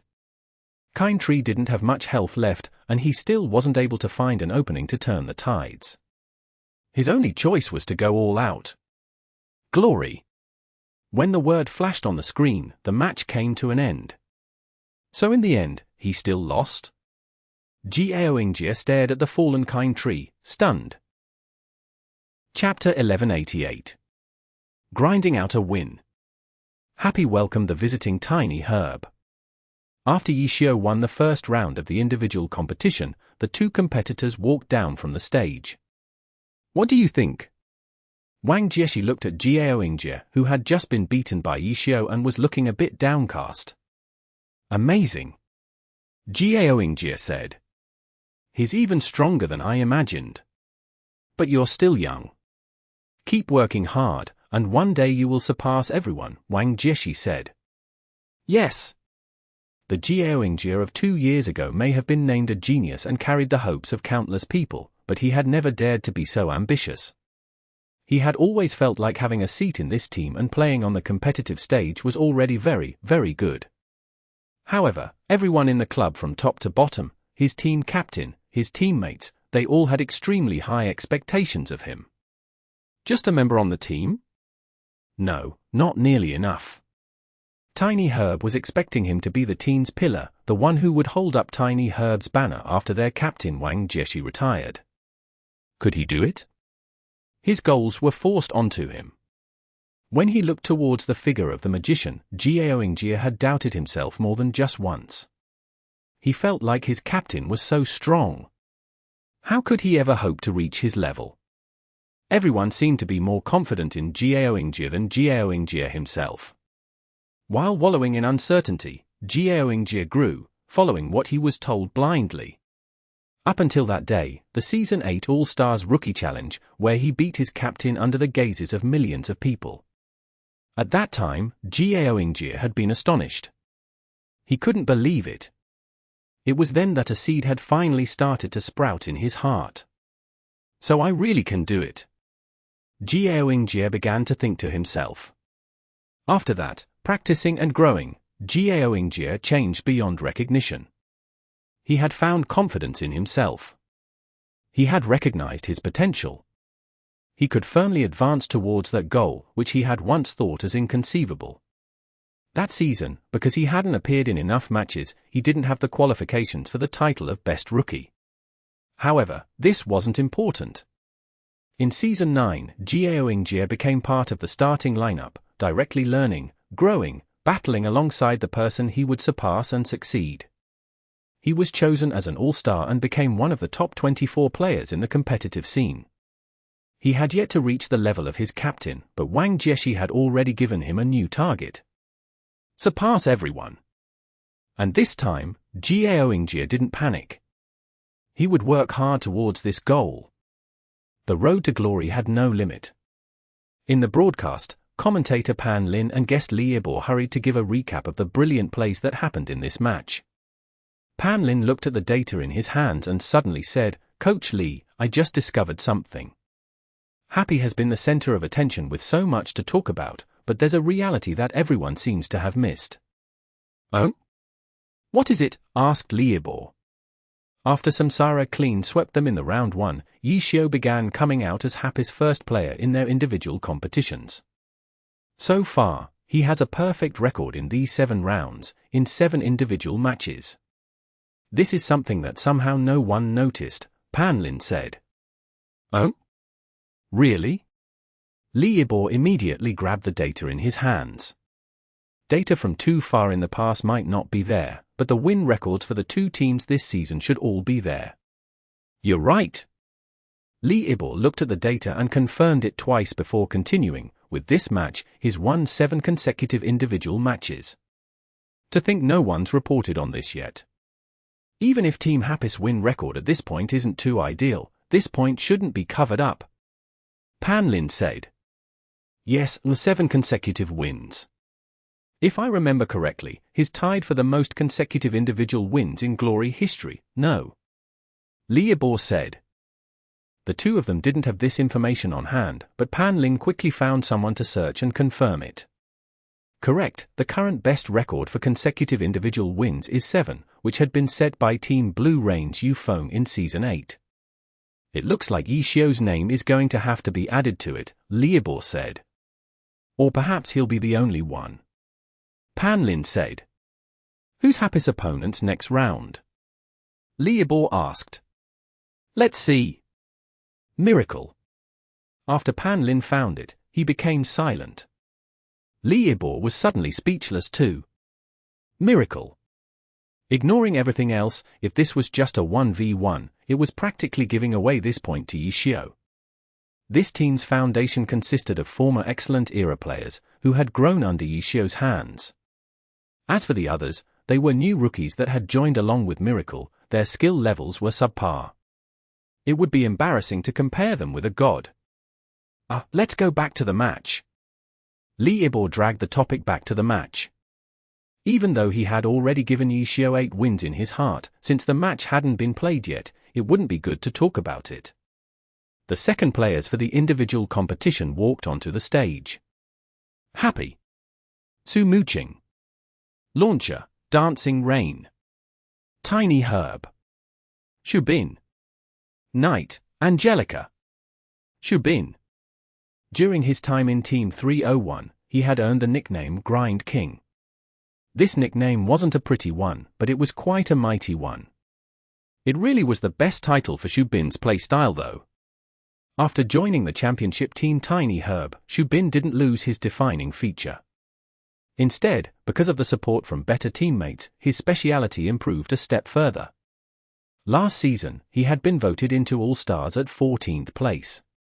Against Sumuching, Shubin obviously wouldn't abandon his style. After encountering his opponent and being suppressed by heavy gunfire from Dancing Rain, he didn't panic. For someone to be named Grind King, he possessed unimaginable toughness. Shubin contended patiently with Sumuching. It was as if he was also a long-ranged class, but in reality, he had absolutely no attacks that could pose any threat to her. He fought with Sumuching in a situation where he couldn't fight back, dodging and defending to skillfully dissolve Dancing Rain's attacks. At the same time, Angelica tried hard to decrease the distance between the 2 of them. Grind King didn't mean Shubin was slow and that his playing wasn't clean. It was pointing to his style, where he wore down his opponent's spirit and skills, grinding at the opponent's patience and pushing the opponent's mentality off balance, or perhaps grinding until the opponent was tired. In any case, his playstyle led to openings. And whenever an opening appeared, Shubin's offensive would be like a thunderstorm. Knight's Spirit. The instant he saw the opportunity, Shubin immediately had Angelica activate his awakening skill. Along with a heroic charge and a justice leap, he instantly closed the distance between himself and Dancing Rain. Sumuching wanted to Dancing Rain to retreat, but Angelica had used Sacrificial Roar, forcing Dancing Rain to continue attacking him. Before this, Angelica had activated an Honest Maelstrom counterattack. Launcher attacks could also be returned by this skill. In the end, Shubin won. The margin of victory wasn't large, and he wasn't particularly dominant, but all the matches he won seemed to be like this. Good job, Wang Jieshi said to Shubin. He appreciated Shubin's consistency very much. Tiny Herb's third player for the individual competition started getting ready. Zhu Yebai. Ghostblade, Rangoon Creeper. Of the 8 rounds this season, this was Zhu Yebai's third time appearing in the individual competition. To be sent out so many times was worthy of being excited about for a substitute player like Zhu Yebai. However, the individual competition? Zhu Yebai didn't really understand. He was a Ghostblade. It wasn't that he had no individual combat capabilities, but of the players in the team, Zhu Yebai really didn't think that he was better than any of the others in 1v1s, but their team captain didn't pick the others and picked him again and again in the individual competition. On the other hand, for the team competition, of the 8 rounds, he had only appeared once, which truly confused him. He had lost the last 2 times he went up. What about this time? He didn't understand this arrangement, but he respected his team captain's wishes, so he upped his spirits and went onto the stage. On the way there, he lifted his head and looked up at the screen to see who his opponent would be. Team Happy. Qiao Yifan. Ghostblade, 1-inch Ash. Qiao Yifan. Zhu Yebai turned his head in astonishment and saw Qiao Yifan almost at Happy's player booth. Zhu Yebai subconsciously glanced at his teammates. He saw that everyone was looking at Qiao Yifan too. In the pro scene, players came and went. Teammates today, opponents tomorrow. It was very common. Those who had played for a few years all experienced this, but Qiao Yifan. Zhu Yebai had never really thought of him as a teammate. Qiao Yifan had been more like a busboy. But right now, this busboy had found his home, and he had even changed classes to be a Ghostblade just like him. Qiao Yifan's position in Team Happy was more firm than his, and he had appeared on stage this season more times than Zhu Yebai had. Zhu Yebai hadn't been interested in this individual competition at first, but now a sliver of fighting spirit rose. Yes, just a sliver. Qiao Yifan was just a lowly busboy. He even changed classes. How good could he be? He's probably the same as when he had been playing with a what? Zhu Yebai suddenly realized that he couldn't even remember what class Qiao Yifan played before in Tiny Herb. He was probably so bad that he didn't leave an impression on me. Zhu Yebai thought to himself. Do you think that just because of you switched classes, you're an ugly duckling that turned into a swan? Today I'll definitely teach you a good lesson. The characters loaded into the map and the match began. Yifan, long time no see. Zhu Yebai had his Rangoon Creeper advance as he greeted Qiao Yifan in the public chat. In his heart, he was wondering how he should teach this Qiao Yifan how a phantom demon was played. Senior, long time no see, Qiao Yifan replied. Apart from Jiao Ingjie, everyone else in Team Tiny Herb were his seniors. So you've switched to a phantom demon? Nice job. Zhu Yebai said. Thank you senior for your praise, Qiao Yifan said. Is there anything that you don't understand, that you'd like me to show you in this match? Zhu Yebai wasn't modest at all. Sure. I'm behind you, Qiao Yifan said. Chapter 1189. Ghost Chaining. Behind.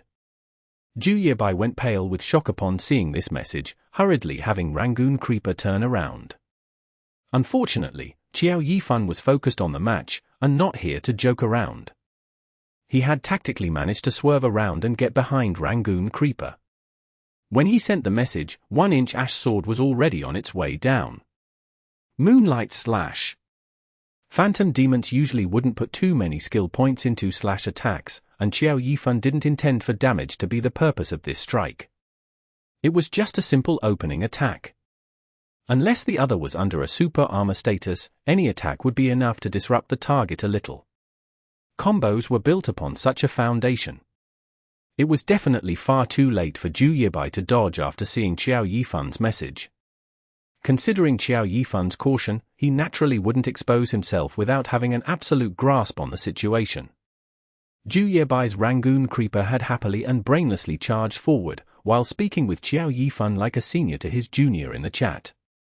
Meanwhile, Xiao Yifan's 1-inch had successfully and precisely gotten behind the other. The audience could see all of this with clarity. Zhu Yibai had become a joke at the very start of the match, one that didn't seem to understand his own place at all. Now, Moonlight arced downwards, not doing much damage, but still stunning Rangoon Creeper for a split second. 1-inch followed up with a Ghost Claw. A sliver of the Phantom Ghost's power drifted through the air, throwing Rangoon Creeper up. This was the Ghostblade's knock-up skill. Knock-ups were usually a good time to follow up with a combo, but for a Phantom Demon, they shouldn't hurry and deal as much damage with slashes as possible, but quickly set down as many Ghost Boundaries as possible. Ice Boundary. Plague Boundary. Ghost Boundaries had cast times, so you couldn't instantly set a boundary. It was a struggle to finish casting these two Ghost Boundaries during Rangoon Creeper's knock-up. However, Xiao Yifan very smoothly transitioned between the two Ghost Boundaries. After setting down an Ice Boundary first, he began chanting a Plague Boundary, carefully keeping an eye on Rangoon Creeper. Upon seeing the other land, Xiao Yifan was prepared to cancel the chant already, but the effects of Ice Boundary activated. Rangoon Creeper, slowed by the Ice Boundary, definitely wouldn't be able to get to 1-inch Ash side in time. His blade trembled, and instead he sent forward a Spellblade skill, Earthquake Sword. He could make it. Xiao Yifan made an accurate judgment. Even as the Earthquake Sword came over, he continued his cast. The Plague Boundary was set before the Earthquake Sword swept at him, as expected. He wasn't interrupted. After that, he had 1-inch roll to the side and Earthquake Sword was dodged cleanly. Xiao Yifan was very familiar with the characteristics of these skills. Plague Boundary lowered the defense of the characters inside the boundary. If he didn't attack, then there was no point to the Plague Boundary. Zhu Yibai was a Phantom Demon player, so how would he not understand this? Now, in two overlapping boundaries, he didn't ignore everything and try to run out of the two boundaries, but instead carefully observed 1-inch Ash's movements. He couldn't predict what Xiao Yifan would do next. That was when he realized, despite living together for a year, seeing each other every day for a year, he didn't understand Xiao Yifan at all. Perhaps, as a team member that he often had to train with, he knew a little of Xiao Yifan's style in Glory, but now, Xiao Yifan had switched classes to the class he was most familiar with, Phantom Demon. What was Xiao Yifan's Phantom Demon like? Zhu Yibai didn't have a clue. However, he believed that he had more experience as a Phantom Demon than Xiao Yifan. He might have been caught off guard in the beginning, but so long as he didn't panic and kept a clear view of the situation, dealing with each action as it came, there was nothing to fear. Ice Boundary, Plague Boundary, one focused on control, another focused on weakening. These two boundaries wouldn't deal any significant damage, he could slow down his pace and observe slowly. Bring it, Xiao Yifan. Wait! What was this? On the screen, the blade in 1-inch Ash's hand was spinning. It was less like an attack and more like some sort of spell being cast. As a Phantom Demon player, how could Zhu Yibai not know what this was? The Ice and Plague Boundaries under Rangoon Creeper's feet seemed to be responding to some sort of summons, the Phantom Ghost's power pulsing, resonating. Zhu Yibai wanted to get his Rangoon Creeper out of the boundaries, but it was already too late. Ghost Feast. With only two Ghost Boundaries on the field, Xiao Yifan already had 1-inch use Ghost Feast. The two pools of the Phantom Ghost's power, representing Ice and Plague, erupted. Compared to a Ghost Feast with multiple overlaid boundaries, the power of the explosion of two boundaries had been reduced, but was also much clearer. Everyone could even see Rangoon Creeper struggling under the corrosive power of the Phantom Ghost's power. The match had just started and Zhu Yibai had taken an ultimate to the face, but now his nervousness after being ambushed had disappeared along with it. A Ghost Feast with just two Ghost Boundaries? Zhu Yibai wanted to laugh. From his point of view, this was a display of Xiao Yifan's lack of experience and his stress from facing him. He couldn't figure out what to do next, so he just hurriedly made the Ghost Boundaries erupt. Every little bit of damage counted, after all. How pitiful! Zhu Yibai lamented to himself. Did the other really think that he'd become something great just by switching classes? How naive! Grow up already! Juyebai sent into the chat, admonishingly, as Rangoon Creeper charged out of the smoke and lights made by the opposing Phantom Ghost's power. Moonlight slash, then full moonlight slash.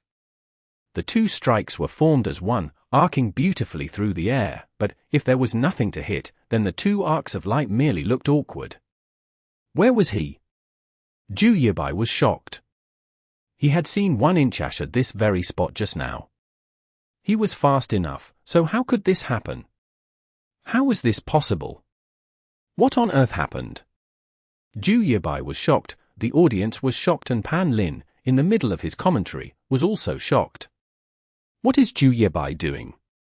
Pan Lin wondered aloud. The audience, with their omniscient view, clearly saw Qiao Yifan's 1-inch Ash standing just off to the side behind Rangoon Creeper, but Juyebai had Rangoon Creeper strike the air with a beautiful 2-hit combo while yelling something like that. Was this some sort of tactical trap? Oh. Leaderboard was very awkward. As a special guest and commentator, as advisor Lee, he had to give an answer in this sort of situation. However, what the hell was this guy doing? Leaderboard was very confused as well. Let's watch the match first. Coach Lee's commentary IQ was expert level. Knowing that the players on the field wouldn't give them time to analyze this one detail, he quickly suggested they watch first, analyze later. 1-inch Ash, stood behind Rangoon Creeper, had already struck. By the time Rangoon Creeper's 2 slashes were soaring through nothing, another ghost boundary had been placed. Dark boundary. Another boundary that focused on inflicting a status effect. This time, Qiao Yifan wanted to take Juyebai's sight. The screen went dark. Dark boundary. Juyebai immediately realized what this meant. Where was this guy? Where did this ghost boundary come from? A chill ran through Juyebai's heart as he stared at the dark screen that looked like it had shut down. He was finally feeling pressured. Qiao Yifan was no longer someone he could defeat with ease. Definitely not. Juyebai was so shocked that he forgot to move. One of the characteristics of ghost boundaries was that while inside, you definitely feel the effects, but as soon as you stepped out, then it'd all disappear. Characters in a dark boundary would be blinded, so no character would give up trying to make their character move out of it. They'd usually even use movement skills to help them move a large distance at once, just to escape this annoying effect. However, Juyebai, too lost in the shock over the trouble Qiao Yifan was giving him, forgot such a crucial thing as to move. He was stunned, but Qiao Yifan wasn't. 1-inch Ash closed in, sending out slash attacks and setting down ghost boundaries were never given an opening. 1 boundary. 2 boundaries. 3 boundaries. The effects of ghost boundaries were stackable, but Qiao Yifan didn't let all the ghost boundaries he sent out overlap completely. The boundaries overlapped, chained together across a larger area. The very center had several overlapping ghost boundaries, but as you got further away from the center, some areas only had 1 or 2 boundaries presiding over them. However, with this arrangement, the area under 1-inch Ash control had greatly increased. The dark boundary had disappeared by then and Juyebai's sight returned, but he couldn't escape the control of the chained ghost boundaries at all. This was ghost chaining. Juyebai recognized this playstyle and was once again filled with shock. Ghost chaining required a player to have a very good awareness of the situation at large. Each boundary was set down individually, but needed to be placed so that it formed a whole with the other ghost boundaries. As a player did this, they also had to use slash attacks to fill in the gaps left by the ghost boundaries. The timing of these slashes, of these boundaries, what boundaries to place, where to place them, they all needed to be planned out. It wasn't something a person could achieve by mechanics alone. This guy can use ghost chaining, and so well. As for me, Juyebai didn't want to admit it, but had no choice. He was incapable of performing such a beautifully done ghost chaining. How is this possible? Juyebai felt like he was going crazy. This was Qiao Yifan? That little nobody?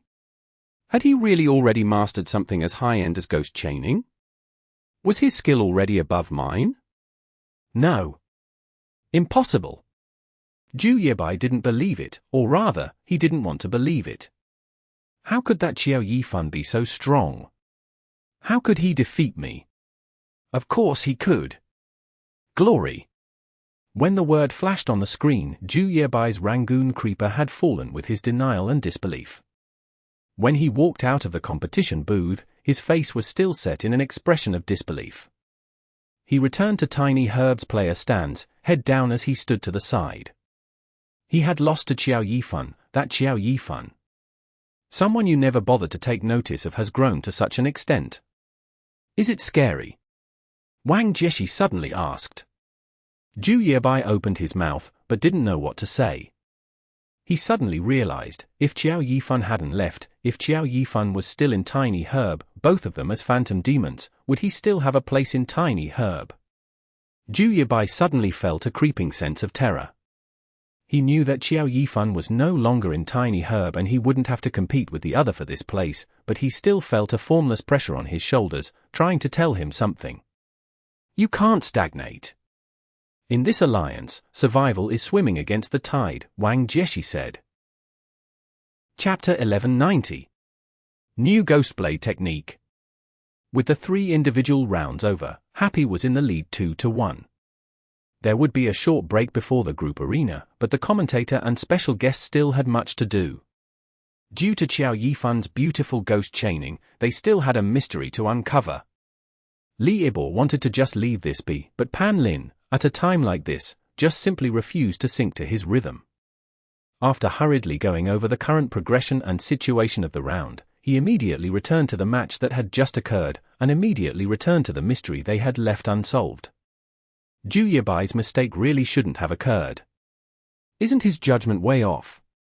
The broadcast cooperated with Pan Lin's commentary and was currently giving a playback of Rangoon Creeper's beautiful 2-strike combo. It was aimed at nothing, completely ignoring 1-inch behind him. Such a weird mistake wouldn't be without reason, right? With Li Ibo refusing to cooperate, Pan Lin could only keep talking to himself, asking the program director to switch to Zhu Yebai's point of view at the same time. Wait! The scene flashed by and Li Ibo suddenly yelled, seeming to have noticed something. What? The scene paused. Go back, slow motion. Li Ibo's voice had twisted a little. Pan Lin didn't understand, but still had the broadcast director cooperate, rewinding the recording and replaying it. Stop! Li Ibo suddenly cried out. The prepared broadcast director stopped the scene. Li Ibo pointed at a point on the screen, look here. In Zhu Yebai's point of view, there was the lighting effect of the explosion after the ice and plague boundaries had been blown up by Ghost Feast, and right in front of him, there was the clear-cut silhouette of a person. 1-inch. Pan Lin yelled, 1-inch really did appear there. There was nothing wrong with Zhu Yebai's judgment, but... Keep this scene, switch the view, Li Ibo directly interrupted him. Pan Lin was stunned, but still had the broadcast switched to in full view. Hey! After switching, Pan Lin cried out, unable to control his surprise. In the full view, 1-inch wasn't there at all. He had already arrived behind Rangoon Creeper by then, about to get to the position he had launched his offense from. What on earth is happening? Pan Lin was shocked, switching the shot back and seeing the silhouette of 1-inch once more. This? Pan Lin stared, and stared some more, and suddenly gave a ah. Do you see it now? Li Ibo asked. This? Pan Lin grabbed the mouse, tracing the cursor over the image, over the edge of the silhouette of 1-inch. This isn't 1-inch at all, but a silhouette formed by the lighting from the explosion of the 2 ghost boundaries, Li Ibo explained. This? Is this something created by the system? Pan Lin suspected. Probably not. Li Ibo shook his head. He had never heard of anything like it. A coincidence? We probably won't know until Qiao Yifan is interviewed, Li Ibo guessed. The audience at the venue all saw the scene and commentary in the TV broadcast through the big screen, seeing the silhouette made in that moment by the 2 boundaries of Ghost Feast. It wasn't just the crowd that was surprised. Even the pro players at their respective benches, including gods like Yishio and Wang Jieshi, were all dumbstruck. This was something unique that they had never seen during their pro careers, such a lifelike silhouette. It was a coincidence, right? Tiny Herb's members could only guess, but Happy's members could be more direct. They all turned their heads as one to face Qiao Yifan, using their gazes to prompt him to explain. "Ah. This is something I discovered by accident," Qiao Yifan said. "You created it purposefully." Yishio's surprise didn't fade because he knew that, for something like this, noticing was one thing, but replication was something else entirely. "Yeah. I tried to practice it. I'm just lucky that Luo Ji helped me with the calculations involved," Qiao Yifan said, pulling out Luo Ji to give him credit. Luo Ji was usually at school, but when it came to match day Saturday, he would swiftly rush to the stadium to regroup with everyone else. It was tiring, but if he couldn't even make it to the matches, then there really was no point in being a pro player at all. "Just a little," Luo Ji hurriedly added, having been pushed into the spotlight. "Amazing!" Yishio complimented. Setting aside the practicality of this technique for now, for such a young player to have such creativity and spirit to research a new technique was something praiseworthy. Yishio dared to be certain that this was an unprecedented new technique, something that even the all-star level Ghostblades of Void hadn't even discovered. "Ah. It's all right. I just felt like it might be of some use." Qiao Yifan was at a loss in the face of such a compliment. "When we get back, let's all discuss together," Yishio decided with a smile. "Yes." Qiao Yifan was very happy too. This acknowledgement was something he'd never get tired of. The break after the individual competition soon ended. The following group arena would be the focus of this match, of all the matches this round. The reason the TV broadcast would choose this match was also mainly because of this group arena. The venue suddenly fell silent. The happy fans at their home stadium felt way too conflicted about this match that would decide the result of the 1v3 promise. Tang Ru stood from her seat. 5 rounds. She had already failed for rounds, but her gaze was as determined as ever. Even though her opponent was Tiny Herb, even though no one had ever achieved a 1v3 against this team, Tang Ru didn't feel a trace of hesitation or fear. "I'm going."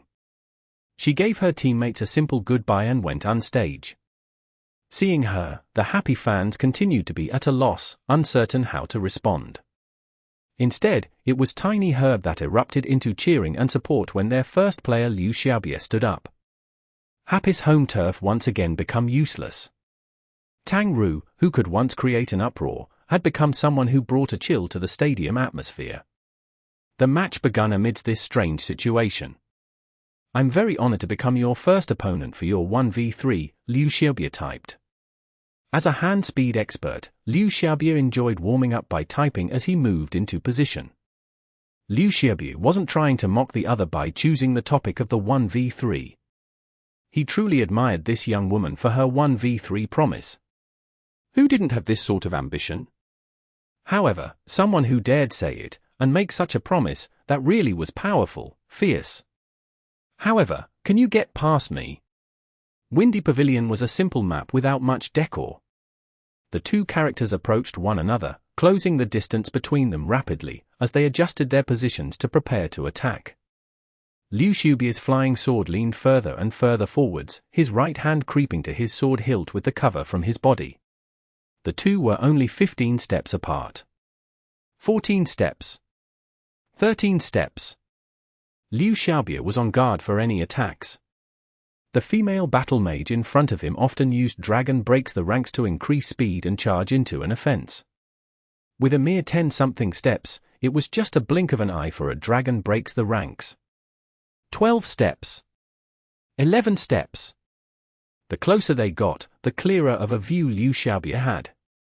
He carefully observed Soft Mist's form. Soft Mist kept her spear held backwards. A Dragon Breaks the Ranks start didn't look like that. Was she not going to use Dragon Breaks the Ranks? Then, take this. Sword Draw. At 6 steps away, Sword Draw had already been sent out.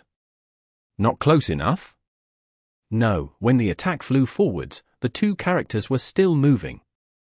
6 steps was a short distance, so this attack was timed just right. As expected, the flash of the sword created a shining line, linking the two characters together immediately. Soft Mist suddenly bent her knees in front of him. That wasn't enough. There were very few hand speed experts who had slow reactions. Creating variations in their attacks were their best weapon, and the sword slash was immediately adjusted. Just bending down wasn't enough.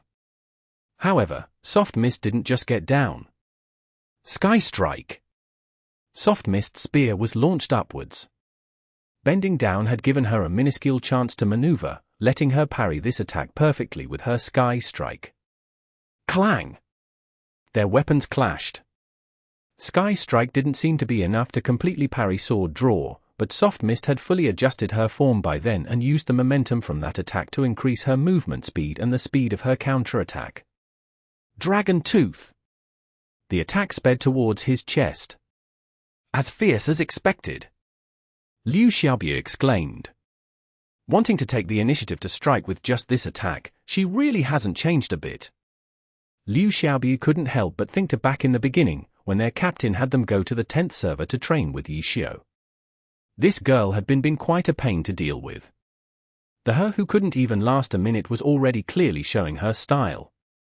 Never back down, attack whenever possible. From the first attack to when she fell, she was always on the offense. Though her abilities were unpolished back then and every member of Tiny Herb could defeat her, her burning spirit had left a deep impression on them. And now, she was finally on the same stage as they were and shouldering a promise of 1v3 in 5 rounds. You really have character, but we Tiny Herb aren't willing to be a background to that character. Liu Xiaobie wasn't Huang Xiaotian, and he didn't have the habit of chatting as he fought. Determined and resolute, Flying Sword darted out. Triple slash. Liu Xiaobie didn't back down from Soft Mist's advance, but instead used this movement skill to meet her. This sort of exchange was exactly what Tang Ru wanted. Dragon Tooth stabbed forth, but hit air as Flying Sword slashed, his form swerving, and then swerving again. Triangle triple slash. With Liu Xiaobie's extremely fast hand speed, his direction changes with triple slash were dizzying. Flying Sword seemed to teleport, instantly dodging the Dragon Tooth and getting to Soft Mist's flank, the edge of his sword plummeting down. Chapter 1191. Swift Hand Speed. The tip of the sword dropped down, but it was a miss. Afterwards, Flying Sword was already flying out. Tyrant's Destruction. Liu Xiaobie's triangle triple slash had been extremely fast, but what about Tang Ru? Her speed was no slower. Her Dragon Tooth turned into a Tyrant's Destruction, keeping up with the dizzying triple slash. Before the sword could strike her, her spear thrust into Flying Sword's body, throwing him to the side. Whoa! Liu Xiaobie was shocked. In the Happy vs Excellent Era Challenger League finals, he had a very deep impression of Tang Ru's hand speed. Xu Bin had asked how he would compare, but Liu Xiaobie hadn't replied. And now, Tang Ru had been able to catch his triangle triple slash, hitting him first before he could hit her. Although his triangle triple slash required more inputs, the difference in attack speed between Soft Mist's spear and Liu Xiaobie's sword could not be ignored. Spears usually had low attack speed, most had an attack speed of 2. On the other hand, the Blade Master's lightsabers were the fastest weapons, most had an attack speed of 10. In Glory, the attack speed on weapons were rated from 1 to 10. However, the difference between a 1 and a 10 wasn't by a magnitude of 10. In reality, the difference between a 1 and a 10 was around 20%. Glory was an input-heavy game. What truly decided an attack speed was the player's hand speed. But the difference between having a weapon with an attack speed of 1 versus a weapon with an attack speed of 10 indicated that if you wanted to match the speed of a 10 attack speed weapon with a 1 attack speed weapon, your hand speed would need to be 20% faster. Thus, a faster weapon attack speed was never a bad thing. However, the game was set up such that weapons with lower attack speed had higher physical attack.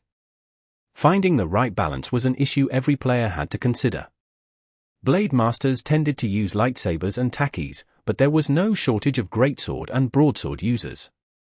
The weapons used by Soft Mist and Flying Sword. Soft Mist's spear, Dancing Fire Flowing Flame, had an attack speed of 4. Among spears, it was already a very fast one. Along with the bonus stat of attack speed +1, its total attack speed was 5. Flying Sword's lightsaber, Chasing Spirit, had an attack speed of 10. It had a bonus attack speed of +2. In total, Chasing Spirit had an attack speed of 12, 7 points higher than Dancing Fire Flowing Flame, a 14% difference. With this difference, for Soft Mist to match Flying Sword, Tang Ru's hand speed had to be above Liu Xiaobie's. However, in a fight, the two sides wouldn't be starting their attacks at the same time and checking to see who reached the other side first. Because of the inputs required for skills, variations between skills, and differences in attack speed, it wasn't easy to make a simple comparison. Most players used their intuition to make a judgment. Liu Xiaobie's intuition surprised him. In this match against Tang Ru, he had actually been quite mentally prepared for it. Because of the 1v3 bet, Tang Ru was always first to go in the group arena. Because of this order never changed, it was easier for opponents to prepare for. For example, Liu Xiaobie knew that he would be playing against Tang Ru, so he focused his preparations towards her. She really is fast. She can completely keep up with me. But if you think this is the fastest I can go, then you're very, very wrong. As Flying Sword was thrown aside by Tyrant's destruction, Flying Sword also made his move. A sword light flew out, leaving a sword mark on Soft Mist. What a fast sword! Tang Ru saw the attack. She wanted to dodge, but her hand speed couldn't keep up. Wow! Tang Ru couldn't help but be astonished. Flying Sword had been thrown aside by Tyrant's destruction, but in that split second, Liu Xiaobie had been able to leave an attack behind. Although, the attack was more for show. I still have the initiative. Dancing Fire Flowing Flame moved, drawing after images one after the other in the air. Dragon Tooth, Double Stab, attacks that couldn't be more normal, thrust fiercely towards Flying Sword. Clang clang clang. Clang clang clang clang. The weapons of both players collided with each other repeatedly. The two competed speed against speed. Sword light and spear shadows collided and separated. Blood blossomed in the air. Everyone stared in awe. The commentator and guest in charge of commentating the match were speechless too. What was there to say? With how fast the two were fighting, by the time they finished talking about a point, victory might have already been decided. There was no chance for them to say anything. This was where the difficulty in commentating a glory match lay. When the two sides started fighting, there were too many small details and mix-ups involved. And if the pace was also fast, there was no room for commentators to give a detailed analysis anywhere.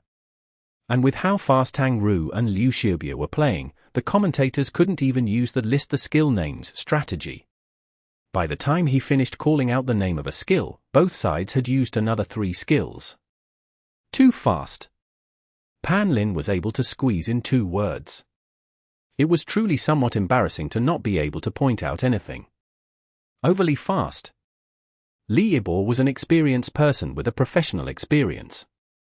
There might not be time to talk about the details, but he could talk about the overall picture. He didn't look at the interactions between the two, just their skill trees. There seemed to be a bunch of clocks on their skill trees. More and more of the icons on their skill trees were going on cooldown. Rhythm? There was no rhythm. These two people were constantly playing catch-up. You're faster than me, I'm faster than you, you chase, I chase. It became a competition of pure speed. If they continued to use skills at this pace and this quantity, there won't be any skills to use soon. Or perhaps only low-level skills would be left. Leaderboard wasn't wrong. Stab, stab, stab. Slash, slash, slash. Liu Xiaobie was putting in inputs like crazy, but he still wasn't able to thoroughly suppress his opponent. At this moment, he put in inputs, but the attack he had wanted to get failed to come out. Flying Sword's offensive suddenly halted. How? Liu Xiaobie was only astonished for a second before he immediately realized the problem.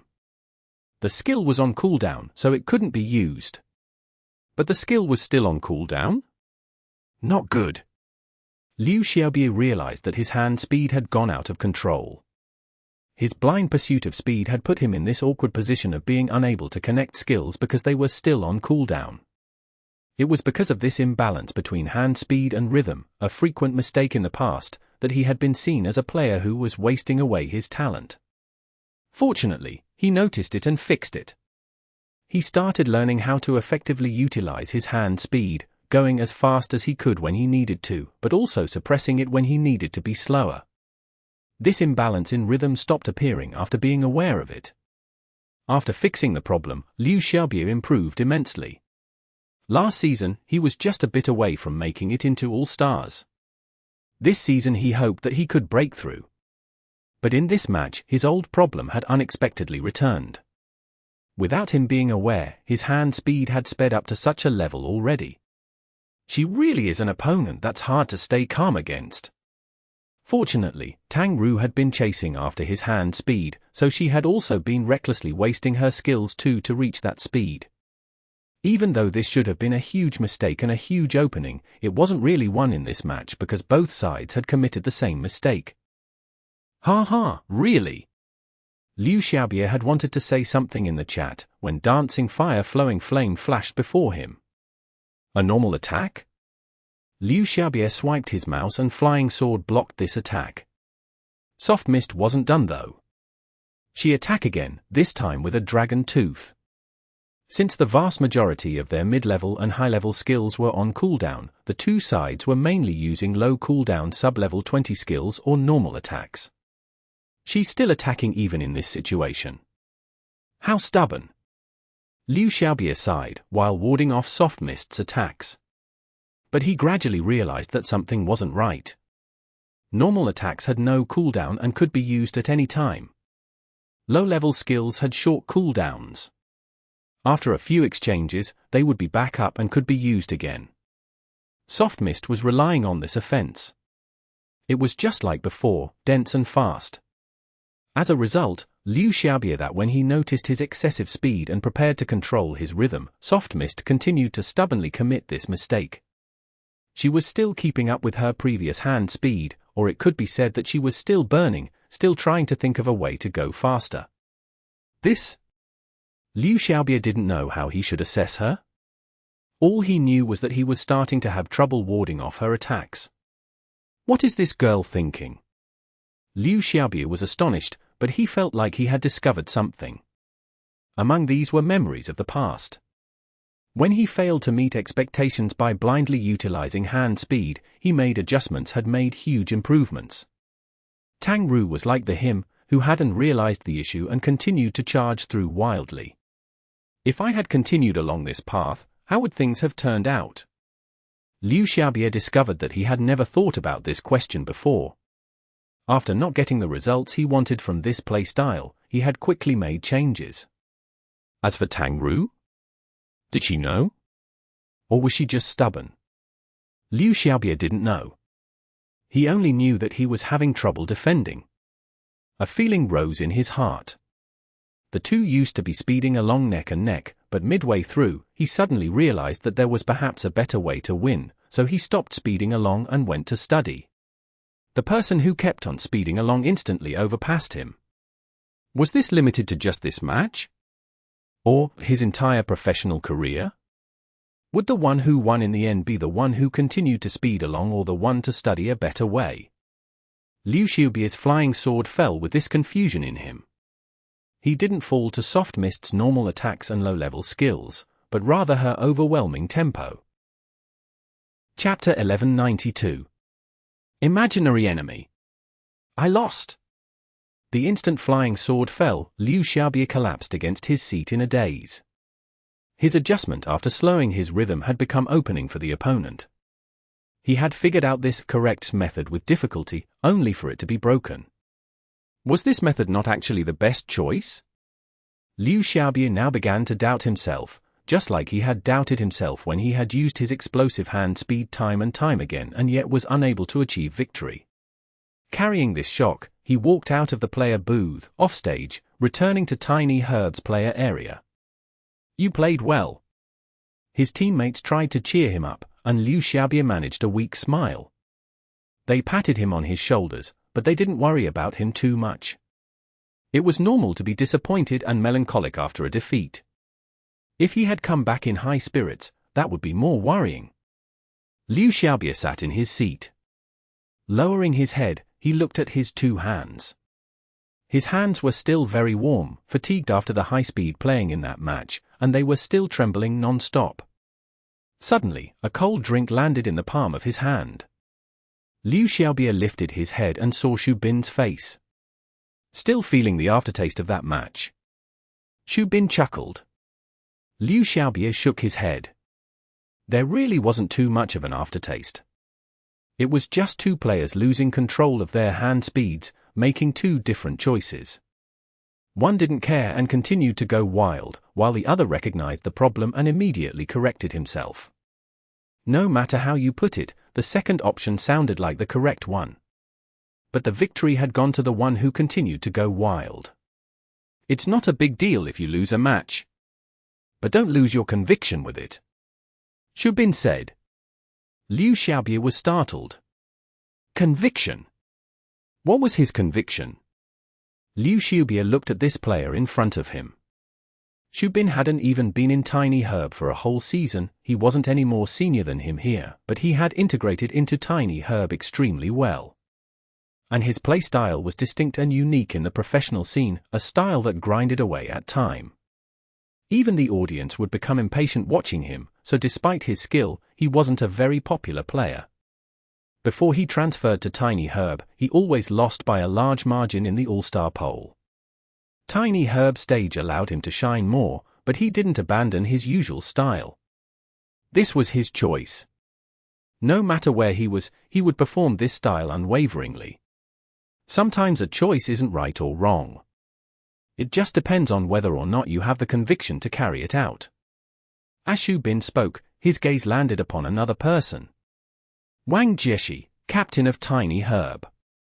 Ever since he entered the team, he was Tiny Herb's soul, a presence that every person here respected and admired. When Liu Xiaobie had been unable to get the results he wanted with his early methods, he made changes with a determined resolve. Because there was this successful role model in front of him, he had complete faith that he could make these changes. Wang Jieshi, the one called the Magician. But he threw away this title, and it wasn't until he changed many of his battle methods that he led Tiny Herb to its summit. Wang Jieshi's story was the source of Liu Xiaobie's faith. It was what gave him the determination to change his style and make a breakthrough. But after this battle, his determination was now wavering. This just showed that he wasn't determined enough. It also showed that he was far from mature enough. The road was still long. Liu Xiaobie cracked open the drink and took a long gulp. By this time, Tiny Herb's second player of the group arena had taken to the stage. Xiao Yun, Tiny Herb's battle mage, Euphorbia. Number 2. Tang Ru quietly counted in her head. 1v3, after that day, she hadn't made any speech on the matter. Even on a normal day at Happy, it was never brought up, as though it didn't exist. But in her heart, she hadn't forgotten this for even a second. I have to complete this. Tang Ru didn't know how many times she had repeated this in her heart. And now, this was the final chance in her bet. This was opponent number 2, and Soft Mist had 57% health remaining. To take down an opponent in the group arena and still have over half health remaining was generally an extremely pleasing result, but for Tang Ru, this was far from enough, because her goal was to take down all 3 opponents by herself. But now, after only defeating Liu Xiaobie, she'd already used up 43% of Soft Mist's health. This 57% remaining to her was a tired remnant. To clash head-on with a player who relied on his hand speed, the burden on her own 2 hands was unimaginable. Added to the crazy intense training Tang Ru had undergone these past 35 days, it would take a toll on even the youngest and most fit people. And now, she still had to face 2 opponents, one of whom was Wang Jieshi. Tang Ru had known for a very long time just how fearsome this opponent was. But now, there was not a trace of fear in her heart. Defeat the one before her, and then, Wang Jieshi. Her thoughts about Wang Jieshi stopped there, nothing more. At the start of the second battle, Xiao Yun's message appeared in the chat. Pretty girl, your show ends here. There was a taunt in Xiao Yun's words. 1v3? In his eyes, it was just a show. Xiao Yun had strong feelings of hostility toward Tang Ru. In the team, he had heard that Tiny Herb was interested in Tang Ru and wanted to recruit her, but she had unfortunately turned them down. Tiny Herb already had a battle mage player, himself, Xiao Yun. And yet, the team was now looking at another battle mage player. Xiao Yun wasn't at the point where he needed a successor. The fact that Tiny Herb had their eye on her, did that mean that this girl was better than himself? Such a conclusion wouldn't sit well with anyone. Towards the team, towards Tang Ru, Xiao Yun was rather dissatisfied. And now he had a chance to face off against her. Tang Ru had made that promise of quitting if she couldn't complete a 1v3 in 5 rounds or whatever, and it just so happened that he was in the 5th round, stuck right in front of Tang Ru. Xiao Yun was rather excited. To be able to send this Tang Ru, this player who had threatened to replace him, out of the professional scene, it was his pleasure. But he didn't dare to underestimate Tang Ru. In fact, ever since hearing the news that the team had interest in recruiting Tang Ru, he had started paying a lot of attention toward her. Tang Ru became a powerful competitor in his eyes. Any of her matches, any reports about her, Xiao Yun paid particular attention, so much so that his teammates thought that he was trying to make some advances toward this pretty girl. Advances? Hell! She'd better hope she doesn't fall into my hands. This is what Xiao Yun said to Zhu Yebai, one of his teammates with whom he was close. And now, Tang Ru really fell into his hands. I won't let you have a good time. Xiao Yun reaffirmed his determination and controlled his euphorbia to walk out of the spawn point. Although Soft Mist only had about half health remaining, Xiao Yun still hoped to move strategically if possible, instead of meeting her charge directly. Even if he didn't like Tang Ru, he had to admit her ferocity. Direct attacks weren't his forte, he didn't want to use his weakness against her strength. But the problem was, this windy pavilion map had hardly any cover on it. There was no way to strategically move to launch a sneak attack. Xiao Yun was helpless and could only direct his character to charge forward. At the opposite corner, Tang Ru's Soft Mist was doing the same thing as always, rushing without any hesitation. What advantage did he have over Tang Ru? Imagining Tang Ru as his opponent, Xiao Yun had thought about this comparison consciously and unconsciously many times now. Experience. Compared to Tang Ru, he was introduced to glory earlier, he trained as a battle mage earlier, he became a pro player earlier, he played pro matches earlier. Even though he wasn't a very stable core member of Tiny Herb, he was still in Tiny Herb, this powerhouse that had won 2 championships. Even a casually discarded rookie from this team was picked up and treated like a treasure at Happy. To have a piece of land in this kind of team, this was already something of which to be proud. And a mere rookie wanted to replace him? Xiao Yun grew angry. He didn't care that this was just the subjective will of Tiny Herb, or that Tang Ru's refusal had in some ways helped him. He didn't dare express any of his feelings toward Tiny Herb, but this dissatisfaction accumulated in his heart until it finally found its target, Tang Ru, as though she had been the one who actively wanted to steal his position. The more Xiao Yun thought, the more hatred and rage he felt. Dragon breaks the ranks. This was an opening move that Tang Ru liked to use, but in this battle between 2 players of the same class, it was Xiao Yun who used it first. Not only did he want to win, he wanted to win beautifully. He wanted to show his team that he was far superior to Tang Ru. Anything she could do, he could do better. This dragon breaks the ranks came very suddenly. But a powerful attack at the beginning rarely hit the opponent because the starting animation for such powerful attacks was generally more noticeable than the ones for smaller attacks. Tang Ru was now a skilled battle mage player, and as soon as she saw Euphorbia's pose, she immediately controlled Soft Mist to dodge. Even though Xiao Yun also immediately made adjustments, when his spear shot out, it didn't manage to land on its target. Soft Mist dodged to the side, and after Euphorbia's powerful attack whistled by, dancing fire flowing flame leapt out. Sky Strike. Soft Mist's first attack in this round was rather plain. Euphorbia immediately leapt backward, as though still carrying some remnants of the dragon breaks the ranks. After avoiding this Sky Strike, his spear was already sweeping wildly towards Soft Mist. From top to bottom, this was a Draconic Crusher, a level 50 battle mage attack. If this attack landed, the target was guaranteed to fall over on the ground. And the priority of a level 50 skill was much higher than low-level skills, so even if Soft Mist was able to adjust the angle of her Sky Strike, she wouldn't be able to parry this Draconic Crusher. So Xiao Yun was completely confident.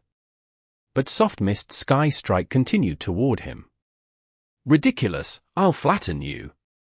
Xiao Yun's mouse moved faster. The Draconic Crusher pressed down on Soft Mist and her Sky Strike. Ping! The two spears met in the air, and the result was decided in an instant. The parrying effect of Sky Strike didn't seem to exist and was immediately smothered by Draconic Crusher. What about Soft Mist? It seemed that this attack was too strong, so strong that she had no way of bracing herself against it, instead rolling to reduce the force. But that movement wasn't necessary, Xiao Yun was very clear.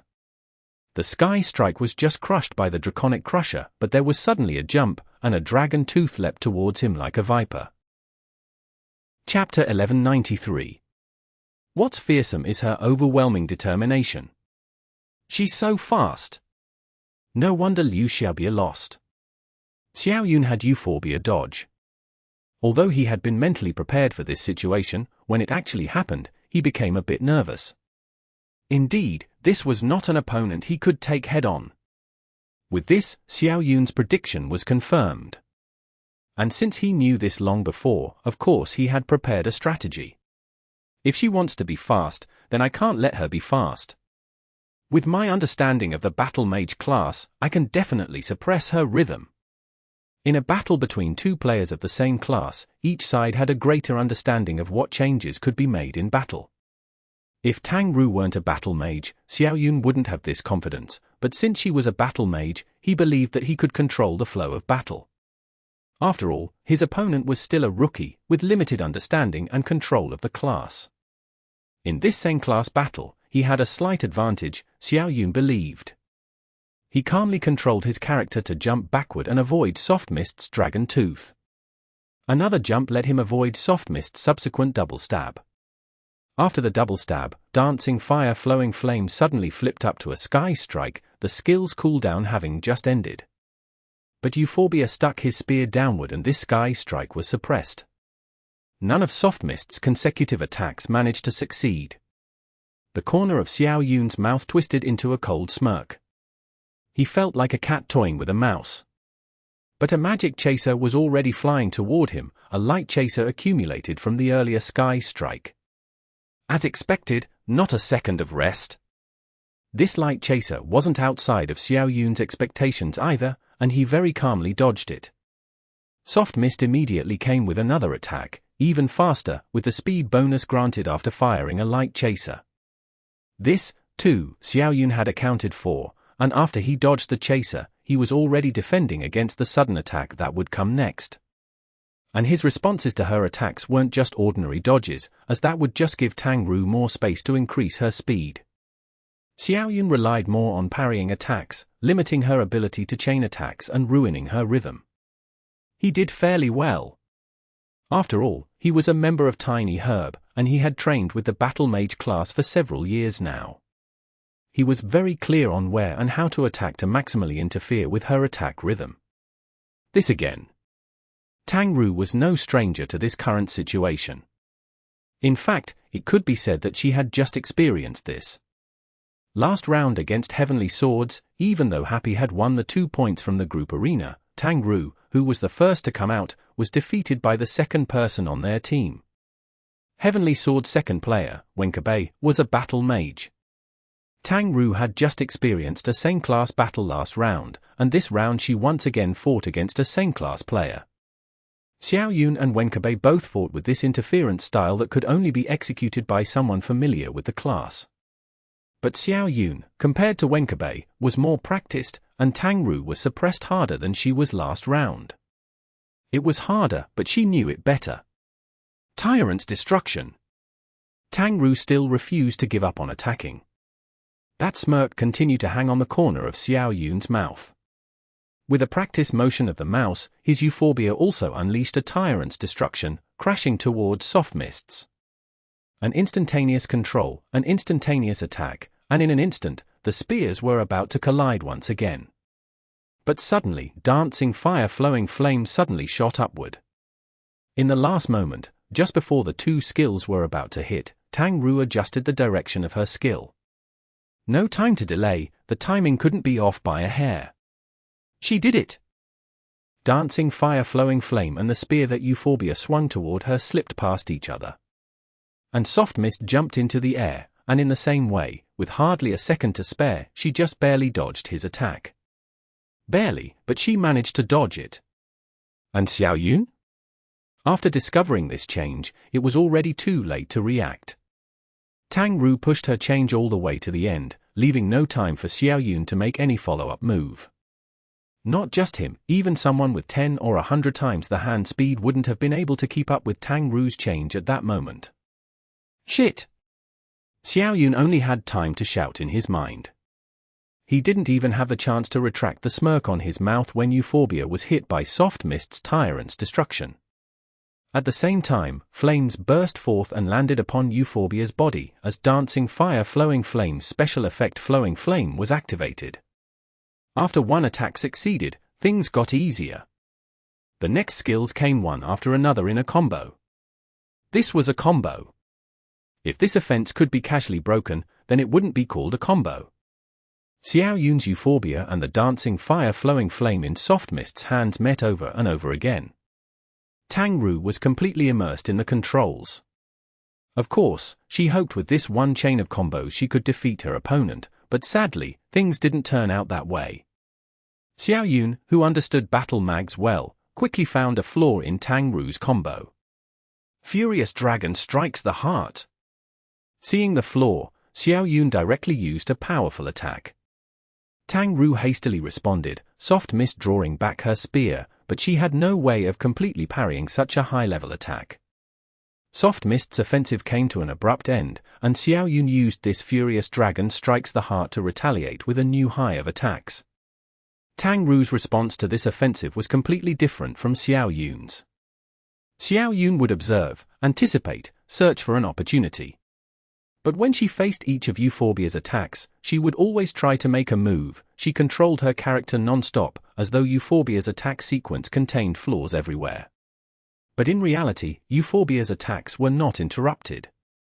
Tang Ru struggled endlessly, but to no avail. But her struggling like this gave her opponent a lot of pressure. Xiao Yun felt a strong sense of danger, as though if he made the tiniest slip, it would immediately cause him to lose this match. This state was unexpected for Xiao Yun. He was nervous, he didn't dare become careless, but the more he felt this, the more flawed his controls became, often scaring himself into a sweat. Thus, Xiao Yun was unable to maintain his offensive for long before he, too, finally revealed an opening. The unrelenting Tang Ru instantly seized the opportunity. Even death wouldn't have stopped her as she surged forward. One attack landed, and immediately a chain of attacks followed. If Xiao Yun seized a chance and interfered again? No worries, she'd just come again.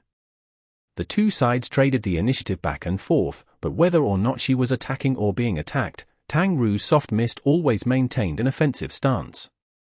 When attacking, she was always moving forward. When being attacked, she caused a constant fear of counterattack in the opponent, like a thorn in the back.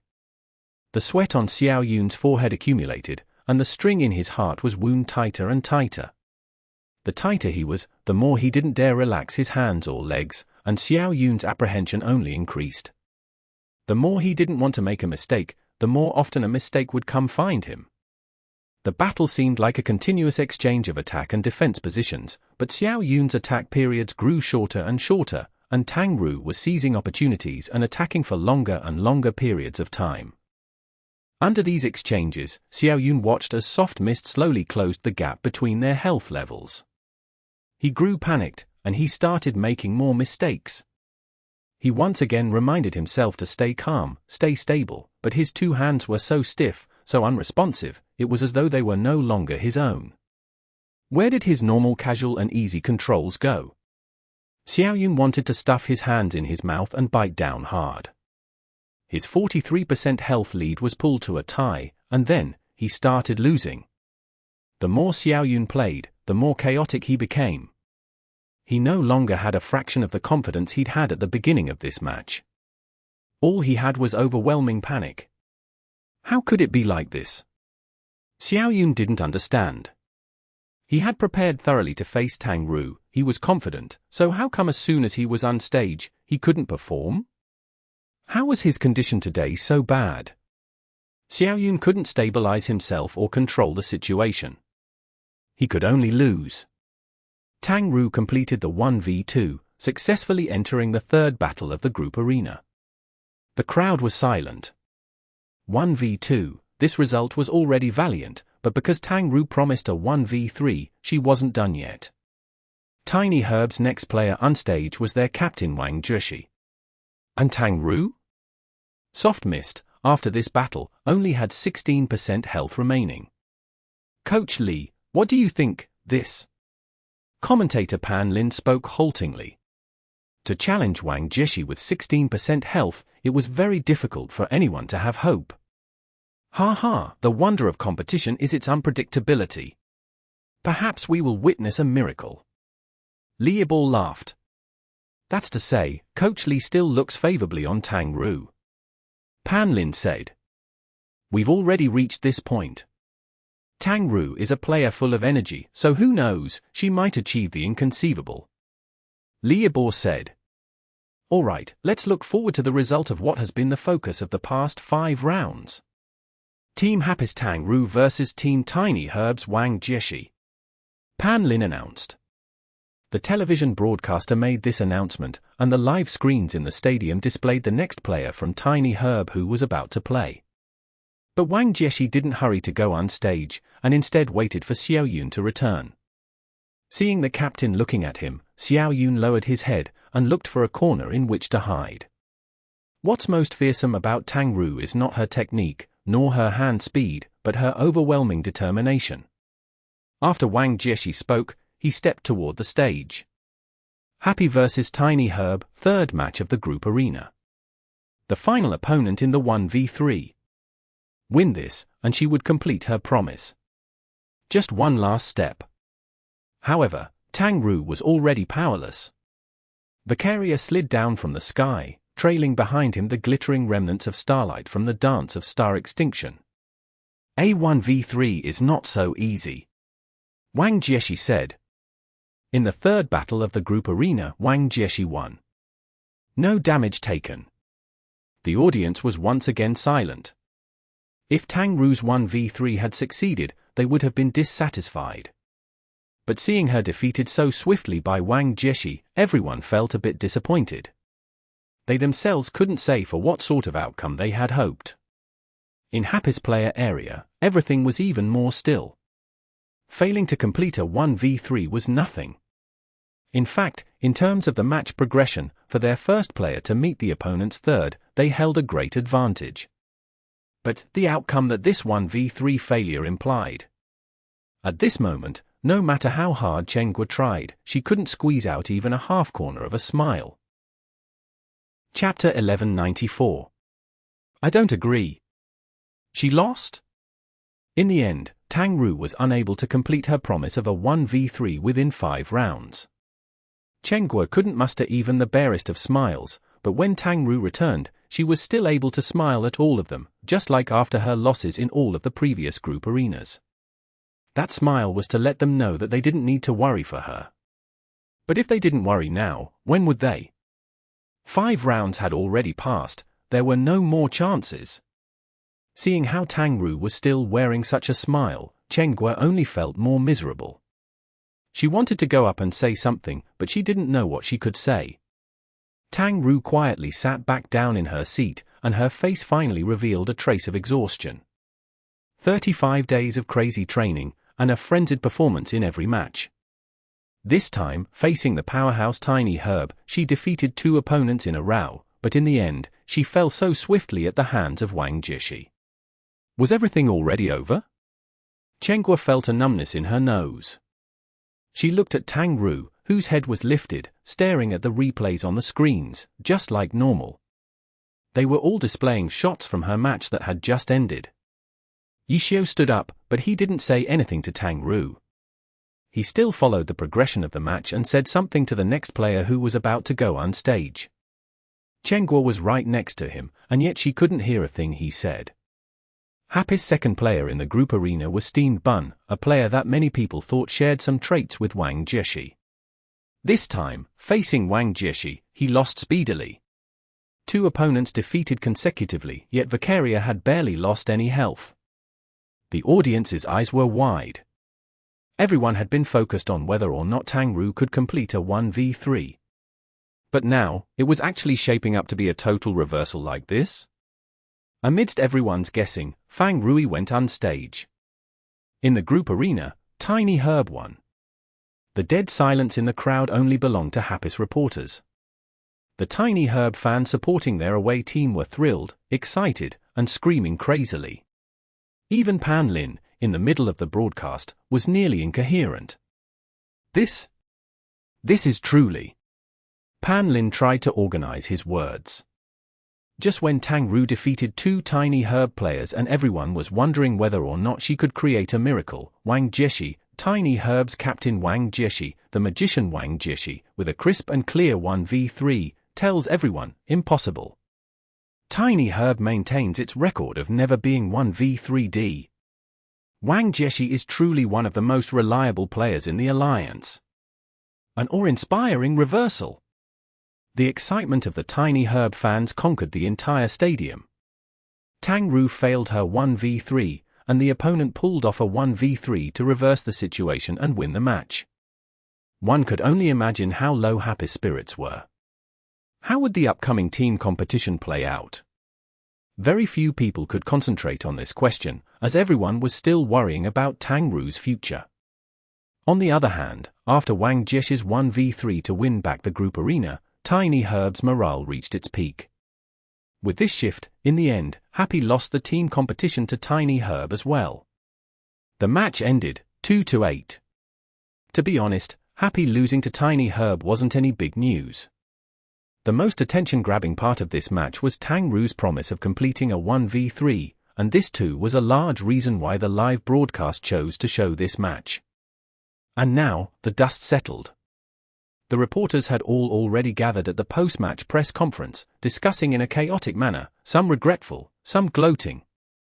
Esports Times' Ruan Cheng, of course, would not miss this press conference. It could even be said that he was the star of this conference. Right now, he acted like a victor, delightedly moving through the crowds of reporters, chatting with some here and some there, leaving the sound of his hearty laughter throughout.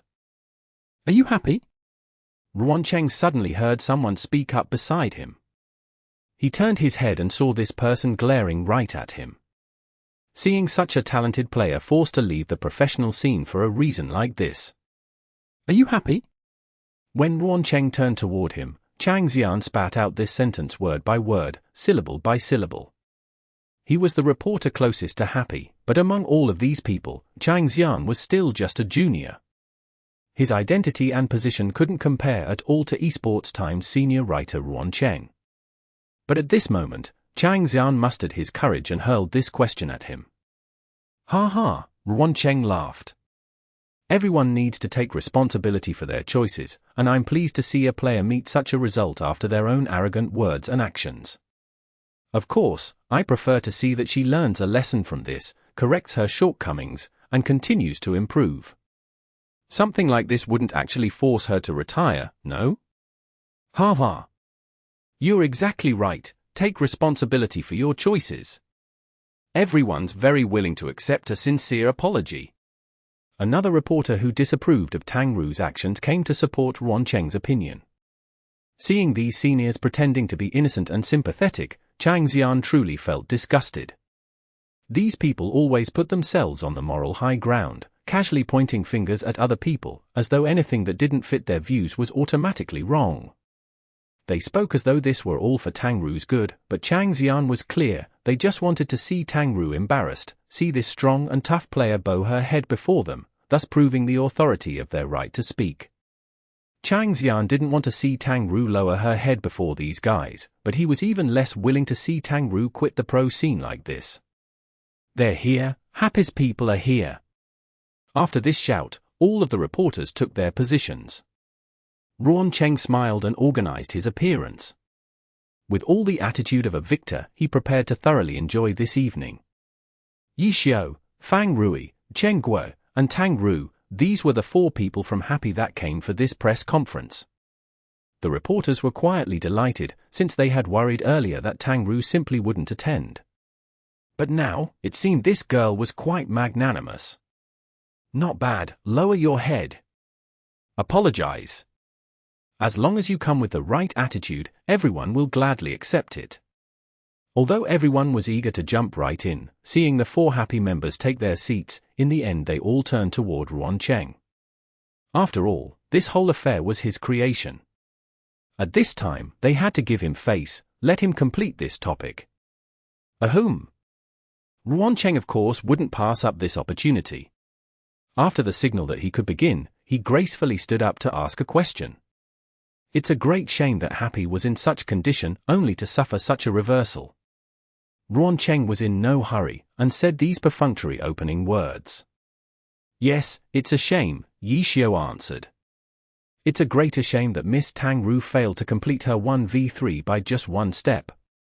Ruan Cheng smiled as he hit upon the topic at hand. Tang Ru sat on the panel.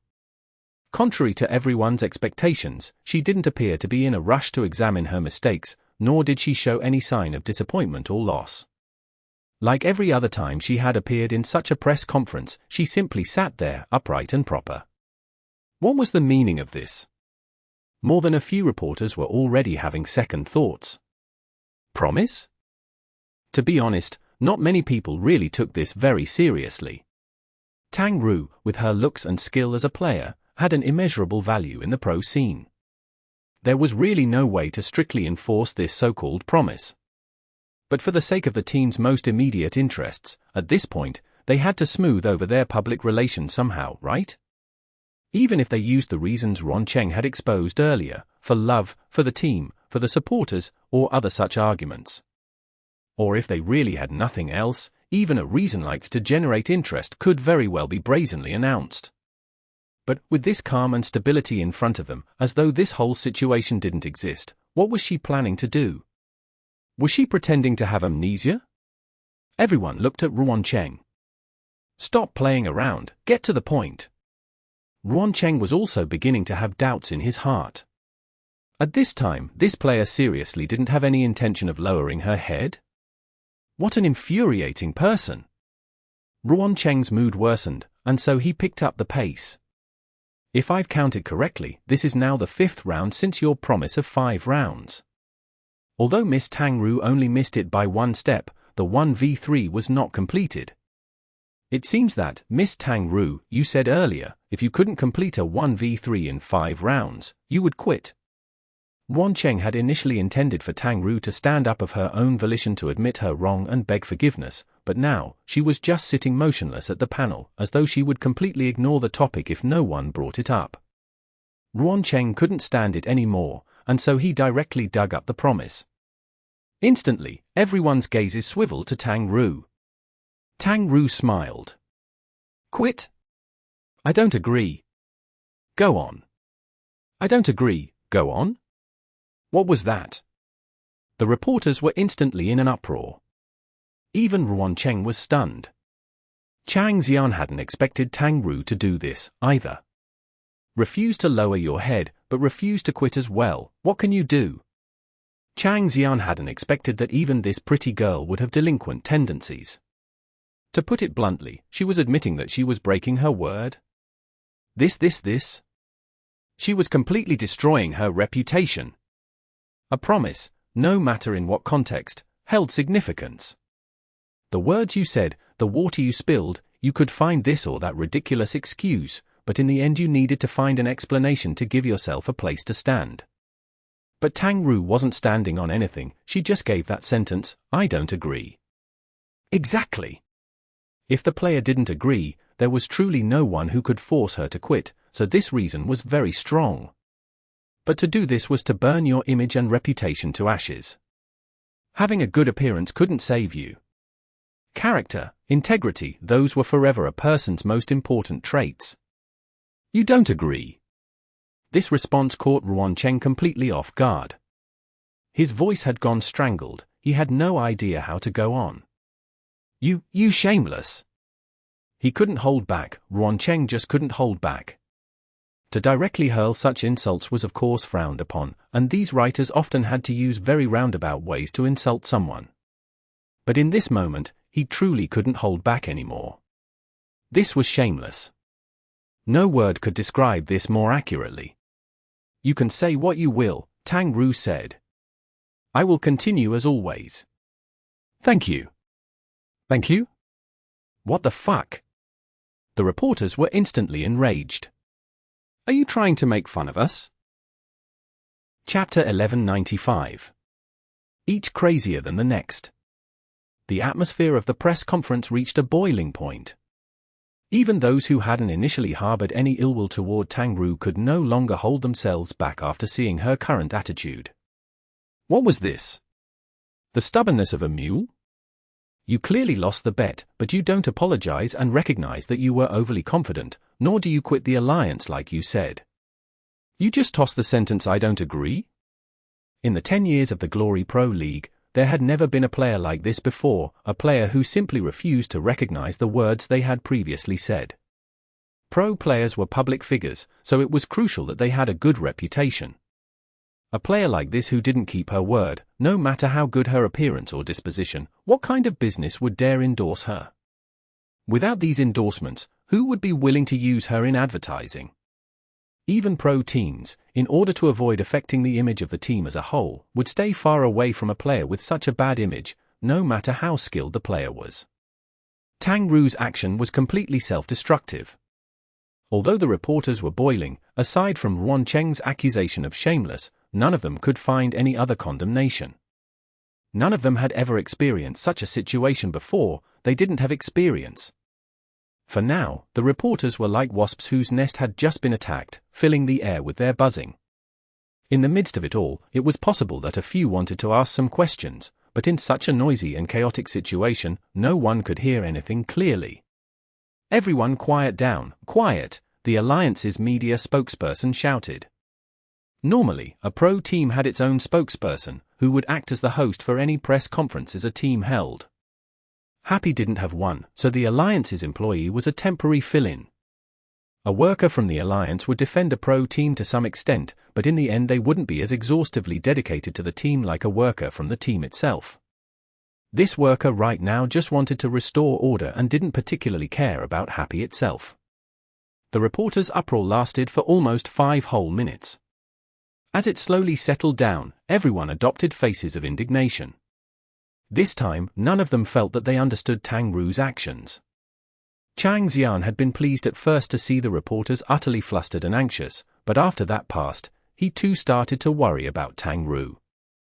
He understood clearly how disadvantageous Tang Ru's attitude was, and he didn't know what sort of public relations strategy this was. With his understanding of Happy, they didn't have any dedicated public relations team.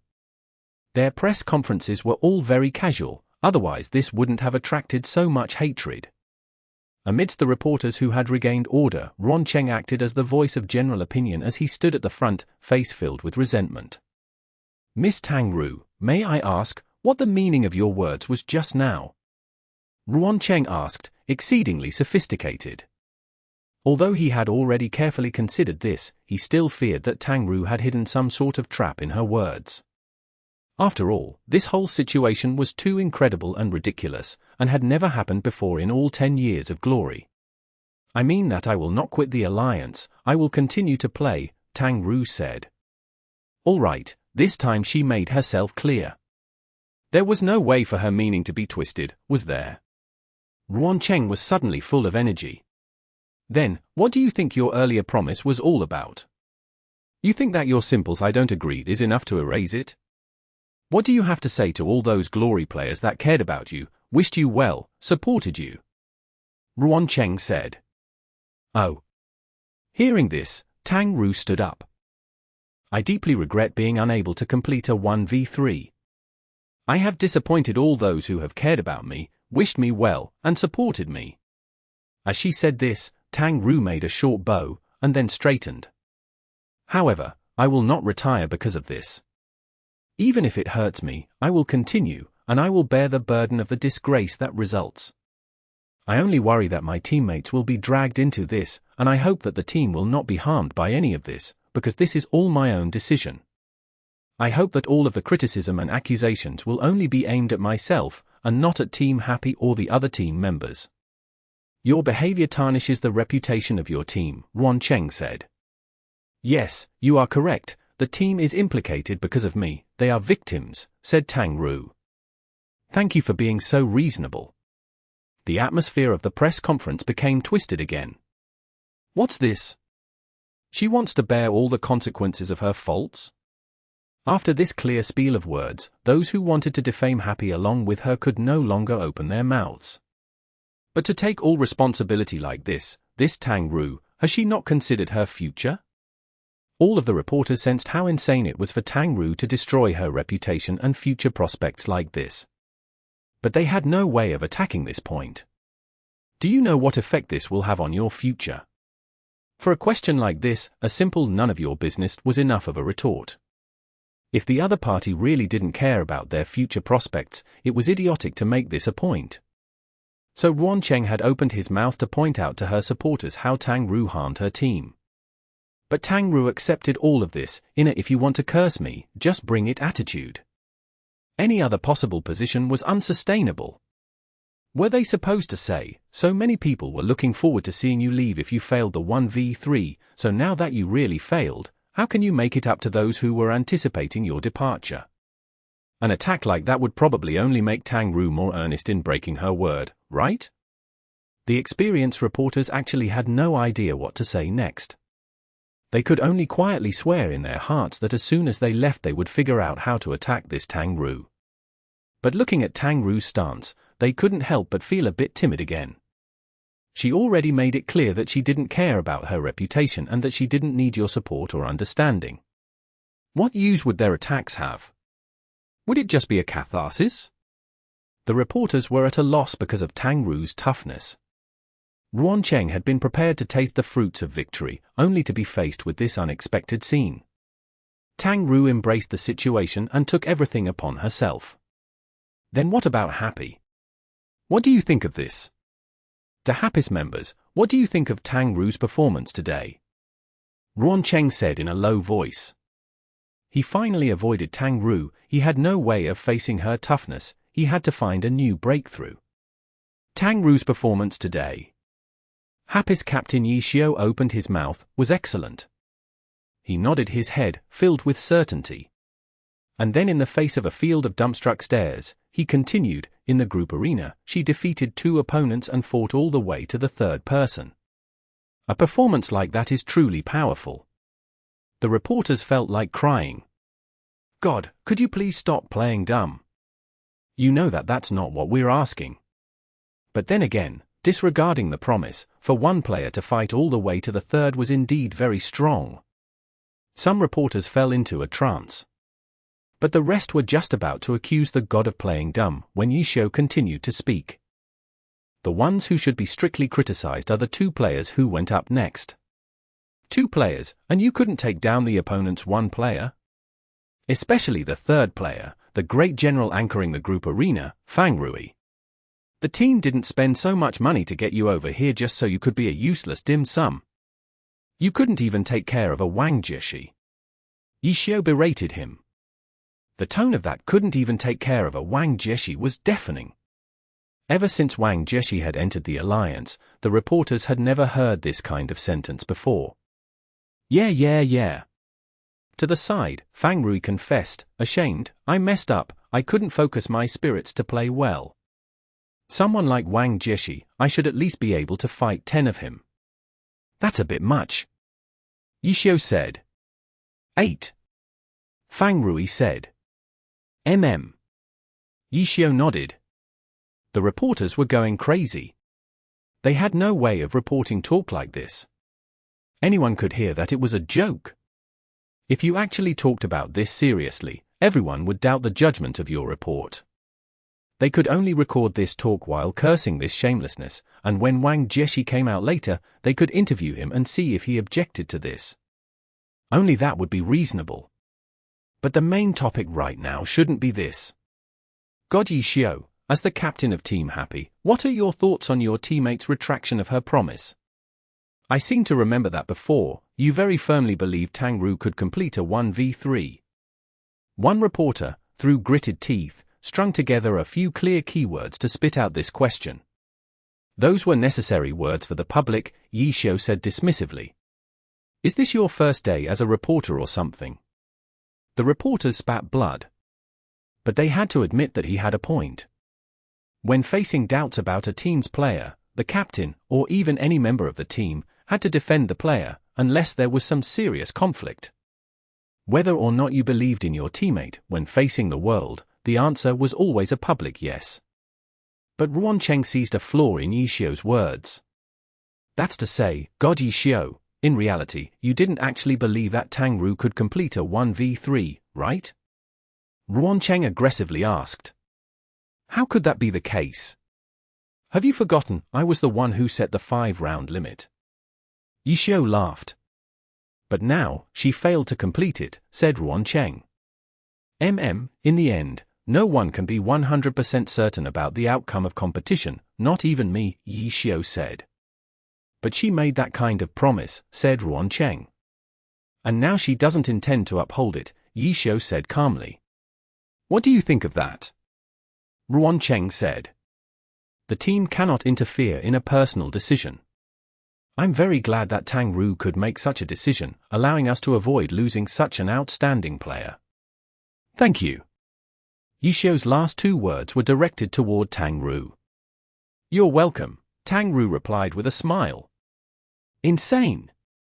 Everyone on this team is insane. The reporters were dumbstruck. Could these people not tell the severity of this situation? They were still relaxed as they responded with ridicule. If this were any other team, the public relations team probably would have already burned to ashes from this, no? Tang Ru said that her promise was her individual decision and had nothing to do with the team. But as a member of this team, her reputation was part of the team's reputation as a whole. Even with her statement, the team would still experience a negative effect. Regarding this, did the manager of this team, their boss, have no objection to this? She must be enraged in her heart? As it happened, Happy's boss Chen Guo was also on the panel of this press conference, and the reporters turned their fire. Chapter 1196. The most challenging. At any other time, Chen Guo would have just about died laughing from seeing these reporters harassed like this. But now, she didn't feel like laughing at all, only crying. From the very first second she sat on this stage, she was trying very hard to control herself and prevent the tears from falling. The rules of the alliance didn't extend to a team's boss, so Chen Guo could have skipped all of the pre- and post-match press conferences. But now, she sat here, next to Tang Ru, because she wanted to be with Tang Ru, because she knew that Tang Ru was making a very difficult decision. Chen Guo felt like she was good for nothing. She had wanted to sit up here to give Tang Ru support, only to find that she herself was the weakest. She couldn't be calm like Yi Xiao and Fang Rui, or steadfast like Tang Ru. Hold back the tears, this was all she could manage to do. The 1v3 promise had caused an uproar in the outside world, and within Happy, it had also been a topic that everyone treated with caution. After the end of the press conference where she had made the announcement, the absolutely rational and Wenny had said frankly that Tang Ru's actions were irresponsible to the extreme. Tang Ru hadn't retorted, and afterwards, she spent her days and nights in intense training. Everyone saw this, and so Wenny temporarily refrained from expressing his opinion any further. After all, the 5 rounds hadn't been fought yet, perhaps Tang Ru could really pull it off. As her teammate, at a time like this, Wenny went along with the others and chose to encourage her and cheer her on. 35 days passed, 5 rounds finished, and in the end Tang Ru hadn't been able to do it. In the prep room after the match, and when he didn't rush to say anything, but everyone could see from his eyes just how dissatisfied he was. And then, Tang Ru apologized for her earlier irresponsibility. And then, she announced her decision, revoking her promise, and continuing to play. Everyone was stunned, especially the most dissatisfied and Wenny. Now, this rational player viewed Tang Ru's decision as even more inconceivable. Everyone knew the pressure she would have to bear from a decision like this. The irresponsible Tang Ru now used this sort of method to take responsibility for her team. Why couldn't she just soften up a bit, admit some weakness? And Wenny couldn't understand. He just knew that if it were him, he never would have thought of this self-destructive tough method. The prep room was quiet. Why wasn't anyone dissuading her? And Wenny looked at Captain Yi Xiao, at Boss Chen Gui, at his other teammates, but no one said anything. Was it because no one recognized the severity of this problem? That certainly wasn't the case. The current silence precisely demonstrated just how shocking and frightening Tang Ru's decision here was. But no one stood up to say anything. Had everyone lost their reason? And when he wanted to step forward, wanted to logically analyze the most appropriate way to address this situation. But he couldn't open his mouth. How to address this? And when he thought that she should just lower her head to the reporters, admit that her earlier words were improper, and earnestly request that everyone agree to let her withdraw her improper promise. And when he could clearly see that those reporters weren't actually very interested in forcing a player to retire, as that would generate animosity towards themselves. They were looking forward to this kind of scene, her lowering her head. With that, they could paint themselves as saviors leading a player to the correct way. Was that what had to happen? In his mind, and when he imagined Tang Ru's voice quietly begging forgiveness, and he saw those gleeful, arrogant, puffed-up faces. After that, those guys would of course generously accept Tang Ru. Fuck! The rational and Wenny actually swore, harshly kicking a locker. This was just so fucking disgusting. And when he found that he couldn't find it in himself to persuade Tang Ru to act any differently than she had. Then, that's that. Yi Xiao said. Yi Xiao, come out here for a second. Boss Chen Gui suddenly walked out of the prep room and called out to Yi Xiao. HM. Yi Xiao followed her out. Just when Tang Ru made her decision, a terrifying thought suddenly surfaced in Chen Gui's mind. Given Tang Ru's personality, it wasn't too hard to understand her making such a tough answer and taking greater pressure upon herself. And so, Chen Gui suddenly thought of Yi Xiao. That guy, maybe he anticipated early on that Tang Ru couldn't 1v3 within 5 rounds. The 5-round limit was his taking advantage of the situation to throw her into a trap. Because he had very clearly expressed before that Tang Ru's dedication to glory wasn't stable. Her interest came from the challenge, so it was possible that one day, when she reached a certain height and there were no more challenges to interest her, she would lose her interest in glory. At that time, this added to her life attitude of a casual rich girl. What would be her resulting attitude? Would she directly quit glory, just like she had quit music? Or would she aimlessly continue along, just because she was part of the team? Neither outcome was one that Happy wanted to see. So this time, Yi Xiao threw Tang Ru into a trap, putting her in shackles and forcing her to endlessly fight? You woman, you're really too scary. Yi Xiao was shocked after hearing Chen Gui's blunt questioning. It's not like that. Chen Gui said. Of course not. Chen Gui sighed in relief. She didn't know where this thought had come from either, perhaps because she had watched Yi Xiao for a while now, and his normal way of doing things was often rather cold and indifferent. But Chen Gui would not tolerate his orchestrating this kind of plan to the teammates at his side. Hearing his refutation, Chen Gui was relieved. But now, she'll suffer an enormous amount of pressure. This is really her personality, always choosing the most difficult and the most challenging, said Yi Xiao. Tang Ru chose the most difficult way to face this. Then what about Chen Gui herself? She couldn't retreat. As a team, no matter what, they should always support and accept every single member of the team. Today, she stood here with Tang Ru, with whom she was the closest, but if it were any other member of Happy, she would do the same. With these beliefs, Chenghua calmly faced the reporters who raged around her. Even if she couldn't control her tears, she would be Tang Ru's most firm supporter, the most firm supporter of every single player on Team Happy. Just like that. Insane. Happy's people are all insane. This Tang Ru didn't consider her own image at all, and Happy's boss didn't consider the effect of such a player on the team's image as a whole. There were clearly problems with the thought process of this team's operations, big problems. Don't they understand these principles? It seemed that they did, but they acted like this anyway. Tang Ru was willing to bear the public pressure, and Happy's boss? Even under these conditions, she emphasized her thanks toward Tang Ru for making such a difficult decision for the team. How could there be a team like this? How could there be a player like this? The reporters were completely resentful of Happy and Tang Ru, who didn't fit their expectations at all. When the winners of today's match, Tiny Herb, came out for their press conference, the reporters were still alight with an anger that couldn't immediately be extinguished. They carelessly finished with their congratulations toward the winning party and immediately asked the Tiny Herb players for their thoughts on Happy's actions today. Oh. Hearing that Tang Ru made such an announcement, the Tiny Herb players who attended this press conference, Wang Jieshi, Jiao Yingjie, and Liu Xiaobie, found it very surprising. But soon enough, Wang Jieshi nodded his head. She would do something like that.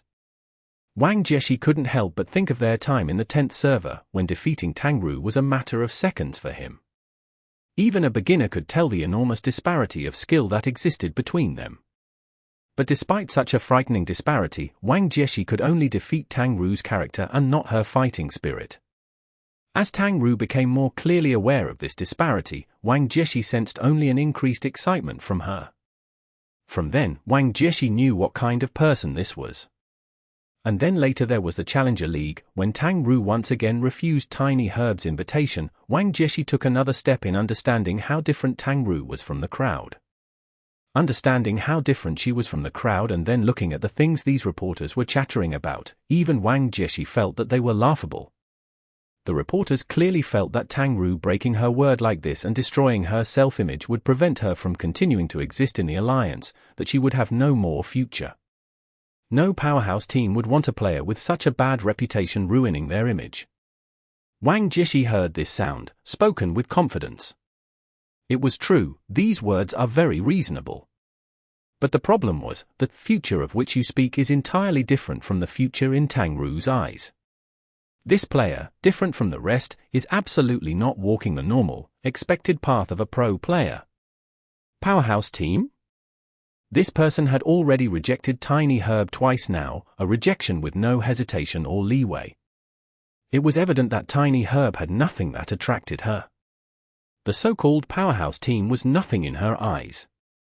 These group of players that Yishio found all had their quirks and defects, but they were all extremely reliable people. Thinking about this, Wang Jieshi discovered that he subconsciously admired them. But facing the reporter's questions, he sensibly evaded. Well, perhaps there's some reason she won't honor her commitment.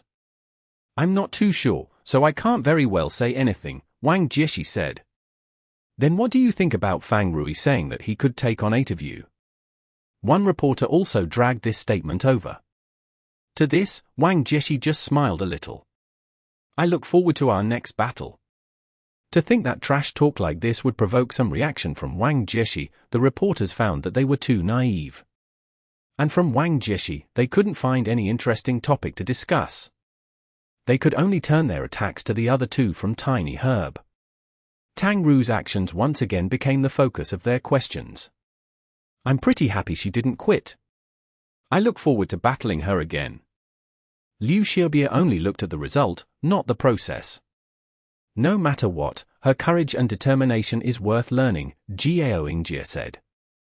Society's morals were degenerating day by day. The reporters lamented. They couldn't even hear strong condemnation of Tang Ru from Tiny Herb's players. Chapter 1197. Consequences. The storm caused by the 1v3 didn't pass after the end of the competition. It could be said that for the reporters, the real excitement was only just starting. Several reporters, Ruan Cheng at the lead, were enraged to the core by Tang Ru's attitude, and they immediately began to write all sorts of articles condemning her. Esports Time, the publication for which Ruan Cheng wrote, was a bi-monthly publication, so there was still a week before the next edition's release. He couldn't wait that long, and impatiently posted on his personal blog to begin a crusade against her, calling this whole thing a scandal and provoking a big reaction. The other major media outlets also reported on this matter, attacking from various angles. But amidst all this, quite a few reporters gave understanding toward Tang Ru. Chang Xian, for example, clearly stood on Tang Ru's side, looking down upon Ruan Cheng and all those other reporters.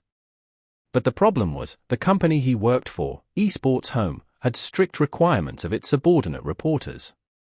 Articles from invited reporters could have the warning "This does not represent the views of this publication" attached, but articles from their own reporters faced constraints. It wasn't that Esports Home couldn't have a position, but this time, Tang Ru's actions were extremely controversial. Destroying one's prior commitment like this was impossible to put in a good light. Up through now, Esports Home emphasized their impartiality in the circle, so for this situation, the conclusion of their discussion didn't express a clear position, and they played a bit for both sides. With this, Chang Xian's article expressing clear support for Happy and Tang Ru naturally wasn't suitable and was shot down by the editor-in-chief 3 times. Chang Xian was a passionate young person. After all this hassle, he was tempted to just quit this and not write, but then he thought, if he did that, then wouldn't the voices supporting Happy and Tang Ru become even weaker? So Chang Xian dug through numerous articles written by his seniors, studying them to learn how to guide an opinion under these kind of circumstances so that when touching upon both sides at the conclusion, there would be a subtle leaning toward one side. These sort of games couldn't hide from the experienced editor-in-chief, but as long as it wasn't too obvious, a slight bias wasn't a big problem. After all, a robotic article with no position would appear to lack judgment and influence. On one hand, Esports Home placed strict limitations on their own articles, but on the other hand, they used this topic to draw many eyes. Esports Home invited 2 pieces from outsiders. One was the article posted by Ruan Cheng to his personal blog, and for the other, they found the famed commentator Cha Xiaoxia. Ruan Cheng's position was obvious. As for Cha Xiaoxia, that was someone who already publicly declared himself a Happy fanboy. This sort of commentator generally wouldn't be invited to write about a team of which he was a fan, but now Esports Home specifically invited him, undoubtedly to counter Ruan Cheng's position. Cha Xiaoxia didn't disappoint. He was warm and understanding toward Tang Ru, while cold and mocking towards Ruan Cheng and his people. There were all sorts of voices, but overall, the indisputable truth of breaking one's word generated mostly negative discussions of Tang Ru. Esports Home's Chang Xian tried to express a vague position. Cha Xiaoxia flew a clear banner in her support, and a few others expressed understanding of her actions, but in the end they couldn't gain the upper hand. In the end, even they had to admit that Tang Ru's behavior was improper in some areas. They could only express their understanding, but they couldn't describe her as completely faultless or justified. Amidst the storm of criticism, real consequences quickly appeared. Various businesses who had taken an interest in Tang Ru all withdrew their intentions of making a deal. Even some sponsors who had already signed contracts with Happy expressed their extreme dissatisfaction with Tang Ru's speech, putting a heavy question mark on the potential of future cooperation. Happy. Because they were just entering the alliance, not many sponsors would directly sign a long contract with them. The standard was a 1-year contract, and then depending on their performance and results this year, they would make further plans. And now, this negative attention was not something that the sponsors liked. And then, the alliance paid attention to this storm as well, and with improper words and actions as their reason, they gave Happy and Tang Ru a fine. The alliance was very sensitive about matters of image. After all, in the beginning, video games were called electronic heroin. Even though public perception had greatly improved, the alliance didn't dare let their guard down. Even though all of this had been somewhat expected, the ferocity of it all surprised Cheng Guo. Especially the fine from the alliance, it was like adding oil to the fire, making the condemning voices grow even louder. What a pain! Cheng Guo was in low spirits. But when she arrived at the training room, she saw Yi Xiao and Wei Chen sitting in front of a computer in serious discussion. That's good, they haven't been affected by this. Chen Guo was glad, and her admiration of the mental strength of these old veterans increased. With their fearless attitude toward attacks, the spirits of the others will stabilize quickly. A team really needed this sort of guiding compass presence. As she thought this, Chen Guo walked over toward them to listen to what they were discussing. TSK, these dumbass, do they not do any background research before writing this stuff? Wei Chen was saying. That sort of info probably isn't publicly available. More importantly, they don't have that sort of imagination. Yi Xiao lamented. Well, that's true.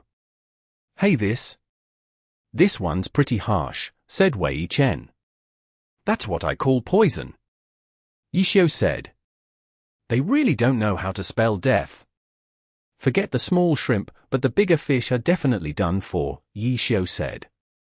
The first one to be taken care of will definitely be Ruan Cheng, Wei Chen said confidently. He's really doing this diligently, said Yi Xiao. He'll probably lose his job immediately. Who knows? Think he'll be directly killed. Wei Chen said. That's probably an exaggeration, said Yi Xiao. We're talking about a proper businessman here. But this is his own daughter. For her to be attacked like this, even killing wouldn't be enough to resolve the hate. I think it'd probably just be. Ahem. Chen Guo loudly coughed, angrily interrupting this shameless discussion. And here she was thinking that they were discussing some serious topic, only to find that they were just dreaming about what kind of powerful retaliation Tang Ru's background could help her execute.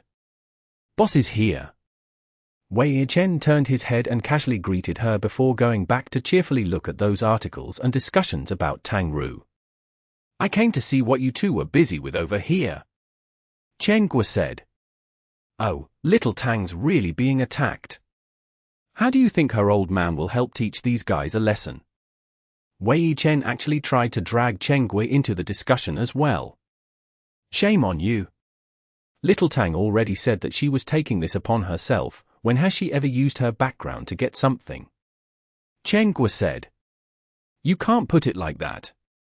We all know little Tang's domineering attitude, but this must be taking a toll on her dad's heart. He has to take care of a few of them as a warning, don't you think? Wei Chen said, particularly confident. With that, Chen Guo couldn't find any rebuttal. She could only believe that Tang Ru absolutely would not turn back and beg her family to save her, but like Wei Chen said, even if Tang Ru didn't need it, the Tang family might act anyway. Just as she was hesitating, the door behind her opened and Tang Ru walked in, talking to someone on the phone. Yes, I'm fine, don't worry about me, just leave it. She hung up the phone, and the other three in the room looked at each other. This phone call sounded like it was from Tang Ru's family, and was probably about this situation. What was the Tang family going to do? Looking at the three people who were in a daze, Tang Ru waved her phone. My dad's also worried about this. What did the old man say? Wei Chen asked, filled with respect. Bankrupt Esports Time first. The new edition of Esports Time hasn't even come out yet. Yi Xiao said. Even if you can't chase the monk, you still have to tear down the monastery, said Wei Chen. What nonsense is this? Chen Guo said. Just as she said this, her cell phone rang. Chen Guo answered, still with a hint of anger in her voice. Yes? Is this Boss Chen? A male voice spoke on the other end. Yes, who's this? Chen Guo checked the phone number on the screen, but it was an unknown number. This is Tang Shu Sen, the other person said. HM. Chen Guo quickly thought about this name, it seemed a bit familiar. I apologize for the trouble Tang Ru has caused you. My daughter's personality is just like that, very strong, the caller said. Oh. Chen Guo's heart skipped a beat. Only now did she react to who this was, and she immediately answered, Mr. Tang, sir, please don't talk like that, we. Ah. Tang Ru evidently figured out who the caller was from Chen Guo's words and attitude, and she rushed forward and snatched away Chen Guo's phone. "Dad, what are you doing?" Tang Ru said loudly, her face revealing an extremely rare expression of embarrassment. They couldn't hear what the caller said, but Tang Ru answered, flustered, "I know, I'll take care of it myself." "You go to your meeting?" "Yes, all right. How many times have I said it? My class is called Battle Mage, Battle Mage. Battle God is a title, it's referring to one especially powerful character in this class. Yes, the player controlling it is more important, you're right. Yes, he's in our team now. Yes, the unspecialized Lord Grimm. You know a lot about this. Talk about what? You guys don't speak the same language." Tang Ru shouted. Yishio and the other two looked at each other. Listening to that, it seemed that Tang Ru's father had researched glory, and even wanted to talk for a bit with God Yishio. "Dad, please stop making such a fuss. If you can't beat Frost Forest, then let Secretary Wang find you a guide." Sweat! The three others wiped at their sweat. This level of skill was really a bit low. "I can beat it. I can't carry you. You're in the 11th server. Even if my character returned to the normal server, I can only go to the 10th server, so we wouldn't be together. No, don't come over. If I have time, I'll make a character over there and find you, okay? We need to start practice. I'm hanging up now." Yes, see you." Tang Ru finally hung up the phone. She let out a long breath, and then looked at the other three, embarrassment still showing on her face. He recently also got a Glory account, and he plays it sometimes in his spare time, Tang Ru explained helplessly. "I could hear." Yishio nodded. "What's his account name?" "I can give Wu Chen a heads up, take care of him a bit." Chen Guo tried to be serious. "If he wants to be an experienced baby, then just leave him to me," Wei Chen said with all the air of someone trying to curry favor. "Can we please just start practice?" Tang Ru was almost crying. Chapter 1198. The observation period ends. The discussion about Tang Ru continued to be omnipresent, but in the end there was no mysterious power that intervened and stopped all of it. Her father gave her true non-interfering support and freedom. Even when something like this happened, he didn't instantly stand up to protect her. Tang Ru, facing all of this expected criticism, didn't defend herself. She didn't expect or hope for any understanding.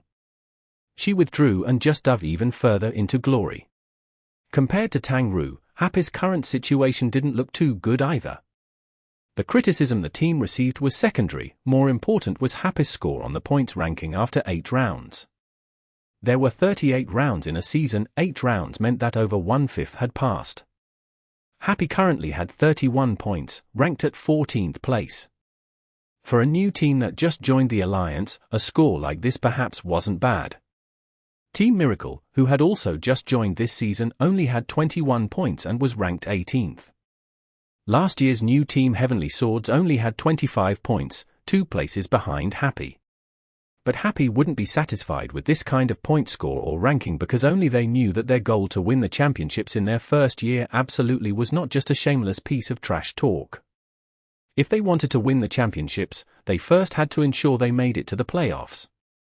And right now, Happy had 31 points after 8 rounds, average 3.875 points per round.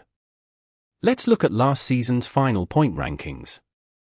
During Happy's team meeting, Yishio analyzed the current situation in the league for everyone. Last season, in 8th place was 100 Blossoms, with a final score of 190 points, averaging 5 points per round. But last season, because of the game update, many teams' scores went down.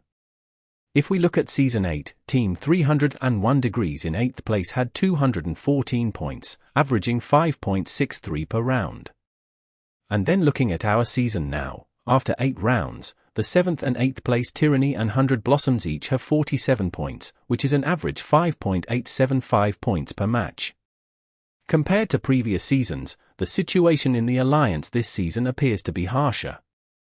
If we use the current scores after 8 rounds as the standard, a match average of 5.875 means 223 points after 38 rounds. This could very well be the threshold for entering playoffs this season. Right now, we only have 31 points. Subtracting 31 from 223, in the next 30 rounds, we'll need an average of 6.41 points per round to reach that threshold. The situation is grim. 6.41 points isn't very easy to get. As soon as we lose a team competition, that means there's no way to get 6.41 points for that round. What then? That means we'll have to make it up through other rounds. So, our goal for each round absolutely should not just be 6.41 points, we need 7, 8, or even more points in order to guarantee that we raise our score. The end of 8 rounds marks a line. From the statistics of previous seasons, we can see that in the beginning rounds of a season, most of the teams prioritize remaining cautious, observing each other, learning more about the situation, and testing each other. There aren't too many unexpected surprises in battle. But after around the 8th or 10th round, they're done sounding each other out, so the teams begin to individually target specific areas to work hard, and that's when the real chaotic fighting begins. The rookie block, powerhouse teams capsizing in the gutter, many players' conditions inexplicably decreasing. In reality, these aren't without cause. It's because after the early period of observation, all of the teams start putting real effort in. Whoever plays their moves better will have the last laugh. If competition only compared aces and god-level characters, then wouldn't the champions be decided as soon as the team rosters were revealed for the season?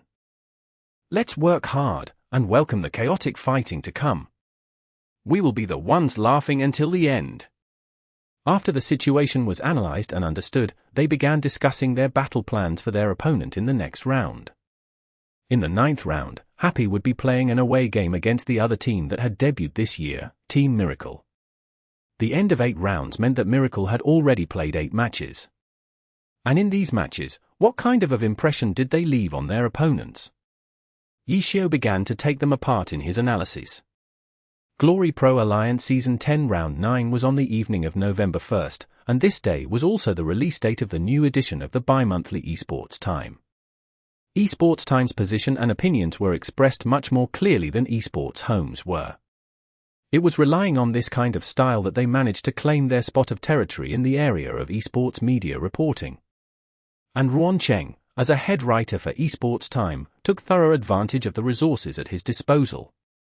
The big topic for this edition of Esports Time was exposing Tang Ru's conduct. Ruan Cheng named this incident the biggest scandal in Glory history and described it in all sorts of flamboyant, unrestrained language. Many of her performances in the 8 rounds to date were carved as proof that she was human scum. An angelic appearance, a dirty heart. Ruan Cheng's words were extreme. After Cheng Guo received this edition, she swiftly destroyed it. It brought down spirits too much, and besides, they still had a match tonight. And although Ruan Cheng thoroughly attacked Tang Ru, he didn't discover her family situation, which almost made Cheng Guo anticipate the Tang family standing up and giving Ruan Cheng a scare. This guy was just too despicable. That night, the match was held at Team Miracle's home stadium in City M. This team that purchased its players for only 5,000 yuan didn't appear to be a particularly wealthy team. Like Happis, they rented their home stadium.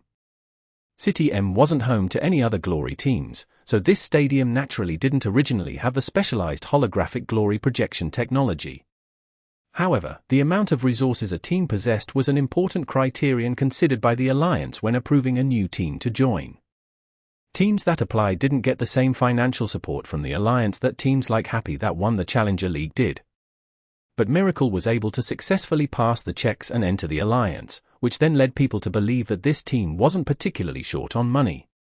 The projection technology in Miracle's home stadium was impressive. At this time, before the match began, the host was accompanying the projection to introduce the players and characters of 2 teams. After 8 rounds, many teams found a strong sense of déjà vu in Miracle's roster, Excellent Era. Of course, this wasn't just because they had 3 players from Excellent Era, but also because of the class composition of this team. Aside from the Elementalist, the Striker, and the Sharpshooter, who were the former Excellent Era players. The first string players of this team were a Battle Mage, a Launcher, a Spellblade, and a Cleric. This was entirely the same as the roster of the old Excellent Era. What was different was that old Excellent Era had Battle Mage, Launcher, and Spellblade as their core, while the current Miracle had these three classes as the orbiting moons, and the transferred players from Excellent Era, He-Ming, Shen-Jian, and Wang Ziyi became the central axes. Among them, He-Ming became Miracle's captain. This former sixth player in Excellent Era probably never would have thought that he'd have the chance to lead a team himself. But Team Miracle? To be honest, leading a team like this, He-Ming didn't feel particularly well off. Meeting Shen-Jian and Wang Ziyi here was a sort of consolation, a reassurance that at least he wasn't the only person to be met with such misfortune. At Excellent Era, these three had just been teammates, but after they all fell and landed here, their relationship became much closer. These three would group together to wallow in their misfortune together, sometimes talking about the good old days they spent in the powerhouse that was Excellent Era. As of now, their other former teammates had all scattered. These three admired Liu Hao and Gui Yang, who had managed to enter Windhowl and now had a certain position in that team. Especially Liu Hao, who had now become part of their main roster, and had performed quite well in the past 8 rounds. Windhowl, who had managed to obtain him through a free transfer, all felt that they got a great deal from this.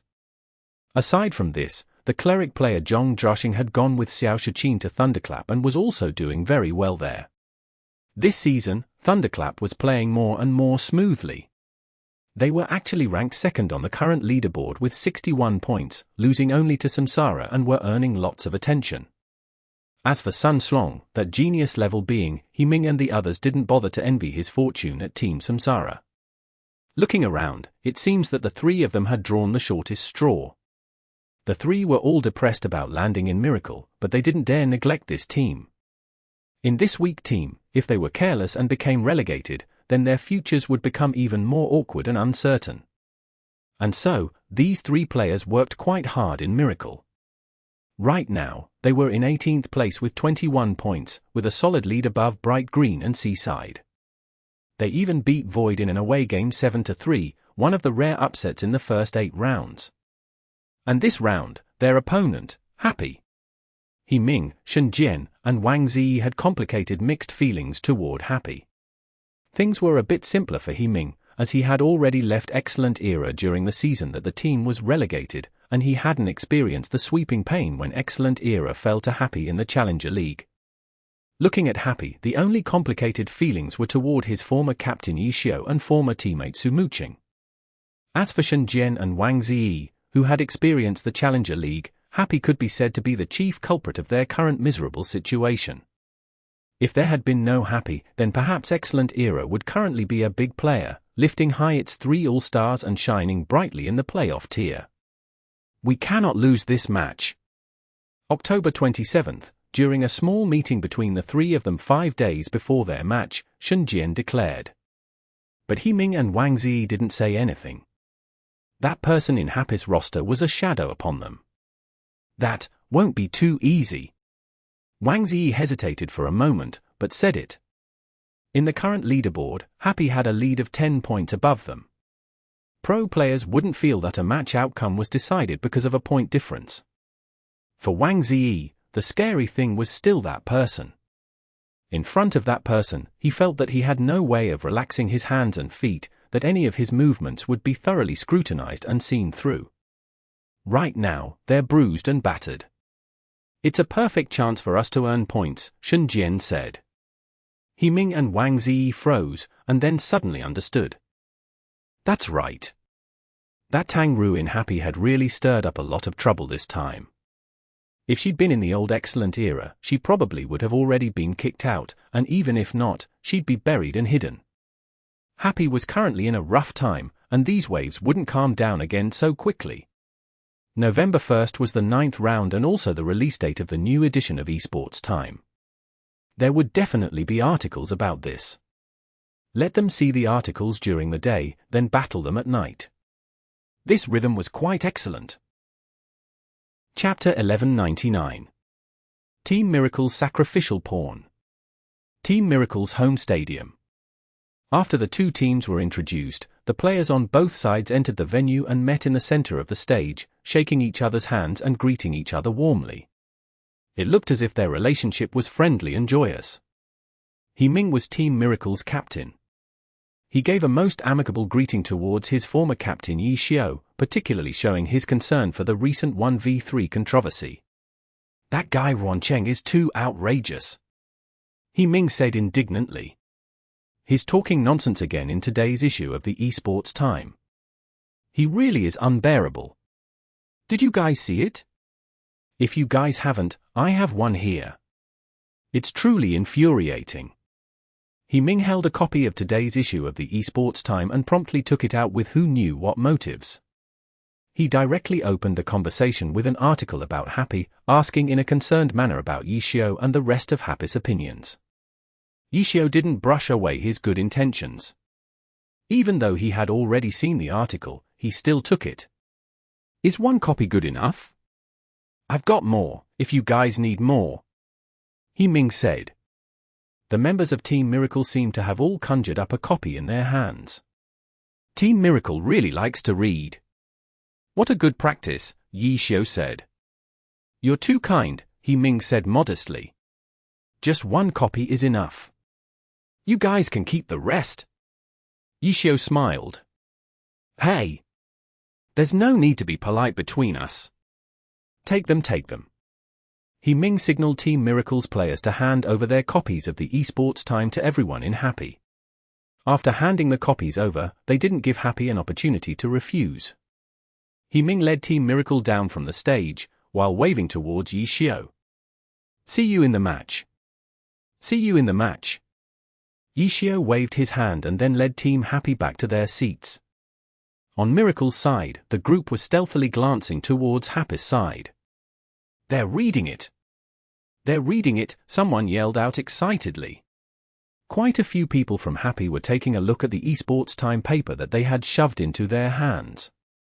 He. He-Ming, Shen Jian, and Wang Ziyi looked at each other and chuckled as if they had won. The official match soon started. The first competition would be the individual competition. The players to be sent out by the two teams appeared on the large screens in the stadium. Happy would be sending out Wei Chen, Warlock Windward formation. The three bros in Team Miracle whispering in each other's ears suddenly froze. Hadn't Yi Xiao always gone up first?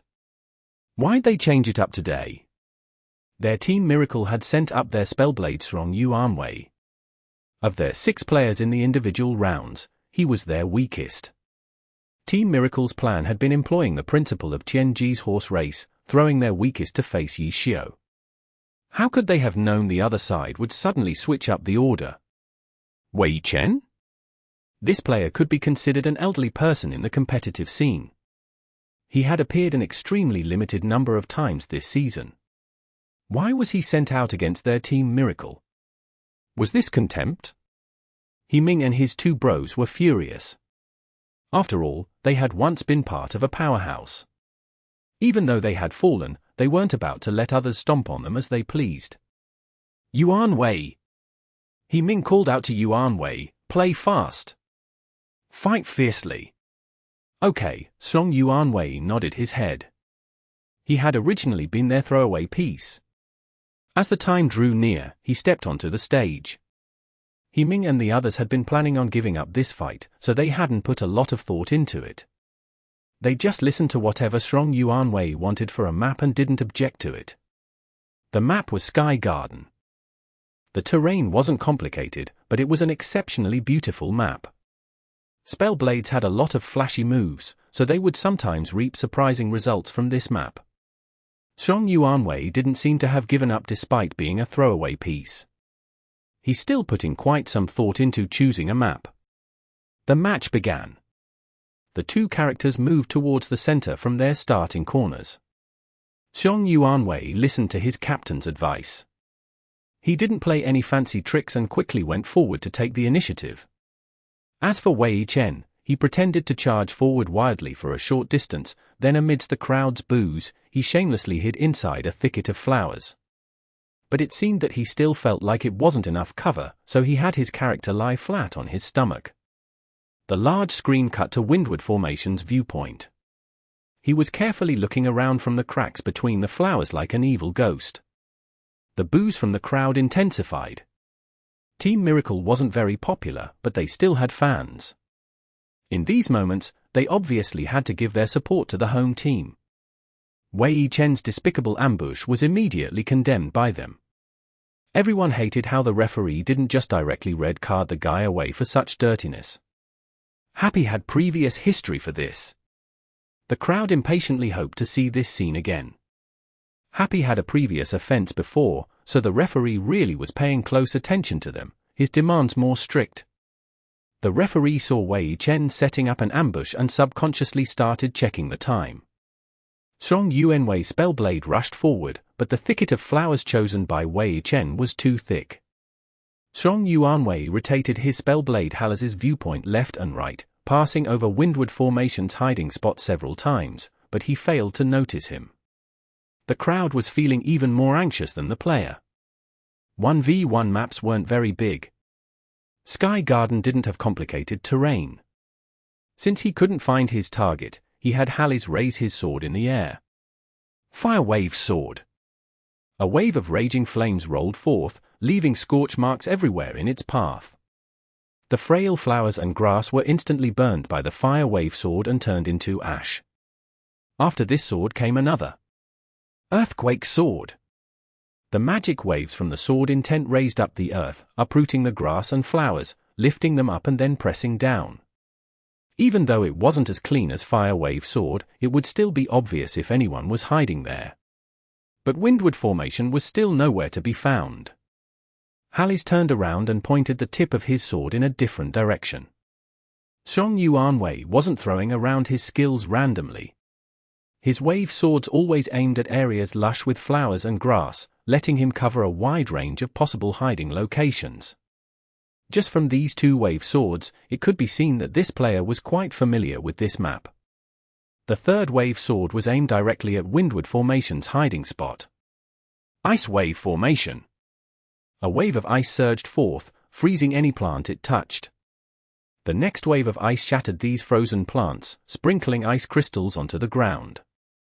Windward Formation still isn't going to move? Everyone looked towards Wei Chen's warlock. Sure enough, this time, he could not sit at ease any longer. Windward Formation scrambled to dodge, rolling backwards in an extremely ugly manner. Ice Wave Sword had a limited range. With this backwards roll, he was able to escape from the Wave Sword's range while also staying hidden. Too crafty. Everyone thought to themselves. However, Song Yuanwei wasn't just using these wave swords to scout out the area. Whenever he released a wave sword, his viewpoint spun quickly, observing the movements of the grass and wind at every location. The moment his ice wave sword came out, Song Yuanwei noticed a rustle from the flower thicket at the end of the ice wave. Song Yuanwei was the weakest in Team Miracle. In the past 8 rounds, he had only appeared once in the team competition. However, just because he was weak didn't mean he didn't work hard. Even if he was just a sacrificial pawn, he would still try his best, choosing his best map. It didn't matter who his opponent was. He would strive to win. Seeing a rustle from the thicket of flowers, Song Yuanwei didn't wait for Ice Wave Sword to finish and immediately moved towards in that direction. Electric Wave Formation. After Windward Formation rolled out of the way of Ice Wave Sword, he just happened to be within the formation's range. The ball of electricity shot out lightning, automatically chasing after Windward Formation, who was still hiding in a bush. The lightning shot through his body, the flash sweeping away the surrounding flowers. Windward Formation, who had been lying in ambush, was completely revealed. He cut a sorry figure, pressed onto the ground by the lightning. The crowd instantly erupted into cheers and laughter. Too awesome. Seeing someone so shameless in such a sorry state was too satisfying. The crowd's emotions reached a high point, but Song Yuanwei wasn't happy just because of this. He wanted to win, and it was still too early to tell. It was just an electric wave formation, not a serious blow. What was important was that he had finally located his opponent's position. Song Yuanwei had Hallis rush forward, brandishing the short sword in his hand. Storm Wave Sword. This wave sword was the fastest among all wave swords. A powerful whirlwind roared out from Hallis's sword, ripping apart any plants in its path. By the time these shredded plants drifted down, who knew how far away the Storm Wave sword intent would be at? Trapped by the electric wave formation, Windward formation was unable to dodge this extremely fast attack. The Storm Wave sword didn't seem to be striking him, it just looked as if it flitted by him like the wind. But immediately afterwards, numerous thin arrows of blood shot out from Windward formation's body. After these two skills, Hallis was finally in position. Spellblades kiting around the target at the farthest range possible wasn't a good choice because the speed of wave swords wasn't very fast. If they were too far away, the opponent could easily dodge it. Thus, compared to their skill's attack range, Spellblades needed to fight at a slightly closer range. As for exactly how much closer, that depended on the player's hand speed and fighting style. Song Yuanwei's most comfortable and favorite distance was at 2/3 of his wave sword's range. At this moment, his Hallis had finally reached this position. Earthquake Sword. This low-level skill had a short cooldown, allowing him to use it once again. At a distance of 2/3, dodging this attack would require faster reaction speed and hand speed, and these just happened to be what old generals lacked. He's playing well. Down from the stage, Team Miracle's unfortunate three were grouped together in a very good mood. Even though Song Yuanwei was their sacrificial pawn, it didn't mean they had no hopes for him. Seeing that he was playing well, these three saw this lower-skilled player in a new light. Sending such an old guy onto the stage, what is Yuxiu thinking? Shen Jian sighed. Probably to stabilize the situation? Old generals are better at dealing with pressure, after all. He Ming had been thinking about the meaning behind Wei Chen being sent out the entire time. But in the end, he's going to lose. Shen Jian laughed. Our Team Miracle isn't that easy to bully. He Ming was quite excited.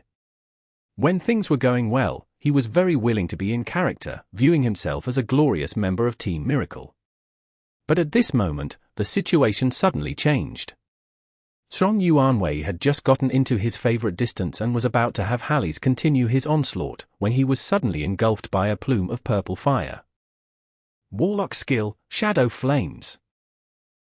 Chapter 1200. Death's door opens wide. Shadow Flames dealt primarily dark element damage, with supporting fire element damage. However, no one would focus on the damage for Warlock skills. The control skills and status effects inflicted by Warlocks were the most uncomfortable to deal with. Shadow Flames was no different. Apart from the first wave of health this skill seared off, it would inflict a 6-second long flames effect, a damaging status that did damage every 2 seconds. This status damage also interrupted chants. The wave swords of Spellblades were instant, but wave formations were chanted. With Shadow Flames, a Spellblade's rhythm would be heavily disrupted. But when was this Shadow Flame unleashed? Everyone was so focused on Hallis' wave swords and wave formations that no one ever noticed. Song Yuanwei was also shocked, suddenly afraid of being too reckless. But if he didn't charge, Wei Chen wouldn't let this chance go. An explosion of curse arrows shot out from the flower bush, clearly having been charged for a long time. Shadow Flame didn't affect the character's movement, so Song Yuanwei hurriedly had Hallis dodge, hoping to throw his own attack back as he did, but that was when he realized that, out of all the instant cast wave swords, only Waltzing Wave Sword was available. Waltzing Wave Sword, as the name implied, didn't strike in a straight line. In a team competition, it could often create unexpected effects, but right now it was a 1v1 fight with just a single target. No matter what arc the attack made, the destination was the same. Apart from being able to use it to ambush others in specific situations, Waltzing Wave Sword would just be giving the opponent ample time to dodge when fighting face to face. However, apart from this sword, the other wave sword skills were all in cooldown. Song Yuanwei immediately realized that he had most likely fell into a rather terrifying trap. His wave sword skills were almost all on cooldown, and his wave formations were under restriction from Shadow Flames. These 6 seconds were purposefully created by his opponent, so how could the other let him go so easily? Even as he struggled with himself at this split second, Waltzing Wave Sword was still sent out. With the attack, flowers and grass flew everywhere, and it left a clear arc across the ground. If you couldn't dodge that, then you really didn't have any right to stand on this stage. Xiong Yuanwei really had no choice. He didn't have the time to adjust himself, so he could only strike back like that to give his opponent a little pressure, even if it was minuscule. And then, retreat! Xiong Yuanwei hurriedly had Hallie's back away, wanting to get some distance. He knew that danger could come from anywhere around him. His opponent didn't just hide his character, but used such a simple action to lure him into action and strategically beat him down. Sly old fox. Xiong Yuanwei commented on Wei Chen as he had his character escape. Speaking of which, he had thought that his opponent would be Yi Xiao, and his head was filled with the strange ever-changing style of the unspecialized. Yet he had ended up meeting a warlock, and an endlessly shameless warlock, too. Hallie's was continuously moving backwards, and Xiong Yuanwei didn't dare have his character turn. He still had to keep an eye on what this shameless warlock would do to try and disrupt him. Yet, what was most surprising was that the other didn't do anything. The flora was completely silent, as if Windward Formation had suddenly disappeared. What was this about? After jumping back twice again, Xiong Yuanwei had Hallie stop his retreat, confused. The audience wanted to cry. Xiong Yuanwei couldn't see what Windward Formation was doing in the bushes, but they could. Windward Formation, this shameless warlock, was currently flat on the ground, charging up a spell. Players familiar with Warlock class immediately recognized the endlessly gathering energy. Death's Door. This was the Warlock's level 70 ultimate, Death's Door. Using the cover from the terrain as well as a psychological understanding of his opponent, Wei Chen fearlessly and directly started chanting a time and mana-consuming skill, Death's Door. Attack already! Many members of the audience was already shouting desperately. Even the members of Miracle, Xiong Yuanwei's teammates, had stood up, fists clenched. However, Xiong Yuanwei had his Hallies carefully, cautiously observe his surroundings as he inched forwards towards the bushes Windward Formation was hiding in, sword raised. Caution was good, but caution at a time like this just made the audience so desperate they wanted to curse. It was only until the bushes Windward Formation was hiding in were no longer sufficient to cover up the miasma gathering at the tip of Death's hand that Xiong Yuanwei realized something was wrong. If he still didn't know what this was by then he couldn't be called a pro player at all. Run? Too late. Death's Door had a very wide area of effect. In addition, Windward Formation was a warlock with a terrifying attack range. This Death's Door wouldn't give him any chance to run. He'd have to go for it. Xiong Yuanwei was quick at coming to a decision. If he couldn't run, then he would advance and find a way to interrupt the skill. Death's Door was a skill that had to be maintained even after being activated. They could be interrupted any time from when they began chanting to the end of the skill. Go! The audience roared as one. They all felt that at this distance, with the Spellblade's attack range, there really wasn't anything to be afraid of. Xiong Yuanwei thought the same. Hallies charged forwards, magic pulsing around his blade. Attack! The short sword swung out. Boom! A thunderous noise that seemed to pierce dimensions boomed. A black, spinning door that led to another world rotated slowly, set up directly in front of Hallies. Holy crap! Countless audience members fell out of their seats. This Death's Door was actually placed between the two. This way, if Xiong Yuanwei had realized what was happening and turned to run like a noob, then he might really be able to run out of Death's Door's range. However, he was a pro player, and his experience told him that running was impossible, so he tried to close in to interrupt and ran directly into the Door of Death. The Death's Door was probably delighted and surprised. It probably never had such easy prey before in its life. Its miasma tentacles barely stretched out of the door and were already at Hallie's shoulders. Xiong Yuanwei didn't even have the time to attempt to dodge before he was caught by the tentacles of miasma.